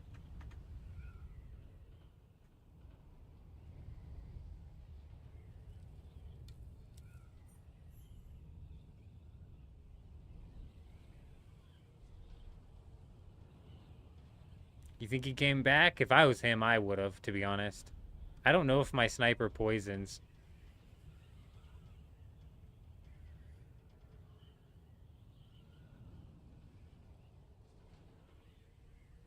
Nah, he's gone, man. He didn't want nothing to do with that. He said the assault ornithopter is not worth losing.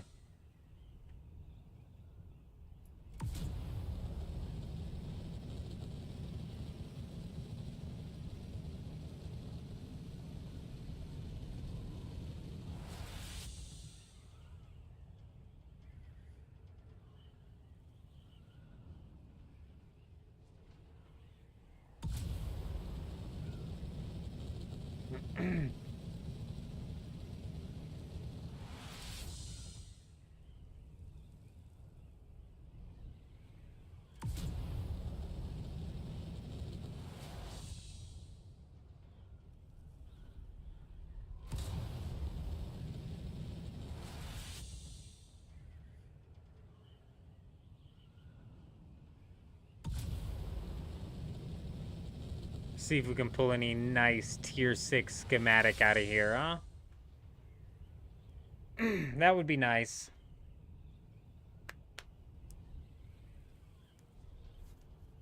But to be honest, this PvE is no joke. Bruh, it don't play around. It slaps so hard. Just wish it was a little bit more gentle.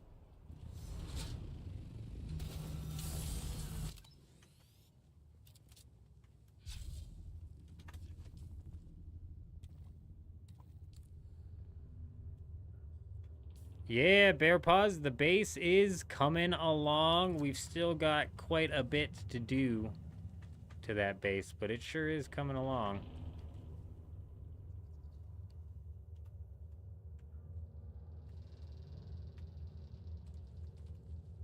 I've got to be so careful. Like, I is so dumb jumping into the middle of this, I think.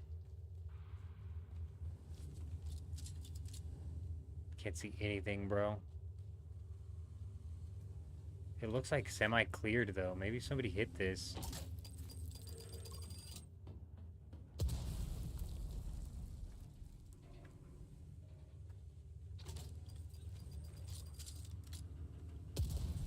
Oh my gosh, dude.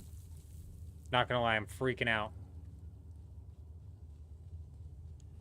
The enemies here are dead, bro. So, like, it seems like somebody hit this up. That's a dead body, bro. Also, B, I have no idea how to loot this ship. It's so dark. Just back up from north last night, huh? I'm assuming traveling from the north, and you're back up from the north traveling last night? I'm confused.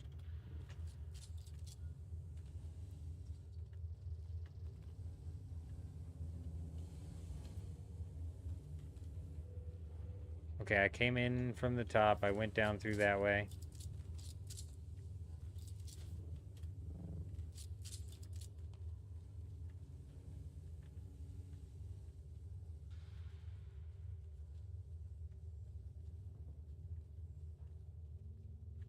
Alright, we found another room. So dark, dude. Oh. Tell me we just walked in and out of this thing. Tell me there's a unique chest down here, bro. Oh my gosh, that's a unique chest. I saw it. No, it ain't. That's just a glowing table. I'm an idiot. I got you baited. So dark, dude. Oh, somebody fucking looted this thing. If I just stay here, will it respawn? Get me out!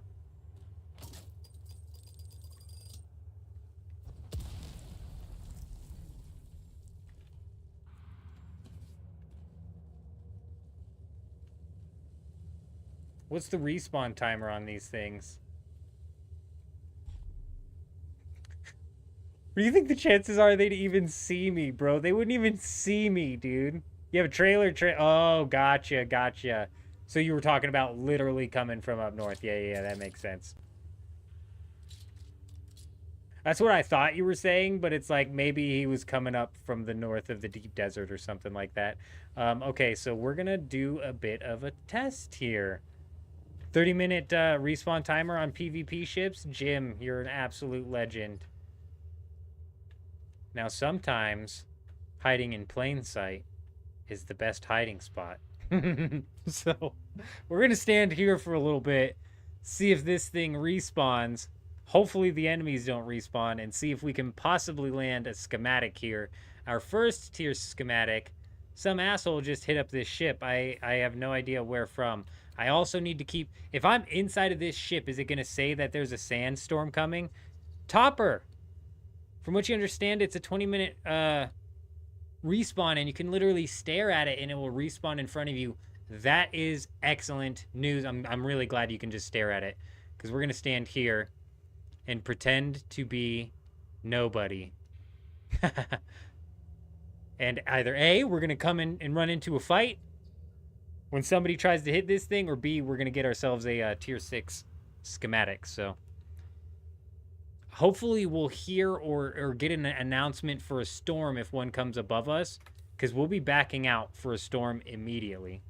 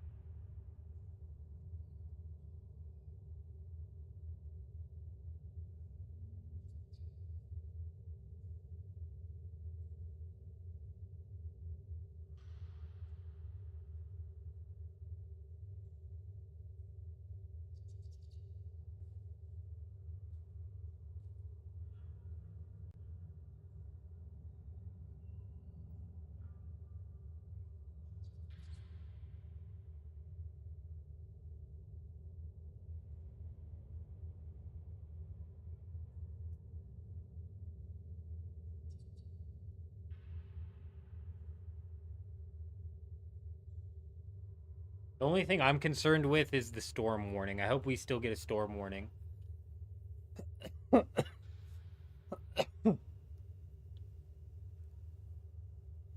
Also, I don't honestly know if this is the best spot for us to be standing. First off, it's entirely possible PvE starts to respawn in here, which would be a bit of a problem. Not that we can't take them out, but like we gotta definitely do that like in the one-at-a-time type status. Be drawing a lot of attention to ourselves.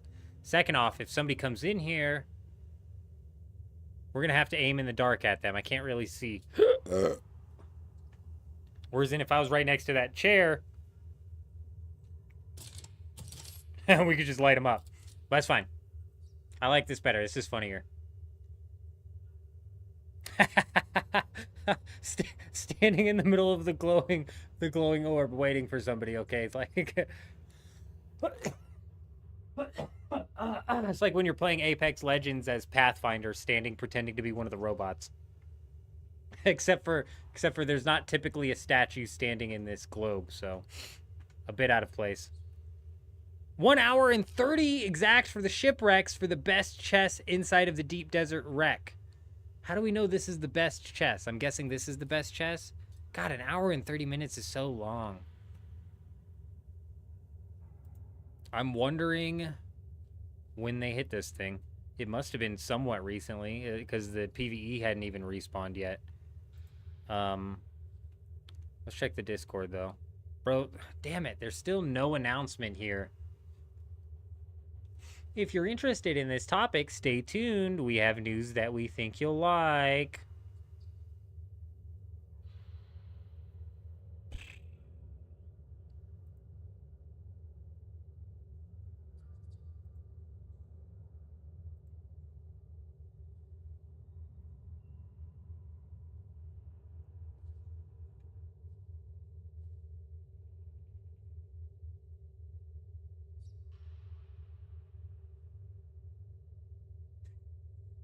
somewhere between 20 minutes and an hour and a half. Like I said, what I'm concerned with is the storm announcement. I'm pretty positive it'll still say a storm's coming in your sector. I need it to say that a storm's coming in our sector. And technically, this isn't even the correct sector, so it could be hitting Sector E, and I might not even get the announcement. So I do kind of have to keep an eye out. Oh, we are going to hang here, though. Damn it, we're all the way in this. We went deep on this shipwreck here. I want some loot. I want some loot. And realistically, we were probably just going to be flying around until a storm hit. So we're either going to get a chest here, we're going to run into some PvP, or a storm's going to hit, and we're going to be able to go loot this hopefully juicy base over here. Hopefully those are the guys who are farming all these unique schematics, and they just are like, let's not research them yet. Let's just store them up. We'll just store them up. So we're just going to find like dozens and dozens and dozens of tier 6 unique schematics from the base. I can feel it. It's going to be the one.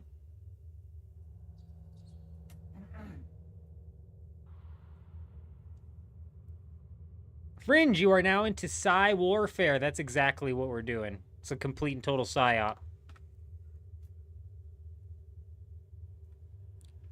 We look so official inside of this globe right here that there's no way that they think that we're anything more than a statue.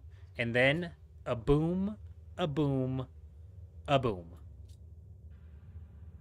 They might have their shield on, though, in which case it's a grab this and a zoom, zoom, zoom. Light them up, right? You hit them with like this, and then you fly in to light them up. But we'll cross that bridge when we get there.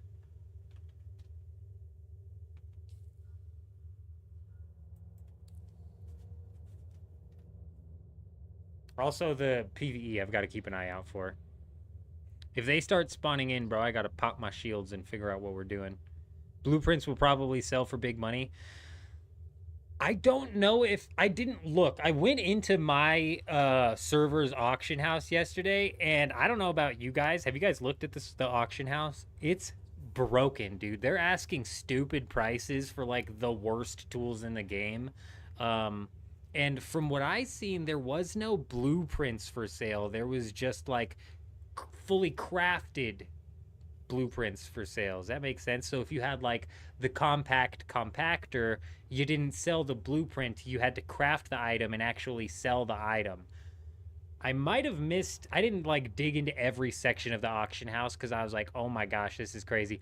The only reason I was even there is because I needed, like, freaking 100 aluminum. That's all I needed. No, titanium. I needed like 100 titanium ore so I could craft enough ingots to make the large ore refinery, and I did not want to fly 15,000 meters out. So I was like, I'll check the auction house. There was no titanium ore in there. There wasn't anything in there, and it was so broken. It was such a broken auction house that I might jump in there and see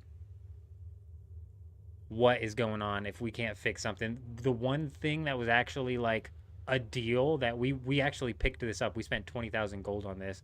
We bought 100 of the medium fuel cells to put in the wind turbines for 100 gold a piece. So we spent 10,000 gold on 100 of those. I was like, please, dude, that's easy. That's an easy buy right there. And then we bought 200 of the smaller of the fuel cells that go in the wind turbines, the little spinny windmills, for 50 a piece. So we spent 10,000 on 200 of those. 100, yeah. Our auction house was pretty empty last time you checked. Prices weren't terrible, but it was mostly guns. Yeah, so you're right. There was a lot of guns and weapons and armor and stuff in ours as well. But it's all like priced so... It's so disproportionately priced. Like the people put it on the auction house because it was the only thing on the auction house. Even though the item has no value, they put a lot of value behind it. You know, it's like a weird... a bit of weirdness going on in our auction house. Like, they were asking, like... Somebody wanted, like, 50,000 for the industrial static compactor. Let's take a look at this thing. It wasn't even it was not even the Omni static compactor. It was the industrial static compactor, which takes aluminum. Aluminum. They wanted 50,000 for that thing, and I don't even think it was 100% fresh. That shit was used. Now, granted, stuff like that's never gonna sell. That's never gonna sell.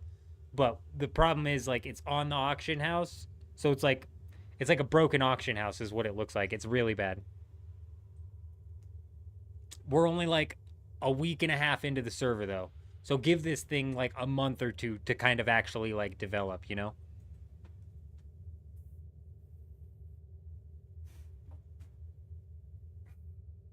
To be fair, I didn't even check to see if there was a blueprint section either.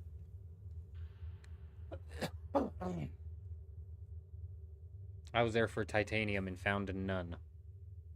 As a matter of fact, when it came to raw resource... Oh, well, that just gave away our position.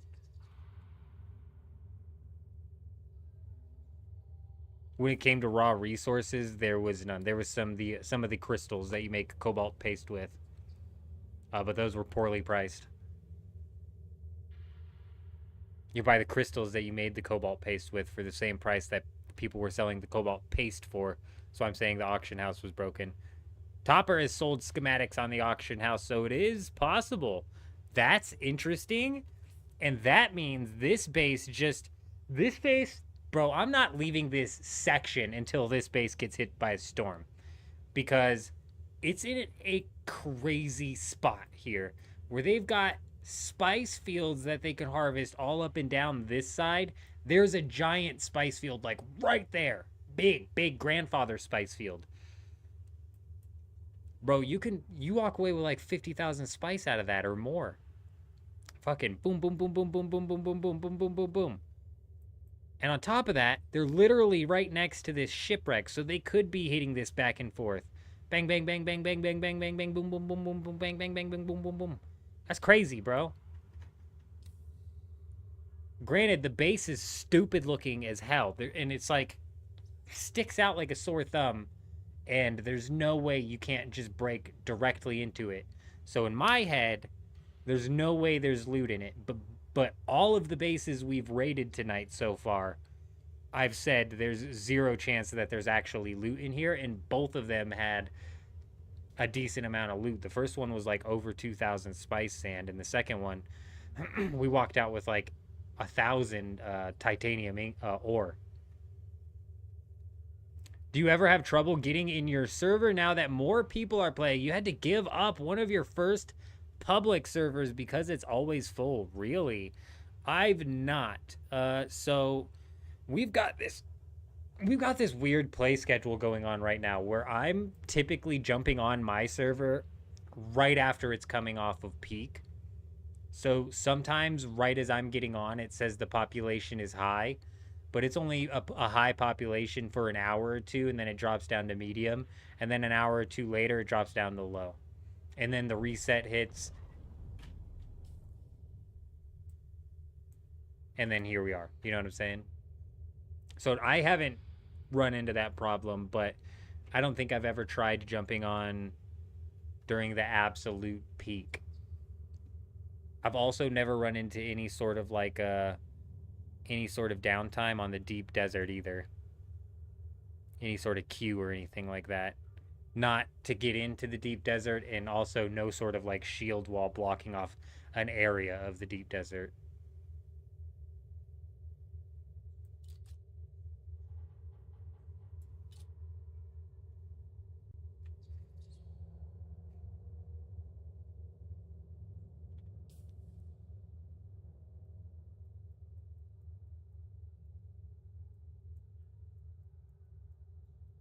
Dude, the storm's shut down, man.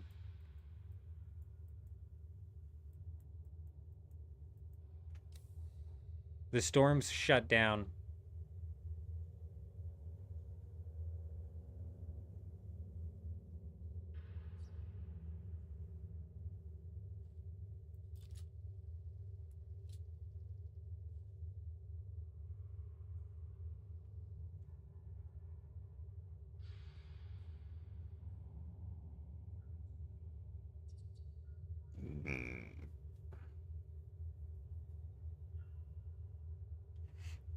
Heartburn, man. I'm gonna have to go take an omeprazole here in a minute.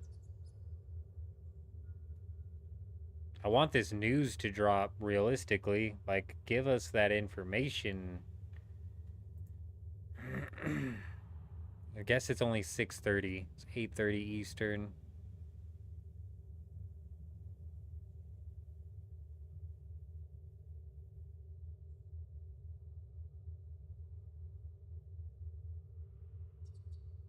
The Dune Awakening General's got nothing going on in it.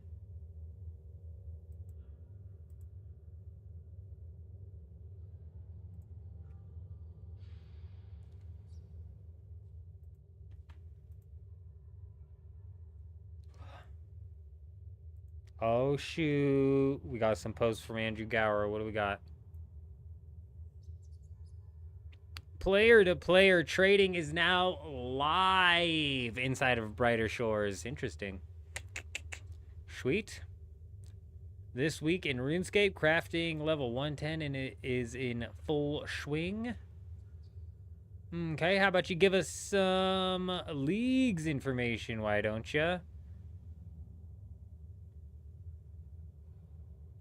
Let me find Dune. My Twitter's feed's kind of gotten out of hand here.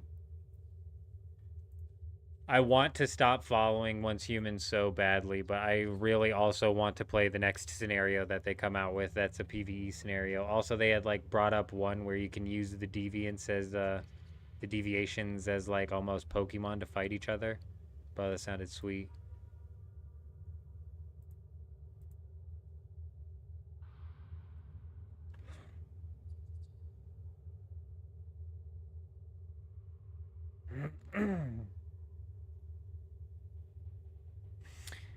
What blows my mind is everybody inside of Dune Awakening complaining about there not being a PvE end game. And I'm just like, you guys have played the PvE up to this point in the game, right? Like, what do you think you're missing in the deep desert? Like, a lot of the PvE players seem to think that they're missing some sort of like secret formula that takes place inside of the deep desert for PvE. That just does not take place, bro. It's the same shit out here as it is in the PvE section of the deep desert, or as it is in the Haga Basin, or as it is in the South Haga Basin. Like, genuinely, dude, the PvE in this game is so bland that I don't understand what they think that they're missing. It's just because they can't unlock, you know, the tier 6 schematics. They're kind of feeling left out. Is that it? Like, oh, I can't go farm up the tier 6 schematics because in order to do so, I have to step into the PvP zone. But it's like, why do you want to farm these schematics anyways to take on PvE? These schematics aren't for PvE. These schematics are for PvP, right? Why do I say these schematics are for PvP? Because there is no PvE. It's the same out here as it is anywhere else, and it's few and far between out here. So, like, if I was a PvE player, I would be arguing add some diversity to player versus everything inside of the Haga Basin. You've got to add some diversity to PvE in this game. I don't give a shit what you're doing in the deep desert. I don't care what you're doing with the PvP section of the game. What are you doing to fix the fact that the PvE is so bland?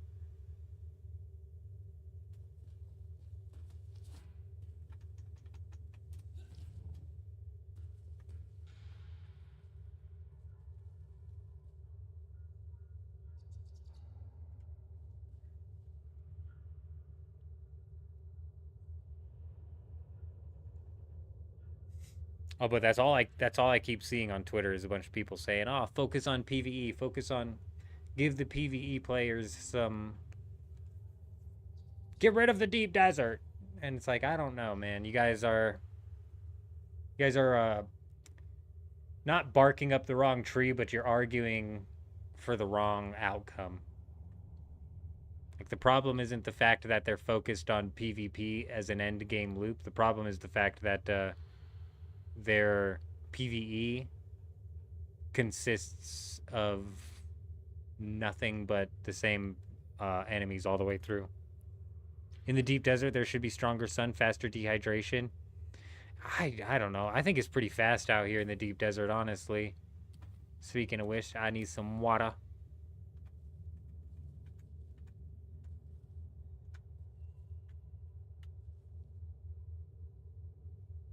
That's not enough of like a change in the PvE side of things to make it interesting. You know what I'm saying? Add some real enemy variety, bro. I don't know. I don't care if you've got to dig in to the deepest, darkest corners of the Dune lore to make it make sense. I don't care if you've got to rewrite Dune lore to make it make sense. You've got to add something else into this game.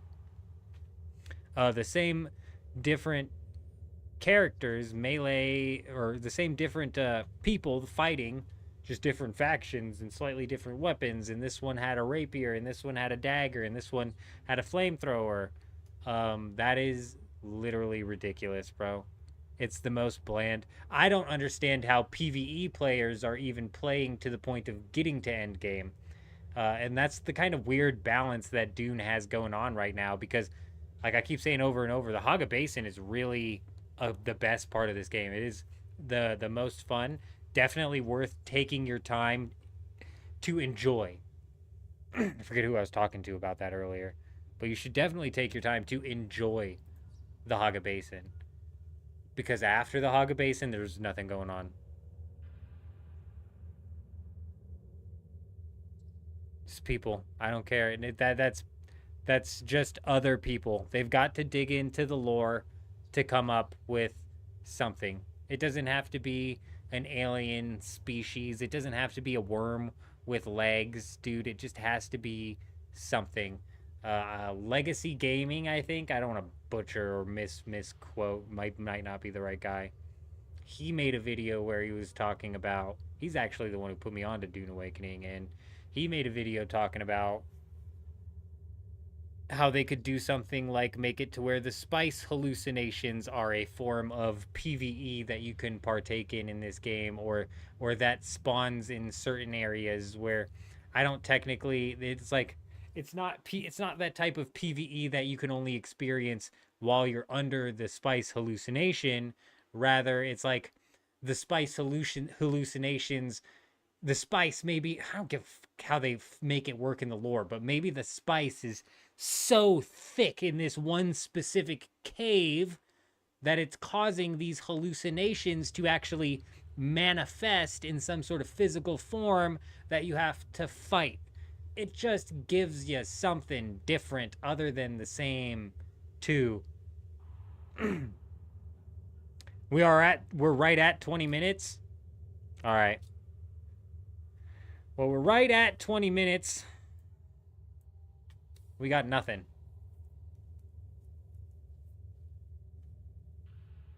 I keep taking the headset off, but I probably shouldn't in case somebody starts walking around here, because I should hear them. Let's creep. Let's creep around. It's so dark in here.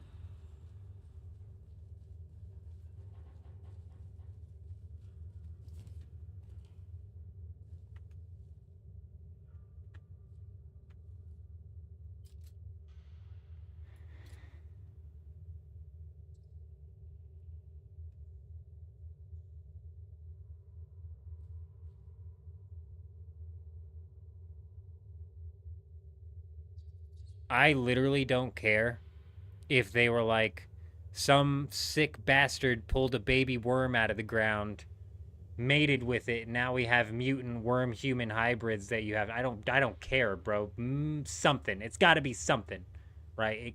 It cannot stay this way. It won't last. And honestly, what irritates me is, even with the PvE they have now, they could have done a lot more to differentiate it. There is no big boss where they could have so easily put some of the spots where they're like, oh, instead of one shielded guy with a minigun, it's 2 or 3 shielded guys with a minigun. Wow, there's your big boss. That's crazy, dude. They could have made it to where it's like one overly big guy at the top of the throne, you know, sitting on his throne, and he's overly big, you know, covered in like some thick armor that just is like He's got a ridiculous amount of armor on.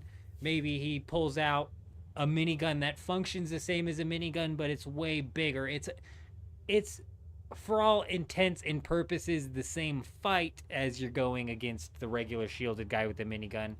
But this is a different model. He's a bigger guy. He looks different. Maybe he functions slightly differently, and this guy can fire while his shield stays on, you know? Freaking free idea for them, you know? It's like ridiculous. If they made the ships in play with much more powerful soldiers, that's such a good point, dude. Those ships drop down the stupidest soldiers that drop the worst loot. A giant worm boss fight. Bear paws, that's so good. See, there's so many things that they could have done to make the PvE actually feel like it was not just an afterthought, but they didn't. So it's like a lot of the people who are like, focus on the PvE and don't focus on the PvP portion of the game. I'm like, focus on the PvE and do what? Continue the same old stuff? Like, they want the deep desert, but a PvE only section of the deep desert. Do you know how quickly those people would quit the game if there was a PvE only section of the deep desert that had entire tiles filled with nothing but sand? Bro, none of these people begging for a PvE only deep desert would play longer than a week. I guarantee it. I just guarantee it. They'd have to completely rework the deep desert. It's just not it. They might as well just bring the tier 6 resources into the Haga Basin at that point in time, rather than letting the PvE players out here into the deep desert. I know the lore is restricted, OMC. That's why I'm saying I don't care about the lore. I'm saying break out of the lore. I don't care if they have to break out of the lore. They've got to do something. A man half sandworm thing is old RTS Dune battle for Dune. A man half sandworm was a thing in old RTS Dune battle. Real-time simulator. See? So even in old real-time simulators, they realized, man, fighting nothing but people all the time is boring. Let's add in something different. A man-worm? It's not in the lore. I don't care. Put it in. Makes sense, dude. Just makes sense. And I'm not saying they need to add an alien man-worm into this game. I'm saying there's ways they can do it that kind of... Yeah, they break the lore, but it's more like a stretching of the lore, right? It's a fucking video game. It's stretched to the lore just a little bit, dude. And if they don't want to stretch the lore, they can work within the bounds that they have. Like I said with the minigun guys, none of those are like developed in a way to actually be a boss. There's a couple of the people that you do the assassination quest lines on that are almost like that, or the one lady in that one electric worm spot where she's just a melee person, but she's a little bit more beefed out than the other regular people. It's like just making these guys a bullet sponge, or like have a bigger health pool doesn't make it a boss, right?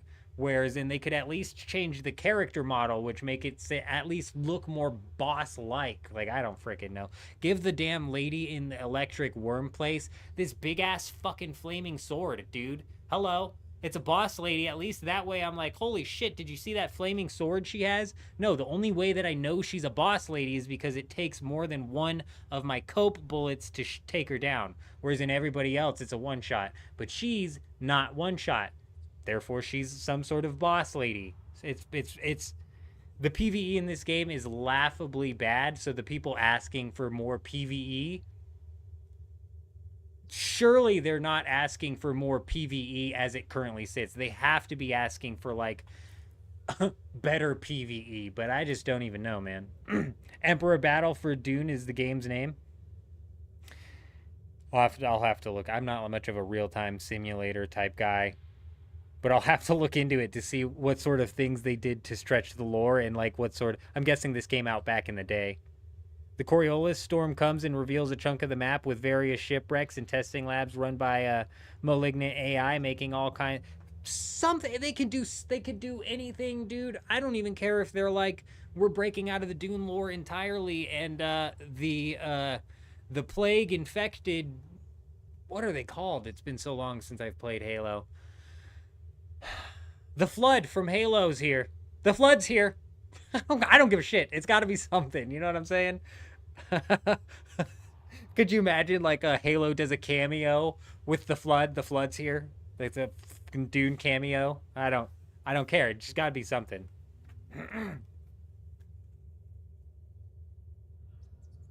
There's a lot of room for the game to grow still, though. And with the fact that the Haga Basin, even though the PvE is really dull, is able to draw in this amount of people and like keep this amount of people playing for as long as it has, is a testament to, I think, how popular these type of MMO style survival games are.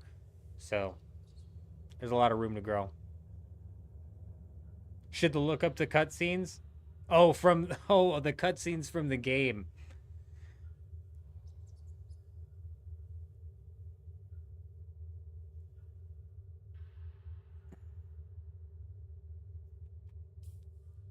Dude, I think they shut the storms off.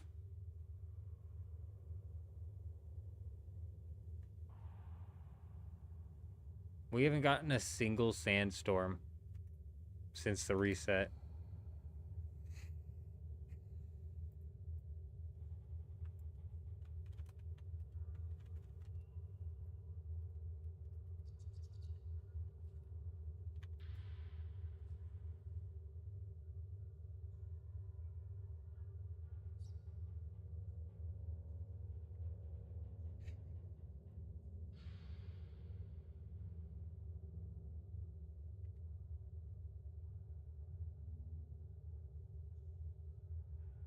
Shut up. The cutscenes. When was this game? What's it called? Let me look it up.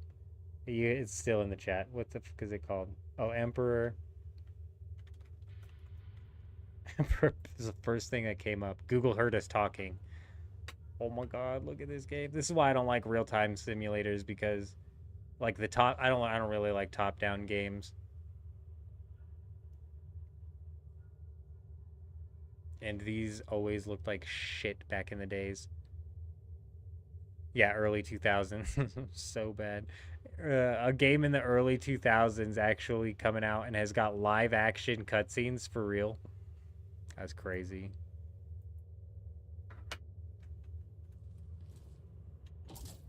Oh.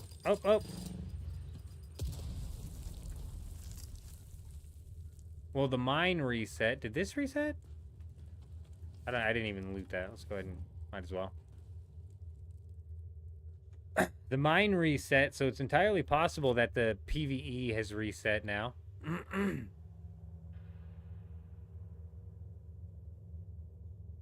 So it's potential that this chest opens up at any point in time. But I'm not joking, dude. I want in this base so bad, I'm not backing out of here. Like, I'm not backing out of here. I want Dune to drop this damn update.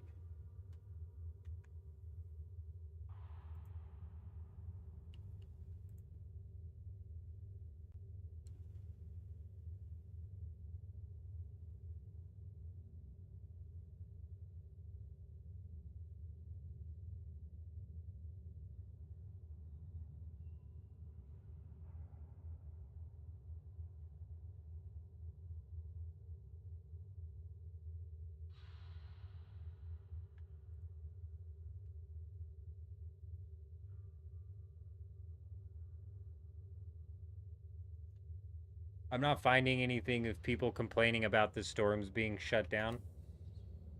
I'm actually the opposite. There's a couple posts on there talking about, from the past couple days, talking about how after the reset, storms are coming in nonstop. And some of them are just like, storms are coming in nonstop. And there was even a post on there that said, my friend's base got raided and we can't figure out why. Bro, I'm telling you, people are so dumb, bro. These are the bases we're running into tonight. I swear, bro. Just wide open bases, dude, with the generator just right out in the open. This base over here, Dude, I hope these guys are just convinced that they're good until the end of the week and they got like one more day. This base might be fucking loaded, dude.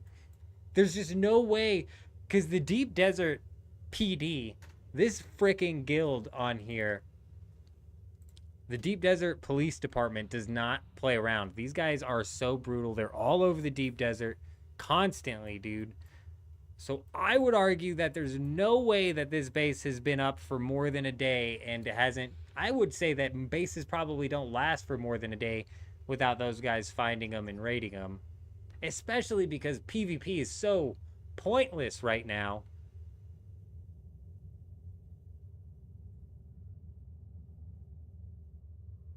I should. You're right.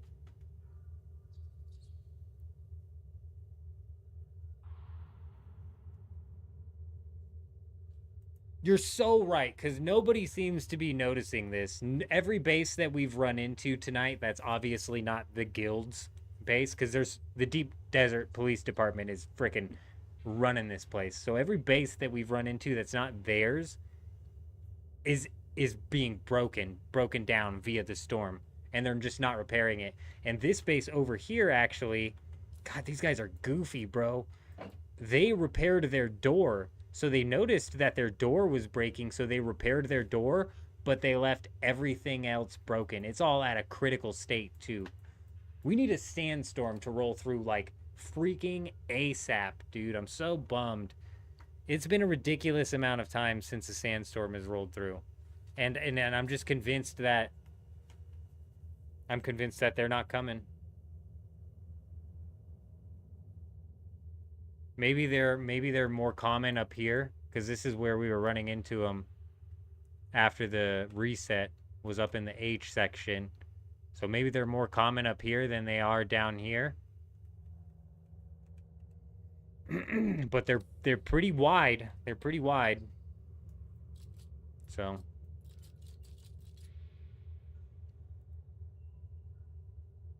we'll keep waiting out this chest. We're waiting on a couple of things right now. We're waiting on the announcement.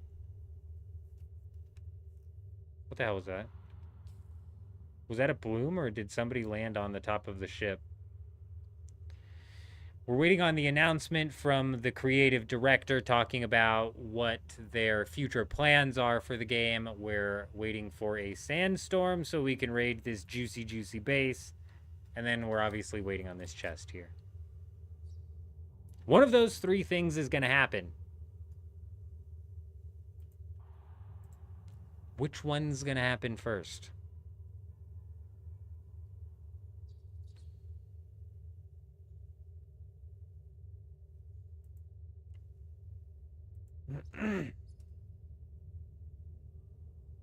$38-ish minutes into the chest here.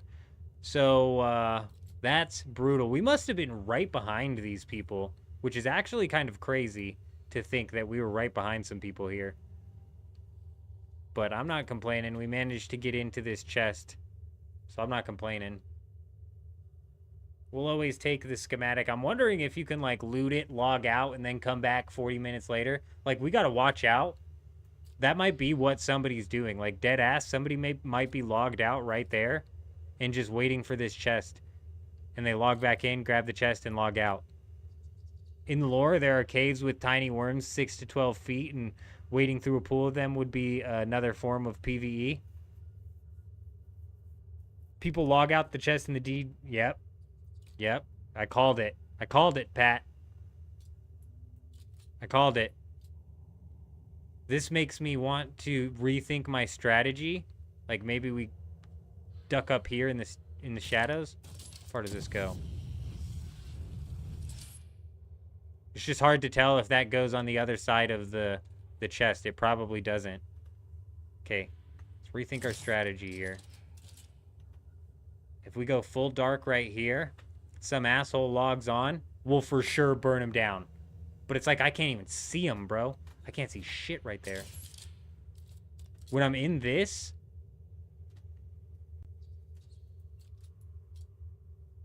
When I'm in this, it like brightens up the room a little bit. You guys see that? I can see the chair.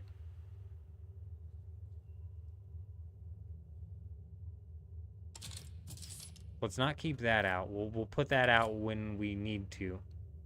Surely, because somebody's got to be logged in here. So you have to wait for the storm to drop shields to raid any base? Correct, Bear Paws, yes. So I can't raid any base, unfortunately, until a storm rolls through. And we started off the stream, we rolled out, we had a storm come through almost immediately, got a successful raid off, and then it was like an hour and a half until the next storm. When the next storm rolled through, we weren't in a position to get to the base that we were trying to raid, which is why I'm spending so much time actually hanging out by this base here. Because A, that's a juicy-ass base, and B, I want to make sure that I'm going to be able to get to it. But we weren't able to make it to a base during the second storm, which was about an hour and a half between the first one. And then it was like 30 minutes later, another storm came off. So it feels like these things are random.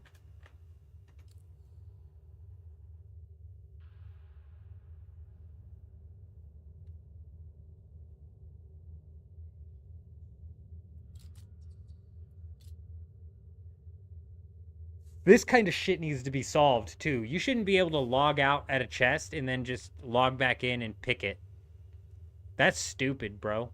Especially because the chests in the deep desert are...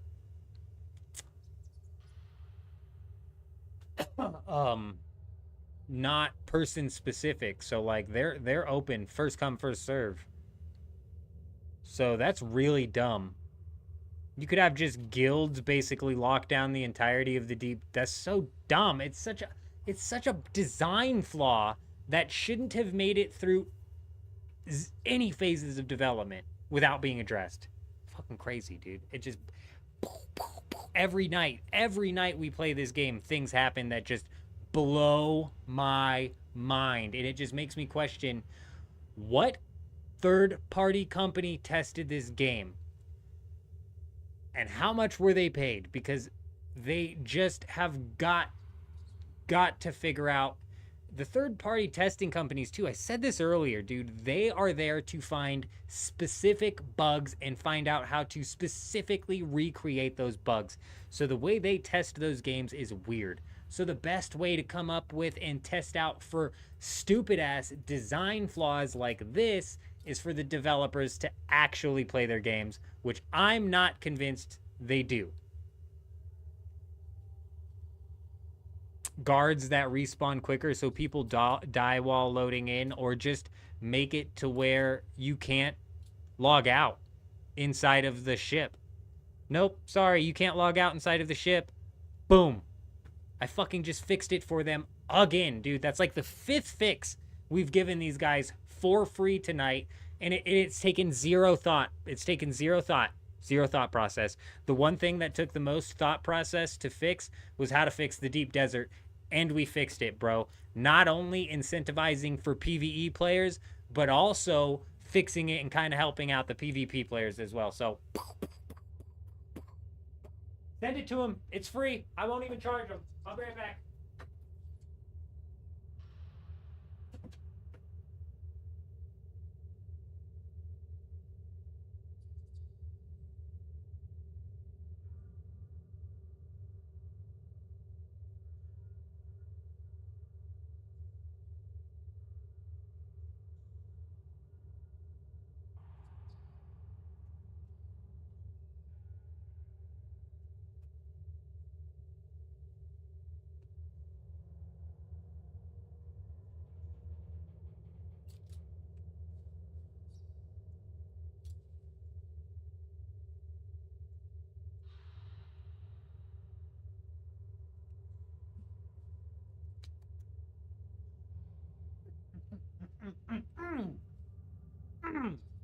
Give me a second.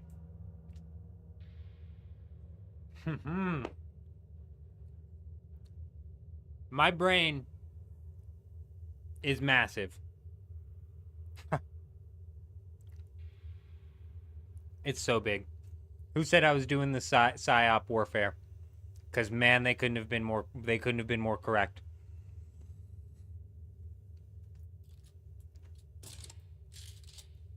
There is a mine next to this chest.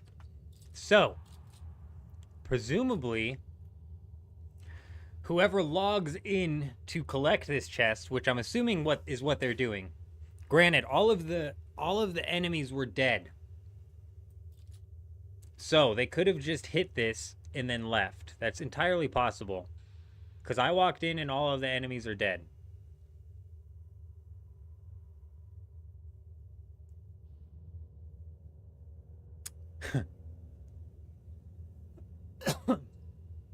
This mine is going to pop. So it's kind of going to let me know that they're there. Hopefully the mine pops. This may give me the opportunity to take them out. If we can manage to take out the person who is looting the chest, we may actually walk out of here with multiple schematics, because they can't research the schematics on their inventory until they get back to their base. So if they're just sitting here for 10 hours logging in and out, grabbing these schematics, they can't actually research these things until they take them back. Oh, and you weren't even talking about this. Oh, that right there, though, you're right. That's another brilliant schematic. Man. Just point out another reason why my brain is so damn big, dude. We just be thinking on levels people can't even comprehend. Incomprehensible!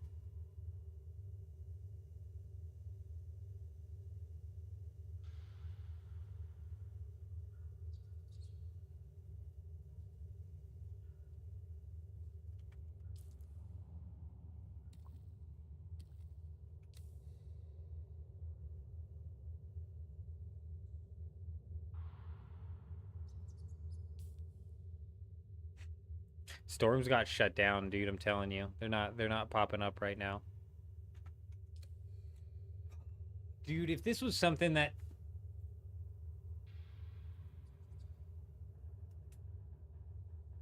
Just picture this, okay?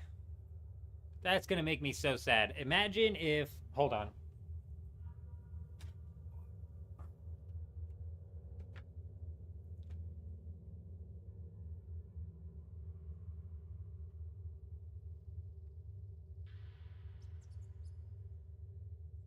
Imagine when the creative director, oh, I hope they don't do this. This actually could be something that they could put in, which would help facilitate PvE inside of the deep desert maybe a little bit. Oh, I don't hope they don't do this. Because PvP sucks and there's no rewards for PvP. But, let me get to the point. Imagine they drop the creative director's thing today and it says, oh, by the way, we've disabled storms, so there's no longer raiding inside of the deep desert.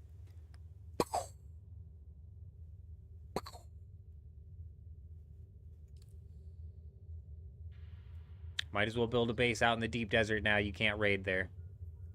Dude. That's not the problem. That's not the problem. That's not the problem, and that is just... That's a potential solution which could get added to my solution to make a whole entire solution. Storms are... Shiza. If you are near a map edge, you get 0 warning if a storm spawns on that map edge. That's such a good point. You're right. We noticed that with the storm. So, you're right. For example, if we're on E1, it's just going to be like, boom, storm's there. Yeah, we might actually be better off just sitting at that base, straight up storm camping. Like Topper was it Topper? Somebody was saying storm camping. Might have been John or Jim. Because you're right. If the storm comes from this direction, it's just going to instantly be on Sector E. And we learned that when we were trying to get all the way to... We were trying to get all the way to this base right here when we were way over here. And when we were over here, it was like storms coming in 7 minutes. And then like 10 seconds later, it'd be storms coming in 6 minutes. And like 15 seconds later, it was like 5 minutes. It's because we were getting closer and closer to it. So the warning system is entirely based off of... You're right. That's dumb. You're right. It should be more of a system that warns you based off of like, hey, a storm has been located coming towards the northeast section of the map in 10 minutes. And then, as it starts to roll through, it can continue its whatever stupid countdown that it does sector by sector.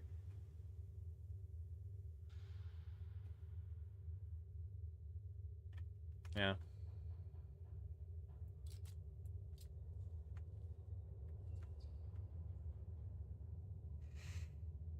I'm excited about this potential trap that we've laid here, though. This could be huge. This chest has the gas traps. What is that? I fucking meant to look at this. I'm glad I thought about that.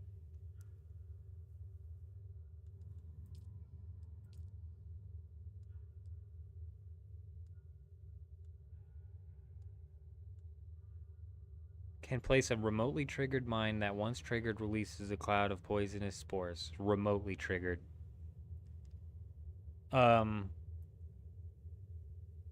Ferris! Didn't even recognize. I wish they would have the colors for each of the individual people talking change entirely.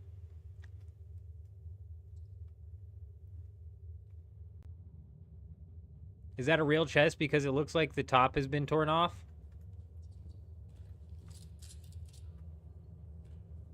Oh! Get the fuck out of here! What did we just get? What did we just get? I don't know, I gotta go. I think we got a snub nose. I think we literally got a snub nose. Oh my gosh, we're right next to the exit too. How good is that? Oh my god, please. I swear, I swear, I swear. I'm gonna be so mad. Where is my base? We don't need to ping it. Should just show up. I'm gonna be so... I'm gonna be livid. I'm going to freak out if a storm comes as soon as we go back to my base, because I'm going back to immediately research this thing.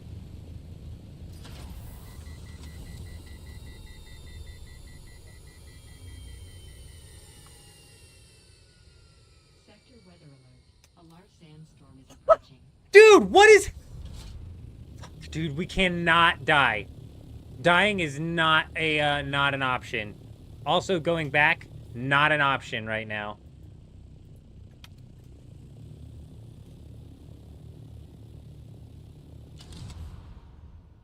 Dying is so not an option. If I put... I need quick answers on this. Do you guys know? If I put an item into my storage on my ornithopter, and then I get out of my ornithopter and put my ornithopter on my... No, I can't put it on my person if something's in the storage. We cannot die. Period.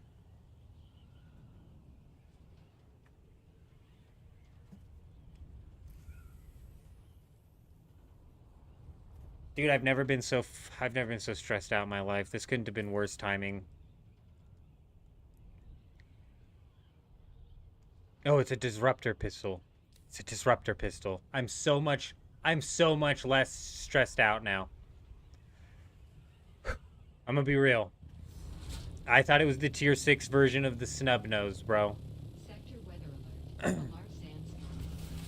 Let's go. It's showtime, baby. 8 minutes. So good. So good. Beautiful things are happening right now.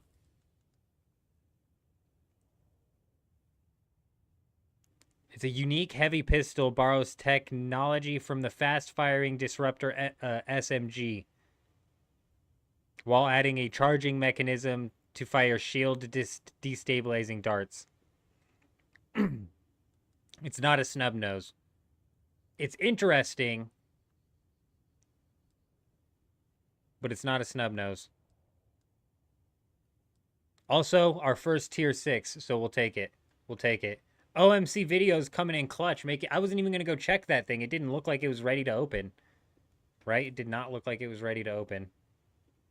Can you just build a 1x1 base real quick and learn it? I have to be, I'd have to lay a sub-fief down. And in order to do that, I'd have to abandon the sub-fief over there. I'd have to unfortunately abandon the sub-thief in order to learn it. But it's not a snub nose. It's just a disruptor pistol. Like, so honestly, if we die and lose this thing, no big deal. If this was the next tier up of my snub nose, if this was Cope version 2.0, oh, dude. That's a no, we can't lose that. That's a no, cannot lose that. But this, to be honest, is it going to be worth using 62 spice melange to craft? Probably not. Oh, here we go. Here we go. Who was I talking to earlier about mispronouncing things? There's one. This would be so easy to do. Holy shit. We might do this. Melange. You guys. Oh, you get people so it's melange, right? It's spice melange. I think it's melange. We might be pronouncing it wrong. I never know. I just know it's so funny if you pronounce it wrong because the actually people come in thick, bro. They come in thick, dude.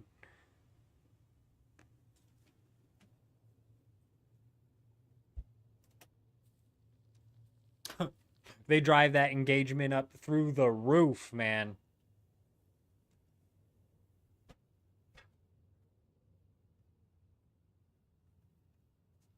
You typically get 20 comments on a video. Now you got 300 people saying it's Blade, not the Blade. What was that? Did you guys hear that?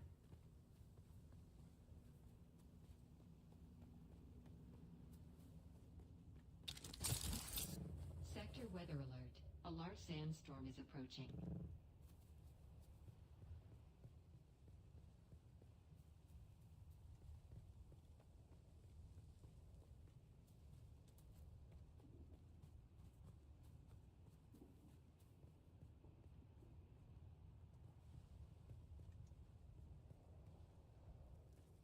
There might have been somebody here.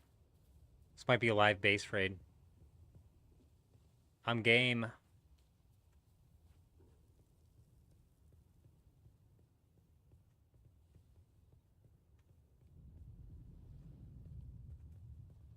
I need to find a spot where I'm sheltered. I'm probably should do that by the base. As soon as this thing goes down, we should be able to break into it before the storm even hits. Sector weather alert. A large sandstorm is approaching.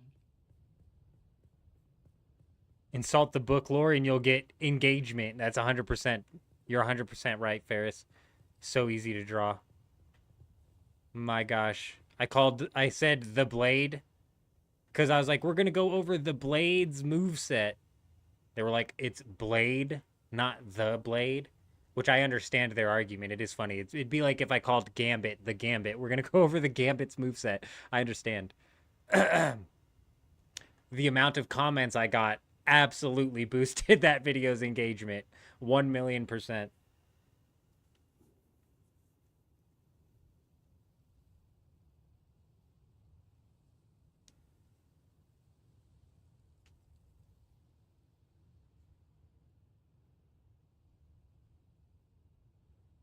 It takes a couple seconds to charge up and then shoot? Gross. Sector weather alert. A large sandstorm is approaching. Ferris be quoting lore that I have no idea about.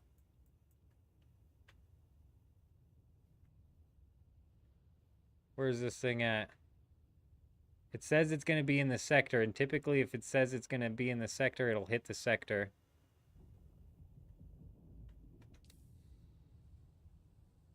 I don't see it yet, though.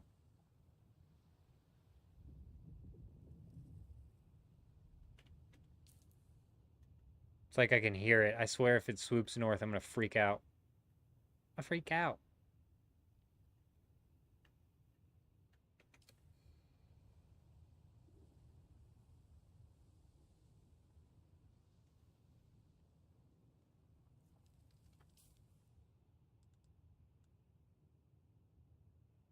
Sector weather alert. A large sandstorm is approaching. 2 minutes.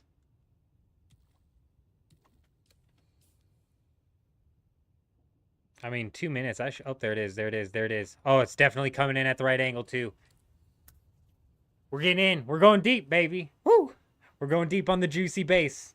Watch this. This is the one base where I'm like, it's going to be juicy. Watch this be the one spot where there's nothing, bro. And if that's the case... Oh, where was it?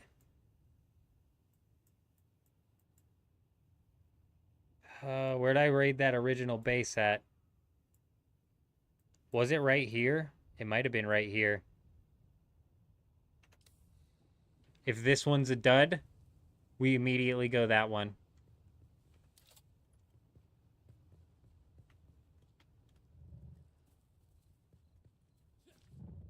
Fucking please. Oh, no, no, no. Yeah, no, that's what I'm trying to do. A large sandstorm is approaching.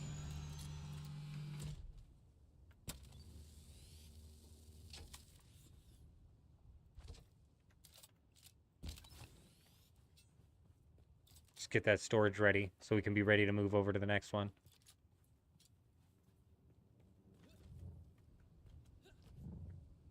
I think we break in. We should be able to hit this.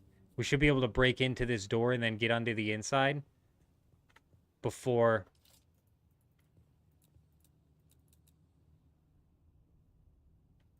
the thing even hits. Once the storm hits the sector, you'll see. This is why people's builds are getting damaged by the storm. I thought what was happening is the storm itself, after it crosses over your base, breaks the shield. Nah, as soon as this storm hits the sector, you'll see. It's going to say storm in the sector. Right when it says storm in the sector, this shield's going to drop. Weather alert. A large sandstorm is approaching. Okay, maybe not right when. There it goes.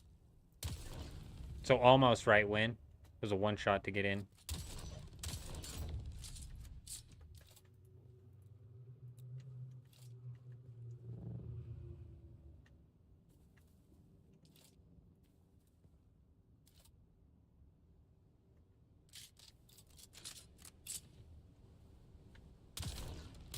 I think it is by design. I think it is by design, Ferris, and that's why people's bases are, like, breaking and they need to repair them. Like, every day they need to do maintenance to their base.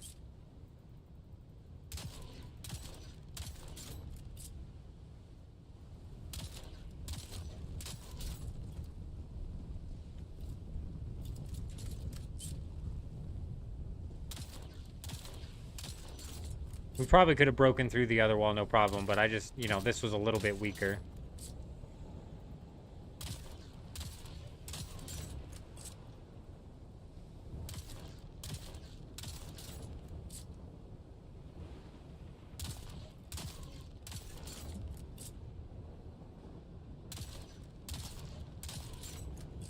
Come on now. It's got to be close.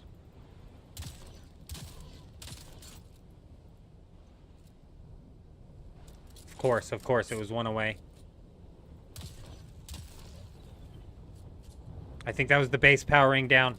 It was the base powering down. Doors are open, we're in, we're deep. We're deep as we can get. I can just open them up now. Nice, we got some Stravidium. Nothing. Some scouts. And some granite.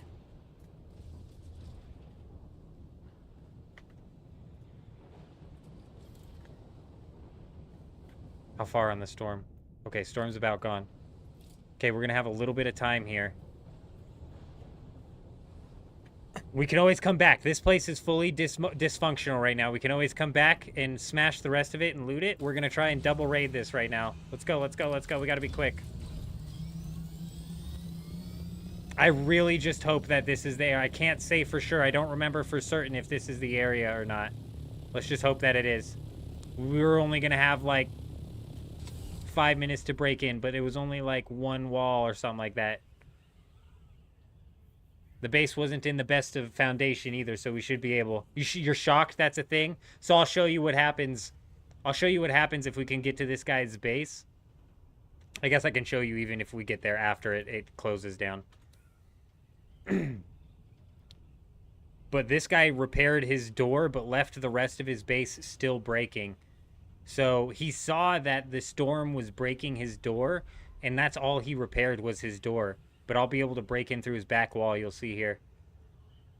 Hopefully this is it.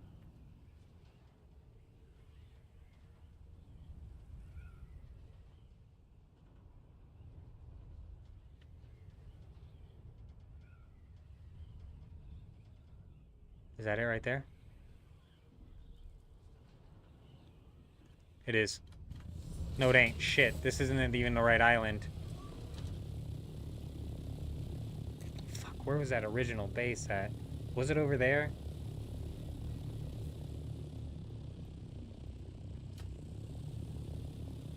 It's another 2,000 meters. I think we're going to be too late on this. It's alright, I can at least show you what's going on. And what the whole, like, this is really screwing people. People need to definitely figure this out. God, it wasn't over here, was it? It was all the way up here. It couldn't have been, though. Where was that original base that we raided? Ah, maybe it was. Maybe it was right there.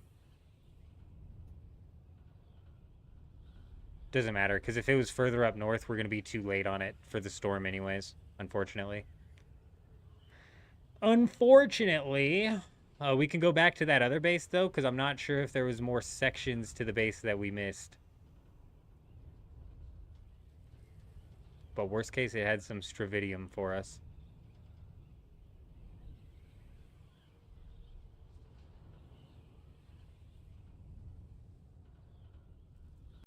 This isn't it. Well, damn.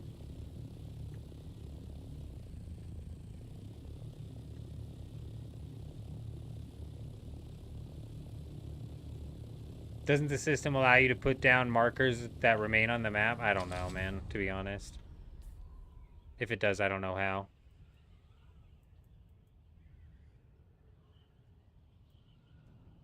If it does, I just don't know how.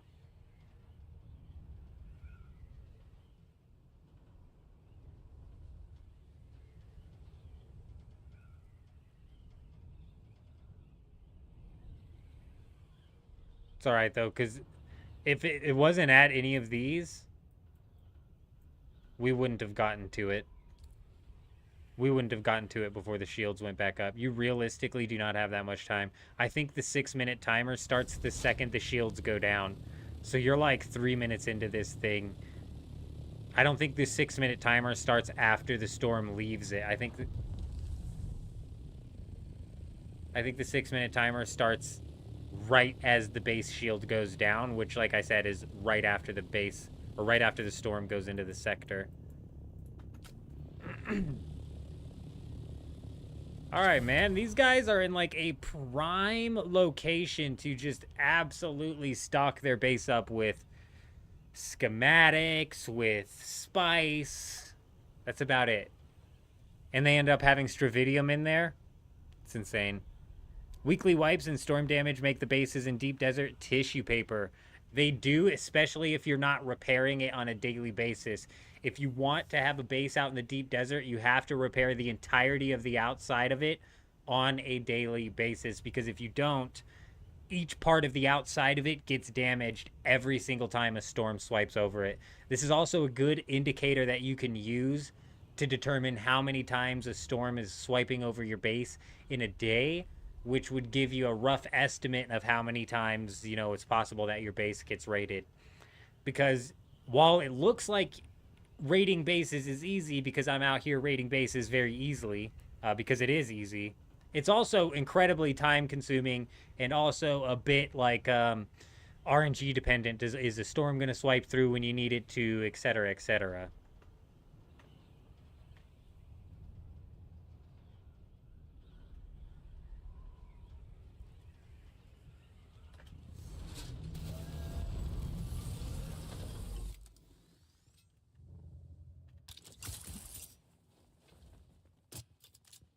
Big empty room right here.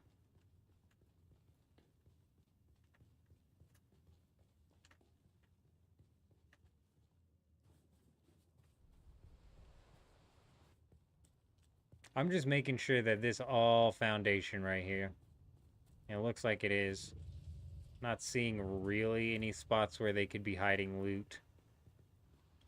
Unless there's a floor in the middle of the foundation, which I should be able to check. Like, the only realistic floors in the middle of the foundation could be, like, right here. Foundation, oh, I can even see. Perfect. Yeah, that's all just a foundation. So you can't even really hide shit, bro, because with a builder, they can just go through and immediately find it. That sucks, dude.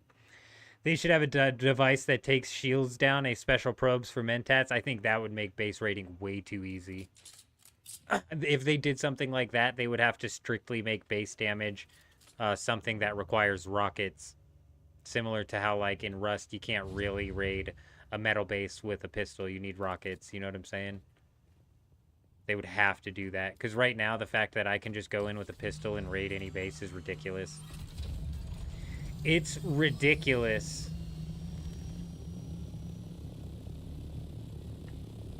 Alright, just out of pure irritation before we go and, I mean, surely it wasn't all the way up here, but maybe it was.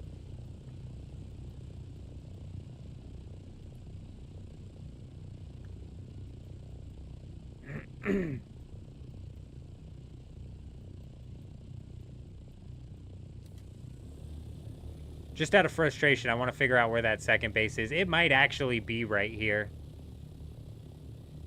And you know what? The storm that just rolled through might have done enough damage to open that base up.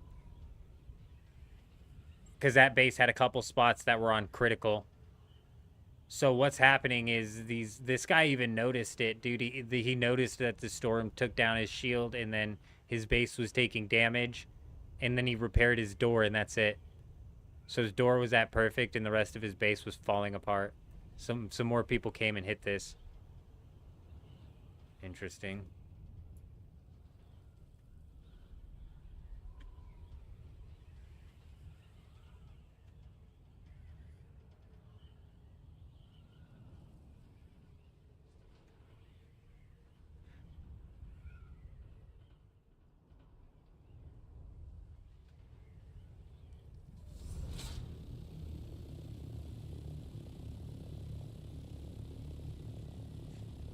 The Coriolis storm just would completely break a base, though. Like, you can't leave a base out here during the Coriolis storm. It'll get deleted. The whole deep desert gets deleted and reset up.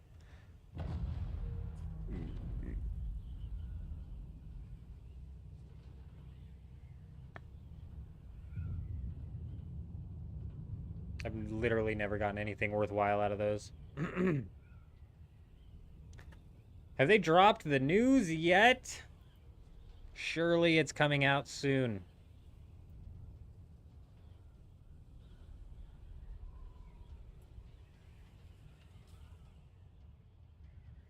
This Landsrad session ends in 11 hours, and then we're going to be putting in another 25% thing. Hello, hello, hello. Hope you're doing well. CML.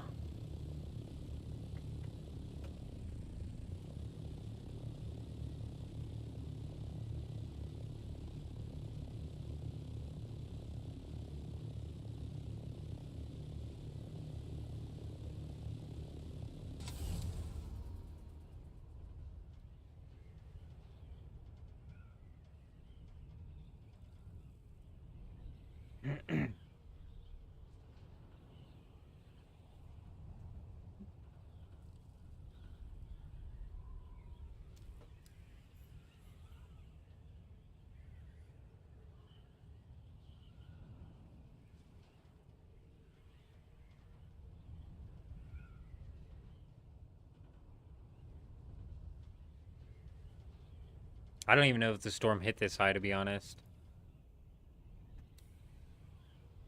I don't think this is the spot either.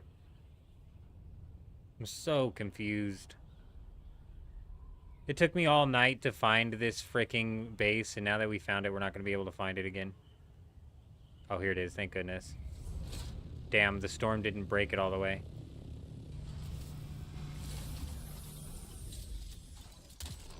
Yep, shielded already.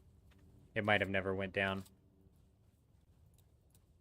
So you see, this is critical, critical, critical, that's because as the storm comes through, it knocks the shield down and then damages it. And then you look at his door. It's perfect. What is this guy doing, bro? What are you doing, my friend? You gotta repair more than your door, buddy.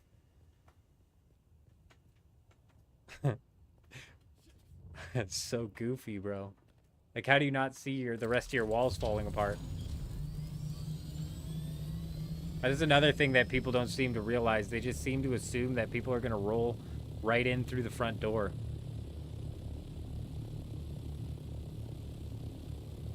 You know? Like this guy right here probably has this double doored off. We just went in through the back. Piece of cake. Easy as that.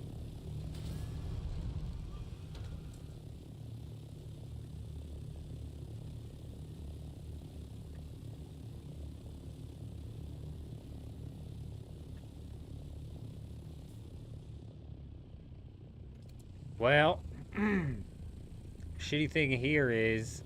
Ooh, nice spice field over here, actually. I mean, you know... It's been a pretty successful day. Might as well go hit up the spice field, you know? Why not? Cap it off with a nice medium spice field here. Nice full spice inventory. I mean, when it's just sitting here like this, you might as well.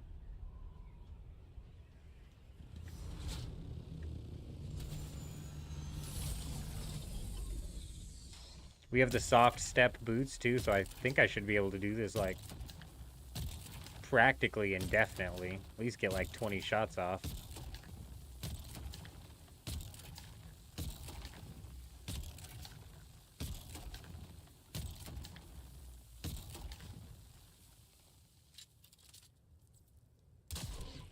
Stupid rat.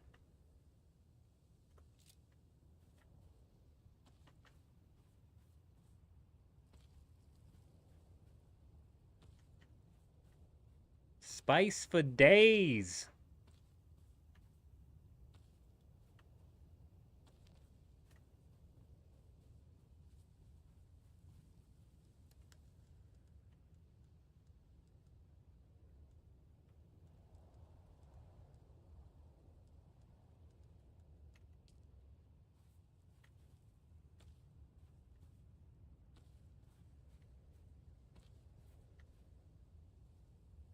I can actually do this and never draw the worm. We just fill up again real quick.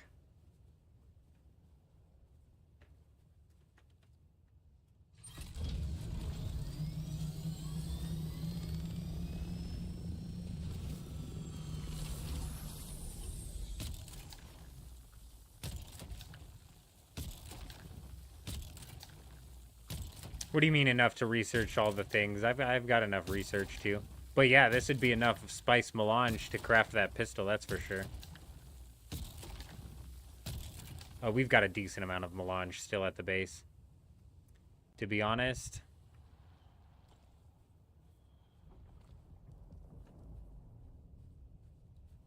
Okay, I heard the worm. Is that coming this way?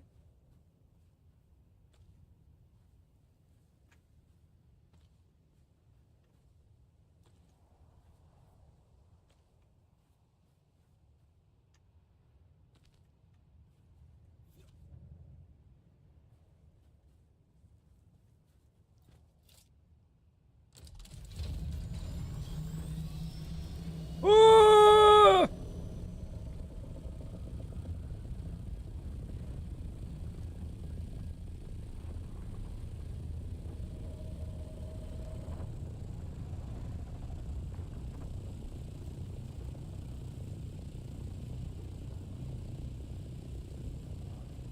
Damn, that thing is coming through, bro.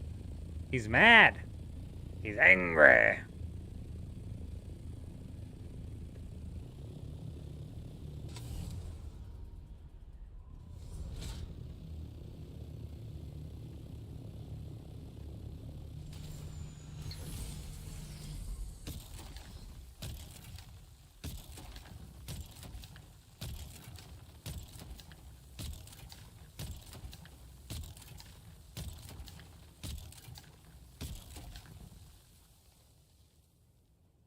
We're just clearing lines out of this thing, huh? All right, all right, all right. My goodness gracious, bro. You don't bring a still suit out here and all of a sudden you're just running out of water immediately.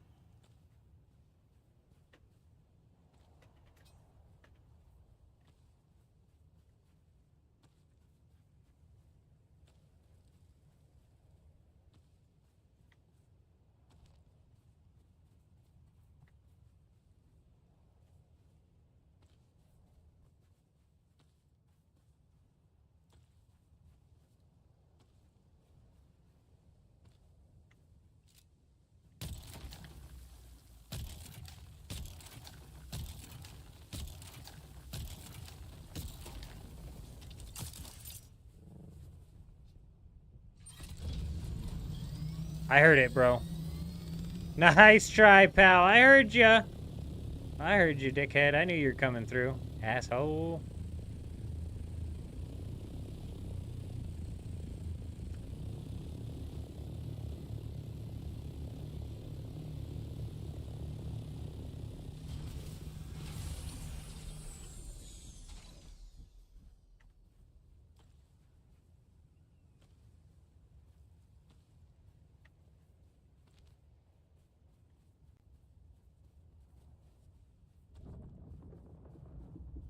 Okay, I think that's coming after me again. I don't know why or what's going on with this worm. He not happy about me being here. I'm backing out. I think we've collected enough spice.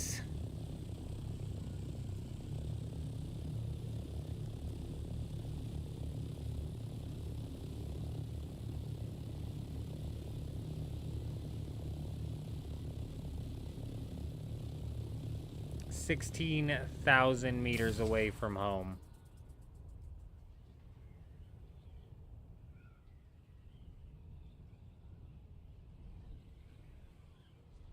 Let's pop open the Discord here. See if they've dropped the announcement. Place your bets. Has it come out yet? I would say no. And I was correct.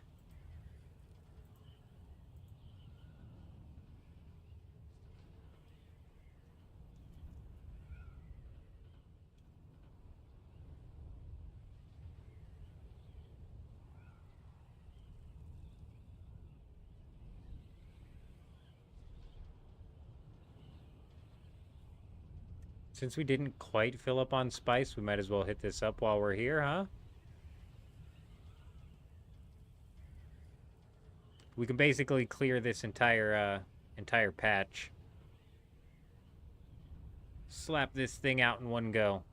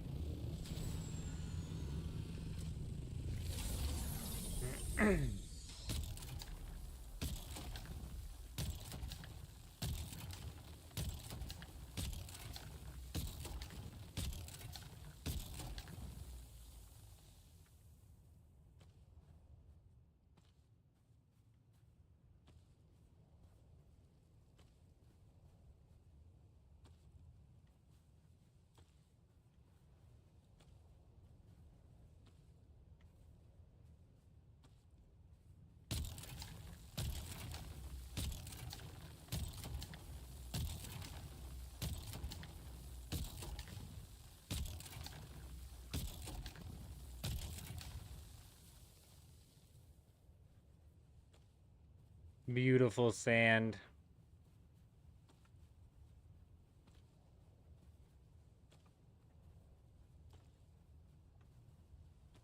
Man, people were not lying. The soft step boots paired with the compact compactor, complete and total game changer. I thought it was just the compactor that was drawing in the worm. I didn't think the boots and walking around was adding that much to it, but it sure was. These soft step boots practically make that infinite.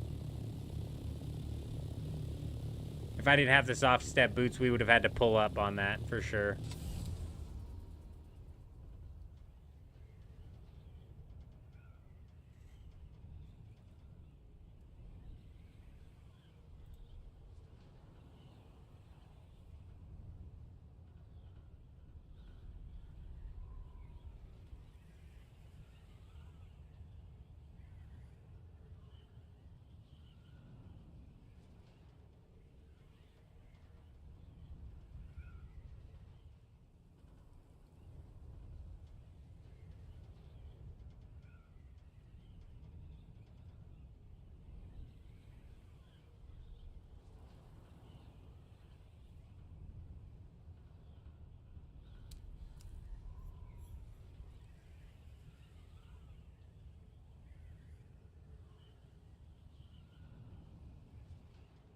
Damn it. Sorry, I'm looking through the chat trying to figure out who was talking about putting out that PSA. Because we might actually turn that into a video, to be honest. Talking about how the storm out here is actually damaging bases more than players are. And that if you're not paying attention, you could definitely be making your base that much easier to raid. So, not that they're hard to raid out here in the first place, but I mean, shoot, dude, there's no reason you should be making it easier for people to raid.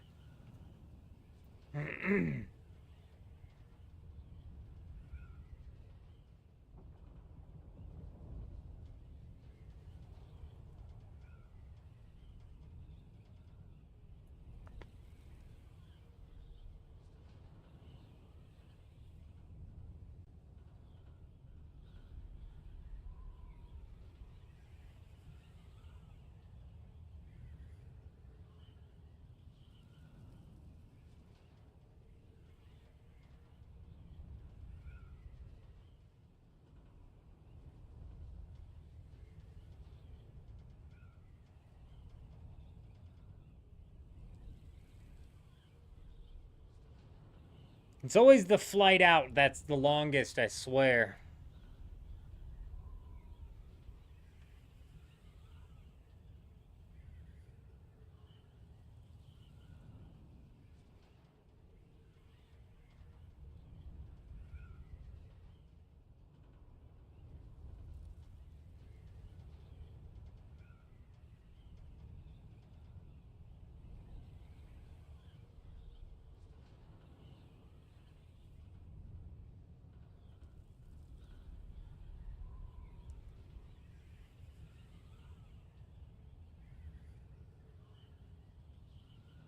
Yep, the long march back.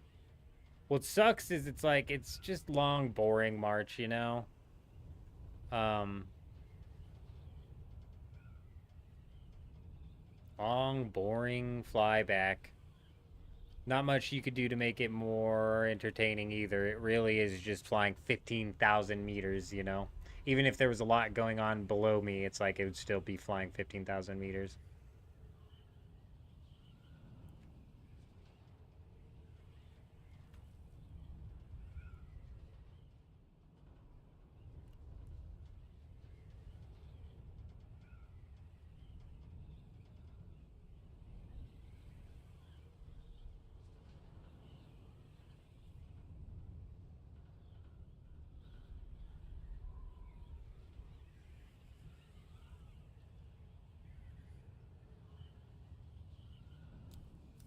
Do people really hang near the edge? There's no way people hang near the edge.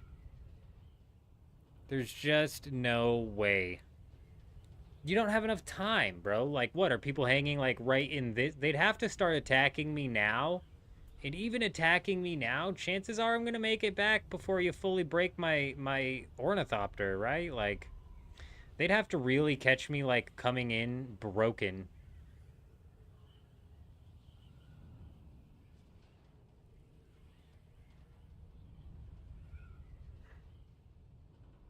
I feel like there's no way, dude. Just a bit deeper in? Okay, yeah. I could see that, like a tile and a half in. Sick bastards. That's the best time to catch somebody on the way in, so it's the best place to be hunting. You're definitely going to walk away with some loot. You catch them on the way in. Just the wall side of the spice field. Yeah, you let them do all the harvesting and then you take them down. Disgusting. 20 minutes left. We were about to power down in 20 minutes. Huge. Perfect timing. Ah, the timing couldn't have been better. Overall, too, I mean, we walked away with a decent amount of tier 6 components here with absolutely no work being put in aside from the fact having to break into other people's base and take it. So, overall, pretty successful night. I believe that raiding is going to be better probably like midweek. I think a lot of people have already taken their bases out of the deep desert due to the Coriolis storm coming up here in a couple days, especially because of what happened last week with the way that the servers, like, I don't know if they got DDoSed or what. The servers were inaccessible on North America last week on like the day before the Coriolis storm. So people weren't able to go and get their stuff out. It was so bad that they actually delayed the Coriolis for NA by an entire day to give people an opportunity to get their stuff out, which is a bit crazy. So, but that is it. We're going to end the stream here. Ladies and gentlemen, I appreciate everybody stopping by. It's been absolutely wild the past couple of weeks here. The support has been crazy. The streams have been going crazy. We're going to be transitioning. We're not going to be live again until Thursday sometime, and we're going to be transitioning after that into our regular streaming schedule of Tuesday, Thursday, Saturday, times to be determined. But we appreciate you guys. OMC, Ferris Social, quite a crazy stream. Jim, we had Pat, Bear Paws always stopping by. My goodness gracious, who else was here? Topper was here for a while. I saw that. Had some new faces in the chat as well. We appreciate you guys, and we'll keep it up. And we really just genuinely, I can't tell you how much I appreciate you guys. But other than that, I hope you guys all have an amazing day. I'm out.